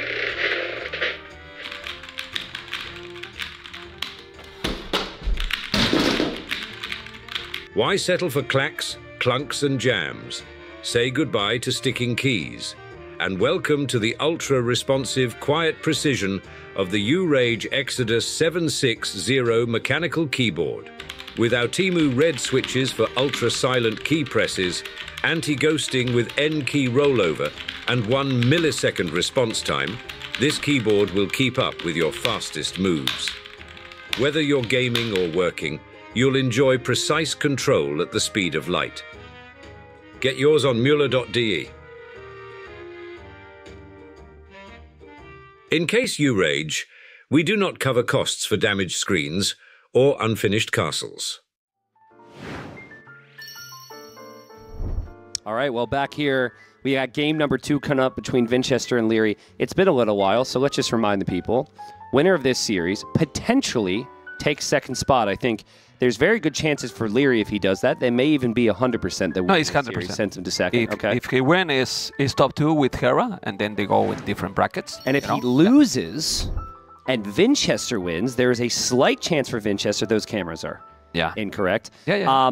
I think maybe there's a chance for Viper as well. I don't know. I don't know. It's a Viper. What am I forgetting here? I don't think so. I don't think so because Liereyy won to the Viper, so I think he's ahead no matter what. Yeah, but if Liereyy loses, that would be his second series loss. I don't know. We really need a graphic for stupid people like me. But a lot more fun to talk about with 2 more sets after this one, too, because we got people trying to stay alive. Don't call it stupid yourself, man. Oh, thank you. You're okay, man. Thank you. That's a test. That was a test. Only okay. Only okay. Listen, I'm happy with okay. Okay is enough? Oh, no, okay is more than enough for me. Anyway, guys, game number 2, a map that is absolutely amazing. African reed baits. I hope that they are not going to go for the fish boom and then attack it later game.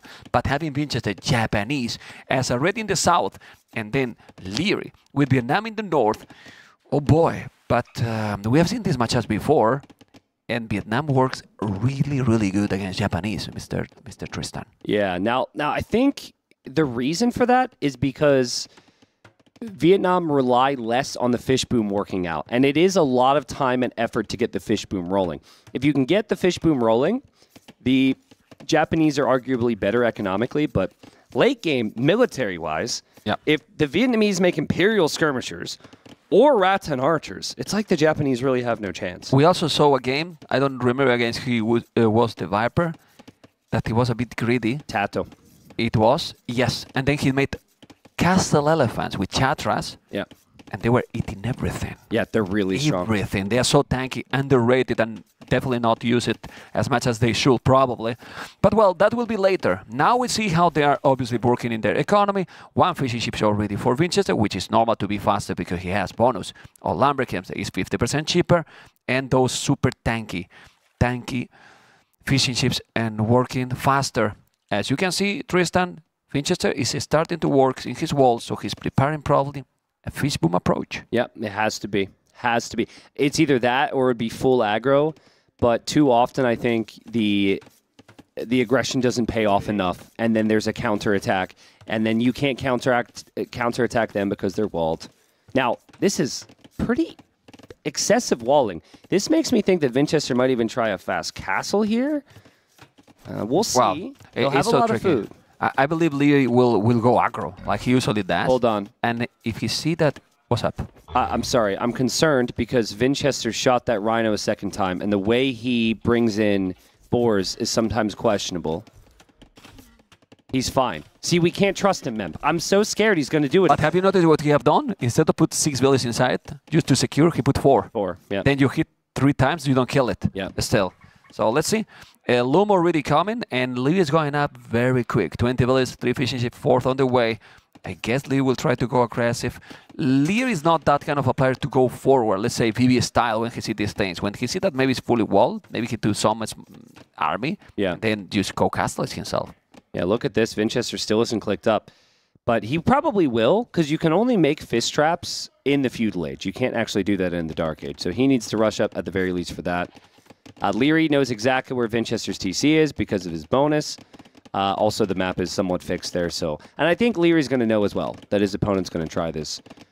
But what will Lierey's opening be? It's weird to justify a scout opening when your opponent's fully walled, but a lot of the times we see players go for scouts just for that mobility. Yeah, but the problem is that Liereyy doesn't know yet anything, so now he's walling himself as well.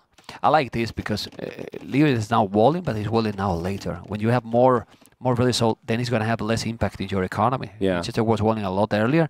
Still, he's not going to care too much because he's with 5 efficiency doing already the 6, but Liereyy as well. So both are doing exactly the same. Just one is going faster up. So this has been a bit of a wall fish boom fest. So I have a question for you. So in the previous game, you were clearly very tilted when there wasn't a castle on the gold. Oh, wait, the scout is through? Yeah. The scout can attack the fish? Yeah. Okay, question though. What was something that pro players do or don't do pretty consistently that really bothers you? Like that really annoys you? Is it no castle on the gold? What you have seen? Or you are just asking in I'm general? asking you because there are things for me too. Well, what is bothering me the most is when they are not clicking to check inside if this is open or not. Oh. And there are many times that it's open, and then they never check it. Yeah. And it's open, and they attack one small palisade or a house, and then 2 tiles away, it's open. And oh man, it's crazy. Okay. Not happened to you when you say, "Come on, man, just click it." Yeah, I get it. One skirm, and then you go. It's just good to know other people get so worked up about stuff, Yeah. Well, the thing is, and we talk about these things because right now they are booming. They are really booming. As you can see, check Liereyy resources and Vinchester resources. He's doing DauT stable, and well, they're gonna go up very quick. Or he's doing scouts now. Yeah. So Liereyy is not actually expecting scouts because his opponent is walled. But he has a spear, so. But now Liereyy is gonna wall casually, Mem, because he doesn't think there's pressure coming. If he doesn't get the full walls down, Vinchester could actually run through. Yeah, but he's gonna wall. He's fine. He's doing more fishing ships, Mem, I got one. I get tilted when people wall to the TC. And they don't full wall. If Liereyy does that, the scouts are just going to run right through. Dive in, okay? The scouts are coming. Let's see. But if you're going to get angry, don't hit me, okay? No, we're too close, okay? I'm not violent. I might hit but you are too close, It's all right, man. It's all right. Okay, 3 scouts coming. He's going to wall or not? I mean, he's walling completely. But Vodka don't want that you get tilted, so he's not showing, Okay, he's here now. Wow, Liereyy even did this at a pretty rapid pace. It's possible his spearman but he saw the scout. This is so good for Liereyy. Yeah. Look at his resources now. Yeah. He's missing the building, though. I don't know what he's going to do. Archie range, market. He has the plasmid, so he's mining. Oh, he's going to go Ratas. I love it. Yeah, Ratson's. He's going to go Ratas. Ratan archers. It's a really nice option here. Because, like, Cav Archers, you then have this back and forth of which Cav Archer civilization is better. Yes, Lion killed the Spearman. Thank you, Vodka. Woo, woo, woo. But, like, Rats and Archers completely destroy other Archers. That's essentially how it goes. Now, that takes a lot of time. You need to get to the castle, so it's a little bit more expensive. But every game we've seen has just been Cav Archers on this map this tournament. So I think going Rats and Archers is just the perfect play. I don't know how he's doing this, but no matter what, man. His opponent is with fish traps, with a lot of fish as well, with 10. Look at this fish. Nice. And Nicely sarcastic for sure, because he's missing now the wood. But he's up always faster. Yeah. Look at Liereyy. On the way to castle is super quick. Vinchester is about to go up. He has more population, so he can get some map control. But he's going to have the castle. Where to do the castle? Exactly in that spot. I mean, the gold is there and the stone is there. And this is kind of like a big gap. Yeah, I don't actually think you want to hide the idea you're doing this. No. I know Why? some people would like that. I think just build the castle in the front of your base. To the right of the TC makes sense. But Vinchester's resources collected. Very nice here. He is later to Castle Age, but he's not going to receive any pressure from his opponents, Rats and Archers, for a while. I actually think being late is good for Vinch, because if Vinch was up to Castle Age at the same time, he would make a decision on what he was making, like Cav Archers or Skirms. He's definitely fine. He would do that right away. But now he could look, see the castle, and then cancel his idea of Cav Archers. I have a question for you about the units possible to do. Vinchester might do Cav Archers, or even if he's not doing Cav Archers, has extra bonus from Japan against Archers, right? They do. But Rat and Archers with the bonus or the armor they have as well, do you think it's going to have an impact? Or Rat and Archers with the upgrades will dominate, no? I think the Rats and Archers would probably just dominate. Now, he's trying to hide this. He's actually building a castle in the back of his base, which won't protect any of his resources. Well, if he's getting ready, wood protected, gold protected. Yeah, that's true. Or as well, the berries even, and there's a hail, you know? And then on the right side, he can make houses, so that he will never go in, except if he's going siege. Wow. He's going to go Cav Archers. So Vinch is going to go Cav Archers. Now, I don't know if Vinchester would actually go Cav Archers if he saw it was Rattan, so that was maybe Lierey's thinking. Resources collected, getting higher and higher for Vinchester because he has the fish traps from the Japanese working. But Liereyy has Guild Nets already done, and he has 10 fishing ships, so he'll be fine. He will do now extra Town Center. There you go, on the goal. I'm not sure if I like it, that position, because if he's coming here with Cav Archers, he can deny it, but still. Already, Guild Nets right away. Town Watch in the Bosa, and Vinchester is probably kind of confused, like, what is he going to do? yeah, no, absolutely. Yeah, and Vinch, I wonder if Lierey's even just going to wait with those Rats and Archers in his base and not show them until he has to. We talked about this before, about how much Liereyy has improved, how much he's practiced. Something Liereyy of old would have never done is add some stonewall. Honestly, I don't think he has improved. He's just stopped being lazy. I mean, but you speaking like sorry. I mean, when you say that, so long, man, that you sound like you're his dad right now. That's what you sound like. Well, I always knew he had potential if he would get out of bed. He called me daddy in the back. You didn't know that in NAC2 we were in the same room. Yeah. And he was like 16 or something, you know. And I was since there. I was, man, stop being lazy. I mean, stop calling me that, you know. Well, it's what it is. Oh, Members to credit for Lierey's lack of laziness. And now I feel proud. As that, I feel proud, you know? Anyway, jokes aside, TC on the stone, TC on the wood, doing the Siege Workshop as well. Okay, 2 Town Center, Siege Workshop, Cav Archers. Village number, Lierey's ahead. How valuable is surprising your opponent when you have the best unit possible? Like, I get it. It's cute, and you can have this shock factor. But also, what you could have if you had Rats and Archers around the map is you could have denied that Siege Workshop. You could have maybe applied some pressure here. So I'm not certain. We'll see. We do have the yurt there. And as Dave and I pointed out the other day, yurts are very, very, very, very weak. Yeah. We have another player not learning to wall around the yurt. The starting yurt is down, and Vinchester is through. Yeah, but you will see now how the castle is going to be good. He has to react really fast. Look at surprise! I have a castle here, and he's still going diving in. Oh my God! Vinchester! Vinchester said, I'm going to run through! What are you doing, man? You didn't expect the Rats and Archers to be there! He's going to destroy those Cav Archers, and he's with Fletching. Imagine with Botkin, he's killing them. Wow! It's so fast! He's going to try to kill some. He's going to kill maybe one fishy, but that's not good. And now he's going to take the mangonel. He's going to be there. Wow! Liereyy is doing an amazing job here. Daddy is absolutely really proud. And look at the look at those rats, and he's gonna take the Cav Archers, and he's gonna take the mangonel. Huge value in this move. That's for Liereyy. Yeah, crazy value. That might look really foolish what Vinch just did there, but a lot of times when someone is booming like this, they don't actually have the army. They want you to see the castle and fall back. So Vinch, in his mind, was painting this picture that there was going to be no Rats and Archers. He'd run through, he'd kill all the fish and get a massive lead, but that's not the case. Liereyy up 1-0. Liereyy now up 8 eco units in this game, and he's got the Rats and Archers. Yeah, Vinchester Echo, though, it's amazing. He has Handguard on the way. hand guard on the way, minute 20. Wow. But those Rattan Archers, when he's doing the armor, look at now that micro. He has Bodkin. I think he's gonna eat the Cav Archers. Seriously. Yeah, somehow a tiny little dude with a hat has more armor from arrows than an armored guy on a horse. That's just Age of Empires things. But yeah, the Rattan Archers it's just better once that armor comes in. Now that you have to produce them out of the castle, which takes time, but Liereyy actually has more archers than resources. He's going to go up to Imperial. Yeah. Imperial in minute 21, maybe in 22. Oh, man, and he will have the stone to make a second castle.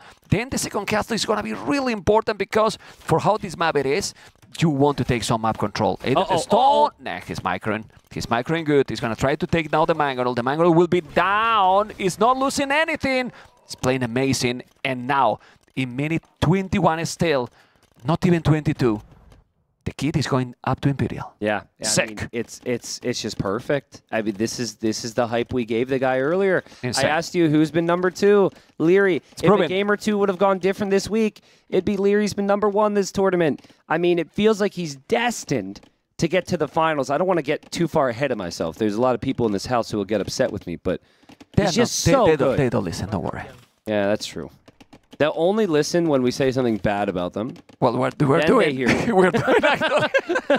Well, not directly, you know, but still. If anyone ever has an issue with what we say, we're just trying to motivate them, right? If they prove us wrong, that's awesome for Age of Empires. And wow, it's incredible. Sorry, but he didn't lose anything there. Yeah. Now he's coming with the castle for he has 2 mangles. He wanted to do in the stone because the stone specifically for this civilization is amazing. But if you cannot do it there, you see not stubborn. Going to the right, make the castle on the goal. You are fine.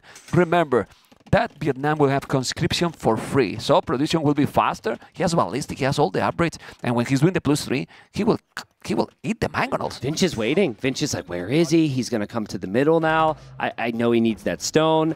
And now he doesn't see the big group of Rattan Archers at all. That one backs away. And this is smart from Liereyy. Good assessment of the situation. Because his micro is so good that he might have even tried to micro this. But sometimes I think you have to play it safe. What?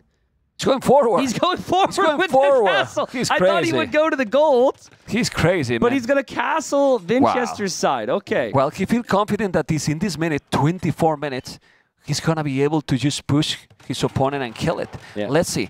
Let's see. We need to focus now in those Rattan Archers. He's trying to go there forward. Ooh, you got to be careful. I mean, Vinchester does have... Oh, my God. He's microing really, really well. Splitting those units. Thambrin almost there, as I said. That DC is not the Imperial Town Center, I hope. That one is... Well, he's fine. there already. He's there already. Liereyy doesn't have a lot of army at home, so that could be a problem. That castle is going to make life interesting, but he still needs to deal with that. And he has 20 Rattan Archers that can do the job. He's got Thumbring on the way, which I thought he did have on the way already, but maybe he canceled it. And now he has Bracer, and here he is. Yeah, but with the +3, you will see. In 5 seconds, he will have those upgrades. Let's see. He just need to kill those Mangolos, to be honest, to be fine, and then kill all the units. Rattans do lack 1 range compared to a normal... compared to a Cav Archer or something, so it's a little bit more difficult, but that damage is insane. But you have the attack, exactly. You still have the attacks. You can see those. He's trying to dodge the arrows, but he can't. There's a Mango coming, and he micro. Doesn't matter. Tristan is just microing like a god here right now, taking absolutely everything. All the Mangonels are down already, and he has the castle forward, and from there, he can push his opponent. Yeah, I mean, I don't know what more you can really do here if you're Vinchester. You've tried to make Cav Archers to compete. You've made, what, 4 or 5 Mangonels. They barely killed the unit. Rattan Archer is only going to get stronger against you. I like the castle there from Vinchester. I also think it's the correct reaction to stone wall like he just did. So the Rattan Archers can't get in, but he has more work for himself because Lierey's just going to open that side. Yeah, well, still, he has to be careful, Liereyy, because he doesn't have control of the middle or any of the goals on the sides. Yeah. So either way, he has to make some damage. Go in there. Ballistic now incoming. Army numbers. More for Liereyy. Not by a lot, but his units are just better. Would it have been better for Liereyy to just castle the right side with his Rattans instead of here? Yeah, but the thing is that he just want to go faster to kill. Yeah. Not patient anymore. Yeah. The trebuchets are coming. He just need to hit. Like, yeah. He doesn't want to stay in that spot because he's too tight. He want to move, get inside, and then take from there. And there you go. I mean, if he loses this game, it might be because he's not going to have access to the golds on the sides. He doesn't have stone right now. Upgrades are going to come in for Vinchester. Skirms are going to come out for Vinchester. Vinchester might actually have a shot here, but the Rattans just seem to dominate everything right now. Yeah, those skirmishes is not the node, I believe. Just look, he has the heal advantage, and the castle is going to be down. The castle, just look, they just destroy them. They're so strong, yeah. They destroy them. And he's not elite, I think. No, they are not elite. Imagine when they're going to be elite. Yeah, he's going in, he's going to take that castle. Castle is down, and then now he can take the archery ranges. The score is still exploding. And the fish. The fish. There might be a demo coming out of the dock here in a second. Ooh, well, he was playing perfect till now. Most of the Rattan archers are gone, and now the skirmishes are trying to clean the rest of those. He only lost 2 fishing ships, Tristan. Yeah. And now there's a samurai here. Very, very smart move here by Vinchester. Can Vinchester come back from the hell? His population is a lot better now than Liereyy. I mean, look at his castles. He's got 1 castle in his base. He's got 1 castle forward. He has no castle securing the golds. If the Rattan archers can be killed off by the skirms, and that's a big if. Rattan archers are completely busted, but if these can get killed off, I think the position for Vinchester could actually be pretty good. Yeah, no, he's fine right now. I mean, population is almost the same. He's still killing villages. KD is not like a massacre. Well, at the end, Vinchester has killed more. 9-8 now. Well, he's going to lose now more, but eventually those Rattan archers will be gone. And oh my lord. What's happening, man? What's happening? I mean, it felt inevitable from Liereyy, but I think he just doesn't have secured. He hasn't secured good map control. The Rattan archers are doing amazing work here. Somehow these 4 units have killed like 30, but Vinchester maybe with a small chance. Maybe. He will castle one side. Liereyy still has not done that. And the skirms for Vinchester will eventually... I'm not sure if he has more chance. I start to think that he has more chances that we think. I don't know. Well, the score is still 1,000 ahead, but he's still ahead in population. It's crazy. But the stone, I mean, think about this. These Rattan archers are ridiculous. Well, Vinchester is doing a big mistake. That one Rattan has 14 kills. Yeah, but Vinchester is doing a big mistake. Why you won't get a Peruto here? Just make at home few towers with Yasama. Well, you're fine. Yeah, I think you're good. You see it. There's Kata Peruto. Also, is Liereyy rolling in these 3 trebs with no army support right now? He's sending now some arches. He's sending 3 Rattan archers. Yeah. Hey, the backup is here. Finally, we can be safe. I don't know about that. The skirms are going to get chemistry here from Vinch. No, but actually, he's going to kill so many villages because now Vinchester is just sending few villages alone. The skirmishes are attacking the Treb, and the Treb is never dying. So now he will send some light gas, and the skirmishes will go to the damn hell. Yeah, maybe. I feel like things have just gotten very messy. I mean, this was as clean as can be, but now a lot of things are happening. The villagers on gold are going down now for Liereyy. The trebs are actually a great choice. Look at all the archer ranges he's taken out. Yeah. Can you explain me, Tristan, why Liereyy plays super safe and passive 80% of the game, and the last 5 minutes he wins? Yeah, I don't know. I think he just changed completely. I think overconfidence. Now, I think Liereyy might be losing his castle in the middle to some trebuchets. So, yeah, now he's going to have 1 castle. 1 castle Rattan archers, man. He doesn't have enough stone for another castle. I know that 30 Rattan archers can kill off skirms, but can they kill off all the skirms? Well, when you have 6... you know, Vinchester has 5 skirmishes right now. So that way, it's possible to do it, you know? Anyway, there's no army at all for Vinchester. And as you can see, like, I didn't even know that he got so little, you know? Yeah. And look at this. But now, why Vinchester has no real army at all? He lost all his ranges to these freaking trebs. And it's still coming all over the map, It's man. unbelievable. It's coming all over the map. This is why, when I asked Vinchester what he thought about his draft, he wasn't really that happy. Yeah, because crazy. the first game, TaToH versus Franks, Liereyy played it great. Now here, Vietnamese versus Japanese, I think Lierey's actually maybe made a couple blunders. But these Rattan archers completely dominate the Japanese. Who cares if you have fully upgraded skirms? It's not enough. Who cares if you have 1 castle to produce the Rattan archers? It's just not enough. But I really believe that Vinchester is just like, you know, kind of panic now in the sense that if you have done with 1,400 stone in the bank, not now, but he got before, few towers with Yasama, you don't get raid. Yeah, maybe. You can focus in one spot. The problem here, why he's losing it, because he's just focused all over the map, and then he's losing a lot. 60 villages, 18 army. He's getting raided constantly because he has 0 defense. And now you might say, well, he has the trebs here. He has the trebs here now. but he's losing all the economy during the last 10 minutes, 15 minutes. I mean, Lierey's losing all of his town centers to Trebs as well. So this is... Well, actually, he has 0 TCs. What? I'm not going to sit here and pretend like Lierey's situation is good either. Now he's losing the the tower. rats and archers don't die. Yeah, they don't die. Look, look how tanky they are. Yeah, and now he's doing bloodlines. He doesn't need TCs at all, and he's called the GG. It was a messy finish. That was a messy finish. That was a ridiculous game, honestly. Like, it was incredible start, like super smooth. You saw how he went to Imperial in minute 21, he clicked almost 22. Then from there he went crazy, but that craziness makes that Vinchester couldn't recover. Yeah, he couldn't. He couldn't. Now, here's a question. How many TCs were on the map when that game ended? 0! Thank you, man. I'm pretty sure there might have been Thank you for my 0. One. Thank you for my 0 sellout. I think it was actually 0 TC for both of them. Yeah. Wow. You see, T90 is getting into the 0 approach, guys. Well, but, absolutely. Vinchester's not happy to be at 0 right now. Yeah, definitely this has not been good. Definitely not. A lot of this, I'd love to question Vinch's gameplay, but I think maybe Lierey's been a slight step up, but I think that draft-wise, Vinch has just been completely out-strategized. Wow. That's not the first time we've seen that Vietnamese wrecking Japanese on that map, because Japanese have had big leads and still lost. And then game 1, like TaToH versus Franks, also felt like Vinch was kind of stuck. So this is just not...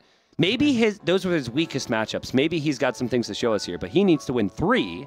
Yeah. And if he doesn't win 3, if he doesn't win this series, Liereyy has very good chances to get a bye to the semifinals after group stage, or maybe if it's even confirmed.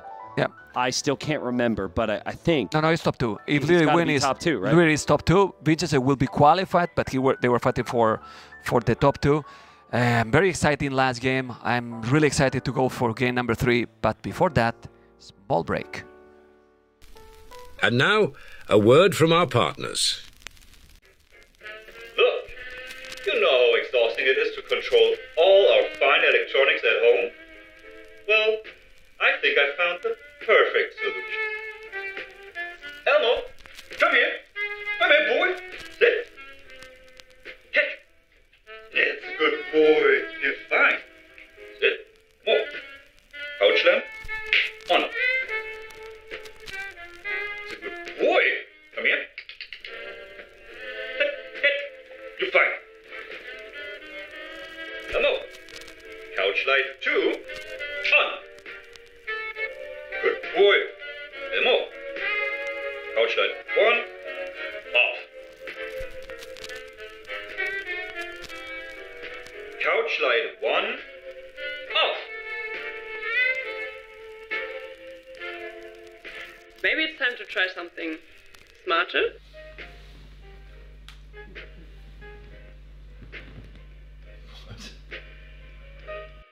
Say hello to smarter lighting.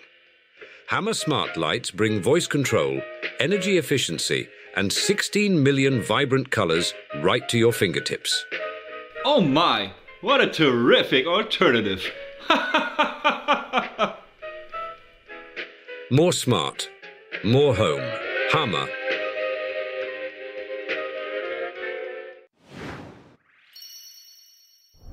To the Noble Apartment Cup. It is 2-0 for Liereyy. Looking great for him. We'll have to look to the draft for some ideas right now for Vinchester. We will be real with you as always. Mem and I would never lie. The first pick. Talk for yourself. The first pick is not so good for Vinchester anymore. He lost with Japanese. And then what I was actually getting at was the first pick for Liereyy is Chinese.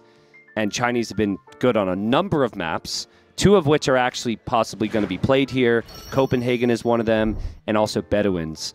So I think if Vinchester gets past the hurdle of Chinese, suddenly liking his position a little bit more, I would guess that Liereyy is going to play Chinese on Bedouins, and then use Italians, Byzantines on High Tide, and then maybe he goes like Italians on Copenhagen, excuse me, and maybe Byzantines on High Tide here. But we'll see. What about if he's going Hindustanis versus Mayans in Copenhagen and you go Gulams? It should be very strong. Mayans, Vinchester has been picking Mayans all the time. Yeah. In Copenhagen, I believe it's going to be that one. And Hindustanis, you go Gulams. It's cool, also, man. I think Hindustanis are insane against Mayans and Berbers, which is another possibility. So, and even Saracens. If he pick it, he's covered with Hindustanis in that map. Yeah, that's true. Oh, I mean, China is going to be for Bedouins, and Hittite the thing is, though, can be Byzantines or Italians. The weakest matchup for Italians on Vinchester's side is probably Mayans. But they could still beat the Mayans, and Italians has been more proven. Let's see. And we've got the pick of Hindustanis, and we've got the pick from Vinchester Saracens. So we're going to start it off here. We're actually a couple minutes in, and of course it's traditionally a 9-vil start, but you start with a little bit more here. So we got Liereyy with the dock in the north, and he's walking down to this pond to dock with the Hindustanis.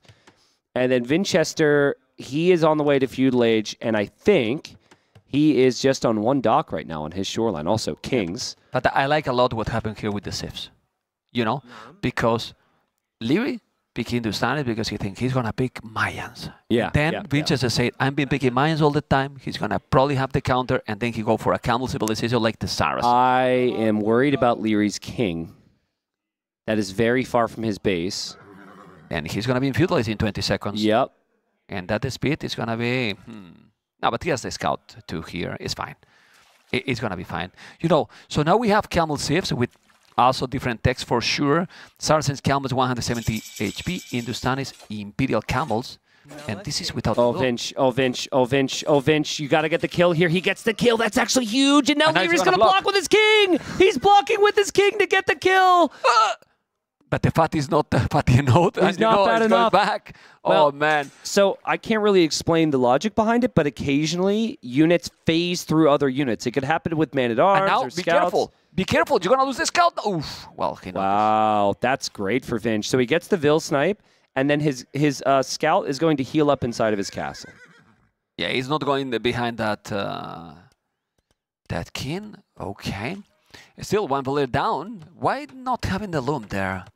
Well, I understand, but now he can come, he will recover the HP, and he can lose another. As silly as it sounds, players are just going to think that they're guaranteed to be down a Vil if they research Loom, and they might not be down a Vil if they don't research Loom. So that's pretty much the logic. Yeah. But I agree. You know, maybe at a certain point you want to get it. It's a big risk, you know, that is really not needed, and many times finish like this. Yeah. Many times. It's not the first, and it won't be the last. Well, with this approach, I don't think they will do a big galley rush because they have one dock on the right and one dock on the left. Well, Liereyy has that, you know, but he still will try to go with a fire galley. Vinchester is doing the galleys, but when he mass, maybe with 2 no, but definitely with 3-4, then that galley will be useless. Even like that, you can see. I'm surprised Vinchester's actually going 1 dock galleys here. Every other game I've seen, he's gone 2 docks. Well, because he saw the other on the right, probably. Maybe. He might think he's not have more than 1. Yeah. Because if he's investing here the second, also Liereyy, it might be overinvestment. 3 docks, he's getting a lot, no? That early. Yeah. Because it's very early. So Saracens can use that market mem, and they're insane. Yeah. Like, we've seen games where Saracens fall way behind, and then the second they drop the market, they somehow beat the opponent to Castle Age. So I'd expect that market to be really important here for Vinch. His micro's been good. The Saracen galleys also fire faster. He will see the fire there from Liereyy, but even that fire ship, I don't think will kill a fishing ship. Vinchester's paying attention anyway. Yeah, but it's going now. It's fine. It's completely fine. The Saracens market, remember guys, that is huge. It's really huge. I don't think he has the market yet. No, he does. He did use it. Yeah, okay. He did use it. Liereyy market is going to drop his own market. Yeah, he has the buildings also. But Leary's fishing on the other side. So these galleys are not going to kill all of his fish because he has 5 fishing ships there. And that's where the 3 relics are later on. So that's pretty good for Liereyy. Okay. You can see what both are going up quick. It's nice, man. And Hindustani has good economy. They save food for each village that you are doing. This is the blacksmith market, and it's going to be what? 20 seconds difference? Yeah. As soon as he's doing the blacksmith, it's nothing. And he has, he's going to have, it will have 1 villager more, Liereyy, if he didn't lose the village with that scout. So pretty even and close game. And he should secure those 3 relics. That he has galleys on that area? I don't think he has. Oh, but he's checking with the checking with the fishing ship to see. Oh, but 1 galley is more it's better. It's worth it, you know, because those fish are not working. Yeah, it does depend. Like if you add a galley, if the opponent brings 2 Vils, they can sometimes get the dock down even while they're getting hit. So I think that could be the logic there. There, the fish are going to go down. This is expected. But then let's talk late game a little bit. Yeah. This is just all the... It's going to be late game. This is the advertisements before the movie, right? How do Saracens do here? I would love to see Elite Mameluke. I think he will have to make Elite Mameluke. But, like, Imperial Camel from Hindustanis, I think is stronger there, but I'm not sure. You know what is the problem here? You have seen that in the early game, what they tried is to go impale it as fast as possible. They won't have resources for the camels, probably. True. I wouldn't be surprised that he's going to try to go even skirms, bombard cannons, or even narvales at some point. Okay. You know, even with the Saracens, you know. Because I don't think that Hindustani will do Gulams. Yeah, not I agree anymore. with you there. With Mayans, I don't think he will do it. So probably that will be the opening. Then if they boom more, we can talk about what he needs to do. Yeah. Remember that we don't see Siege Honors ever, but how could work Siege Honors here? Wow. Mameluke Onager could be ridiculous. Because you protect... Unstoppable. Yeah, you I would say protect the Onagers. With the low range they have, the Mamelukes you keep there, so tanky, you micro them, you cannot touch them. Yeah. At all. It's expensive. Well, but here you can take and work for the relics. You can have a big boom wall if you want to go for that late game, and it can work. And Scout's engaging here. The Scout did heal up inside the castle there for Vinch. Just an extra fire galley from Liereyy. That was kind of a waste, to be honest. I don't think he ever needed that. And Mameluke's now on the way. Earlier, the Scout spotted the villager on the dock, but that villager's now walling up. That's really smart from Liereyy. Will not be there for the taking. And now the Mamelukes can't actually go that direction either. Yeah, but look, Liereyy. 3 extra TCs right away, and check his foot in the bank. Yeah. You think he's going to have idle TC? Not at all. Not at all. It's crazy. He has crazy economy, man. And he's going to have 4 TCs working non-stop. Oh, and Vinchester thought he could kill that Scout without losing his own. Now we have a wolf here against Liereyy. Liereyy. We'll lose it. We'll lase it. And look at his reaction. Look at Lierey's reaction. He was tilted, you know, like, come on. That villager there, man. Woo, woo, woo. Yeah, he's 4 villages behind, as you can see. And Vinchester's going to see it. Vinchester's going to see the wolf with the dead Almost. body. Oh, that's okay, funny. the TC is there. He's doing the monastery. What? He's taking the deers, man. That's so smart. Yeah, because that's a big thing right now. You don't really have the best farming eco if you're Liereyy, and you don't have as many fishing ships as Vinchester, so you want I feel that. bad, man. It's the Bambis, man. You don't kill the Bambis, He killed the wolf. Yep, Oh, so man. he knows. So Vinchester should know that he's got the bigger fish boom. He should know that he could take the deer himself if he wants to, because Liereyy can't do that. He was, a minute ago, 8 population behind Liereyy. Look. Yeah. Booming Cheap with bills. 4 TCs. Cheap bills. The It's bills are crazy. so cheap for It's Hindustan. crazy, you know, and now he's doing heavy plow. He has wheelbarrow Vinchester, so he's definitely fine, but Lee's going to have he has already a sick boom incoming. Wow. Really, like in my experience, Mamelukes are not good enough against Imperial Camel. And the main reason I'd say it does depend on how you play it, but what Mamelukes do well is they hit and run. And so if Liereyy could play this right, he could force the Mamelukes to hit and run back towards his base and then have Trebs ready. But you attack, the Mamelukes back up, and then the Trebs take down the front, and you take the middle of the base. But you are thinking Imperial Camels that he has a 3 range. If he's doing hand cannoneers with the tech, 9 range. Yeah, that too. Did you go hand cannon? If you're Hindustani, you go hand cannoneers and bombard cannons. Yep. That's the army you need to do. With some cavalry, you make light caps. You can afford to make hussars to snipe. And that's it. He's going to lose a monk. Yeah, okay. That's good for Vinchester. That was kind of a close one. That could have easily been a conversion. That is the main issue for Lierey's Civ right now, is that his unique unit is not good around the map, and the Mameluke is. So this should allow Vinchester to control at least the relics that are in the middle. But he can't get the relics on the water yet. Still no attempt from him to dock to take those relics. It was Vinchester I talked to yesterday in a matchup, or maybe the other day. It's been a long week, and he in a certain matchup was just like, why even go for relics? It doesn't come down to relics. It comes down to that big death ball comp on this map, and the Mamelukes come in. Still no loom for Liereyy, so Liereyy loses a couple more vills. That's so greedy now. When you have already 4 TC exactly, he's doing now the loom. 4 tone center is going to make the 5th TC. Now you need to go back. Another one. Whoa. Man, at a certain point, I mean, you're just not expecting your opponent's ever going to do that. That was amazing from Vinch, just to go in there, just to finish that last villager before the monks got there. And just look at the thing. Vinchester is not over booming in this map, look at the resources he has in the bank. Then Liereyy is like 10 villages ahead and he has lost 7. He could be 20 villages ahead, but Vinchester is about to go Imperial. Yeah. So Vinch against Viper had what I thought was like a really good position civ-wise, and he still chose to try and win in the early imp. So super quick, right? Yeah, like super quick. I guess maybe in that matchup we didn't think about the elephant, so maybe the Vietnamese could have been better for Viper. But anyways, he seems pretty comfortable going with the archer opening castle in the middle and trying to kill quickly approach. Lierey's clearly going for the full boom approach. But yeah, if he clicks up and then it's Arbalest knocking on Lierey's front door, Camel might not be the play. No. Nothing will be the play there because the timing is going to be so important here. It's true that that Liereyy might be able to also stop doing villages. Don't do botkin, man. Just go imp. What? The thing here, like, I'm wondering how much army he actually has, though, when he makes it to imp. He's just now getting his second range. It almost feels, I know it's being imp is part of the strat, almost feels a little too fast because you only have 2 But what army has Liereyy? Yeah, true. He's got 4 monks. And then he has map control. And a scout. You know, he has map control. He's going with the archers. He's going to have crossbows, fletching here already. And then he's mining with 9 villages on stone. He's grabbing the relics, which is very nice. Going to make a TC forward. So he's going to do more boom.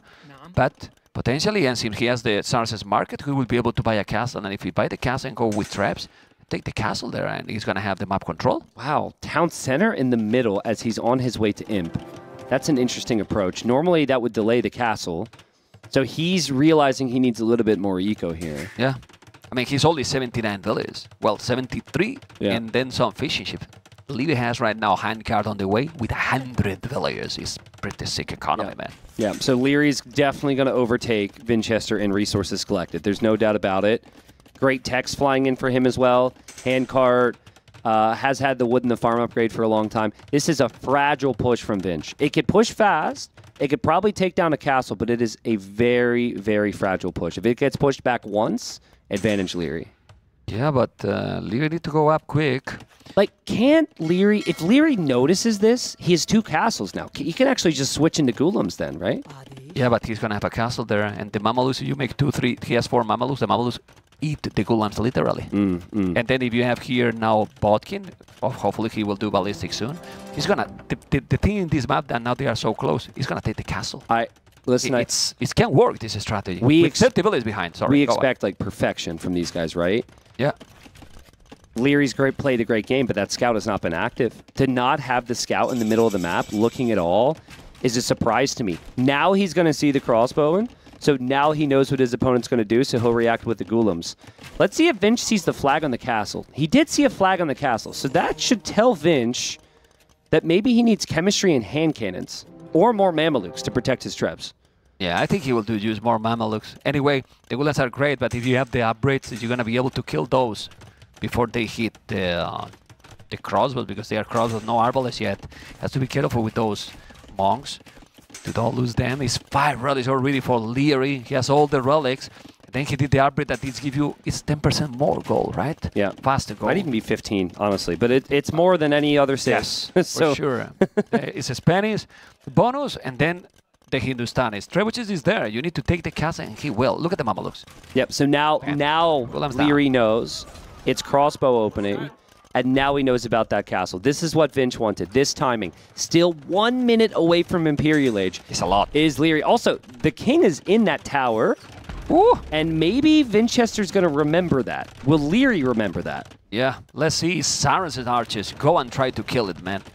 Chemistry on the way. Husbandry incoming for those Mamalus he has. He's deleting the walls. But that castle will be down. We will see. You can see the score.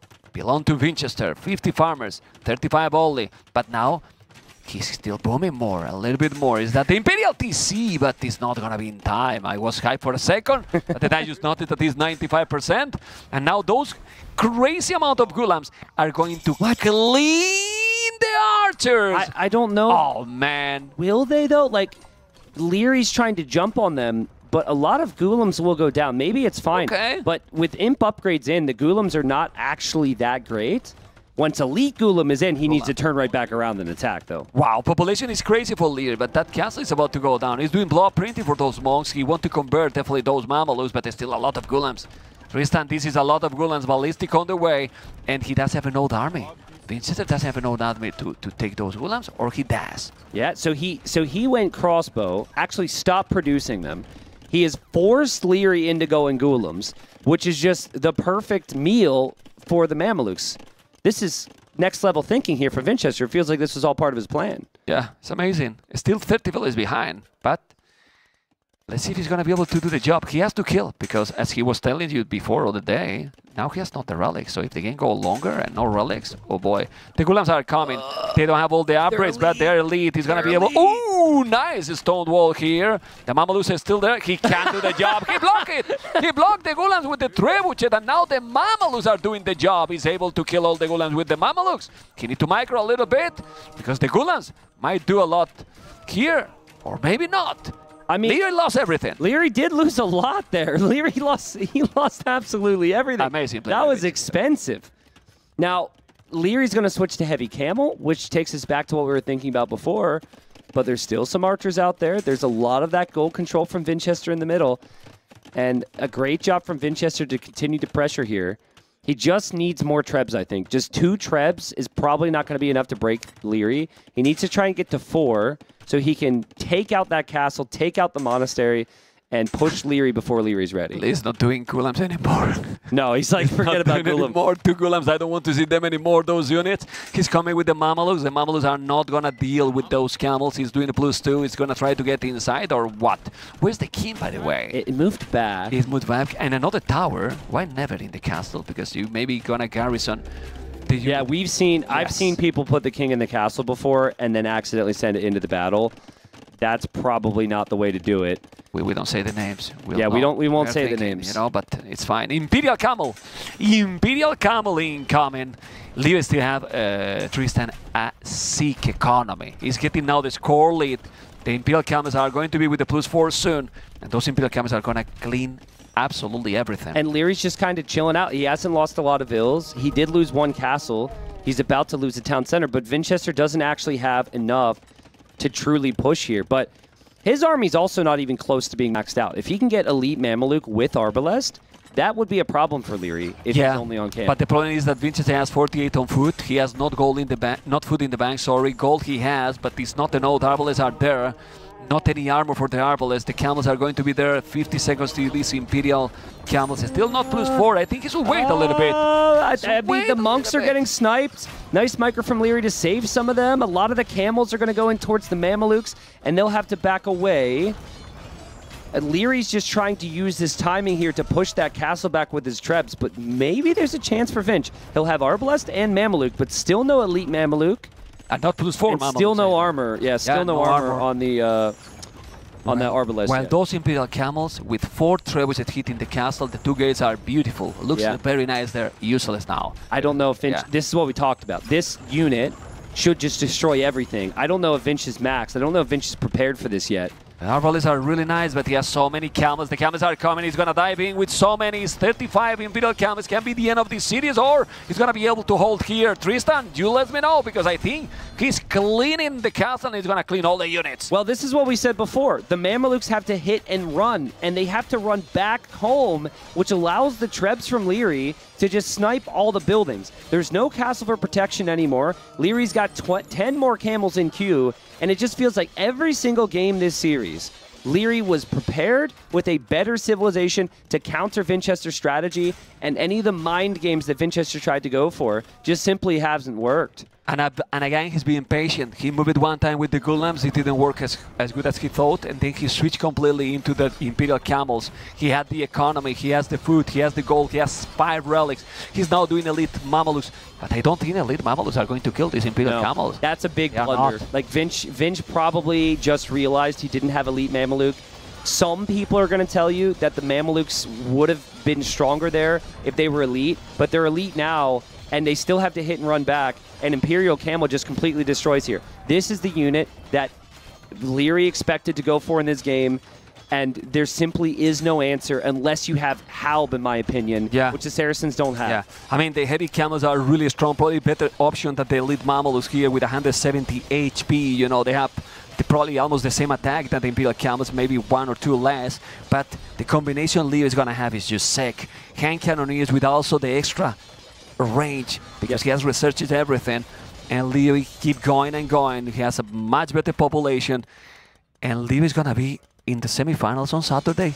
At least that Vinchester is doing a miracle in these next 2 minutes, which it seems that is not going to happen. I mean, the window is closed where it's okay for Vinch to not have the relics, right? He doesn't even have that stone and gold there. That's getting raided as well.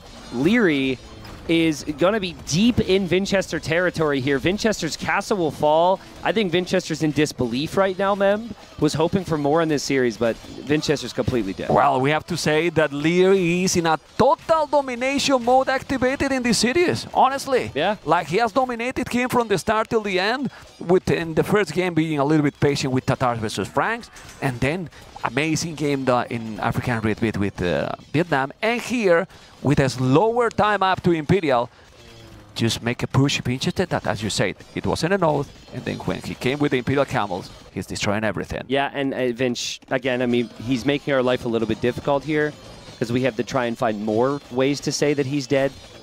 Yeah. Because, I mean, we just look at the army he has, you know, I mean, you know, take the resources collected. Yeah, basically, there's just death everywhere in Vinchester's base, but this would be his last fight in his game, and every game counts so much, as this is his last series in the group stage.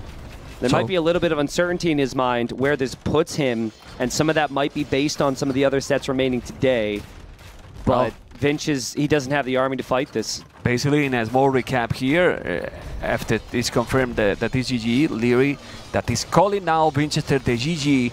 This is a 3-0. Liereyy has won 4 series, lost only with Hera in a 3-2 close series. Liereyy is on point. Yeah, absolutely. Amazing from Liereyy. Lierey's looking like one of the favorites. And I don't know if we have the audio from these two. Looks like they just chatted GG. Difference. I thought Mayans would be on. If there is audio there for the viewers, man, we can't hear it. Can you hear it? I don't. Okay, yeah, so I imagine they're talking about the draft right now. Again, Vinchester before the series even said, he said, I'm not really liking the way that draft panned out. Yeah, I thought about that, because you could have gone Berbers, I guess, but... Yeah, that's actually what I thought. I think you picked Italians after I get, after I get Berbers. Yeah, it's like a 50-50. Yeah, and I thought like, okay, but well, Saracens is playable against Bot, but... Yeah. Not even sure if Berbers win against Hindustan is... Not sure. Yeah, I thought about it later. Like maybe Camel Archer, really good map presence. Yeah. Camel Archer could be interesting. Yeah, maybe I need. But I think Hindustan should still have Boom. Yeah, probably still better than Berbs. Love when they debate about these things. Yeah, I mean, it's worth talking about. They'll have more sets to play, most likely. Sorry, guys, I didn't have it in my ears, but thank you, chat, for all telling me collectively to shut up. That was really nice.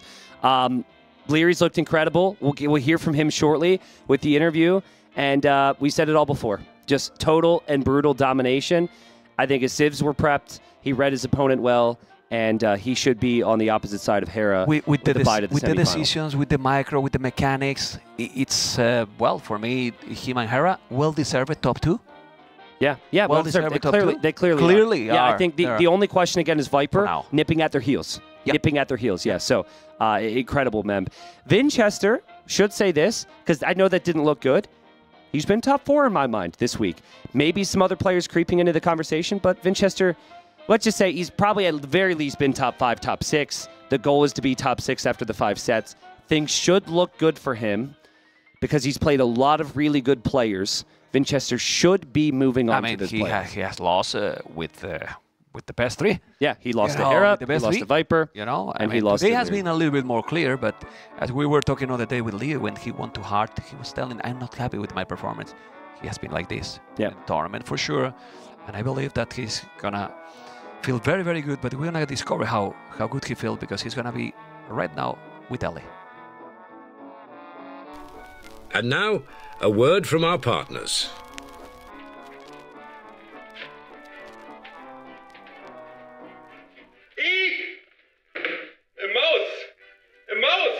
What is it, dear? What funny. That's no ordinary mouse. It's the Reaper 250. With this mouse in your household, you never have to be scared again. Yes, the U-Rage Reaper 250, featuring DPI control, advanced ergonomics, RGB lighting, and customizable buttons, is the perfect addition to every competitive household. Why U-Rage? It's all good. Get yours on Mueller.de.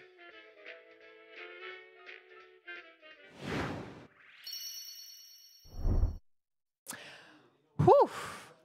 I am here joined by Liereyy after that really clean 3-0. What's going through your mind right now? I'm happy to have a day off tomorrow. Usually you just spend 10 hours in the gaming house preparing, practicing, looking at drafts. And tomorrow will be a bit more chill. Super. So you can get some sightseeing in, hang out. We'll see about that. So, like T90 was mentioning, Vinchester wasn't so happy with his draft. So where do you think he went wrong, or where do you think you went right?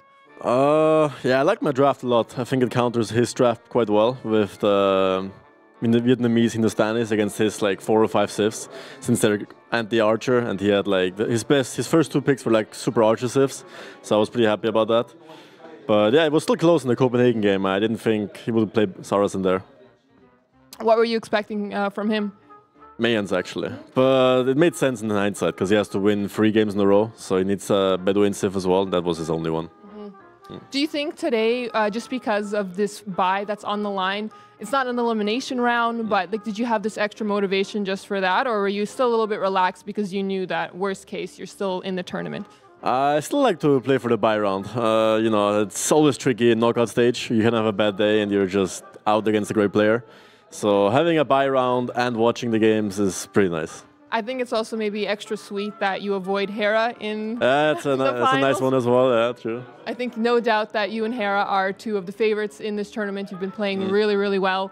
Do you feel like you have extra pressure on your shoulders now, or do you kind of expect to be a favorite? I think there's like 3 main favorites, Viper, Hera, and me. Yo might be up there as well. He's been getting better and better too. But those 3 or maybe 4 are the contenders, I would say, and we're all pretty close, so it can go either way. Well, we're going to go into some of the replays, and you can give us some of your analysis, give us some of your thoughts, what was going on here. Game 1, Arabia here, Franks versus TaToH. I think this was the first time we saw Franks in this tournament. What were your thoughts with the civs? Oh, the first time and the last time, I imagine. I mean, it's kind of a rough matchup. I have CA, I have Camels, and that usually is enough against Franks with a decent eco. And also he opened Archers, which was interesting. But then again, I got to kill the Villager. He trapped me quite nicely there, got Masterpieced. Yeah, no, this was a really, really great play from Vinchester. Everyone was getting excited. How do you come back from this, knowing that you just lose your army in the Feudal Age? I still knew I caused some chaos. I'm probably up in eco, and then this move as well brought me back, so that helped.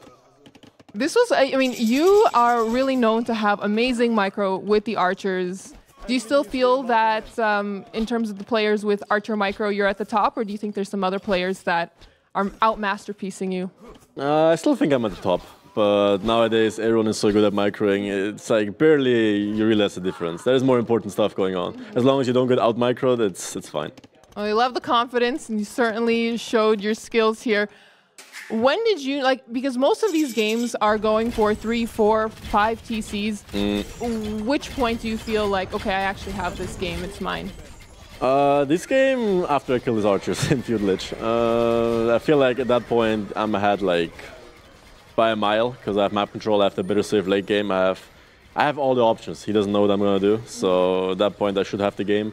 Still took me quite a bit, but I still think I secured it somewhat nicely. The first game, I think this was one of the final battles here.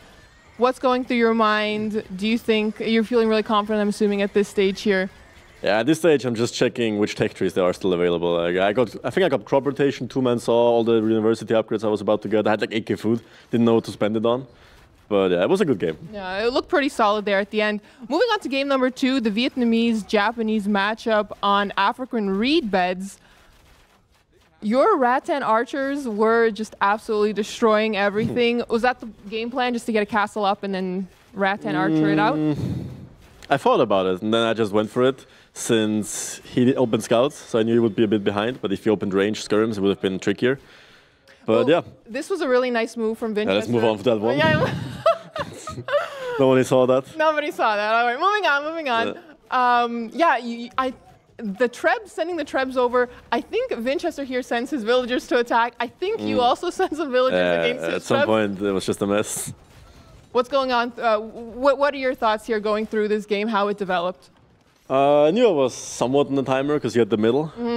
We both had one gold corner, but mine wasn't really secured by a castle since I didn't have the middle. So I knew I had to like somewhat do something to his base. And then the forward castle came in clutch and it worked out very well. Yeah, I believe at this point in time you were also getting raided and your TCs were falling down, and I think you just did more damage here. So having a 2-0 victory must feel very nice going into game 3 for sure. What was your thought process? Were you going to be a little bit more defensive or more aggressive? What was the game plan? How am I behind in rest in this game, actually? I'm 10 villas up. What is going on there? I'm curious. Well, yeah, I mean, in this game, I just wanted to boom. I'm not sure who wins this matchup. I haven't played it too many times, but I got 5 relics, so I was pretty confident eventually I would win. So you had to do something. It made sense that he would go crossbow, arbalest, and Mamelukes. But I was managed to stall. I think Vinchester had the top pond or the little river there. I guess, yeah. But I had the bottom one. Not sure, though. So you think that didn't really matter at the end? It just came down to the land aggression? Yeah. I mean, eventually it comes down to the land. Your thoughts on the Hindustani camels here? Because Saracens, they've got the market. You know, Vinchester could always use it in case he needed to. How did you think it played out? I think the arbalest. On paper, they're good against camels. Not against Hindustanis imp camels, though. They just got ran at and eventually just died. And they just flew like flies. And then the Mamelukes weren't upgraded. He didn't have a meat shield. So at some point, I could just overrun him with my eco. Were there any moments in that last game where you thought, ooh, this is going to game number 4? When he reached imp and showed me the crossbows, it was like, interesting. Let's see how this works out. It could be tricky, but after I stalled for like 5 minutes, I knew I was in a better spot because I had 5 TC. Well, I don't know if we can confirm because it's still a little bit interesting with the Buchholz and all the point systems, but I'm fairly confident. I think that you are getting that buy into the semifinals. So too, yeah. So I don't want to get some false info out there. I checked before. Okay. So I'm pretty sure. It's going to confirm Hera's from Liereyy? first. I'm second, and I believe Viper will be third. I think. That sounds right, but there's so many really close matches. That we're really and the Buchholz, it's exactly. So we're gonna have to wait for the final sets to come in. Whew. Do you have any predictions who you'll be up against in the semis? Since I think Viper is third, I think Viper. Against Viper? Well, that would be a great set to watch for sure. It's always a pleasure, but we have so many amazing players here. I can't imagine it being a boring semi or a final. It will be a good show. Do you want to say anything else to your friends, family, or some? I still have some matches to go, hopefully. Okay. I just want to give you an opportunity to say whatever you want. Not planning to lose the semifinal. All right. Not yet. Perfect. Then I guess we'll hear those good words for your supporters in the coming interviews. Well, thank you so much. Congratulations one more time. Well-deserved victory for Liereyy. I was gonna say a mix-up between Hera and Liereyy one more time. You want to say a combination? I was thinking. My brain was stuttering. But thank you so much, and enjoy the well-deserved break. And before we move into a little break of our own, I would just like to do a little shout-out to hold on. ProPads.gg. Right over here, they have so many really cool designs. You can get some mouse pads that are the NAC design. I think we have one of these fancy little dinner outing, and as well as a really cool map one that TaToH and I both snagged because we thought it was really, really cool.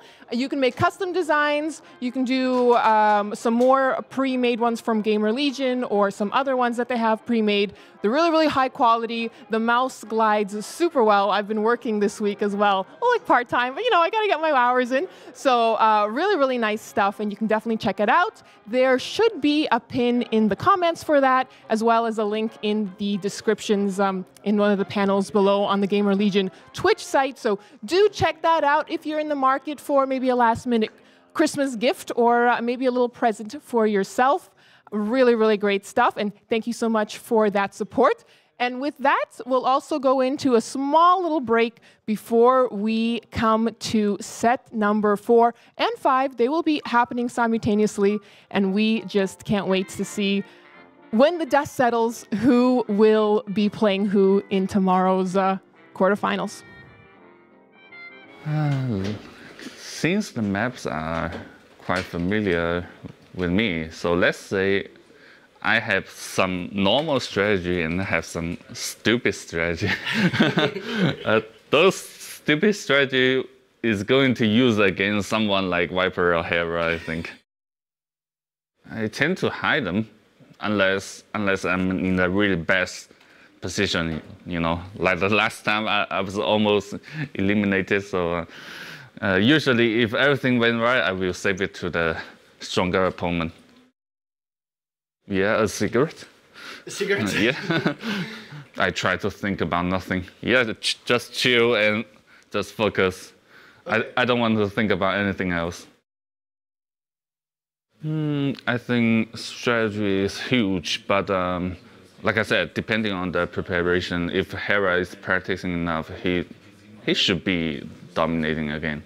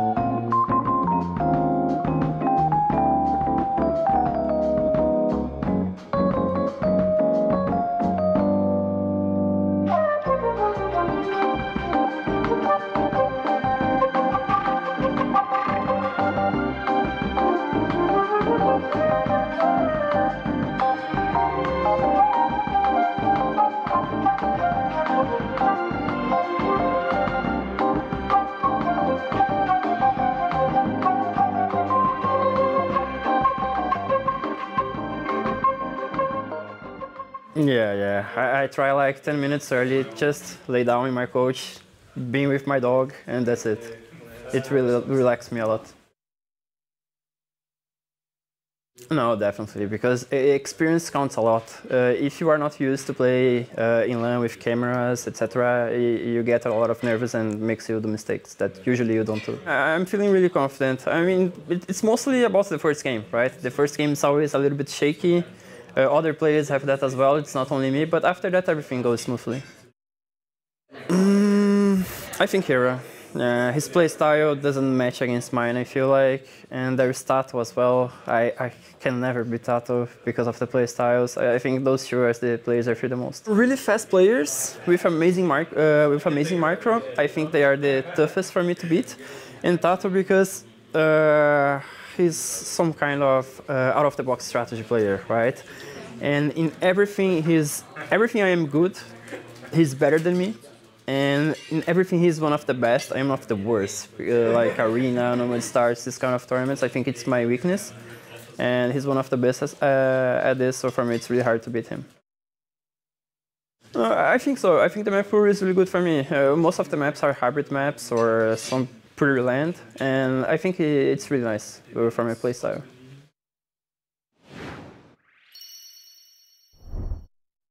Oh, this is me now. Okay. Well, ladies and gents, hello. How you doing? Thank you, everyone, for watching. And we have more action to come. But before we do, we're going to do something a little bit different than what we've done the last couple days, and we're going to do a little chat quiz. Now, do I have my chat up here?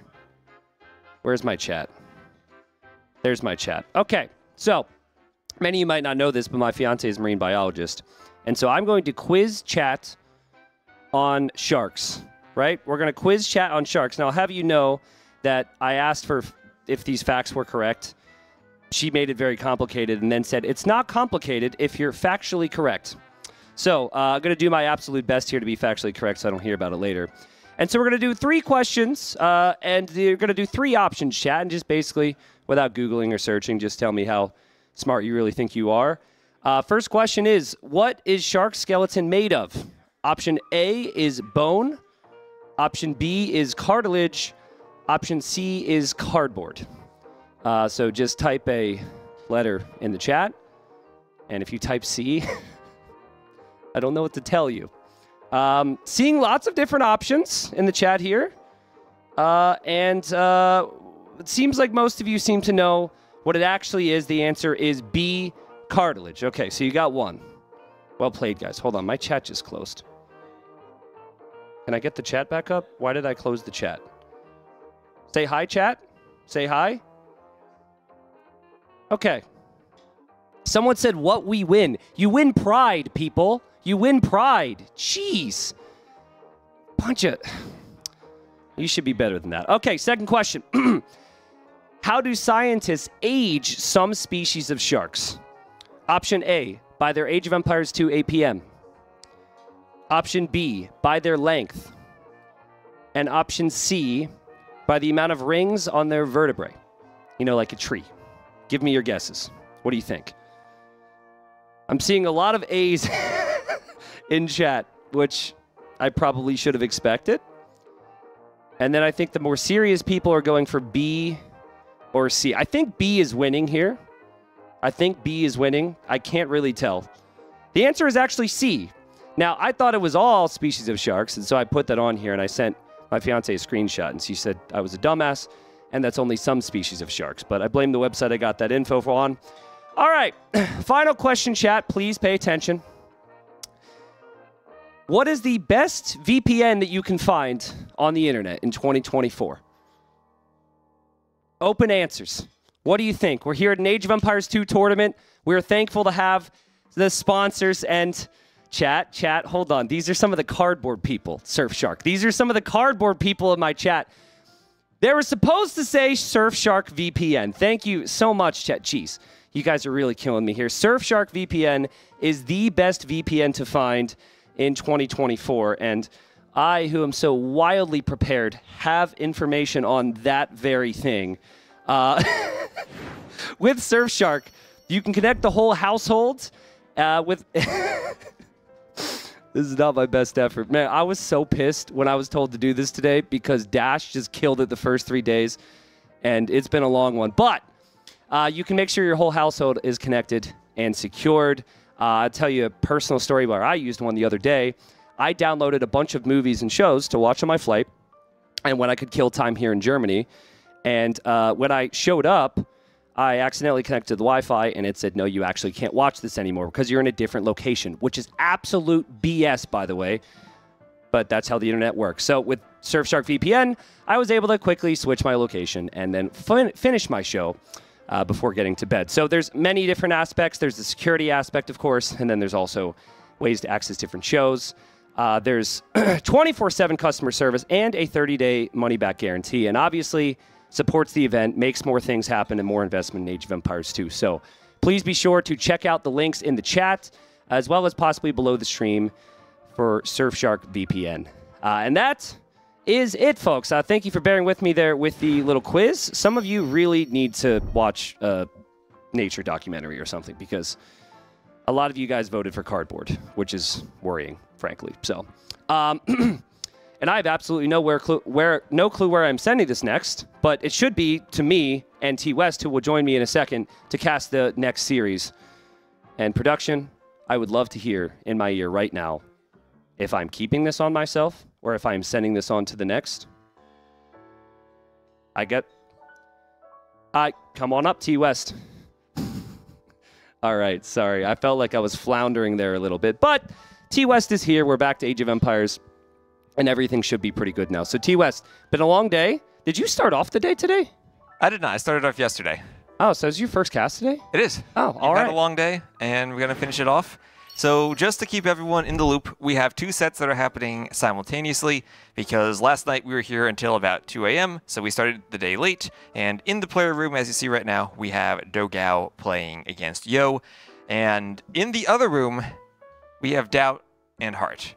Now, we came into today knowing that we had a possibility for 5 players to be 2 and 3. So far, everything has happened to make that a reality. And now we just need DauT to win against Hearttt and dogao to win against Yo. Yeah, now, dogao is out. dogao is absolutely out, right? There's no saving that at this point. He's gone 0-4. So normally you would say that dogao doesn't have a lot to prove. But dogao and Yo go back well over 10 years. They've been teammates. They've been enemies. They've been good friends. They have been enemies. And so they know each other very well. And there is a lot of trash talking between these two. It has been continuous all week. And like pretty much every single day, I'd be catching the two of them. And dogao really likes, all trash talking aside, his matchup against Yo. And he said earlier to us that if he loses to Yo, it is not because of skill, it is because of the matchup. So I think we should probably look to the draft to see exactly what civilizations Yo has available. But I just want to put it out there. Yo needs to win. If Yo does not win, he is likely falling into the bottom 4 position. Exactly. And dogao has no pressure now, T-West. None of that pressure. He has the pressure of the trash talk. Yeah. But he is feeling confident. We just talked to him in the kitchen, and I don't think there's a player he is as confident playing as this matchup against Yo. Yeah, well, dogao has issues against faster players. dogao has issues against players who are quick to the punch in Feudal and Castle Age. Micro-nerds, you could say. And unfortunately, for Yo, he is not that micro-nerd. He is the more strategic, adaptive player, just like dogao is. So I think this is going to be a pretty close matchup. Now, we won't be able to listen to them before games, but in between games, I expect a lot of trash talk between these two. So please make sure, don't click off at the end of games, because what these two are going to say is going to be hilarious. It looks like they're even talking right now. I don't know what they're saying to each other, but you can just see it in dogao's facial expressions. He's trying to get inside Yo's head a bit. Yeah.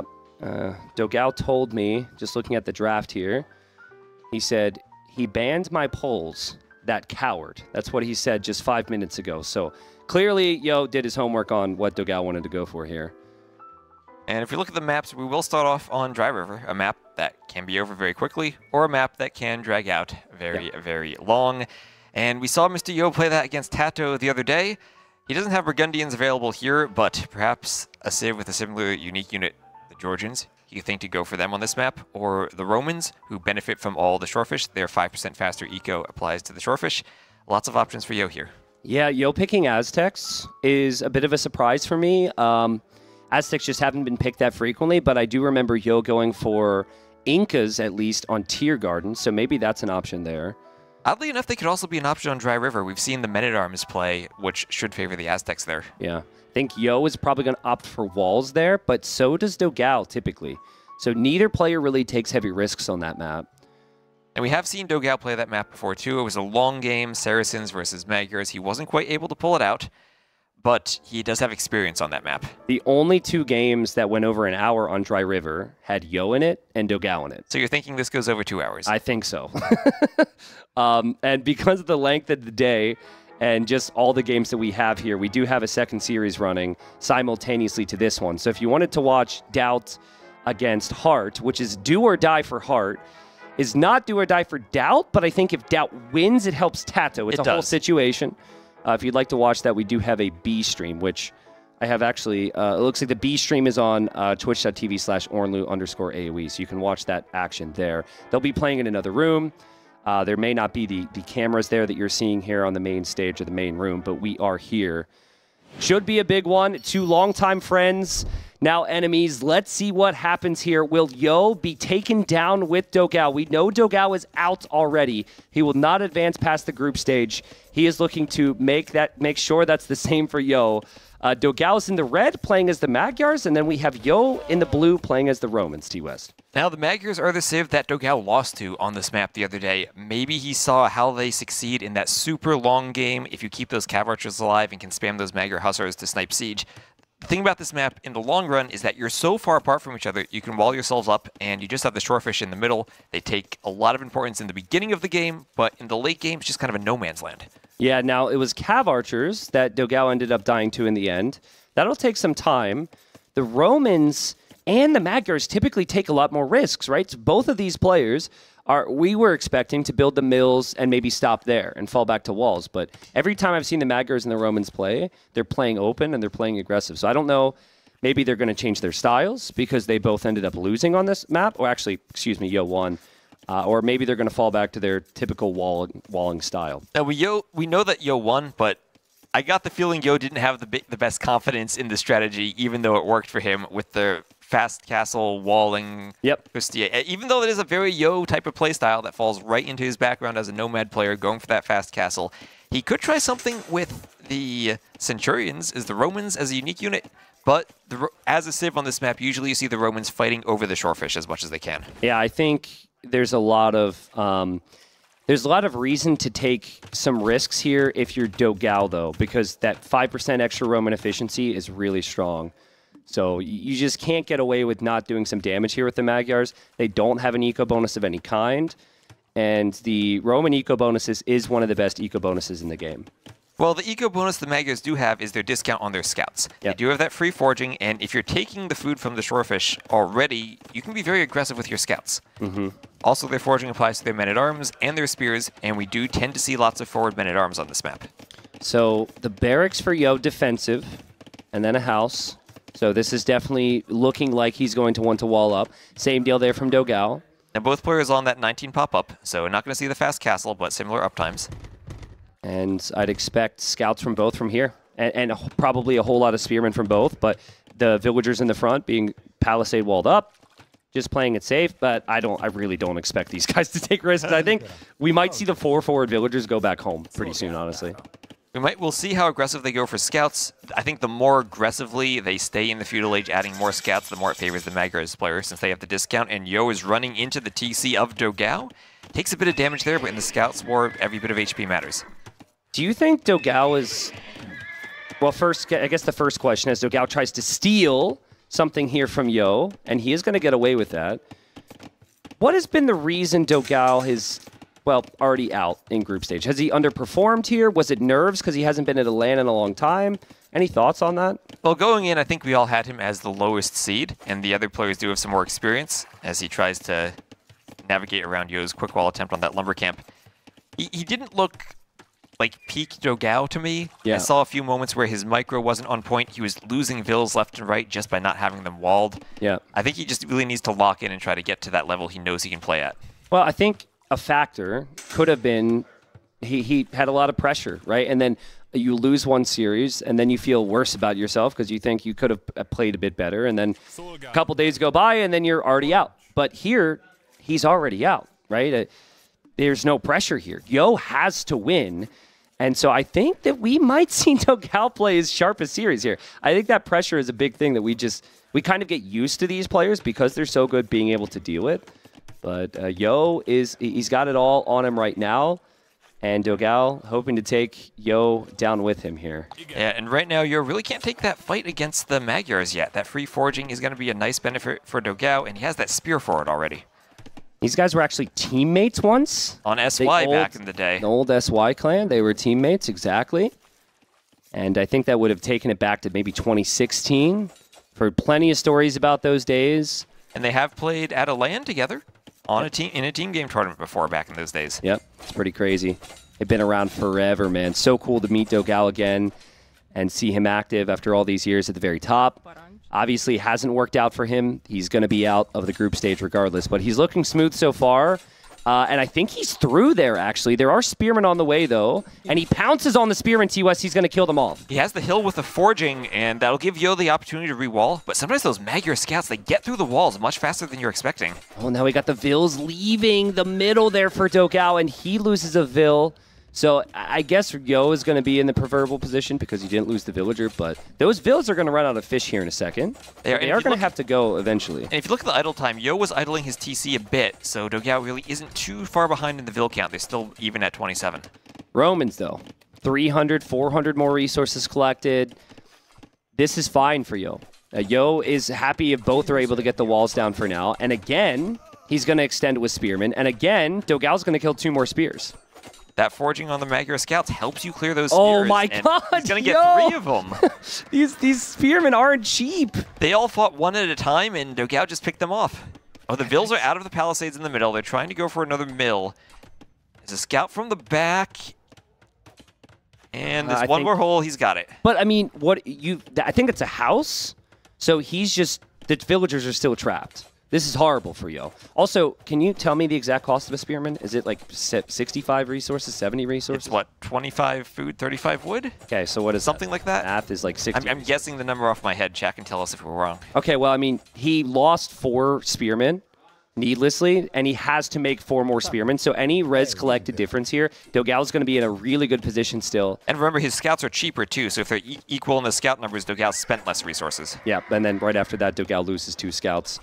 So Yo does make it out with those Vills, and this feels like a transition towards Cav Archers for dogao. Yo's gold is still really exposed here, man. Like, this gold is not a part of his walls at all. He hasn't been able to wall the right side of his base. We see those 3 wood lines. They're really far away from his TC, and he has to small wall the Vills for now. And if dogao can keep that open until he gets to those Cav Archers, or even if he goes for an Archer transition, we have seen him do that on the way up before. That could be good for him. Yeah, I think this is good for dogao. The scout opening suits him. He can just adapt from here. Yo is still producing spearmen. I mean, Yo's probably produced 10 spears. Obviously, he wants to be safe. He probably has to respect the fact there could be more scouts, but I don't think there will be. And I'm expecting the ranges from dogao. Probably not a whole lot more will happen here. Maybe a villager gets sniped, but this will head to Castle Age. And then when we get to the Castle Age, we probably see the Cav Archers from the Magyars. What do the Romans do against that? They can go Scorpions, of course. But on this map where the mobility is so important, Yo might end up trapping himself in his base if he just ends up going straight for the Scorpions. Yeah, I mean, I think any option but Scorpion feels a little weird. If you go for Knights, you'll be hit and run all around the map. I think it's perfectly fine with this eco to go for Scorpions and then just boom. And then later on, you can maybe solve the mobility problem with more units, but I would expect a boom. And also, if you go for Scorpions, in the long run, Magyars have the Magyar Hussar, a trash unit that excels at sniping siege. Hussar, Cav Archer are probably the composition dogao wants, and we'll have to see how he's able to micro them to deal with the Scorpions. Yeah, I think this will be a real test of dogao's micro because he's had instances with good army throughout this week, and there's been instances where 1 too many Scorpions hit him, 1 too many Spearmans hit his units. So as he just backs away here, and again, both players have been patient, it will come down to micro from dogao and how he's able to balance it all. But, okay, so game settled down. I want your prediction. We've obviously seen 15 minutes of this game, but who wins the series? Who wins the series, not the game, the series. Yeah. I'm going with I'll go with dogao. Ah, nice. Okay. Well, I'll go with Yo then to make it interesting. Okay. I thought you were going to say Yo because I think that's a safe play. I appreciate you not being safe about it. No, we got to have some fun here. It's the final sets of the Swiss stage. Let's last NAC, no one went 0-5. Yeah. So I think dogao's going to make that true tonight. Yeah, and again, no pressure. All that pressure's on Yo. both players, Yo told me, it's a little late now for me to be bringing this up, but Yo told me, he's like, dogao was one of my main practice partners. He knows all my strategies. It's a little late for me to cook up something new. So that goes both ways, of course. But Yo, I'd say, is probably the player who's a little bit more creative. dogao has just been super consistent, super comfortable with all of his play. And are they both going to do the same thing here? I guess we see additional scouts from dogao. I think they're at the up to the castle age at exactly the same time. Okay, and there's the ranges, so it will be cav archers. And look at how similar this is. Exactly 22 seconds of idle TC time, exactly the same timing on the castle age, and just a 1-0 eco KD. Yeah, so again, just things you overhear. It's so much fun at NAC, but Yo, at one point I just walk in, Yo's saying, I'm not slow, and dogao's like, yes you are, you're slow, you're slow. Can we see the APM possibly? I'm curious now. And I'm curious because I've seen Yo playing in the practice room, and he has a really, really slow mouse cursor. Yeah. I know sometimes you turn the DPI down so it's easier to click on things, but they're pretty the much slowest the I've ever same seen. speed. like it's hard to say. It's just scouts right now, but like I guess that's something we can pay attention to later or at the end of the game. But they are both around the same speed overall. Maybe Yo's even a little bit faster. So I'll tell dogao that we saw that later. I'm sure he won't like that. So a couple additional scouts for dogao will get the extra attack. He will go for cav archers, but look at Yo's resources. That's that Roman economy. It is insane how much 5% on everything pays off. Yep. And those are two very close TCs right there. It's a well-balanced civ in that they do have awkward situations to face later on. If this is a civilization that got Bracer and got Arbalest combined with the good knights, it would be one of the most busted civs in the game. But the fact they have to rely on infantry, cavalry, and scorpions usually can be a little one-sided. And it feels like the Scorpions are going to be the key for them in dealing with the Cav Archers. Outside of the Scorpions, does the Civ really have any good options there? Yeah, and I just think this game is going to go on forever. I just think this game is never going to end. I mean, like that typically happens with the Magyars, right? You get to that situation, the Magyars don't have good siege themselves. They only have capped rams, they don't have bombard cannons, and their unique unit snipes off the enemy siege. I'm going to jinx it by saying this, but I think this is going to be the longest game of the whole tournament here. And we've had some long ones. This is going to be, like, Yo is going to 5 TC boom and chill. They're just competing for relics now. dogao's, his cav archers are going to make some progress, but they won't be able to break the Roman economy. And, oh, Yo wanted to sneak a TC. He didn't know it was cav archers. So he'll get spotted here, but I think it has the makings for a long one. I think Magyars on this map just have the makings of a long run, regardless of who the players are. And Yo himself is a player who does like those long games. I think Yo saw the additional scouts from dogao and thought he was just playing light cav contest for the relics. So, and obviously got very surprised. Now he'll add his siege workshop. But look at the resources he's floating here. Crazy resources in the bank. And he added 3 TCs. The Romans can pump that eco. I wouldn't be surprised to see a 4th TC even just back in his base. He still has the stone for it. Yeah.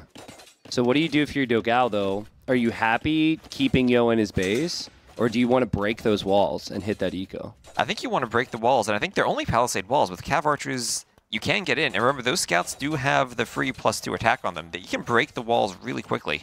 Yeah, Yo, his woodline was going to be overchopped anyways. So he's just going to relocate there. And dogao's probably wondering where he's going to take wood, but I'm sure he'll have to find that eventually. Like have upgrades coming in for Yo. And he's going to engage against the scouts. Should be able to pick a few more of those away. And he has the scorpions waiting here. So dogao's going to try and run through, but he is under pressure to catch up economically as well. So I would expect it to be tough to micro everything here. And this is where it gets tricky. If you have knights, you can run underneath the TCs and snipe the scorpions. The cav archers just need to run away. Yeah. And yeah, so far, I like Yo's economic position. Long-term military is a question. But there's TC number 3 for dogao, so he will match that. The cav archers got forced out on one side, so dogao's going to move groups to the other. And now he's chasing here. But there's more scorpions waiting. And, oh, the scorpion kills both the scouts. And cav archers back away for dogao. And remember, the scorpions are cheap for the Romans, so as Yo is booming, he's getting a discount trying to add in that siege as well. Yeah, and so now dogao's like, well, what the crap am I supposed to do here? Like, 4 TCs, there's scorpions everywhere I go. This is, like, really hard to break. I think you have to hold the middle of the map, because if the scorpions advance or the light cav advance, they can get sniped. Probably try and hold the middle, and then get your economy in a state to go imp later on. go for whatever option you need. Right, and what he doesn't want is Yo maybe getting relic control, maybe getting an opportunity to come forward and move his military buildings forward, where suddenly he does have that opportunity to push his side of the map. Yeah. Also, there are monks out and about for dogao and Yo, but more so dogao because he's kept Yo's focus at home. I think now we'll see the light cav moving out for Yo, but that's nice from dogao to get the relics. I think there's 7 on this map. There are 8, I believe. I think there are 8, and the players right now have 1 for Yo, or 2 for Yo and 1 for dogao. Yeah. So there are 5 remaining, and I think Yo just picked one up with another monk. I think dogao did as well. I think dogao's going to have, I think we're going to have one coming back to his monastery. There's Yo heading out for 1. Right on the edge of the mini-map where you can see half the dot. Yeah. Really impressive idle TC time here from dogao. And that's been an issue for Yo, which is a little surprising considering Yo's actually had lots of food. But he's going to grab +2 armor and handcart here. Wow, so he also has ballistics for his scorpions, and he'll have 8 scorpions. And of course, Roman's the original ballistic scorpion civ, but now applies to everyone. They still get that discount, though. And, well, now we're at the point where Yo can camp his base for a while. How does he actually move out across the map? Does he use the scorpions and light cav slowly, or does he need something else? I think it's cheap enough to try, you know? It's like it's like you go to the scorpions, who cares? They're very cheap. It's like you see a restaurant, you're hungry, you say, well, okay, it's only $10. Like maybe it's only $5. It's worth the risk, right? You're not going to take the risk of $50 scorpion. So I think you have to, but the thing is, there's not a lot of resources in the middle, and they're at the point where no one's going to want the shorefish. So it's not like you're securing stone and gold. And then if you get to the opponent's side, the opponent's on a hill, which allows them to defend a lot easier. This is why it's just the perfect recipe for a 3-hour-long game. Exactly, and it's a perfect recipe for civs that neither of them have bombard cannons, so you're lacking that siege option. Yeah, Bloodlines did come in for dogao. I like what dogao's thinking here, that he can't just go CA. He does need to be careful with any monks that Yo might have out there as he adds some knights now. And we see the armor upgrade coming in for the cavalry line. But we've seen this a few times in the tournament. Sometimes you get so many scorpions that even when you go cav, it's difficult to find an engagement where you can fight them and get the surround on them. What a crazy boom from Yo. Yo is imping right now. The knights hop out for dogao. They're not enough for those scorpions. And so dogao's going to need to add even more knights. And it's funny, right? Like, before all civs got the ballistics on the scorpions and only Romans did, I feel like we never saw Romans actually... Very few players actually utilized it. Now, all the civs could do it, and now everyone's doing it with the Romans when they weren't doing it Now before. we know how good it is for the Romans. Yeah. Honestly, it's kind of this hidden gem, the Scorpion unit. You would see it in the Phosphoros strategies, but outside in the mainstream tournament, now we're seeing them more often. Yeah. I think dogao is really annoyed with those scorpions right now, but maybe Yo has ventured a little too far. The Knight's getting the jump on them, and he's going to clean them. Yeah, but they're cheap. Again, you take the risk, you find out, maybe you don't want to go back there with the scorpions, but that's still an okay engagement in my opinion. If you can make it to Imp 3 minutes faster than your opponent, I don't think you're going to complain too much of your Yo, especially when you have 5 relics. And already over 2,500 more resources collected. I think that area that Vodka just showed is a weakness. That side of the map needs to be walled up and secured eventually for Yo. But eventually, because he's already walled the eastern corner of the map, which looks like it also has a couple of golds in it. Yeah, he doesn't need it for a while. And a stone. Yeah, Yo is just turtled up perfectly here. The Cav Archers have not killed much eco here for dogao at all. dogao's invested a lot into this army. He's killed 2 villagers. And he only ended up getting 3 relics for himself. So I think every relic's collected. No, there's 9 relics. I see another one on the mini-map. Oh, there are 9. I think it must be inconsistent, because we had another game. We had another game where with there 8. was 7 or 8, so... dogao is not... Let's watch dogao's face. Let's see if he reacts when he sees Imp. Well, no reaction. No reaction. They're really focused. He's but, focused. You know, it's dogao. He's a pretty reactive guy, so... I thought maybe we'd see something. Heavy Scorpion right away for Yo. Unbelievable, dude. And first castle coming up for dogao. He clicks up to Imp himself, but it's a while before he really has the number of castles he needs to get the Magyar Hussar out. Oh, God! I mean, this is right before the Heavy Scorpion upgrade, but is this worth it for you, dogao? I think he needs to clear enough Scorpions here before the upgrade comes in, and I think he will. Wow. I think he will. Wow. That was a great fight for dogao. The Scorpions are down before the upgrade.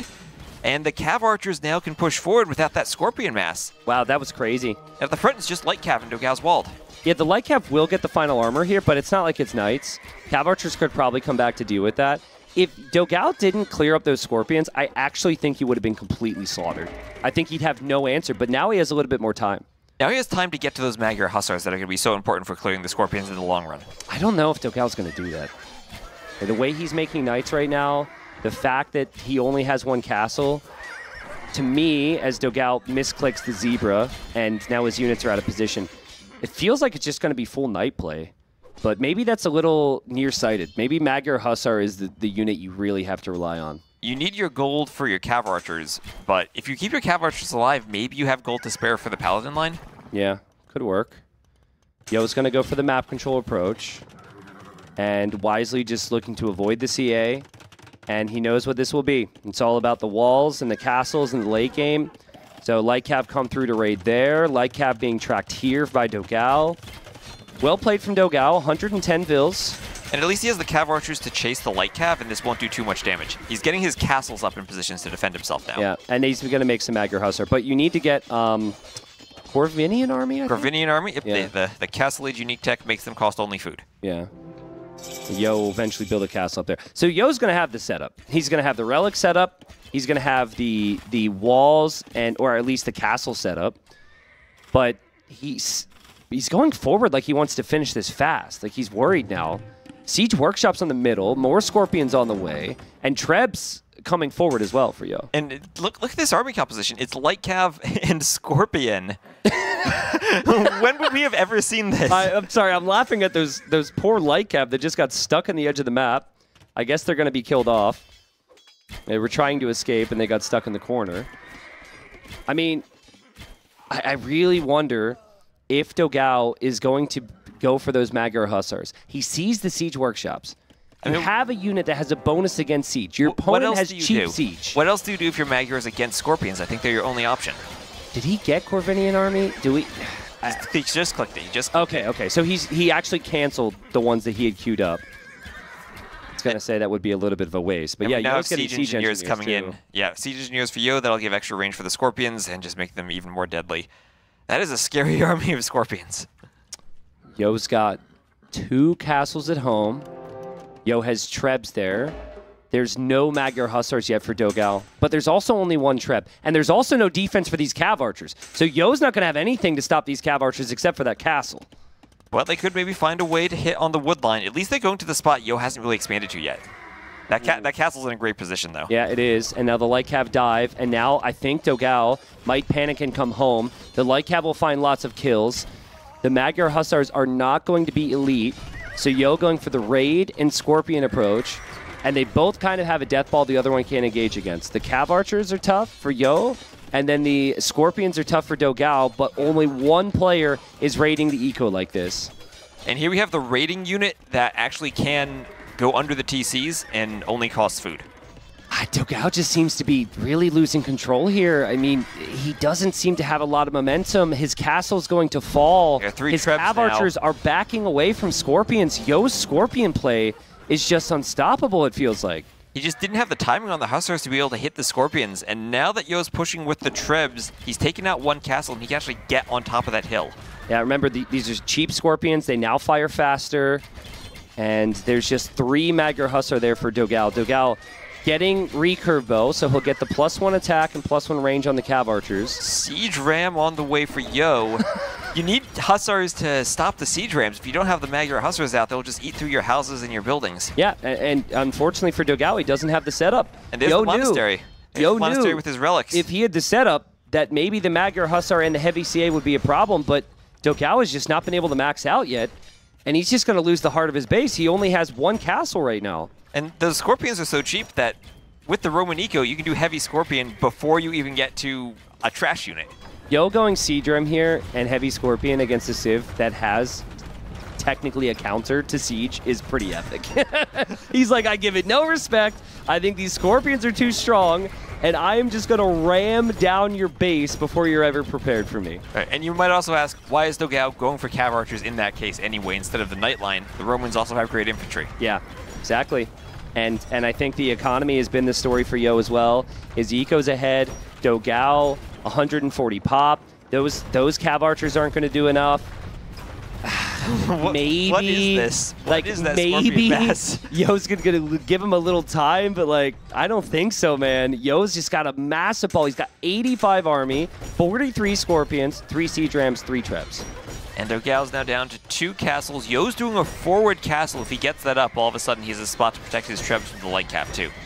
This is a frustrating feeling if you're dogao, because you feel as though your Civ pick was good, but you just didn't have the time. And you maybe think back to Castle Age where you weren't able to do damage on the big investment of the CA. And maybe you would have considered a boomier approach if you had another try. Go for light cab or something. And you wonder how much these players have played this matchup in their practice games too, because Romans are probably, if not the most commonly picked Civ on this map, definitely at the top. I would imagine they both have played both sides of this matchup, considering how much they've trained. But like, if that's the case, I wonder if they found in that matchup that Cav Archers just isn't it in Castle Age. Mad Queen as well. Enjoy my Scorpion.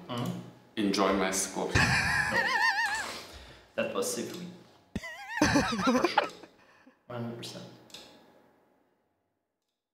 Romans completely counter Spartans.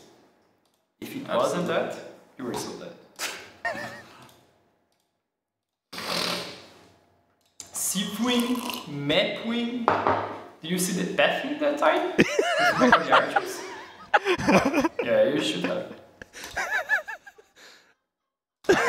With my scouts? No, the pathing was terrible. We both had pathing. No. Problem. No, the pathing was terrible for my series. That's why your Scorpions worked so well. Hey guys, I think we got to take the mic away from them for a second. That's why we want to watch these two. What do you say? Civ win, map win, pathing win for Yo. Scorpion win. Yeah. I mean, well, what did dogao say at the start? He said if he loses, it's because of the matchup. Yeah. Right? And well, that's obviously his reasoning, just because of the matchup. Yeah, and I mean, he's trolling. I think that's just kind of how it goes sometimes. So that's just dogao, but still funny regardless. I hope you all enjoyed those Scorpions as much as dogao did. We also have a bit of an update here, as we have Dash going to come up and tell us about Hearttt and DauT and how that series gets going. See if I can get this headset on. Hopefully, I can get some confirmation that my audio is actually going out.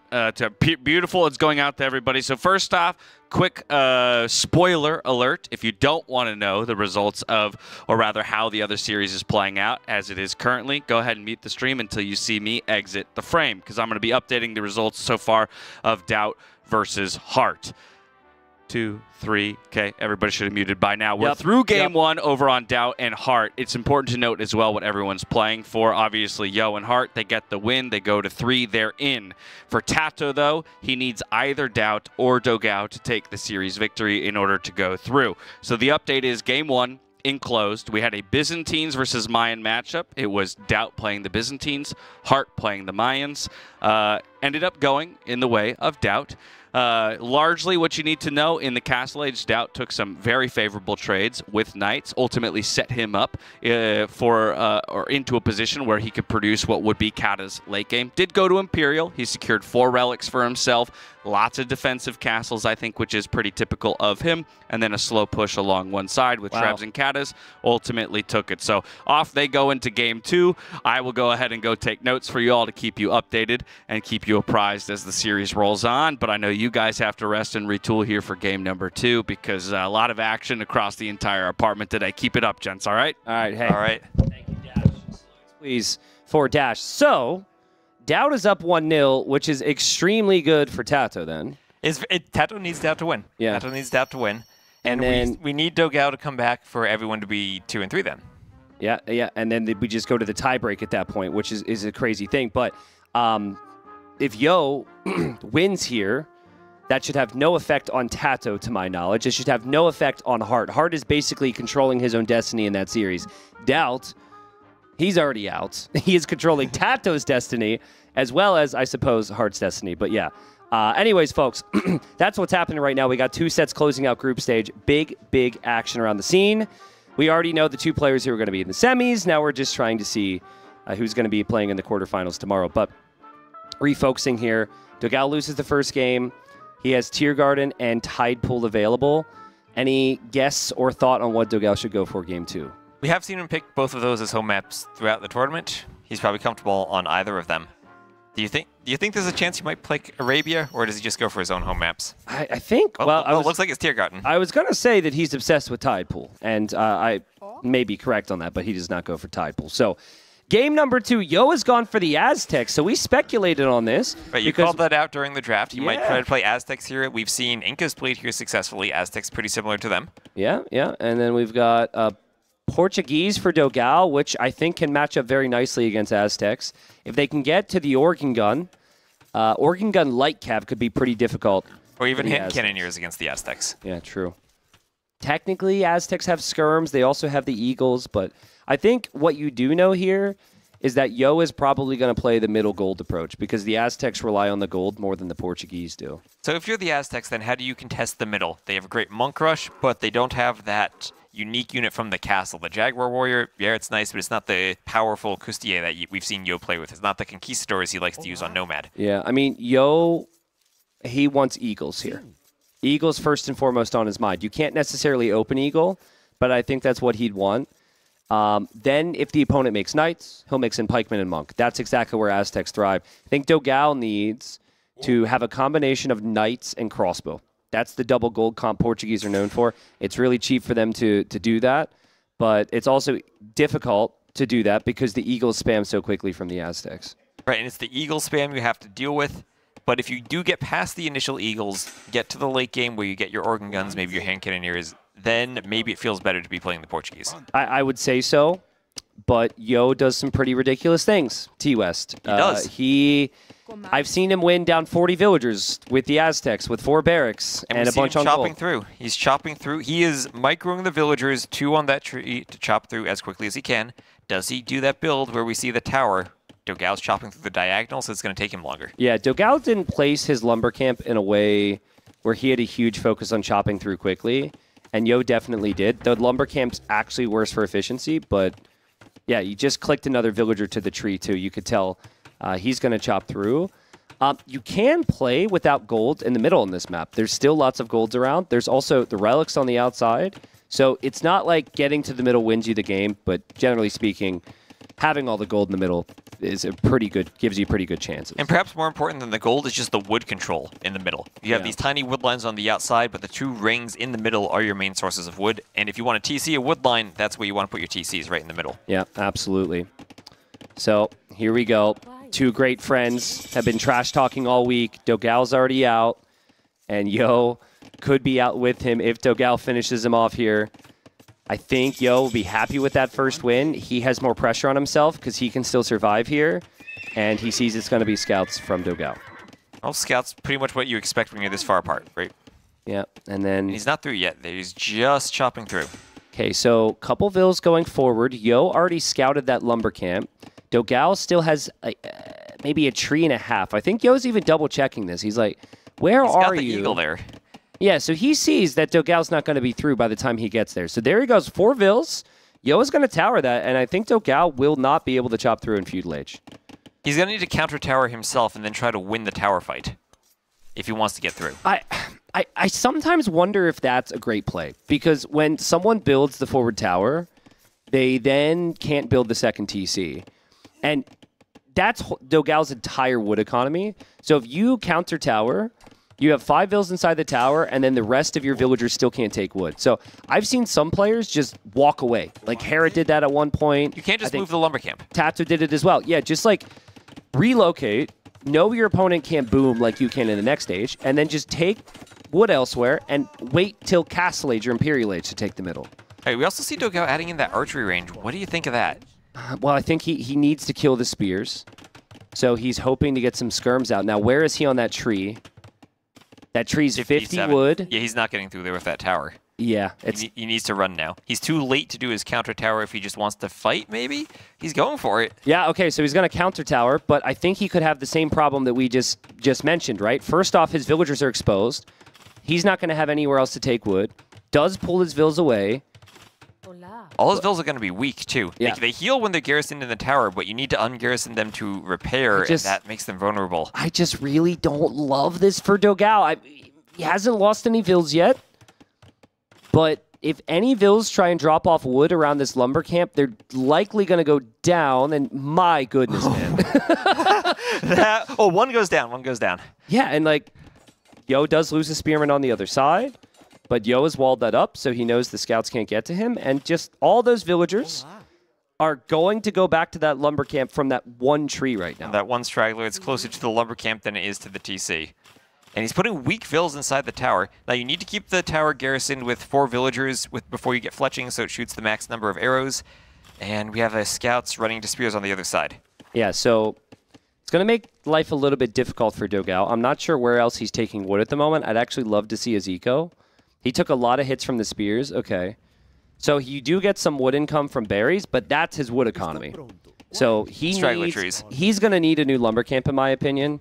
At this, like, committing to this tower just feels like so desperate when you're not going to be able to chop the tree easily anyways. Well, if he does take it out, that is a long bit of idle time for the vills to have walked forward, done the tower, and then need to walk back. Yeah. So maybe he feels like engaging in this tower fight, he might still have an eco advantage. I don't know. I think, in my mind, because it's Yo and dogao and what we've seen this week, I'm probably not giving dogao enough credit right now.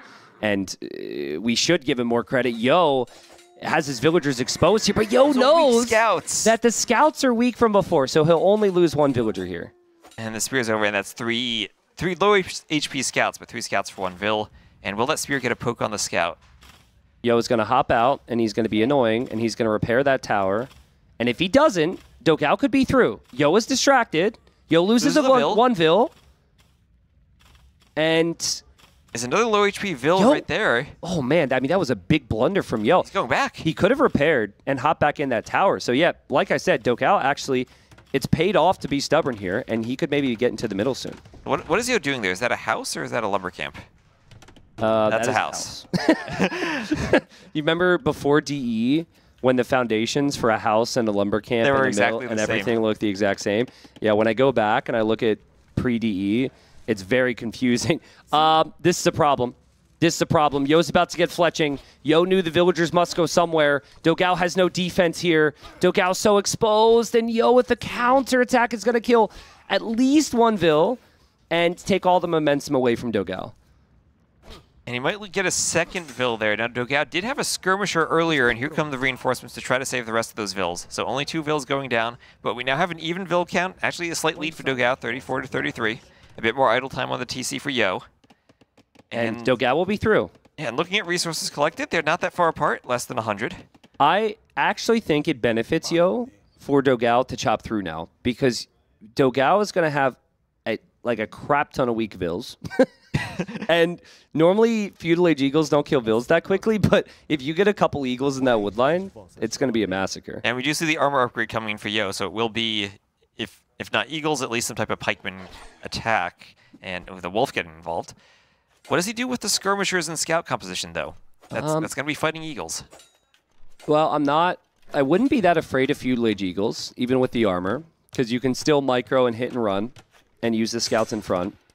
I think what dogao needs is he needs this army to get good value for the next 3 minutes so he can macro his way to Castle Age. I think if he loses this army and has to make a lot more Feudal Age army and sinks himself deeper into Feudal Age, he'll probably have bigger problems in the Castle Age. And the skirms are doing a good job so far of picking off those spearmen. And if the spears go down, the scouts can start picking off the rest of the archers. dogao also set his rally point forward, so there's a skirmisher wandering through Yo's wood economy. And this is what I mean. Like, that eagle is armored. It's still taking damage. The scouts can still come over. I mean, this is not an issue at all right now for dogao. And it looks like the reinforcements are going around the top. And as you said, chopping through is tricky because now your units might try to pathfind through the middle. And I mean, we might hear dogao complaining about pathfinding again after the game if he sees that skirmisher walking through. I mean, maybe he had some gripes with the pathfinding, but I think it was, I think it was just him trolling. Dogao's just having fun with it, which you have to respect because I think a lot of people would just be dejected at this point. He's having as much fun being here as he can. So, micro in the end, good enough for Yo. Hasn't lost too much here. There are some weak skirms, but I think I'd be really happy with dogau's position. The Vil count's even. You've chopped through. What could have happened is you could have been completely denied from the middle. And he's on stone, so I think his long-term plan is probably organ guns. But because of that forward tower, Yo's lumber camps at home have progressed a bit closer to the middle, and Yo will be the first one to get into the middle as he clicks up to the Castle Age, and Aztecs like gold. There's a whole bunch of gold in the middle. If Yo secures that, he can pump Eagles forever. Could actually be a repeat of what we saw before, and Yo could cut to the middle faster as he loses a Vil, and then he could just build another tower. But these are some good fights for dogao. This is another example of being Castle Age faster isn't worth everything. If you don't have army control to get Castle Age faster, you're going to spend the first 2 minutes of Castle Age trying to clear up your base, and then you have a weaker economy because you haven't been producing Vils while your opponent has. So dogao clicks up a little bit faster, and this is amazing value here. And we see this consistently from dogao, too. Investing more into the feudal age, he's always the one making that archer transition, sending the archers forward on his way up, and here he's doing exactly as you said, trying to just make the eco of Yo chaotic with those skirmishers, picking off the archers, picking off the eagles and the spears, finding as much value as he can. Okay, so the keys now would be snagging horse collar on the way up. I know there are many obsessed with that upgrade that would love to see it at the start of feudal. Probably could have happened with this build order, but it's completely fine if you don't have it in the early game. You just really don't want your farms reseeding without it. Micro continues from dogao. He isn't going to have enough stone to immediately drop a castle, so that feels like he maybe was just trying to recover the stone from the tower, and he will drop town centers. And if he's just going to drop TCs, I would imagine it's town centers and knights. Where do you drop the TCs, though? Because I think you really do want your TC on a wood usually, and the wood is in the middle. You might not have access right away. Yeah, I think berries make sense because you have Vils there. And Yo knows you have Vils there because he killed villagers before. And then middle would be good if you get there. So maybe you plan that out for the long term. I think if Yo is going to the middle right now, this is the key. The faster Castle Age could pay off both on the inner ring, and then also is he town centering? Town centering to stop dogao from getting through. That's one way to deal with your opponent coming through. I thought he was going to tower it, but he just TCs the wood line. You know, a problem here could be if he chops that wood himself, he will then open it up for dogao's knights. So I guess you build the TC, but then you just build a mining camp for the Vils. Well, I think he will need to take wood. He only has 5 Vils on wood and 21 wood. I mean, you don't need wood for the eagle production, but you need wood overall for your economy. Yeah. Okay, and it's going to be cav archers from dogao. Cav archers, okay. Portuguese cav archers. I actually love cav archers against eagles, and I'm going to tell you why. Because if you go knights, yes, you can kill the eagles off, but then the opponent has the barracks to just switch into pikemen, and then you're stuck. And they have the monks, too, as the Aztecs. Yeah, exactly, and that's the next switch, right? And then they just mix in a monk or two with their eagles, and then you're stuck. Cav archers can hit and run and keep up with the speed, and they're also really cheap with the Portuguese, so I actually think this is his best play. And remember, cav archers have one more attack than the crossbow line does, so even though eagles have a lot of pierce armor, cav archers still do a good bit of damage to them. Yeah, exactly. So I think eventually you need ballistics. Right now, the eagle mass is really being annoying for dogao, but he'll complete that TC. And for the most part, he's walled. Apparently, in the other series happening right now, Hearttt has tied to the series. Remember, if Hearttt wins that series, he stays alive and moves to playoffs. If DauT wins that series, TaToH advances. Advances. But TaToH may not advance. TaToH may be knocked out if DauT doesn't get the win. How do you think TaToH's feeling, needing to rely on DauT? Well, so after TaToH came back, reverse swept ACCM at 1-3-2, TaToH told me that DauT texted him and said, all that work for nothing. And TaToH, seriously, he wasn't laughing. I asked him how he was feeling after the series, and he said, not that good after DauT told me that. So I'm sure DauT was trolling, but like DauT was trolling with TaToH's tournament life, and TaToH did not appreciate that he basically implied that he was going to lose to Hearttt. So it looks like DauT's been putting up a fight there, but cav archer's now here from dogao, where again, dogao's already out, but if Yo loses, then Yo is also out. And here we have more eagles coming in from Yo. I mean, nice walling there from dogao. You have to be careful not to over-forage on those berries. Yo's going to get a TC up in time before knights get in. This is another really good game. I mean, this one's closer than the previous one.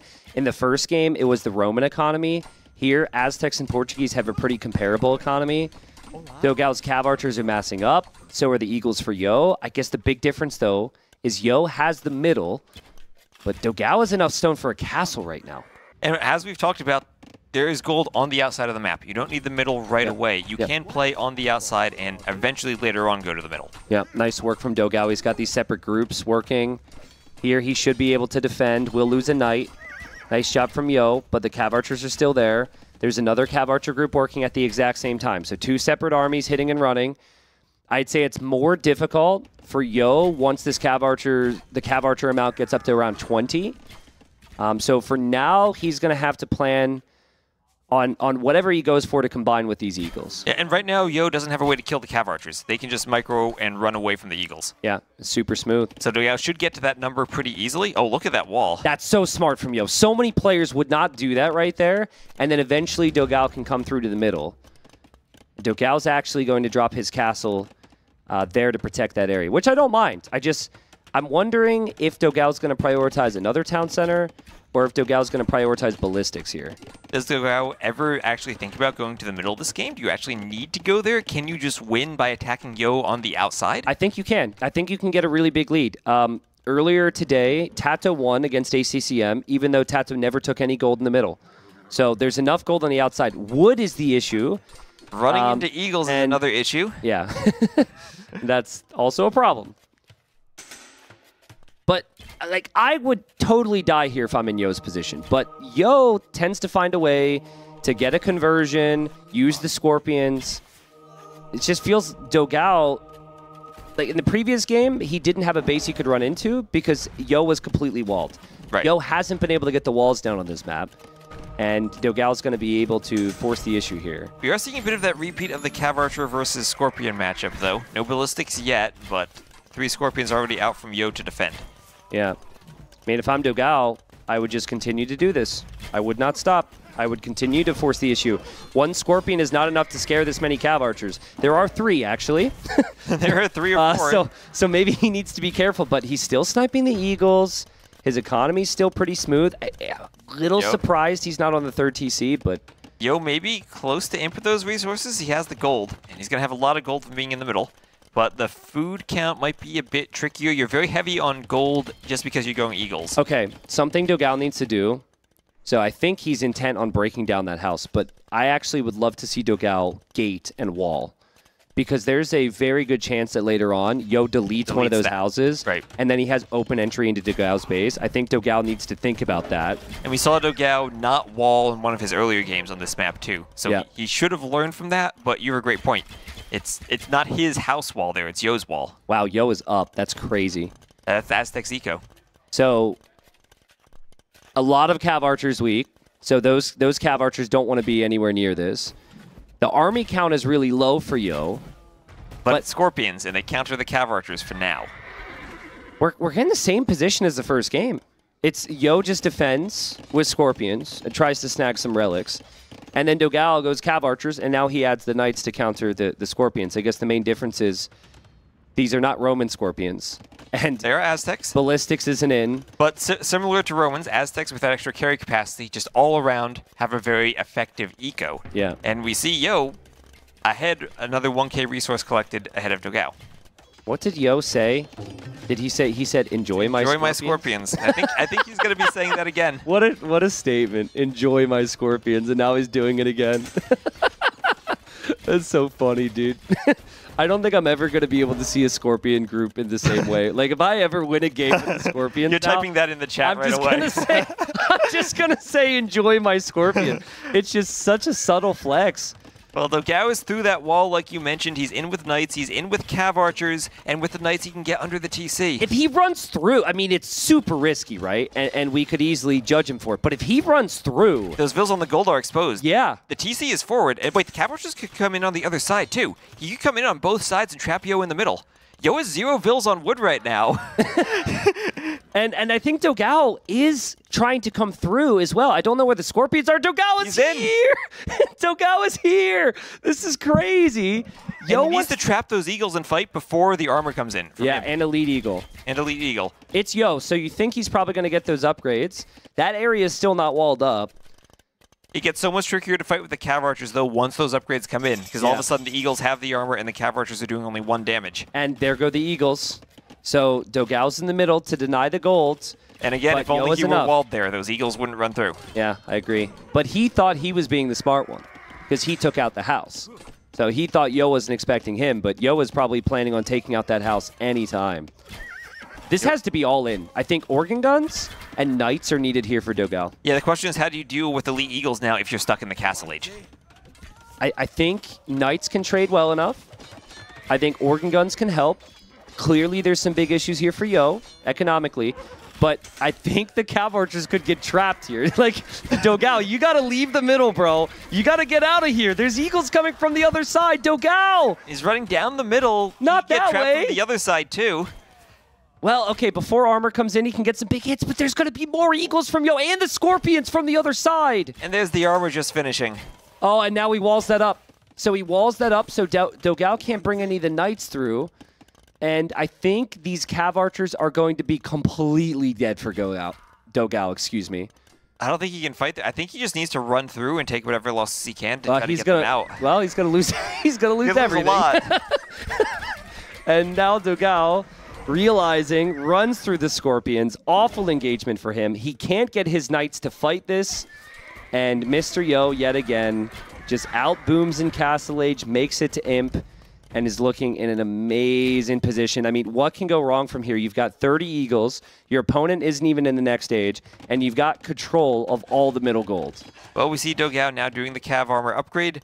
Looks like he's probably just going to try to stay in the Castle Age, spam knights as well as he can, and hope he can take trades against the eagles, maybe adding in the castles and the organ guns, as you said. I think organ gun knight is actually really good here. And remember, the Portuguese do have that gold discount on the knights, so you can produce quite a lot of them. Yeah, but my issue is just 3 eagles getting into your eco ends the game. And like you can only garrison correctly so much before you misplace a couple units and lose them all. And Yo also can just make endless eagles. It's not like Yo losing eagles is bad here. He's not the one that has the gold shortage. It's dogao that does. Yeah, and Yo playing this, maybe discovering a new meta for this map that the Americans say, if you're so far away, it's hard to pressure them enough before they can get to that eagle mass they want in the Imperial Age. Yeah, there's only 14 knights out there for dogao. He does have the score lead. He did just lose a lot of vills, but he kills some from Yo as well. So dogao has killed more villagers than Yo has this game. And I mean, dogao has a huge eco lead right now, 111 vills, more resources collected. And the organ guns are shredding. The organ guns are shredding. If dogao honestly cancels his knight production and can click up to Imp here, this could be his way back into the game. Because Aztecs really can't deal with organ guns. Maybe Siege Onager is a super late game option for them, but otherwise... Oh, wait. Oh, Yo didn't finish the wall in the middle? I think Yo didn't make a gate. I think he deleted part of his wall so he could send more eagles through or something, and now dogao is in. What is happening? dogao is in on the middle again. There aren't enough eagles there to fight the knights, and he should be able to pick off the vills on the gold. Okay, or just fight the eagles. So now dogao, I think, needs to force the issue through the middle. I was thinking Imp, but if you have this opportunity, spamming through the middle makes sense.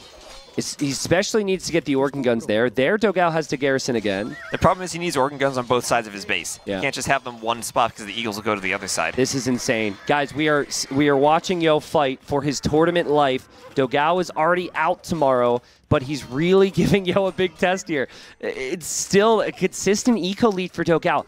117 villagers versus just the 85 from Yo, and Yo is making eagles against 2 counters, the gunpowder and the knights. And the organ guns, now dogao getting enough down here on the south. He's moving more over. Yeah, those vills have to run, but the eagles are going to die.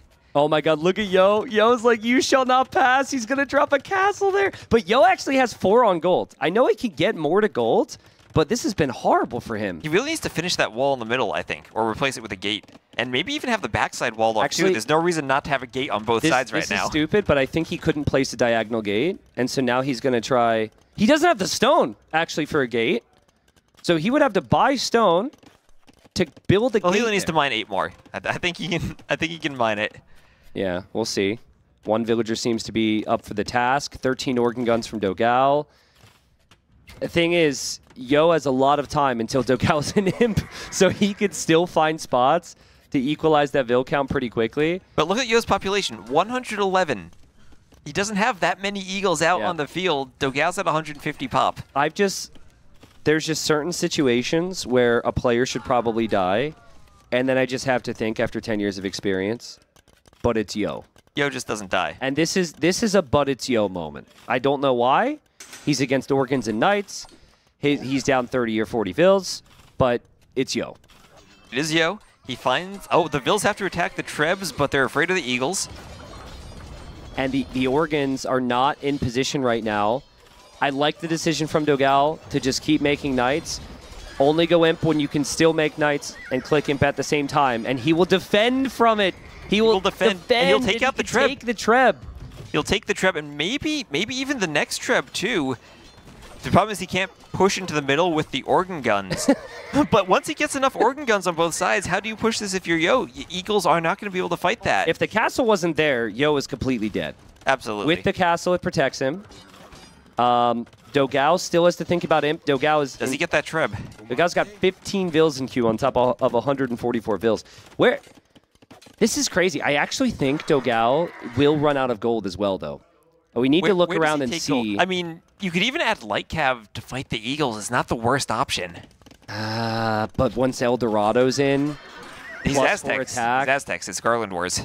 Oh, sorry. That's what I said That's what plus you 4 meant. attack. Yeah, I said plus 4. attack. I was half right, but yeah. Once he gets that plus 4 attack. Look at his res, though. He's up to Imp. He's up to Imp. He still has that gold, and there's more gold in the south of the map he can expand to. I mean, it's smart that dogao just found some more gold. This is crazy. So what I love about this is in order to go Imp, dogao has had to stop making Knights. And now that he has stopped to make Knights, Garland Wars are on the way, and the Eagles are here, and the Organs are going to be completely shredded. There's a Treb on the castle. dogao needs army, and his eco's exposed. And maybe he needed more Knights there? Maybe he needed more organ guns? Yeah, but the problem is he had to go Imp, right? He had to go Imp. Did he really have to go Imp there? The second he stopped producing, he got completely overrun. And he has a lot in queue, but Yo has 35 Garland War Eagle Warriors. He's into the farming eco. He'll be into whatever gold eco is left there. He's still trebbing the castle from dogao. And this game is just completely flipped. It was dogao with the score lead, dogao with the 50 population lead. And suddenly one fight flips it for Yo. Now he has that huge population lead. Garland Wars on the Eagle, just as dogao. It was the perfect timing, just as dogao was clicking Imp. Yeah, and I think clearly Garland Wars made a really big difference there. And Yo, he had some patience. For the first couple minutes of Imp, he was just sending Eagles to their death. But then I think he was able to rally the troops, wait to mass up the units, and it paid off for him there. Now, do you think Yo is the type of player who's paying close attention to the score and is seeing a sudden drop and knowing that Imp click and then going in? When he has 4 relics and he is the middle gold, he could be 10,000 score behind. He would never resign. No, but I mean specifically to see he knows that's the moment dogao clicked Imp. I would have to see the specific situation. I think in this crazy a game, it's too difficult to see that. I think that's more of something you notice if the game's a little slower. But dogao is going for one of my favorite strategies. I like to call it Imperial Age into GG. Well, there's the Imp. He's dead. And, well, here come the Eagles. And going Imp as the Portuguese doesn't immediately give you anything. You would need to upgrade the Knights, and the organ guns require the elite upgrade. What a painful situation. One archer. It looked like dogao had a chance, dude. I feel so bad for him right now.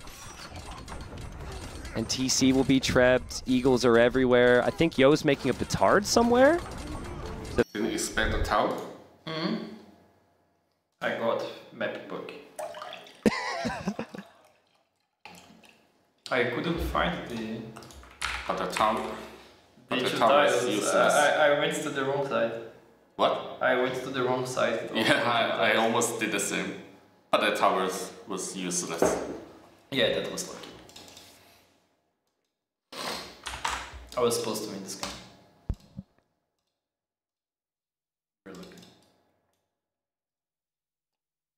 So it ends there, it seems. dogao says, I was supposed to win this game.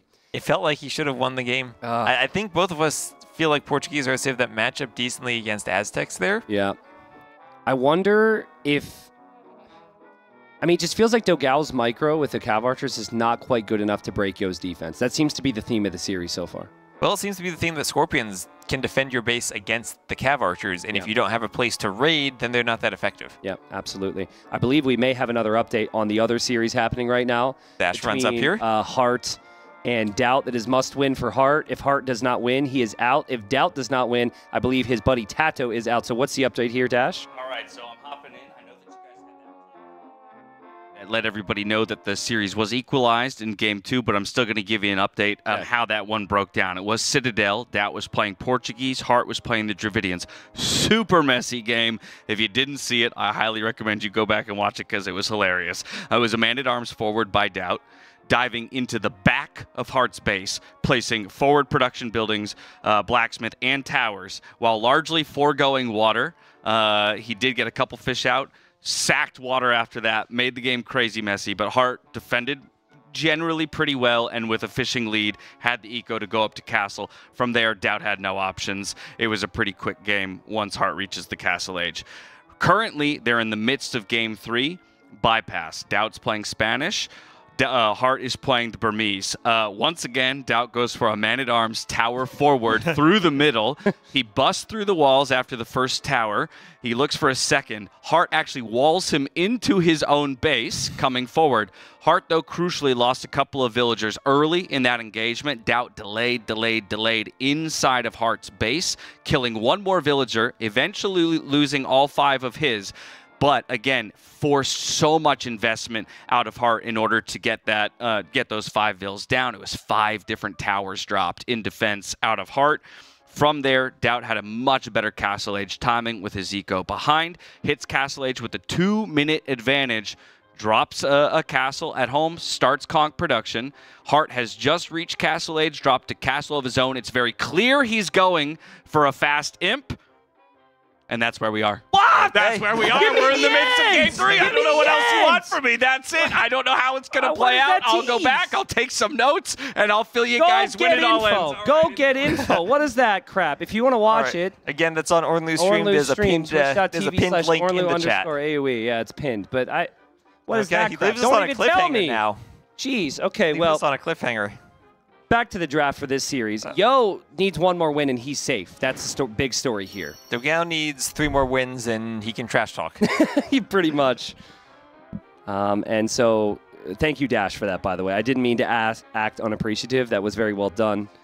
Salutes to him. But yeah, dogao's got to start small here. They're definitely talking more now. But I think it's kind of hard to feel like a comeback's possible here, right? Because dogao has lost every series this week. He has, Yo's but up you got to believe. If you're dogao, you got to have faith. Yeah. Well, Persian's #1 pick. That's likely for TidePool for dogao. For Arabia, I would expect Malians. And then for Enclosed, I would think maybe Saracens. Malay might be a backup pick for dogao on TidePool, because Persians could be played on Arabia or Enclosed, but we'll see. I like Yo's draft here going forward. I mean, he has Byzantines available for TidePool. He has Georgians for perhaps Enclosed, perhaps Arabia. And then his backup civs, Comfort Civ and the Huns. And we've seen how strong the Vietnamese can be this tournament. Got it. Yep. We'll see. I think there are 2 civs that Yo is incredibly hard to kill with, and that would be Georgians and Byzantines. So I'm staring at those. Byzantines on TidePool. Good luck to you, dogao, in breaking that. I think Yo is going to be very happy to have Byzantines at the end of his draft there. Yeah, dogao does have 3 civs that are viable. Or, I mean, 4 civs that are viable on TidePool, right? You could play any of them, but how do you deal with Byzantine fires on that map? Yeah. How do you deal with any late-game composition? Persians and Malians don't have that late-game navy. Malay and Saracens do, but still, that's a tricky matchup. Yeah.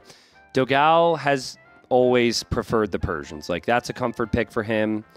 The beauty of the Persians is they're pretty strong on every single map.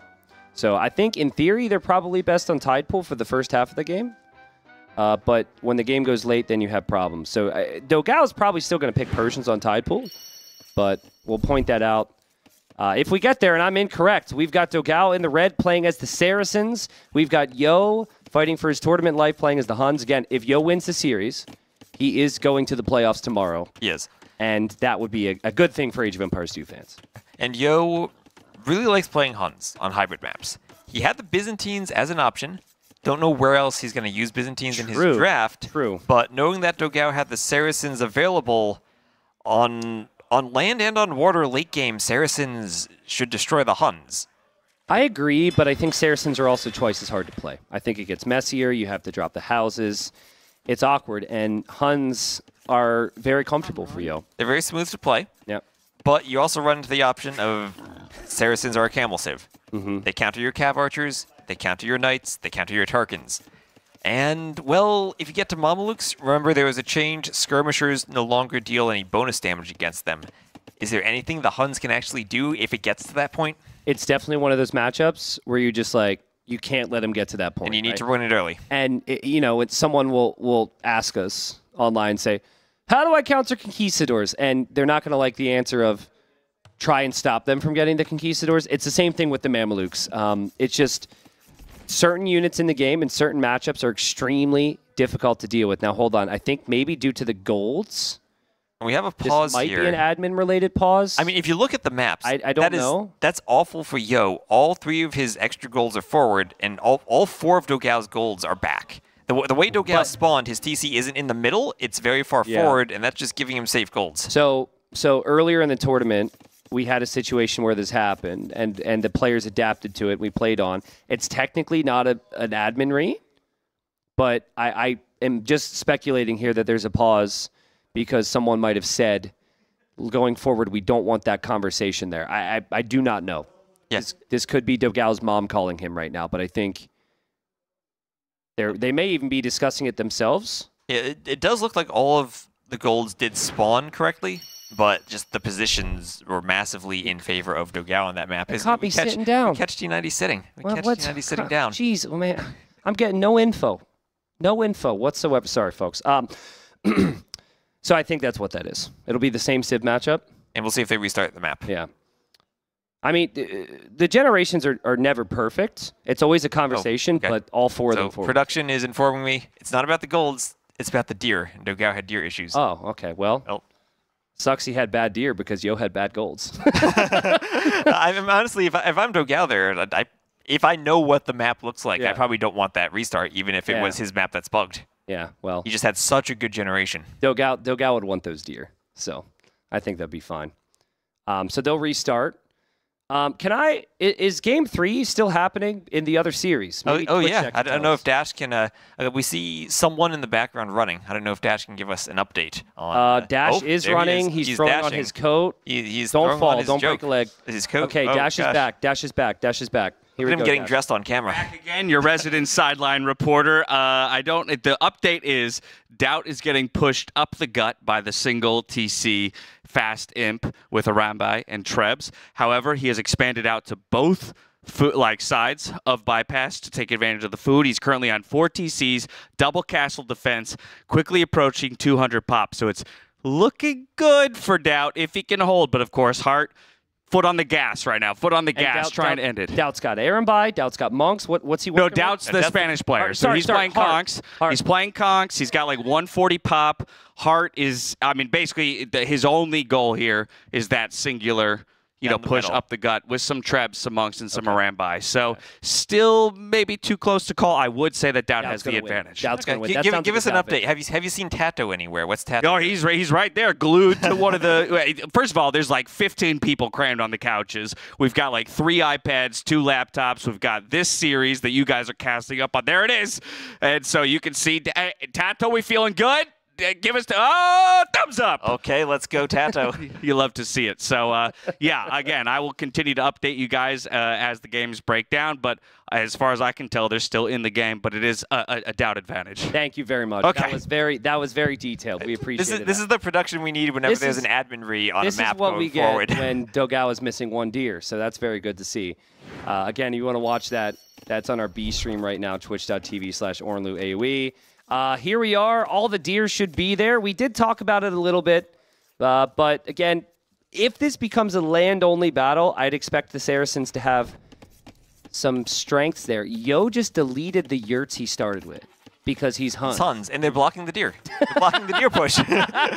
Okay, so I've never seen anyone playing as Huns delete the starting houses, though. You don't need them. You don't need them. Knowing Yo, it's probably ruining his immersion. Yo uses these crazy mods. He has. Oh, what do you think they look like for Yo? Because Yo has the mods where like you can see the graphics on the foundations. Yeah. Do you think he has anything that actually changes the yurts? Yo's bombard cannons look huge. They're like 4 absolutely times huge. the size of a normal bombard cannon.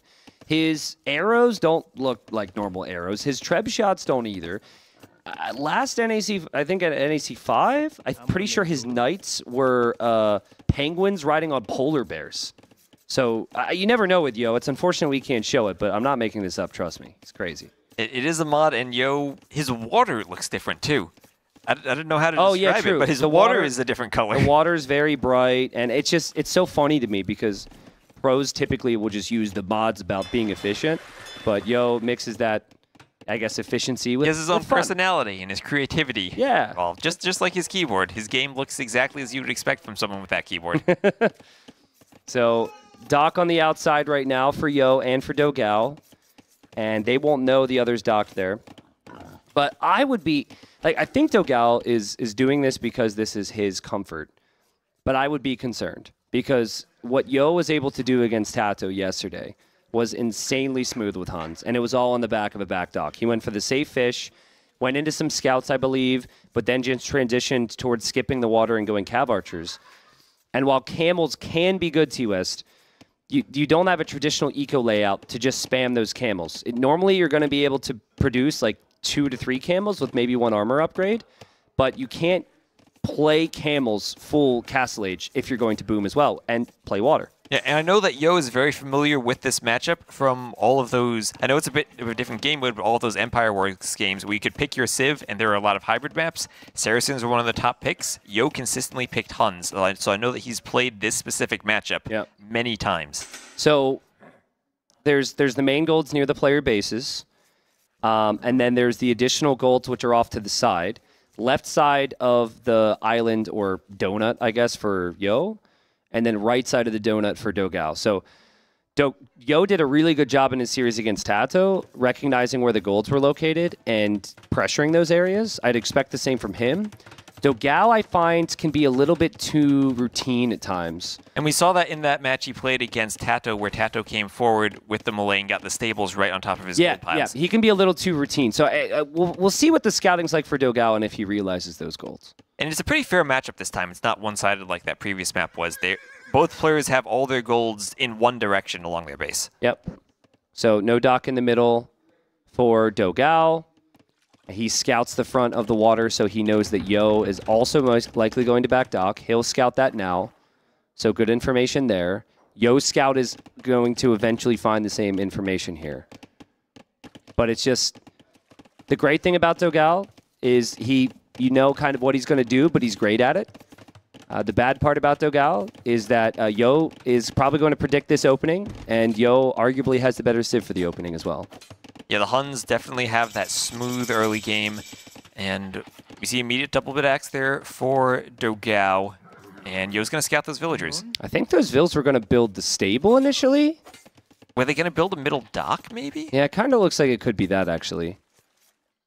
So dogao knows that there's no dock in the middle from Yo. Yo is now discovering this whole shoreline.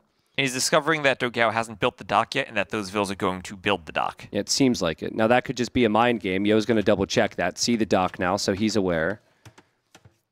But I think Yo should still recognize there's no way that dogao skipped docking entirely and that the other dock's in the south. I think he's going to maybe verify that. But this is what I love about maps like this. Like, this is the thing that I really hope You have to scout so much. Yeah. And you can scout one area and then leave to go scout somewhere else, and that area changes. Someone goes to add a dock to it. Exactly. This is what hybrid maps are all about.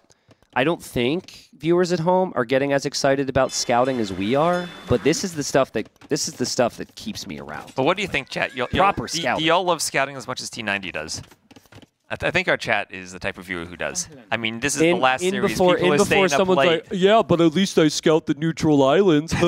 And before someone makes that joke. But it's cool, man. And you have to act on these decisions. And that's what makes Age of Empires so good. What dogao and Yo have been good at for over 10 years now is acting on the proper information here. So nice job. I actually like it from dogao he didn't go scouts here. because he knows Yo's going to do it. And he can just do a few spears to defend. Yeah, just you don't balls need up. to invest into the stable. You can spend that wood on your fishing chips. Yep. Forward dock now from Yo, because he knows that dogao will probably be fishing in the middle. And dogao doesn't have a scout anymore, so he can't act on any more intel. But this just feels like it's an even game, it's a smooth game, and Yo's playing as Huns. I have not seen anything to think that Yo isn't going to do exactly what he did against TaToH the other day, which was dominating the Castle Age with Cav Archers. Well, I do feel like if you get to that even game, in the long run, it still does favor the Saracens player. As long as you don't die to that early Cav Archer pressure, you should be happy with yourself. Yeah. And maybe dogao is going to go Scorpions himself here. He could flip the script and defend with Scorpions. Because the last 2 games, dogao's gone for Cav Archers, and it hasn't worked out against Scorpions. And now Yo is the quintessential Cav Archer Civ, and Saracens have a great Siege Workshop. Yep. They're a great Scorpion Civ. Ooh. Yo Dogau's didn't have a defensive fire galley there. That's interesting. Oh no, he has a forward one. So they're both in each other's fish on the outside. Yeah, they are.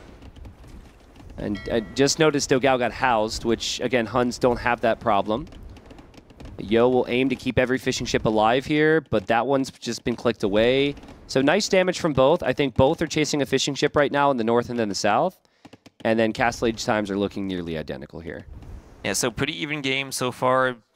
No real aggression on the land yet, other than a few scouts. Dogao has to be careful here. We saw this in his matchup against ACCM. He had those dockvilles that weren't walled in, and ACCM was able to pick them off with scouts. Yep. So 1 kill for dogao, about to be a kill from Yo. Now the villagers get walled in.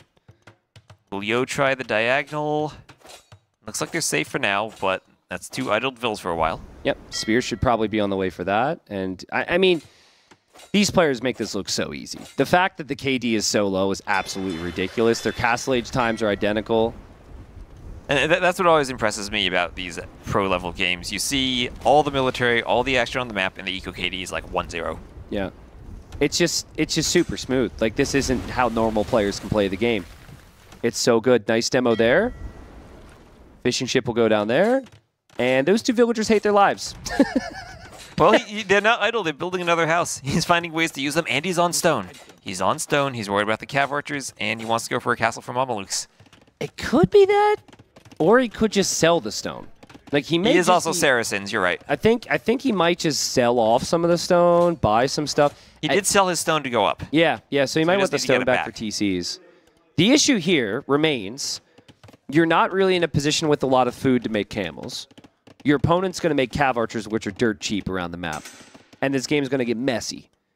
What's the... I guess dogao's still playing long-term. dogao's thinking I've got to hold because of the Saracen Navy, because of the camels later on.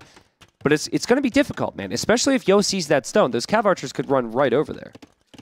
And as great as the Saracen Navy is, the one thing you don't have is the fast fire ship. So if you want to get in the middle in that Imperial Age transition, you have to go for the galleon line, and it can just be a bit slower and more expensive to do that because you need more upgrades.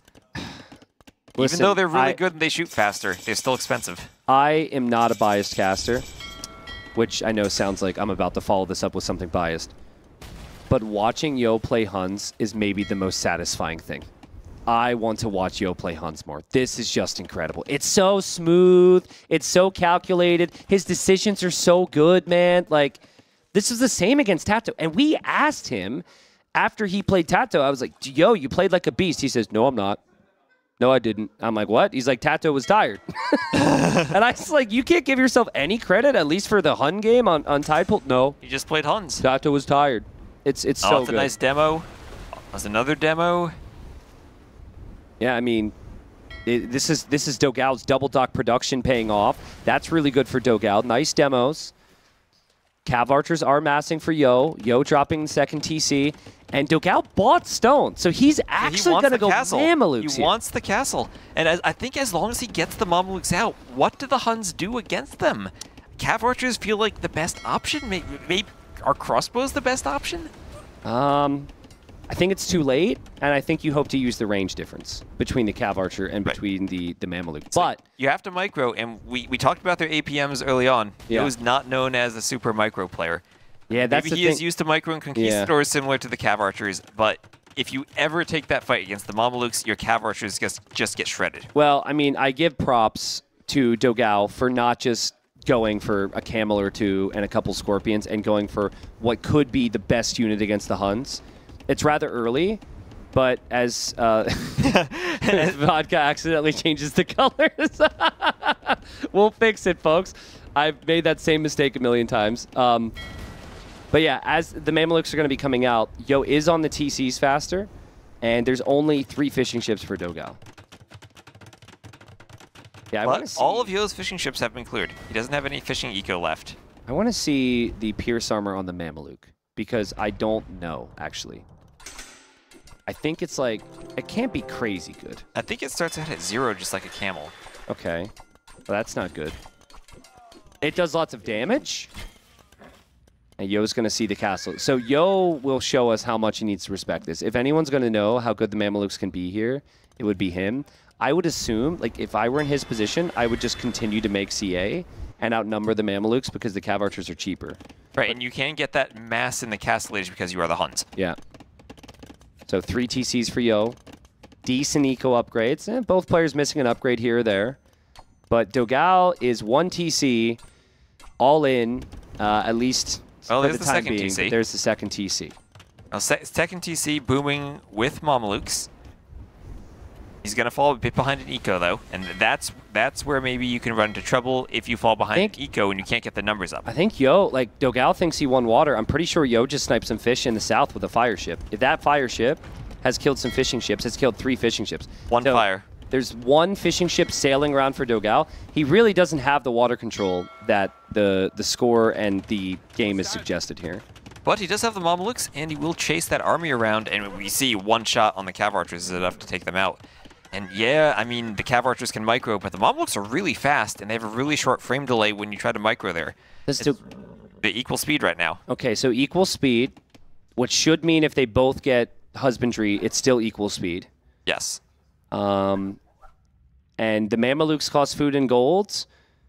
Cav Archers have the discounted wood and gold cost, so Yeah. they are a bit cheaper because you only need the wood and gold, and also maybe fits better along with your navy when that costs wood and gold and you're prepared for it.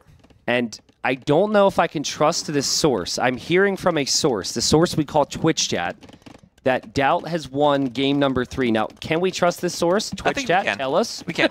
It's the GamerLegion Twitch Chat. Oh, here we go. Twitch Chat was faster than production. Well played, boys. Where do you think production learned that? Do you think production learned that from the chat too? I think so. Yeah, I think the brightest minds we have in our scene are amongst our viewers. But wow, DauT won that game. That's huge. That's huge. And right now, dogao hoping to still switch things, mix things up a little bit more here because Mr. Yo will be out if he loses this series. Obviously, still really like his position. And there's the Cav Archers versus the Mamelukes. So I think both units shred each other. This is like the stoppable force versus the movable object. Well, I think both shred each other in small numbers, but once you get that big, massive Mamelukes and you can really force the engagements, things turn around. Yeah, but it's the cost difference. And if you need Imp, you spend food and gold. If you need Mamelukes, you spend food and gold. Cav Archers, just a little bit of gold and a little bit of wood. It feels much more realistic to be able to mass these and also boom. It does. But if you look at the idle TC time, 5 minutes of idle TC time for Yo. He added that 3rd TC, but he hasn't kept it running. And, well, what does he do now? Ballistics maybe makes it easier to micro. How much of an opportunity does Yo have to click Imp and still get enough of an advantage that he can fight the Mamelukes? Because if you look at the KD, dogao starting to pull ahead, but he might even think about taking that fight even though he's down in numbers. It's tricky. I actually am very curious to see how these Mamelukes do once they have armor, because the CA are maxed out in Castle, but the Mamelukes didn't have a single upgrade except for Bloodlines this whole time. So exactly. I think we haven't actually seen the best of the Mamelukes yet. And the Mamelukes, remember, they have a huge HP advantage over the Cav Archers. Yep, The yep. Saracens have insane HP. God, the camels the Mamelukes just eat, dude. They do. 1 miss micro moment from Yo, and the Mamelukes will clean the Cav What's Archers. their HP? Is it 100? It's 120. It's the same as a Knight. That's crazy. Compared to, what is it for the Cav Archers? Well, it would be 50 right and now, then but 70 he with doesn't have Bloodlines. And then, I am beginning to believe that dogao could win this game. It all comes down to the Mamluks. It's not a unit that the Huns have an answer to, unless maybe he has water control and can use galleons to keep them away from the coast. DauT just walked into the hallway, and he is laughing, and he's looking directly at TaToH right now. So I feel like he's saying things to TaToH because he knows TaToH needs him to win more games. So if you're wondering what's happening in that series, DauT is in the room talking to TaToH and probably enjoying the sense of power that he has right now. Mameluke shredding the CA here, though. And that was another good fight for dogao. We see that KD now climbing 31 to 24. Now they are low HP, but they've done some damage already. Yeah. Res collected ahead for Yo. Ballistics is on the way. Bloodlines is in now. I don't know, man. I just keep going back. I think the Mamelukes are good, and then I just look at how many are on the field and how many more dogao's going to need. There's starting to be a critical amount of Cav Archers out there, and the upgrades that weren't in before, Ballistics and Bloodlines, could make a really big difference. Yo's on stone himself. There's no way he goes for Tarkans, right? Not against Mamelukes. I think Yo wants to build a castle to secure his golds. That 4th TC is in an area where all of his golds are. So I think if he castles that, protects that, he'll feel safe. dogao saw that TC, though, and he's now placing a castle there. Okay, hear me out. We've seen all-in Castle Age Knights. What about all-in Castle Age Mamelukes? I think it works. I mean, even if you go to the Imperial Age, what are you getting? 1 extra range on the Cav Archers? They still die. Yeah. Heavy Cav Archer still dies to Mameluke. Yeah. I mean, it's super unorthodox. It might not feel natural to a player who's used to going Imperial, but it might make sense. Castle's been spotted. Yo's using his range. The Mamelukes have the hill, though, and dogao should win that fight. He should be able to chase that down now. I think that is a castle really close to the TC of Yo, and Yo is going to think that dogao will go imp off this, and yeah, the Mamelukes are doing really good, man. Yo needs to micro back. I mean, when the Mameluke numbers drop, then the Cav Archers can use their range a bit better, but numbers keep coming forward. Second castle, so more production, too, for dogao. Both these units are simultaneously amazing and awful against each other. Like, I'm just like, we're going back and forth. But it's a really weird matchup right now because I keep seeing examples of why the Mamelukes should be made and why the Cav Archers should be made. And look who clicks imp first. Dude, can you imagine? Can you imagine the drama if dogao, dead in the water, starts to come back here against Yo? Starts to reverse sweep against Yo? And, I mean, DauT is winning. So far today, everything has worked out to have that 5-way 2-3 tie to go to the Buchholz. Yeah. Wow. Can dogao reverse sweep here? This feels like a good game for him so far. He's got his #1 pick remaining, and he has no pressure here because dogao is already out. So what I'm looking for here is, do the players make a play for the water in the middle? As we said earlier, fast fires for Huns could give them an early advantage there. Yeah, it's a good ask. I'm not sure. I think this feels like it's going to be about the Cav Archers and about the Mamelukes. And normally there's not as much army activity on the sides when we're making it to imp, so that's why people would go for water. Oh, there's a villager. Yeah, what is Yo going to do with that villager? He's just outposting for now. Yeah. But what Yo has done a bit better than dogao is expand on the side of his island that includes the golds. dogao did that castle forward, but that castle doesn't really protect anything. I think Yo wants to have vision. He knows those 2 golds are over there, so he wants to keep an eye on that stone and gold. This is all going to be about keeping dogao stuck in this area, and every single time I've seen Yo play this map, that's his approach. Yeah, and if you look at the Vil counts, Yo has a huge Vil lead right now. He's been booming faster, he added TCs, he didn't need to do the stone for the castles, but dogao still imp first, and just needs to buy time to get a Mameluke mass, I think. Yeah, and he doesn't have to produce his units out of his castles, it's out of the ranges, and that would mean that he can make trebs and his unit at the same time. I don't know. I mean, dogao's got a long way to travel to get back home. He's trying to get in close, but the CA mass for Yo is enough. And the Mameluke count will be down to 7 now for dogao. And that's rough because it's going to be before he gets imp when he then get +2 pierce armor on them if he could do the final armor. And I mean, you mentioned the armor upgrades before. Look at dogao's blacksmith. He doesn't have any armor. Yeah, it's true. Armor's on the way. More CA here from Yo. Wait, dogao's doing the Cav armor. Yeah, that's correct. Okay, that's that correct. applies. That's that correct. applies. Yeah. It's confusing though, because you might think the conquistadors take the archer armor. Mamelukes take the cav armor, even though they're also cav archers. Well, okay. Yeah, I mean, the amount of people I've seen in Lobby the Legends click the cav armor for conquistadors is just too many to count. It is confusing. Because they also get Mamelukes also get the melee attack upgrades at the blacksmith, and not fletching. So they don't actually benefit from any more range. They're stuck at the range they have. There's a look at the players here. Oh, sorry, there's some players. We have Nilly on the left, Memb on the left. I think we have Liereyy. I think I see Hera in there. My eyesight sucks. I cannot see everybody. I think ACCM, Viper, maybe Dash. Sorry to anyone I missed. But everyone paying attention here at the end of group stage. I think most players on that couch are very relaxed. They're enjoying this right now. But if TaToH's still there, he's probably sweating big time. And still we have these cav archers running around, being chased by the Mamelukes. dogao trying to flank them and surround them from all sides. And that could be a good clear for him. dogao's Mameluke count is higher than the CA count from Yo. I mean, also a big difference between the cav archers and the Mamelukes is Mamelukes can destroy trebuchets. Cav archers can't. Absolutely. They can destroy pikemen too. We see Yo teching into that, but that doesn't really do anything against Mamelukes. It gives you kind of a meat shield for the cav archers, but it's something that just dies to the melee damage. Also, is Elite Mameluke in? No, it's not. Will be in. It's clicked.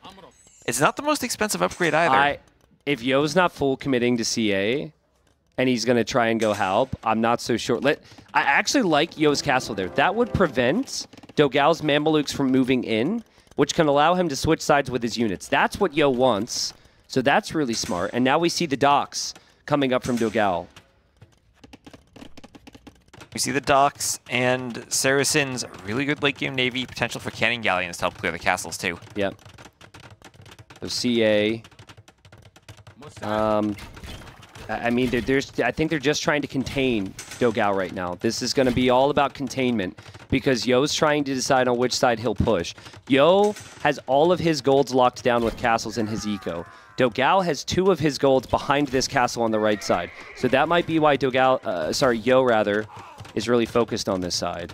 Yeah, and dogao really can't push down into that castle from Yo, so the cav archers have that room where they can fall back. And overall population still really does favor Yo.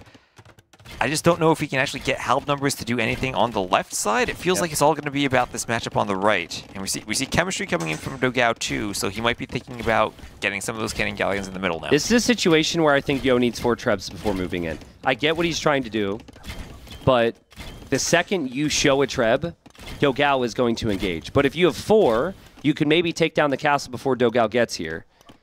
Halb will do bonus damage against Mamelukes. So if they get hits, it's good, but like, a lot of Mamelukes can, a lot of Halbs will get killed by the Mamelukes before then. Yeah, it is really tough to force that engagement. I think maybe, I mean, here we come. Castle from Yo. Yo thinks he has the cav archer numbers to win this. And this is dangerous for that castle. Yo might need to delete the castle. The Mamelukes are here. Yo could throw away a castle and his trebs. dogao probably needs to delete that house so he can get in close. And when he gets in close, he's going to shred. He's going to Yo shred. gets pushed all the way back. Now Yo's downhill. Yo is downhill against the Mamelukes. That's going to be a disaster if he takes that fight. I don't see any blue dots on the left on the mini-map, so the Halbs aren't doing anything. Oh, but there's trebs on the left, T-West. There are trebs on the left. This is Yo's approach. So he did take losses on the right, but his population's still healthy. And he's at 200 pop now. Yep. dogao still has a ways to go to get there.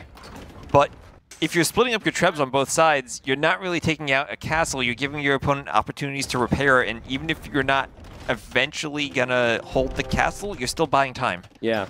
That's what dogao needs, time to get Mameluke numbers. dogao needs a pushback. And he can't lose those trebs. dogao cannot have his armies on both sides because he just has 1 unit. He just doesn't have the numbers for that. So, yeah, if he gives up the left now, which he's going to have to do, he has to push the right. 50 more population for Yo. Yo's been extremely patient here. Castle on the left will fall for dogao. I think he knows that. And all the Halbs are going to run in. Can dogao push this hill, T-West? If he can't... Atheism for Yo, that'll affect the relics. What? I mean, it's 3-2 in favor of Yo for the relics. Okay. That's pretty sick. You don't see atheism researched every day. A hitting run from Yo. Again, it's just patience. I'm noticing as well that dogao is running out of gold here. Just 8 on gold right now. And he's struggling on those fights. He's struggling against the range. You can see the Mamelukes at the top of the hill not really taking the engagement. And he's lost the castle on the left. Yo looking to push in. If Yo can finish this off, we will see him in the quarterfinals tomorrow. Bombard Cannon sniped. He loses his castle. The castle was a big part of why he was winning those fights, but it still feels to me like the CA are good enough. And that army control from dogao just isn't there. He's running 3 or 4 Mamelukes forward.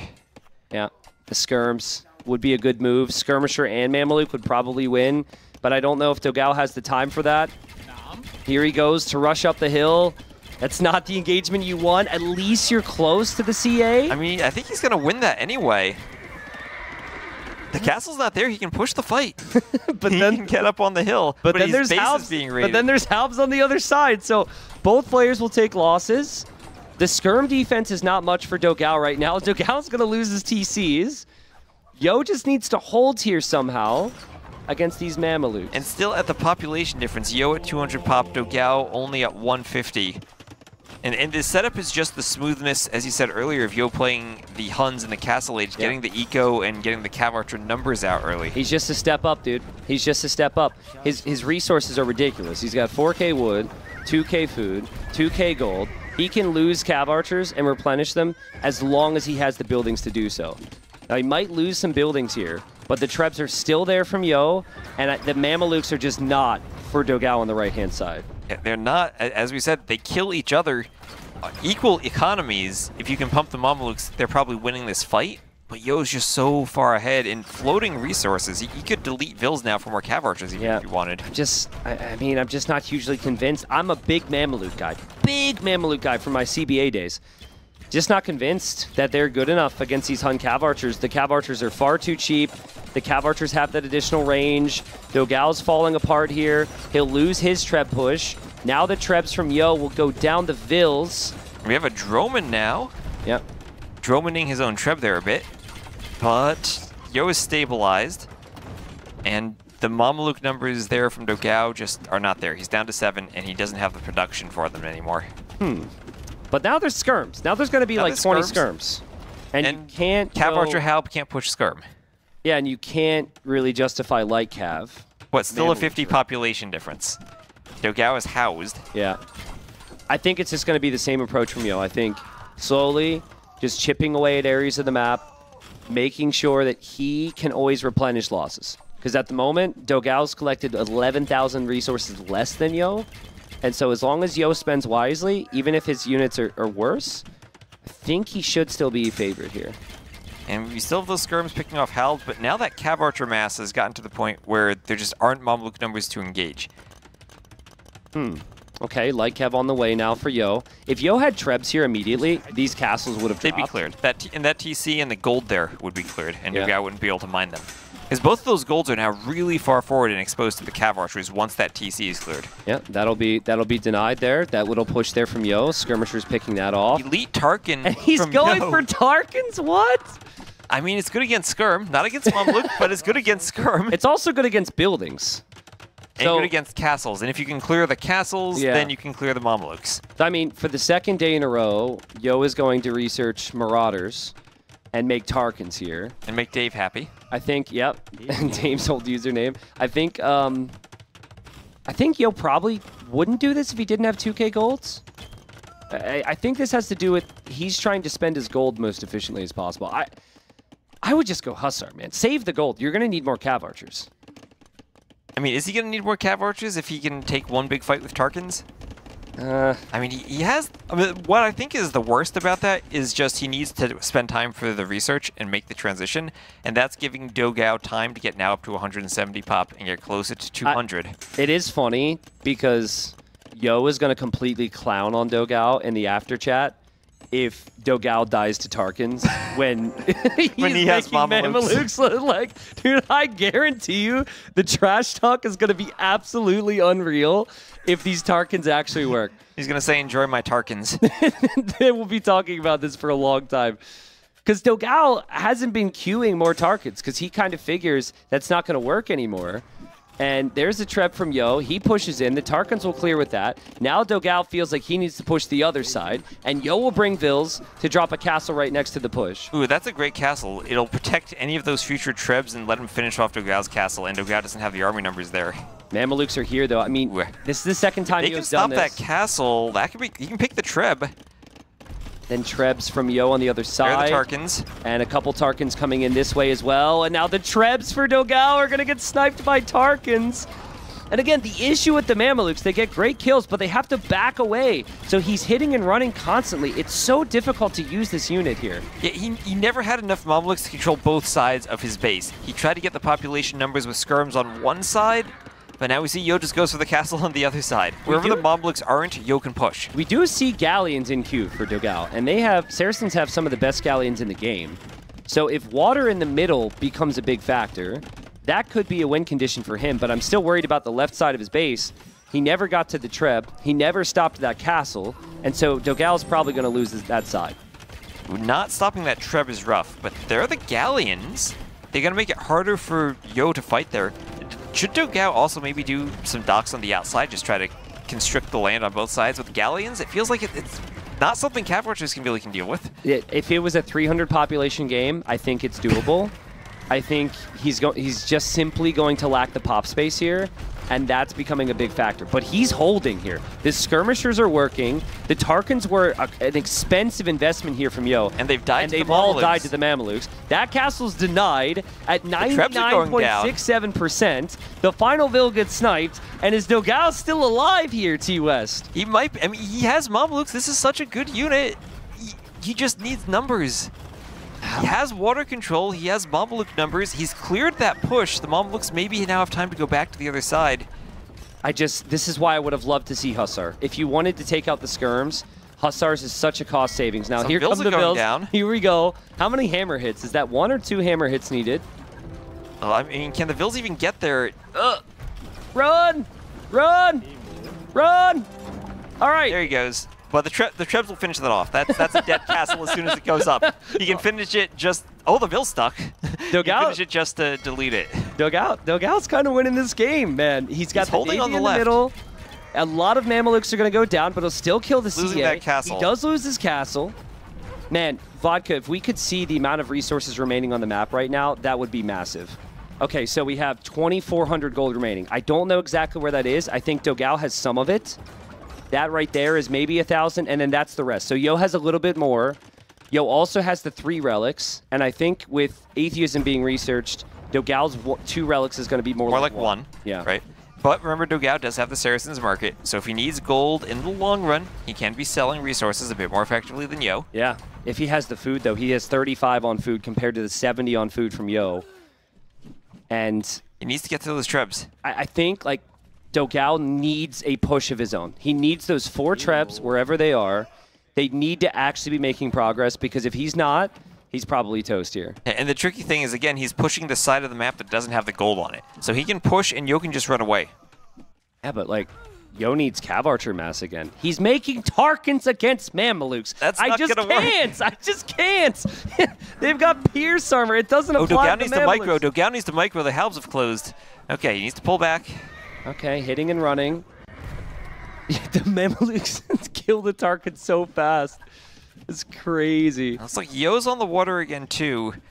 But again, Hun Navy, it's good, but it's not the Saracens Navy. Yeah. So Mamelukes do melee damage, right? So even though it's a ranged unit, it's ranged melee. So they can destroy buildings pretty well, too. Yeah, the high Pierce armor Tarkins don't... It's not Pierce damage, it's melee, so they just don't really have an effect.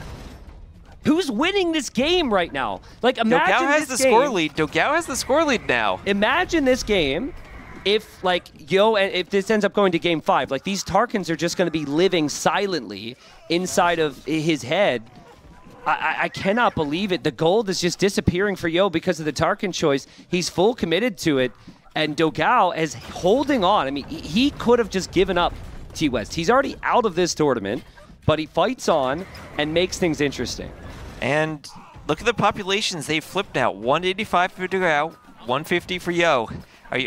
Are you believing in the Mamelukes now? I'm believing in Yes, but I'm not believing in the Tarkins. Like, imagine how many Cav Archers he could have. I guess he can't make Cav Archers because they're skirms. I understand. It's an extremely difficult situation. I mean, I also have to question the help choice against all of those Tarkins. But then it's like, if you can't could he have just gone super Cav Archer and 1 unit against them? Maybe. I don't know. I think Yo's tapped out here. I think he doesn't feel like he can do it, or maybe... Nope, Yo just had an itch. Yo, I thought was relaxing there for a second. My bad. Yo would never tap out at 170 pop. Oh, he's redoing the TC right where he had lost it. Also, I swear that I never once stop for like a sneeze, a cough, an itch, anything when I play. But I think you just don't realize it. And these players probably don't realize it. Like, it's always baffling to me when I see these players like pull their hands off the keyboard in a really intense moment, thinking I would never do that. But I'm sure they just don't realize they're doing it. Maybe we should count that in the APM too. Yeah, true. Yeah, maybe that's why my APM's so low. 190 pop for dogao. Pop is higher for Yo. What does Yo continue to make? Tarkins. What do I not want him to make? Tarkins. What is getting shredded? The Tarkins, but the Trebs! The Trebs are exposed. Dogao has no more gold. He backed away from the halves. Oh. And Yo still has gold left, but he's not going to get all the Trebs, right? There's at least going to be one Treb left. Oh my goodness. Is this going to be a stalemate? Like, they both are kind of dead. Like, and they're also at 200 pop somehow. I mean, Yo's wood. I mean, Yo's castle has been on that wood for so long that that's the most remaining wood left on the map. Yeah. And maybe we need to start thinking about this as a wood game. How much wood is actually left? So 12 gold. Okay. So Yo's gonna be out of gold too. At 12 gold. But here's the problem, T90. When you're out of gold, nothing kills Mamelukes. Hussars don't. Yeah. Skirms don't. Well, Halbs don't. Halbs do if they get in close. If they get in close. You just have to sacrifice a bunch of them to do so. You just have to hope dogao doesn't micro. Losses. These are expensive losses. losses. Those are very expensive losses. Oh, that's dogao. Brutal for dogao. He's fighting the other side. He's fighting the other side, and the Halbs push back the Mamelukes, and Yo's Tarkins come in clutch and snipe another Treb. What in the world is this game? It's down to 14 Mamelukes. But 14 Mamelukes, Saracen's market. That's what he has going forward. If Yo queues up another Tarkin, I will scream. Yo, just make light cap from here, okay? Spend your gold on Trebs. Spend your gold on Galleons. Spend your gold on anything but Tarkins. You have no gold. Well, Yo has 1,000 gold left. And is that 1,000 gold worth of Tarkins? I hope not. It could be 5 Trebs. I don't even know if he has the light cap upgrade, so he'll need gold for that. Oh, you're right. He can't even go Hussar without that upgrade. The Galleons in the middle have a lot of kills there. They do like work. To see. So they have 28 kills. I think that's why Yo is trying to reclaim water. So Yo has 10 ships in queue in those docks. Is now getting dry dock as well. So but Yo the problem is the ships he has are Galleons, and they're gonna lose to the Saracen ones that shoot faster. It does have gold. No gold there for dogao. Dogao's ships die to the castle. Mamelukes continue to hit and run. The last of the Tarkins. And look at Yo's gold count. Look at his gold count. He was at 1,000. Now he's down to about 400. He's just relying on those relics. dogao, don't lose to Tarkins. Yo's never going to let you hear the end of it. They were talking trash about games from 2016 in there. Like, this is going to last for another 10 years. Dogao's got the score lead. He holds a lot of power here because Yo's fate is in his hands, essentially. I think it just essentially comes down to, can dogao somehow get more Mamelukes? That fight he took on the north where he lost 5 Mamelukes to Halbs was really painful for him now. Yeah, it was. It was, but Skirm Mameluke is still so strong. Also, I appreciate you're saying Mameluke, which is probably correct. I'm stubborn, so I've been going for Mameluke. But I appreciate the fact. Oh, okay. Well, I pointed it out now, so now you've noticed. Sorry about that. Some people call it chat's meme noticed. So and maybe that's what we should go for with the Mamelukes. Although it feels like the Tarkins are really the meme. it's absolutely. Okay, Galleon numbers from Yo. This is a big deal. If Yo is able to control water in the middle and then get some Dramens, he can take down the docks. He can take down the castles. We have light cap from dogao. He'll start streaming light cap into Yo's base. So I expect Yo to lose Vils. But he does have a couple Halbs around to defend from that. That he does. And, I mean, the light cap transition is great because it gives dogao a way to spend his food and also hit Vils. It's crazy. I think most of the wood is actually in this left area. There's a bit on the right. It's where the castles were. They were having the Treb fights and the Vils weren't working. 67 on wood for Yo, 39 for dogao, but dogao has more wood. What in the world is happening? By the way, I'm comfortable if Dash is comfortable and production is comfortable for a DauT Hearttt update at any point in time. I really want to know what's happening. Chat could always give us an update as well. But don't forget, the other series that's happening is happening simultaneously between DauT and Hearttt.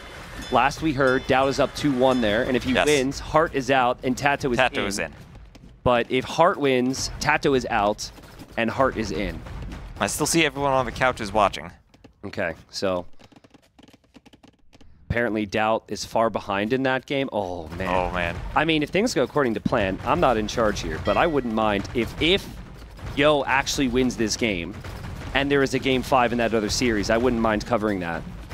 But I think this game's going to go down to the final freaking tree, bro. It's going to go down to the final tree. The Huns have Dromans now pushing back. Remember, Yogi chemistry for them. But dogao's rating. dogao still has the score lead. Look at the KD. Look at the KD for dogao. 736 to 456. dogau's KD is crazy. But Yo will understand in the late game that score isn't everything. And he will feel as though he has the relics and maybe more wood. Obviously, his composition is far worse, but you can eventually outlast these Mamelukes. There's only 12 Mamelukes. The second those Mamelukes are gone, Tarkans actually become a viable option. Then they do. But, I mean, and it's so tricky now because you want more Mamelukes, but the wood's running out. Can you actually sell wood to try to get more of them? This is also crazy, too, because these ships will kill a lot of skirms and Mamelukes, and the castle will eventually fall there to the Draman, so as dogao takes land, he's losing water. He's killing lots of Vils, meaning Yo will have more army. And that Treb, taking losses. Accuracy from Huns. Oh, Yo with the quick walls! Keeps the light cav out from his Treb, and now he's going in with his Halbs. He'll sacrifice 50 Halbs to do it. And he'll try to kill a Treb there. There are no repair Vils for dogao. Yo's not focusing the Treb, though. He's worried about his own Treb, maybe. Yeah, I mean, he's not going to keep his own Treb up. I think the light cav will do it. There's also raids over there from the Tarkans. The mighty Tarkans, and the Treb stays up for Yo. Yo keeps his Treb up. So dogao might need to dive with those Mamelukes to take that Treb. I think he just needs to build up more light cav numbers. He can't risk putting the Mamelukes under that castle. They both completely collapsed economically. Their populations have dropped. It's 85 to 93 Vils. Okay, there's now a bomber cannon. But dogao, you can't lose that bomber cannon. You sold your soul to get this bomber cannon. The Mamelukes have to defend it, but the light cav, just like the Tarkans before them, lay down their lives. And now the final Treb for dogao will get sniped. And is Yo going to find a way to do this? It's just, dogao does 12 Mamelukes. It's not enough. Yeah, it's 13 now, so it's gotten better. Well, it needs to be more like 30 to 40. Yeah, and he doesn't have the relics, so Yo can make more Trebs. Yo can maybe mix in Cav Archers, though at this stage I'd say that's maybe not realistic. Yeah, and that's what makes this map so tricky. You can have Mamelukes on one side, but you need them on both sides, and it takes much longer to get to those numbers. That's been the theme. The fact that Yo has been able to produce out of his normal buildings on both sides has been the theme. Is dogao going to call it here? dogao calls it. Yo 3 Yos. Yo advances to the playoffs. Almost worked. That was bad. GG. Not sure. Well played. Good play. In the rest, I hope you lose. What? I hope you lose in the rest of the tour. Sure. Can't do worse than you. True. You got a point. You got a point. I'm hungry. So that is why. Kebab. Let's go. That is why these two are such legends of the game. Great friends, go way back, and the trash talking is just too freaking good. They'll probably be going to get a meal. We're going to watch them walk down the hallway. Yeah. And I see Dash dashing his way over here, putting on his nice clothes to be on camera, and I think we're about to get an update for DauT and Hearttt. Alrighty, hello everybody. First of all, dominant showing by Yo, 3-0. Congratulations to him. I will wrap up what was Game 3 because I left you guys while it was still going on. The game did extend for quite a bit. Hearttt actually held both bases of bypass while DauT extended to the outsides. It was a pretty impressive push from Hearttt, but DauT eventually got to Imp to match the Imp timing, or to match the Imp of Hearttt. He got his pop-up.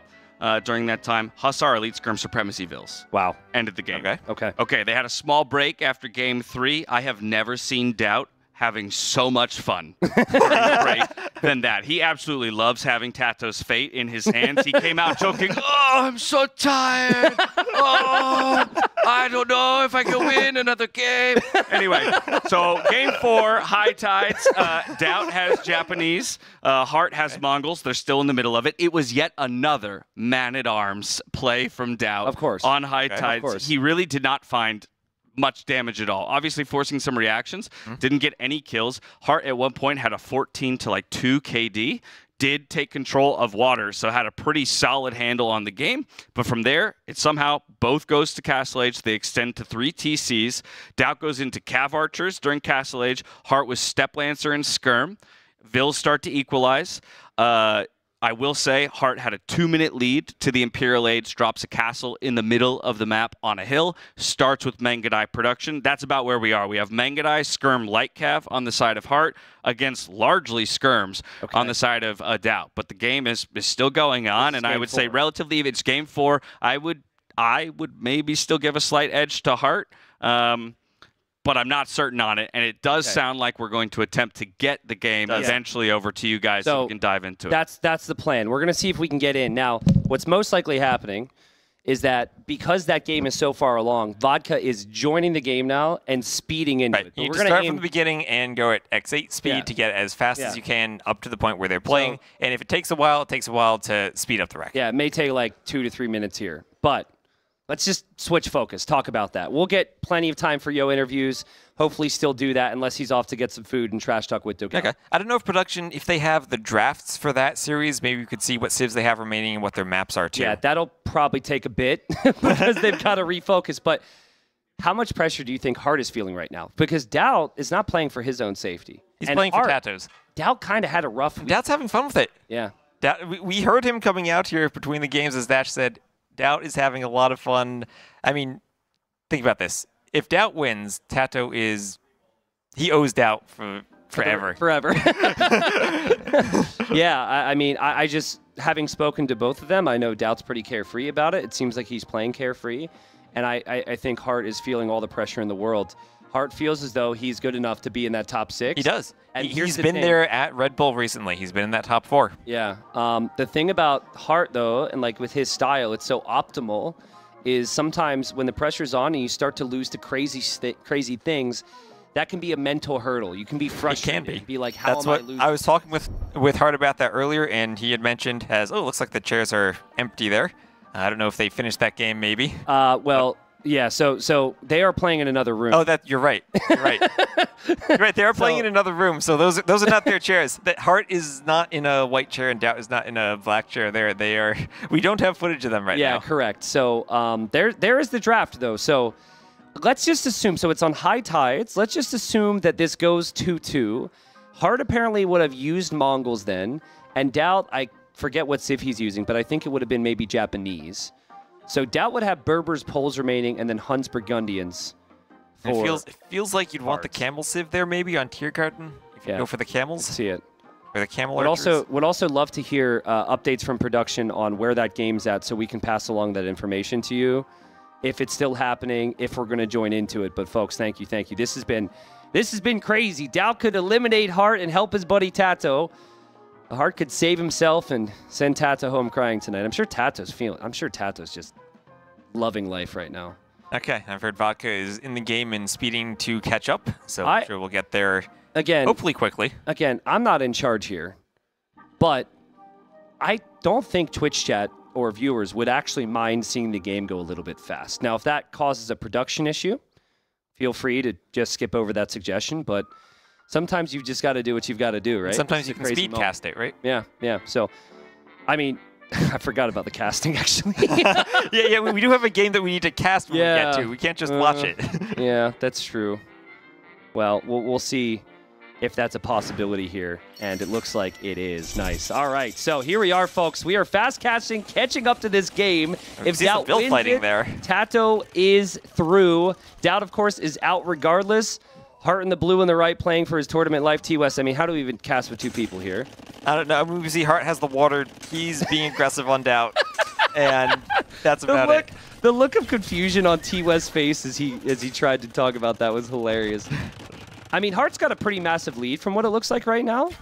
But DauT with Cav Archers could be fairly dangerous. And again, the pressure is not on DauT. The pressure is on Hearttt, and the Cav Archers get through. And this is horrible for Hearttt. Well, I mean, he still has a huge score lead there. He still has a big Vil lead, but it's giving DauT the opportunity to boom. I mean, Japanese Mongols, you go late game. I mean, Japanese could be scary with their skirms, like their skirm help composition there against that, like, Mangudai Hussar usually. I'd like to see Hearttt think about his own Cav Archers here. I think with the spoilers on the update, we eventually see a castle from Hearttt, and we eventually see Mangudai. Why is chat saying Dave? Did I say Dave, or did you say Dave? I don't know. That sounds like something I would Tati. Are we seeing? I don't know what chat's talking about. Was that me? Did I say it? Did I imply? Okay, well, I don't understand. I'm confused. Oh, the cam has, Dave is sitting in the chair. I had no clue. I was so confused. Oh, man, all right. Well, I mean, that's something you're never going to see, Dave, in a pro tournament, but hey, you don't think we'll see like a Canada Nations Cup game against Spain one day? I mean, if Dave Canada E forms a team, I'm sure he'll be very. You don't think TaToH would sign up for a custom scenario tournament? Face Dave, baby. Sorry, guys. I was really focused on the game and then the chat. But this feels like a game 5 to me. In fact, I think we're going to speed through this entire game and then not see any of it in real speed. And then open up with game 5. I'm looking down the hallway to see if we see any sign of DauT if this game is over. That castle is going to go up for Hearttt in the critical stone and gold area. And he doesn't have the Vil lead anymore, but he's in imp 3 minutes faster. So the Mangudai production started. DauT's going to rely mainly on skirms, it feels like. And crucially, when you have the south, you have the stone. Yeah. And that means you have the castles and the map control and the trebs. I mean, if Hearttt makes a tech switch here to light cav, we're going to a game 5 here, people. This is absolutely bonkers. I don't know if Hearttt is going to do that. Here come the Mangudai, but running into some skirms. Eco upgrade's looking pretty good for both players here. Population is good for DauT. He's fully on skirms, though. So this light cav switch is critical here for Hearttt. Like, he needs to be able to swoop in and kill those trebs from DauT. This is more about the light cav than anything else right now, and I'm not seeing the production from him, honestly. And DauT is raiding with the skirms. DauT is trebs, like, the Heartt's quick walling, but whatever, Vils are gonna die. Like, this is looking better than I thought. I mean, skirms can kill Vils pretty well when you get to the Imperial Age and you have all the upgrades, right? So they're not the worst raiding unit when you think about they can sit underneath TCs. I mean, Heartt's making his own skirms. He definitely clicked light cav at one point. I see a light cav in queue now. He's still got a 40 Vil lead. Really hard to assess the situation because it's so fast, but there's no longer castles in the middle right now. What is happening? DauT with full skirmishers. Can he save TaToH here? What is happening? DauT with trebs on the hill pushing, takes out TCs. DauT needs to have something to deal with the inevitable light cav switch. Something. And here come the Hussars. Here come the Hussars. Oh, God. And he is Japanese. He can go halves, but he doesn't have any upgrades for them. We see Pikeman just being clicked. He doesn't have the blacksmith upgrades. And now it's just Hussars pushing back the skirms, pushing back the trebs. Okay, well, DauT will mix in some crossbows, which will do a little bit more damage against these Hussars, but these are Mongol Hussars with a lot more HP, and still the castle in the south remains for Hearttt. I think that was an important moment mentally for him to kind of reset. Yeah, and now it looks like Hearttt, he still has the water control. He should have the gold on the northern island, too. So having both the north and the south on this map feels like a pretty strong position. Ooh. It's just, can you deal with that army composition now from the Japanese? Heartt's going to go Onager. I think DauT knows about that castle in the south, so he will move his trebs down there. But Katsupuruto for DauT. He might take the castle, but Heartt's going to have more. And Hearttt is also gone for drill. We could see a massive shot here, folks. I think the Onager's on the way. Oh, yo, here we go! This is against DauT. DauT doesn't exactly micro against it. He's trying to hit the Onager with the trebs. That saved a few shots on the castle. Can he one-hit? Oh, he couldn't get the shot off. If he had one-shot that castle... I mean, that's a pretty good move from DauT. That's really well played. That is. He can take the stone and gold.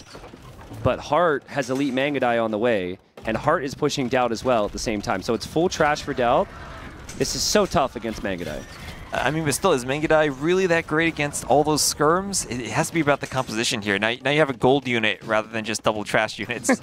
You could, guys. This is fighting for your life energy. This game, which I appreciate because DauT isn't actually fighting for his life. He's fighting for his friend's life here.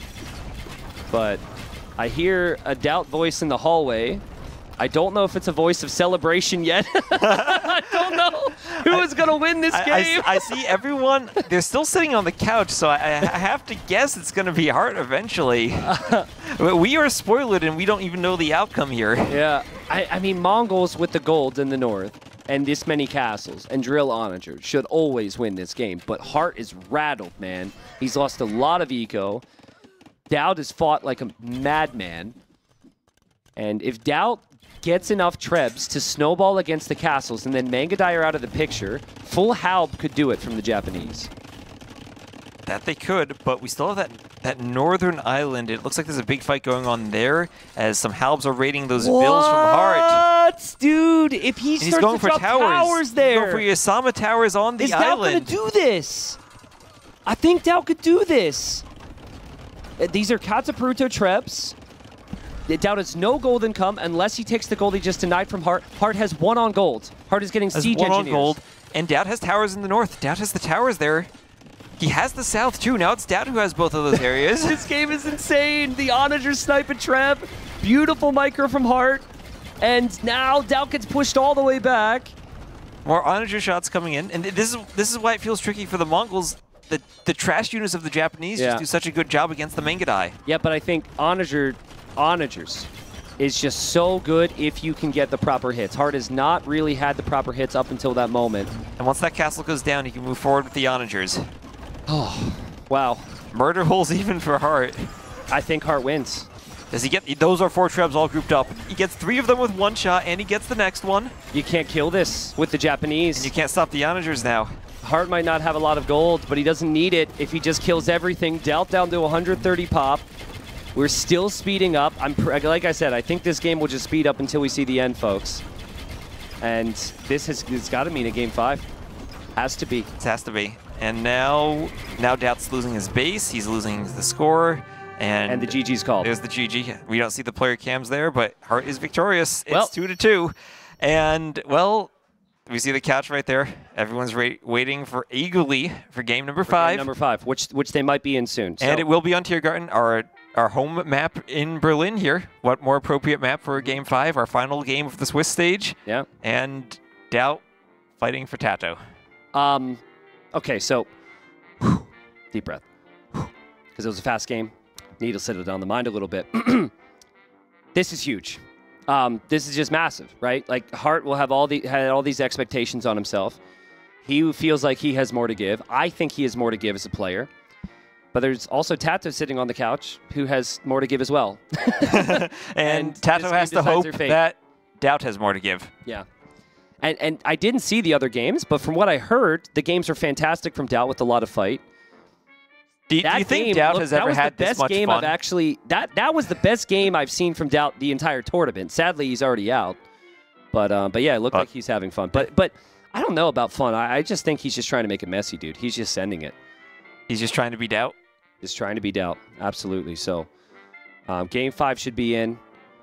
Are there any other... I think I still hear DauT talking. I don't know if he's still trash talking down the hallway. Yeah, I'm not sure either. I wouldn't be able to tell you. But that would sound like DauT. Hearttt would be... Hearttt is probably laser focused at the moment. They might be taking a big break though before Game 5 happens. So thank you guys. Sorry we sped through that game, but I think it was probably better that you guys saw the game instead of us just sitting here. Instead of us just sitting here wondering what's happening. Yeah. So especially with how epic that game was. I don't know if there's any other massive ramifications in terms of placements, but I imagine it's pretty much set. Well, we do have at the top Hera and Liereyy. They have the first round bye. Yeah. Everyone else has to play tomorrow in the quarterfinals. Yeah. And we're just determining if the last spot is going to be Hearttt or if it will be TaToH. Which would mean Viper's probably in a 3 spot. Vinchester potentially in that 4 spot. Potentially. Or I mean, we're in a situation don't where really several know. players are going to be 2 and 3. Yeah. And we're going to go to the Buchholz score, which DauT has been talking about all week to determine who gets which matchup. Well, but here we are. I'm sure we'll have that whole breakdown for you. Right now, no face cams though, folks, because they were playing in another room as we were casting the other series. So you just have to pretend that DauT and Heartt's beautiful faces are there at the bottom of your screens. We've got Heartt playing as the Huns. We have DauT playing as the Berbers. The map is Tiergarten, and in this map, we've seen a lot of Cav Archers, but there's one Civ that's usually very good against Cav Archers, and that's the Berbers for DauT. That's the Berbers. I mean, we just saw Mamelukes against Huns in that game between dogao and Yo. Now we get to see another Camel Civ. Camel Archers, an attack bonus against Cav Archers. Not against the Nightline, but they're still really strong against them. Yeah. So it's tricky to get to Camel Archers, especially on this map because it's quite open on the outside. So DauT's going to have a decision to make on how exactly he wants to approach that. You can still play into Camels and Elite Skirmishers and Castles. You don't have to rush everything down to go for a castle. And notably, as we just saw, both players put their lumber camps basically on that diagonal where you're not rushing to get to the middle and you're giving yourself a bit more surface area to chop the wood. Yeah. Again, DauT is out, sadly. Maybe he'll be in the casting booth tomorrow. Who knows? That could be a positive for many viewers out there. But he is out. He will not be in the top 6. But if he wins here, TaToH makes it top 6. If he loses, Heartt goes into the top 6, and TaToH will also be a potential caster. So cannot imagine how it feels to have your fate rest. Determined by DauT. But determined by DauT. But, I mean, DauT and TaToH are such good friends. I think initially there might have been some concern for TaToH. Like, oh, man, how is DauT going to play? Is he going to troll? Because DauT's been saying a lot of things, but clearly he's been putting up the best fight he could here. Clearly he's putting forward the effort for his friend. Yeah. Which, honestly, it'd be pretty disappointing if not, right? Like, you also want... Heartt's going to want to feel like he earned this, and... He is. He's going to feel that way. And both players up to feudal at the exact same time. We see 19 pop up. Probably a scouts opening from both of them. Yeah. And how fast will they cut to the middle? I think Heartt is 3 trees away from getting to the middle. And then DauT is... 2 trees. Again, neither of them really focusing on that. Yeah, I think DauT will be, though. With the way those 2 villagers are positioned, I would assume that was intentional. Gotta be careful there. The Vills don't get HP off the scout. Yeah, the way Heartt has built his lumber camp is actually slightly worse to cut to the middle. Because he didn't have... Like, if you chop the right direction, you can just chop 2 trees. You can just chop 2 trees, exactly. But when you're on that diagonal, now you have to make a maze through an extra tree or 2 before you can get to the middle. Yeah, so I think Heartt needs to chop more. And we've seen towers in the middle here. Yep. Do you think it's worth it, if you're DauT, to try and do that? Is that even part of his plan? To go forward to tower? I don't think so. Okay. I don't know why people are clapping here in the gamer house. But maybe it's someone's birthday. Who knows? Who knows? It's definitely not someone running down the hallway claiming they just won. Yeah.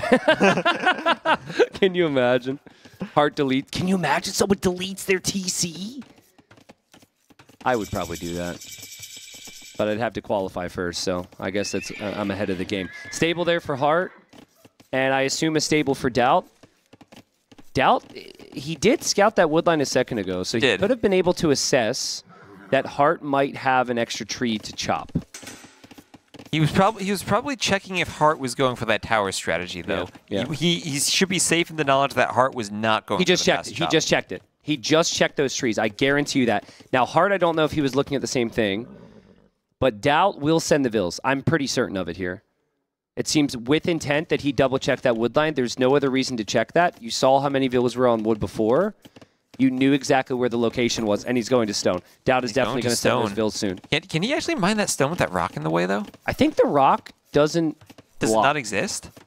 Well, yeah, I guess it might, it might not exist. I think the rock... usually rocks exist, and they block you.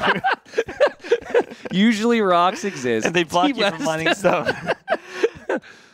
Yeah, I mean, that's a good question, because I think... You can mine one tile at least. Didn't we see one of those rocks be used as part of a wall in Red Bull finals? Yeah, exactly that. Usually they are your one-by-one object that you can use as a wall, but you can change that in the map script if you want. DauT's villagers are pathing quite a long distance. We need to know, is Heartt going to be through? How much wood is left? Yo, dude, this is gonna be close. Like if he wasn't Berbers, I don't know if I'd have He has the faster Vills faith. with the Berbers. This is crazy, man. Just spear defense from DauT, by the way. He knows his opponent's going scouts. Full spear defense. Those Vills are on the move. Now, DauT, he might get the tower up, but if Hearttt chops through, Hearttt can just rush it down. Let's see the tree. He split up the Vills. He's chopping 2 trees. He doesn't have... See the other tree. See doesn't the other have vision. Tree. Show the other tree. No, either tree. Okay, that's 80. that's 30. 37. That's 90. Hearttt, send your whole economy to the tree. Send could have it one all. more Vill on it. I think he gets through. It's so close. I think he gets through. Tree check. Tree check. Tree check. 60? It's that one tree. 16. 15. He's through. Oh, but he's counter-towering when he's almost He did through. town watch. He did town watch, and now he sees it from the lumber camp. Does Hearttt know he's almost through, though? Like, will he realize that? Is Hearttt clicking his trees? He's raiding with scouts at the same time, trying to pick off some spears, but afraid from those pokes. Okay, and the tower tower will goes go up. So this will disrupt the whole wood line, and now Hearttt can't chop that tree. Oh, man. So now Heartt's got the villagers inside, idle, and then he has the villagers away from the lumber camp. The change I like here, compared to what we saw earlier today, is that Hearttt just leaves the middle for now to take another lumber camp, but that takes a really long time. That's running the Vills back. He's not going to try to fight the tower. What? Okay. And that's going to let Hearttt go back to that same lumber camp. Huh. Interesting. Well, remember, just when you chop into the first ring, that doesn't give you access to the gold. You have to eventually chop the second. I think think lumber camp. DauT has some big problems. Scouts are over here from Hearttt. Does the rock block the villagers in? I think it does. I think it actually helps them, though. If he wants the quick wall, he just needs to do those 2 tiles then. So DauT is going to try and go defensive towers, and Hearttt loses his archer. His archer coming forward to snipe the spears gets sniped. Yikes. Well, he has another archer there. But again, he's not going to have the numbers then. Only 1 archer and doesn't have fletching. Oh, man. Can someone check TaToH's heart rate in the building, please? Where is that heart rate for TaToH? DauT is going to fall back into skirm and tower defense, but this is a nice job from Hearttt. This is exactly the type of game he wants. He's not going to finish the range. range. The range is denied. You have a DauT archery range. DauT, he didn't have the towers down on the stone, and he's going to lose a villager. Now his tower's up. His whole eco is a wreck. It's just in shambles now. He can't make another tower. He deletes the range and have to remake that. And he doesn't have a stable yet, so he's not doing his own scouts. Oh, man. And TaToH wants to be on the edge of his seat now. So is Hearttt going to chop the trees then? Okay, so Hearttt can go through. So he could actually place another lumber camp. But this looks really good for Hearttt, in my opinion. As long as Hearttt is able to control the archers and the scouts like we know he can. Again, it's only 1 archer, though. It's only 1 archer for picking off all those spears at this moment. Yeah, this is true. And Vill counts even, and DauT's back on stone, and DauT's making some skirms. So, I mean, Hearttt might have felt pretty good about things, but now that the range is up, now that his opponent's back on stone, this could be a problem. Yeah, fletching just coming in, but again, it's only 1 archer. Any number of skirms stops this. Yeah. Lumber camps are in the back for Hearttt, and he's trying to get more reinforcements forward. But it's taken a while, but this is the type of game Hearttt is comfortable with. The scout archer play is especially smooth with the Huns. DauT making these spears and skirms, that doesn't really have any longevity here for him. It's all about protecting himself to either get to all-in knights or to get to camel archers in Castle Age. Or even to get to camels against the Huns. Yeah, and DauT normally loves to rely on the market here to try and buy his way to castle. So I feel like we might see that in a moment, but I don't know if he can defend himself with towers everywhere. Maybe he can. Maybe a tower on the stone. There's the market. I mean, the problem is now he's been mining that stone and making so many towers, he can start to run out of stone in the long run. I actually think this is just knights from here. You're not going to have enough stone for a castle. Wow, somehow there's 700 stone there. What? That's both of them selected together. Oh, there's 500 stone on that? There's extra stone on the stone mines. I didn't know that. Okay. I guess that's what the rock does. It contributes more stone. Yeah, so I actually didn't know that. That's really important. And DauT is on the way to Castle Age. What? DauT is up. He only lost 1 Vill. And look at Heartt's resources. He's nowhere close to going up. Yeah, and Heartt's wheelbarrow. But Hearttt just did take DauT off that stone. So, but crucially, he has stone for 2 TCs if he gets the castle, or at least for 1 more tower. Yeah, I think DauT is picking 3 lumber camps. I think DauT should go for knights here. Knights would do a lot of damage. And looks like that is a stable he's adding in there. Let's see, will Hearttt fight underneath the tower? DauT's army's out of position. Hearttt will sit underneath the tower. Archers are dodging the tower well. DauT will pop out and fight this back into the tower for him. Spearmen and skirmishers coming. DauT is going to have to heavily rely on that market. Yeah, and he can't sit under that tower. The spears would eventually come over and hit the scouts, and the tower itself Oh, where are the Bills going? Yikes. He's microing. Like dogao was complaining about the pathfinding earlier. DauT might have similar complaints. Heartt's resources are looking really good for Castle Age. He's got so much map control. But DauT has the timing. He's up. He's doing bloodlines. He's getting a second stable. He's doing those knights he wanted. And he should be able to clean this. It's going to feel weird, but just where are sell those your bills wood. going again? Just sell your wood, DauT. Sell your wood. Look at him. He's killed off the archers. You need food here. You need gold for knights. Let's see. 2 minutes for DauT to do damage. Will he boom? Will he kill? Will he do everything? There's the ranges from Hearttt. So Heartt's going to go triple range cav archers, which could be really good against knights. It can be really good against knights, but remember, Berbers, you can also go for camels. You don't need to stay on the knight line. And in the long run, you're thinking of camel archers against the cav archers. I think Hearttt has archers coming to the middle right now. I can't quite tell. And that's a big move. DauT doesn't have a tower there. Yeah. His tower's on his first wood line, not the second. And DauT has 3 lumber camps that could be hit by the archers. DauT's going to open camels here. It's mostly scouts, right? It's mostly scouts. Yeah, but I want some offensive presence for DauT here. And I think in this time, getting knights into that wood line in the middle would be the key. So I'm concerned on the longevity of this for DauT. Remember, he only has 10 on food. Looks like he has a knight queued now. So he opened with 2 camels to deal with the scouts, and now he's going for the knights, but the archers are coming in. Yeah, that's huge from Hearttt. This is so good for Hearttt. I really like Heartt's position. It's tough to kill the Vil because it's speedy, but that's perfect micro. He hits the villager with every single hit, and he's going to get it there as well. Hearttt clutching it maybe. Nice Vil count. He won't take any damage from DauT. And now we have TC number 2 for DauT. So DauT's going to shift into the boom. Into the boom, and he's going to have access to the middle. Hearttt has to get back for the rest of his archers while his scouts are being chased down by the camels.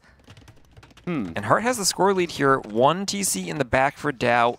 He still has more stone. Does DauT forgo the TCs and just go for a castle for camel archers here? Feels like a boom play, but I would really like DauT to try and take advantage of the fact that the Huns are going to be playing open. There's a lot of different areas that he could look to with these knights before the cav archers come out. And this could be complicated for Hearttt. And as we clean up those archers, can we see what DauT's scouting information looks like? What does he see from Heartt's base? And he sees that he's not walled. Yeah. So he can run in. He'll hit the wood line. Mainly kills the archers, but now he sees some Vils. And DauT will know that this is going to get really tough against the cav archers, so he's taking the fight here. He kills the Vils chopping the trees. He chews up a couple of these cav archers as well, and he's able to get away. So 2 TCs for DauT. And he might find Vils on the TCs gold. in the middle now for DauT. And that's where the wood is, in the middle. That's what you want to secure with that TC. And he's still on the stone. Dude. Is it possible? Can we get TaToH over here right now? Wait. So look at Heartt's stone count, though. Look at Heartt's stone count.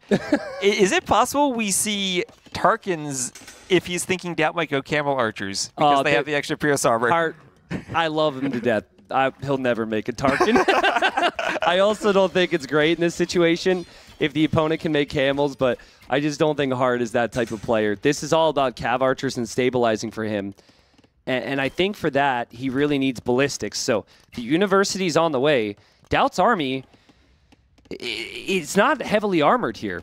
I'm just looking at the stone count for Hearttt. He's going to drop a castle soon. Probably in the middle. I think his plan is to chop to the middle and drop a castle on the gold. He's just about through. Oh, but this is so intense. Oh, man, the Knights villagers are in the back getting found. The villagers are so slow compared to the knights. And Heartt's still 1 TC. Yeah. DauT's going to pull ahead in Vil count soon. I like the TC from DauT, actually, because it protects that wood area. It protects that opening, too, so the cav archers can't run in. Yep. And Hearttt is going to dive underneath the tower. But I think those knights are going to get some good hits. The tower will get some good hits. Oh, DauT now has the mangonel. And he hit his own knights more than the cap archers. And DauT's attack round! What was that attack round from DauT? he was anticipating the cav archers going left, and they didn't. He's never been known for his micro, but in this moment, with so much on the line, that's just ridiculous, man. Oh, man. I could hear Hera and Liereyy, everyone on the Dave couch and was Dilly, looking at everyone that. just laughing. Oh, man. What a moment, T-West. I mean, now I actually like DauT selling that wood and trying to just get a castle in the middle. Because it feels like if you can start to get the Camel Archers now that your Knight and Camel Archer number is low, that's your win condition. Right. Before, I was happy with the Camels and the Knights. Now he's buying stone, so he wants to get that castle up. Big attack round from DauT. He redeems himself! He hit something. The Scorpions are there. He heard the laughter. And 3 TCs for the Lord. And with those Scorpions, the scouts can't just run in anymore.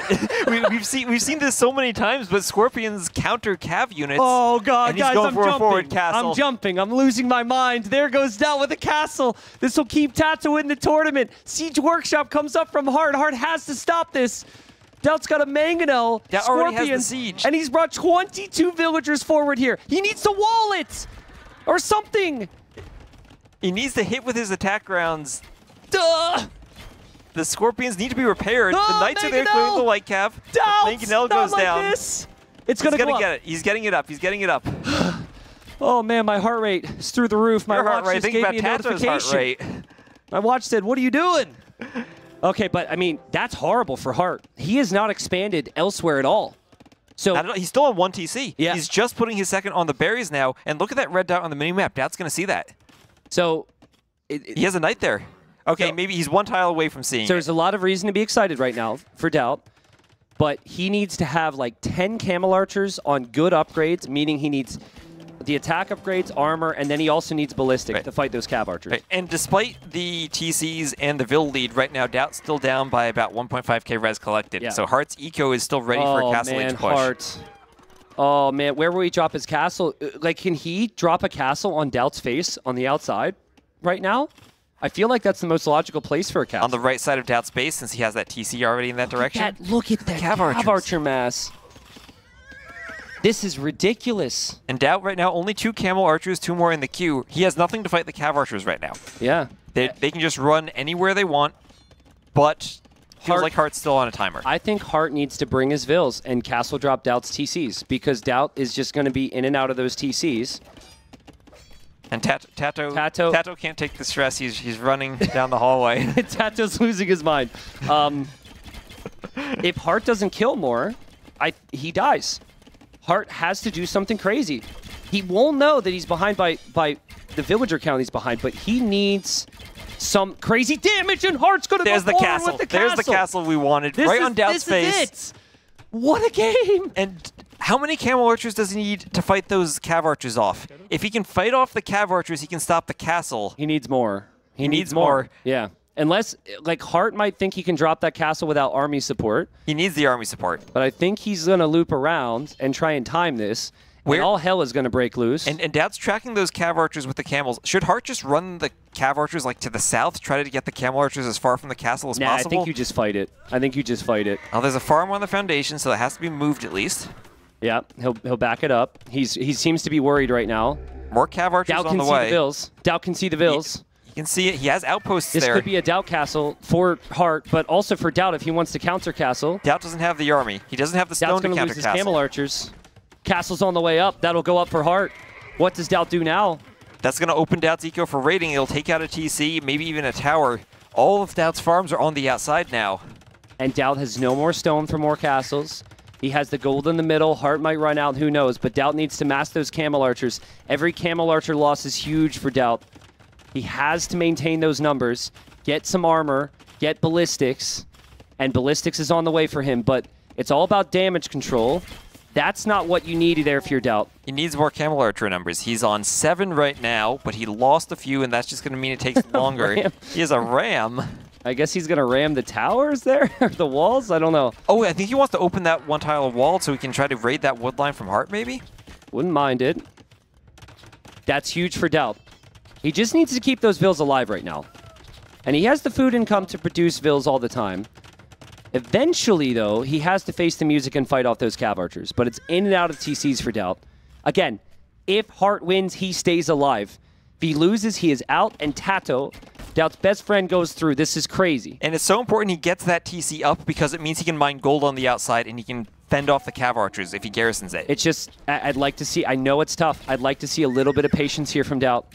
He's not even fighting with all the Camel Archers distracted. there. He's distracted. Where is DauT looking now? I think he's looked to the middle, maybe. Is he looking at that ram? Maybe at his TC going down.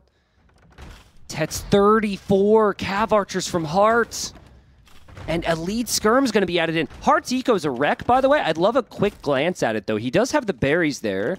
The farming eco is better than it was. He doesn't even have Vills on the farms. He has Knights in the back. He's trying to add a third TC.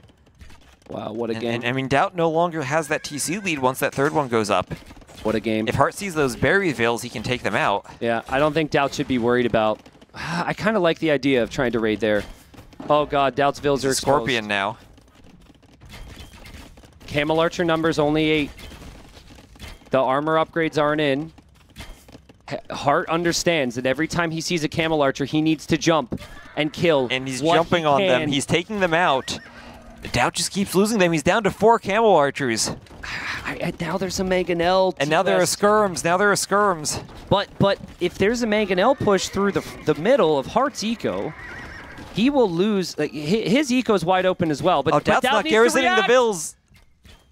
Yikes, dude. I can't cast. I don't know what to say. He's still up by 8 Vills. He's still up by 7 Vills. He still has the middle. He still has the middle. And he still has all of the gold in the middle, and crucially all of the wood in the middle. He has the Camel Archers as the ranged unit, so he can sit behind that center wood line and shoot out at Hearttt if Hearttt tries to take it. Oh god, DauT gets the ram back inside the TC. Mangonel now could get sniped by the Knights. You can tell DauT panicked. Will he get it? Okay, he gets one. And now Hearttt is going to run to the middle. But now DauT is pushing the middle with these Camel Archers. He can now raid Hearttt. Hearttt only has 3 Skirms right now. To deal with. Here come DauT has to run the gold Vills. A lot of Cav Archers are weak. I mean, Heartt's just about evened up the Vill count. Yeah. And he's still ahead in Res Collect. He's going to pull ahead with these kills. Yeah, it's a messy game. DauT can't keep track. There's so much happening here, folks. There's so much on the line. He's still pushing up the middle, and I still don't know how Hearttt stops that. If DauT had microed better and had like 20 Camel Archers now instead of 9, then he could push. Yeah, but he always felt under this pressure because his eco's exposed, and so he's had to take engagements, and that's just due to Heartt's relentless pressure. DauT is just trying to ignore that now and push himself, but I do think that he needs to come clear up this raid in his base. It's done so much damage. But you know what DauT also has as an option other than Camel Archers? He could go Genitors. I don't know if his eco's there, T-West. I don't know. Like, Genitors would be great, but he need to replenish Vills. I would like Knights is actually rather nice. That also costs food. He's doing the +2 armor on the Knights, and maybe he's just thinking about getting forward to raid now. He really can't fight the Cav Archers yet. There are 37 Cav Archers still. I think DauT's pulling everything back to deal with this, finally. Hearttt needs to try and go imp. Get a castle up. Treb things in the middle. I mean, look at Heartt's resources. He's almost at imp. And he's in a position where he has a huge army lead. He can go imp safely. Yeah, I mean, safely is a tricky word. DauT has 10 Camel Archers. That's it. That is his military. Yeah, but we got +2 armor coming in on the Knights. A lot of these Cav Archers are weak. This is the first time the numbers have been somewhat similar between the Camel Archers and the Cav Archers. I mean, I think Hearttt can still take that fight. He's microing. I think Hearttt has to run. This is all about mobility now. I like this from Hearttt. You know that DauT's only army is here, and this allows you to push elsewhere at the same time. Heartt's going to click imp. He has a castle on the front for Trebs, but the army... Oh, that's a crazy army from Hearttt. And it has Skirms in it. The Skirms will push the Camel Archers back. Also, let's not forget, Hearttt might run out of gold. And this is not a matchup that looks good for the Huns if this goes much further. But no, it's not. DauT's all in castle. I think he needs some damage against Heartt's main eco before Hearttt makes it to imp. It doesn't seem like DauT can engage against the Cav Archers or the Skirms. So I think a big Knight raid through the middle would maybe be the best well, option. big night raid. He has 7 knights and no food to produce more. Yeah. 30 on food. This is feeling good for Hearttt. Yeah, I agree. And Heartt's actually going to produce a couple Tarkans here out of that castle. Heartt's protected with the TC there. What a recovery from Hearttt. He had 3 on food, T-West. He was down... He was 1 TC against 3 and up against Camel Archers. And it felt like that only option for him was that castle. Yeah. Right. But it went up. He got the raids in. And most importantly, I think he forced DauT to fight with the Camel Archers before he was ready. Yeah. He forced him to lose those numbers. Rams will take down DauT's TC. He'll be down to 2 TCs. Hearttt, still 40 population lead. Hasn't taken much damage at all. He takes out the TC. Is this it? Even before him, will DauT call it? He's not going to call it. He's fighting for TaToH. He's going to hold on like you were ACCM. But can he get a Mangonel shot here? Is Hearttt paying attention? He is. He micros, and he takes out the Mangonel. Yeah, I mean... And he's going to take out the Camel Archers. DauT just keeps losing them. It's got to be it. DauT doesn't have enough. He sent everything he's had. The Camel Archers, not in high enough number. The Knights, hard to replenish when he'll lose this much eco. And Hearttt has 30 Cav Archers that he'll get upgrades on in 10 seconds. Hearttt hasn't had the middle, but Hearttt is going to win this series. Is DauT going to try to hold on in the middle here? He has to. He has to. But I mean, I feel like the numbers just are not there right now for DauT. I know Berbers are strong. I know the units are cheap. But I think this is Heartt's moment to stay alive, move into the playoffs tomorrow. And TaToH, of all people, will be out if this result goes as we think it will. DauT not in a good position, still in the Castle Age. And his only hope is somehow to get enough Camel Archers to fight off those Cav Archers while still somehow not dying. Yeah. This is dreamland for Hearttt in terms of how he likes to control units. Mobile units, fighting on both sides, taking no damage at home, and he's just picking DauT's Knights apart. There should be another army from DauT on the other side. Sorry, from Hearttt on the other side. DauT trying to deal with that as well. He is killing that off. So he will hold here, but he's going to need more Knights. He still has 99 villagers. It's not like he has a small economy. If he had a raid going, right? Like a couple Knights in 80-12 Hearttt at the same time. He does have something of a raid on the sides. Remember, Hearttt doesn't have much gold control. Yeah. He has that 1 gold on the right. He just got pushed off the gold on the left. He should see that gold in the back of his base too. But how many villas does Hearttt have on gold? 23. Where are they right now? That would be crazy if somehow DauT plays this on until Hearttt runs out of gold. The Sneak Stable will get some raids. That's what DauT needs more of. But Hearttt will kill the Camel Archers. Clearing Camel Archers. And you can look at the KD, and it's similar, but similar when Hearttt has had the bigger military this entire game and has never let DauT get to that massive 20 to 30 Camel Archers he needs. Really like how Hearttt didn't add more than 1 Treb. He added 1 Treb and realized, I need all of my resources on army. He's going for a castle. He's going for a castle in the middle, and if he gets that up, then he can add more Trebs because he'll have a position to take a Treb fight. Yeah, I mean, this is a teensy bit risky if he doesn't have army there. I feel like that is also an opportunity to throw if DauT notices. And DauT's trying to mass that 1 big force to engage against the CA. The Knights. There we go. Heartt's not microing. Okay, he pulls back. I think Heartt's building the castle now. In the middle. Will it go up? Will DauT have an army there to react to it? Final game of group stage. And Hearttt sends everybody! He's building the castle. That will not be a DauT castle. That will go up. And he has a gate already. And he's in a position, he has the resources for more Trebs. He can Treb down DauT's castle in the middle. Yeah, and I think it has to be mainly full Knight now from DauT because he needs to snipe the Trebs. This Treb has already done enough damage.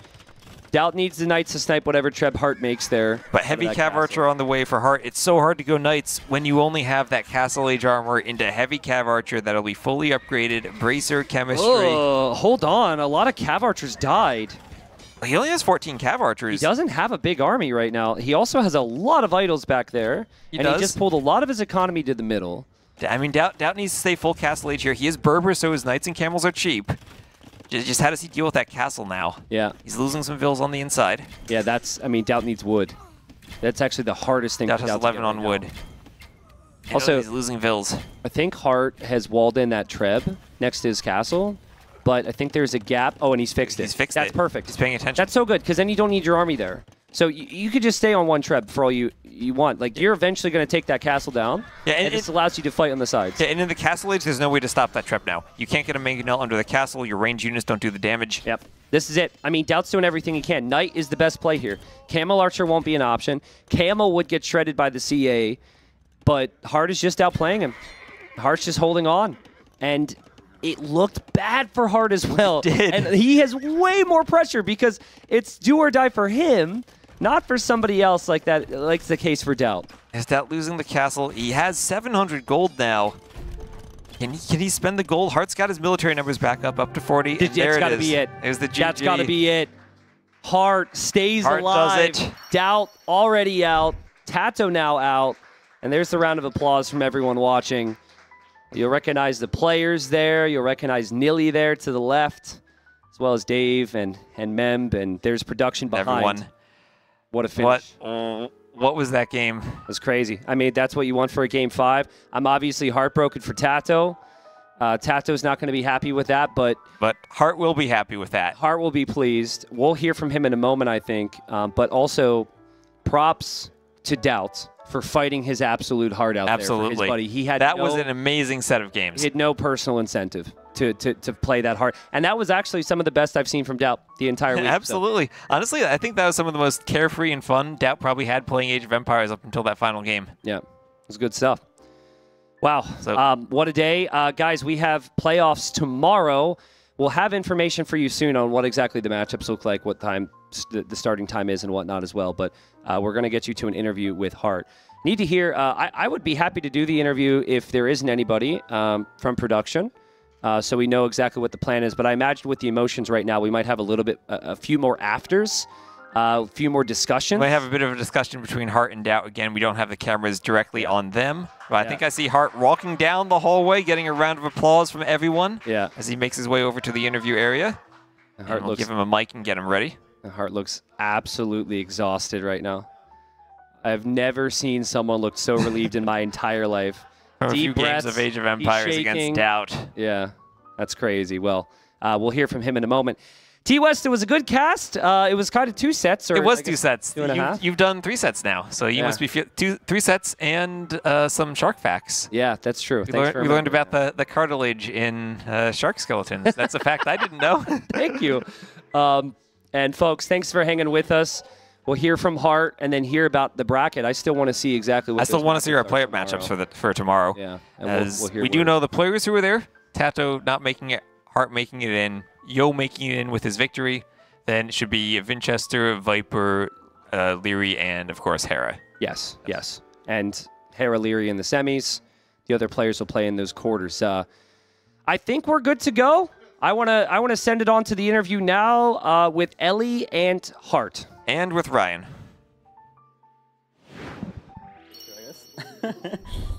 Thanks for the cast, T90 and T-West. I'm joined here by Hearttt, who no doubt is very happy. Ryan, also very happy.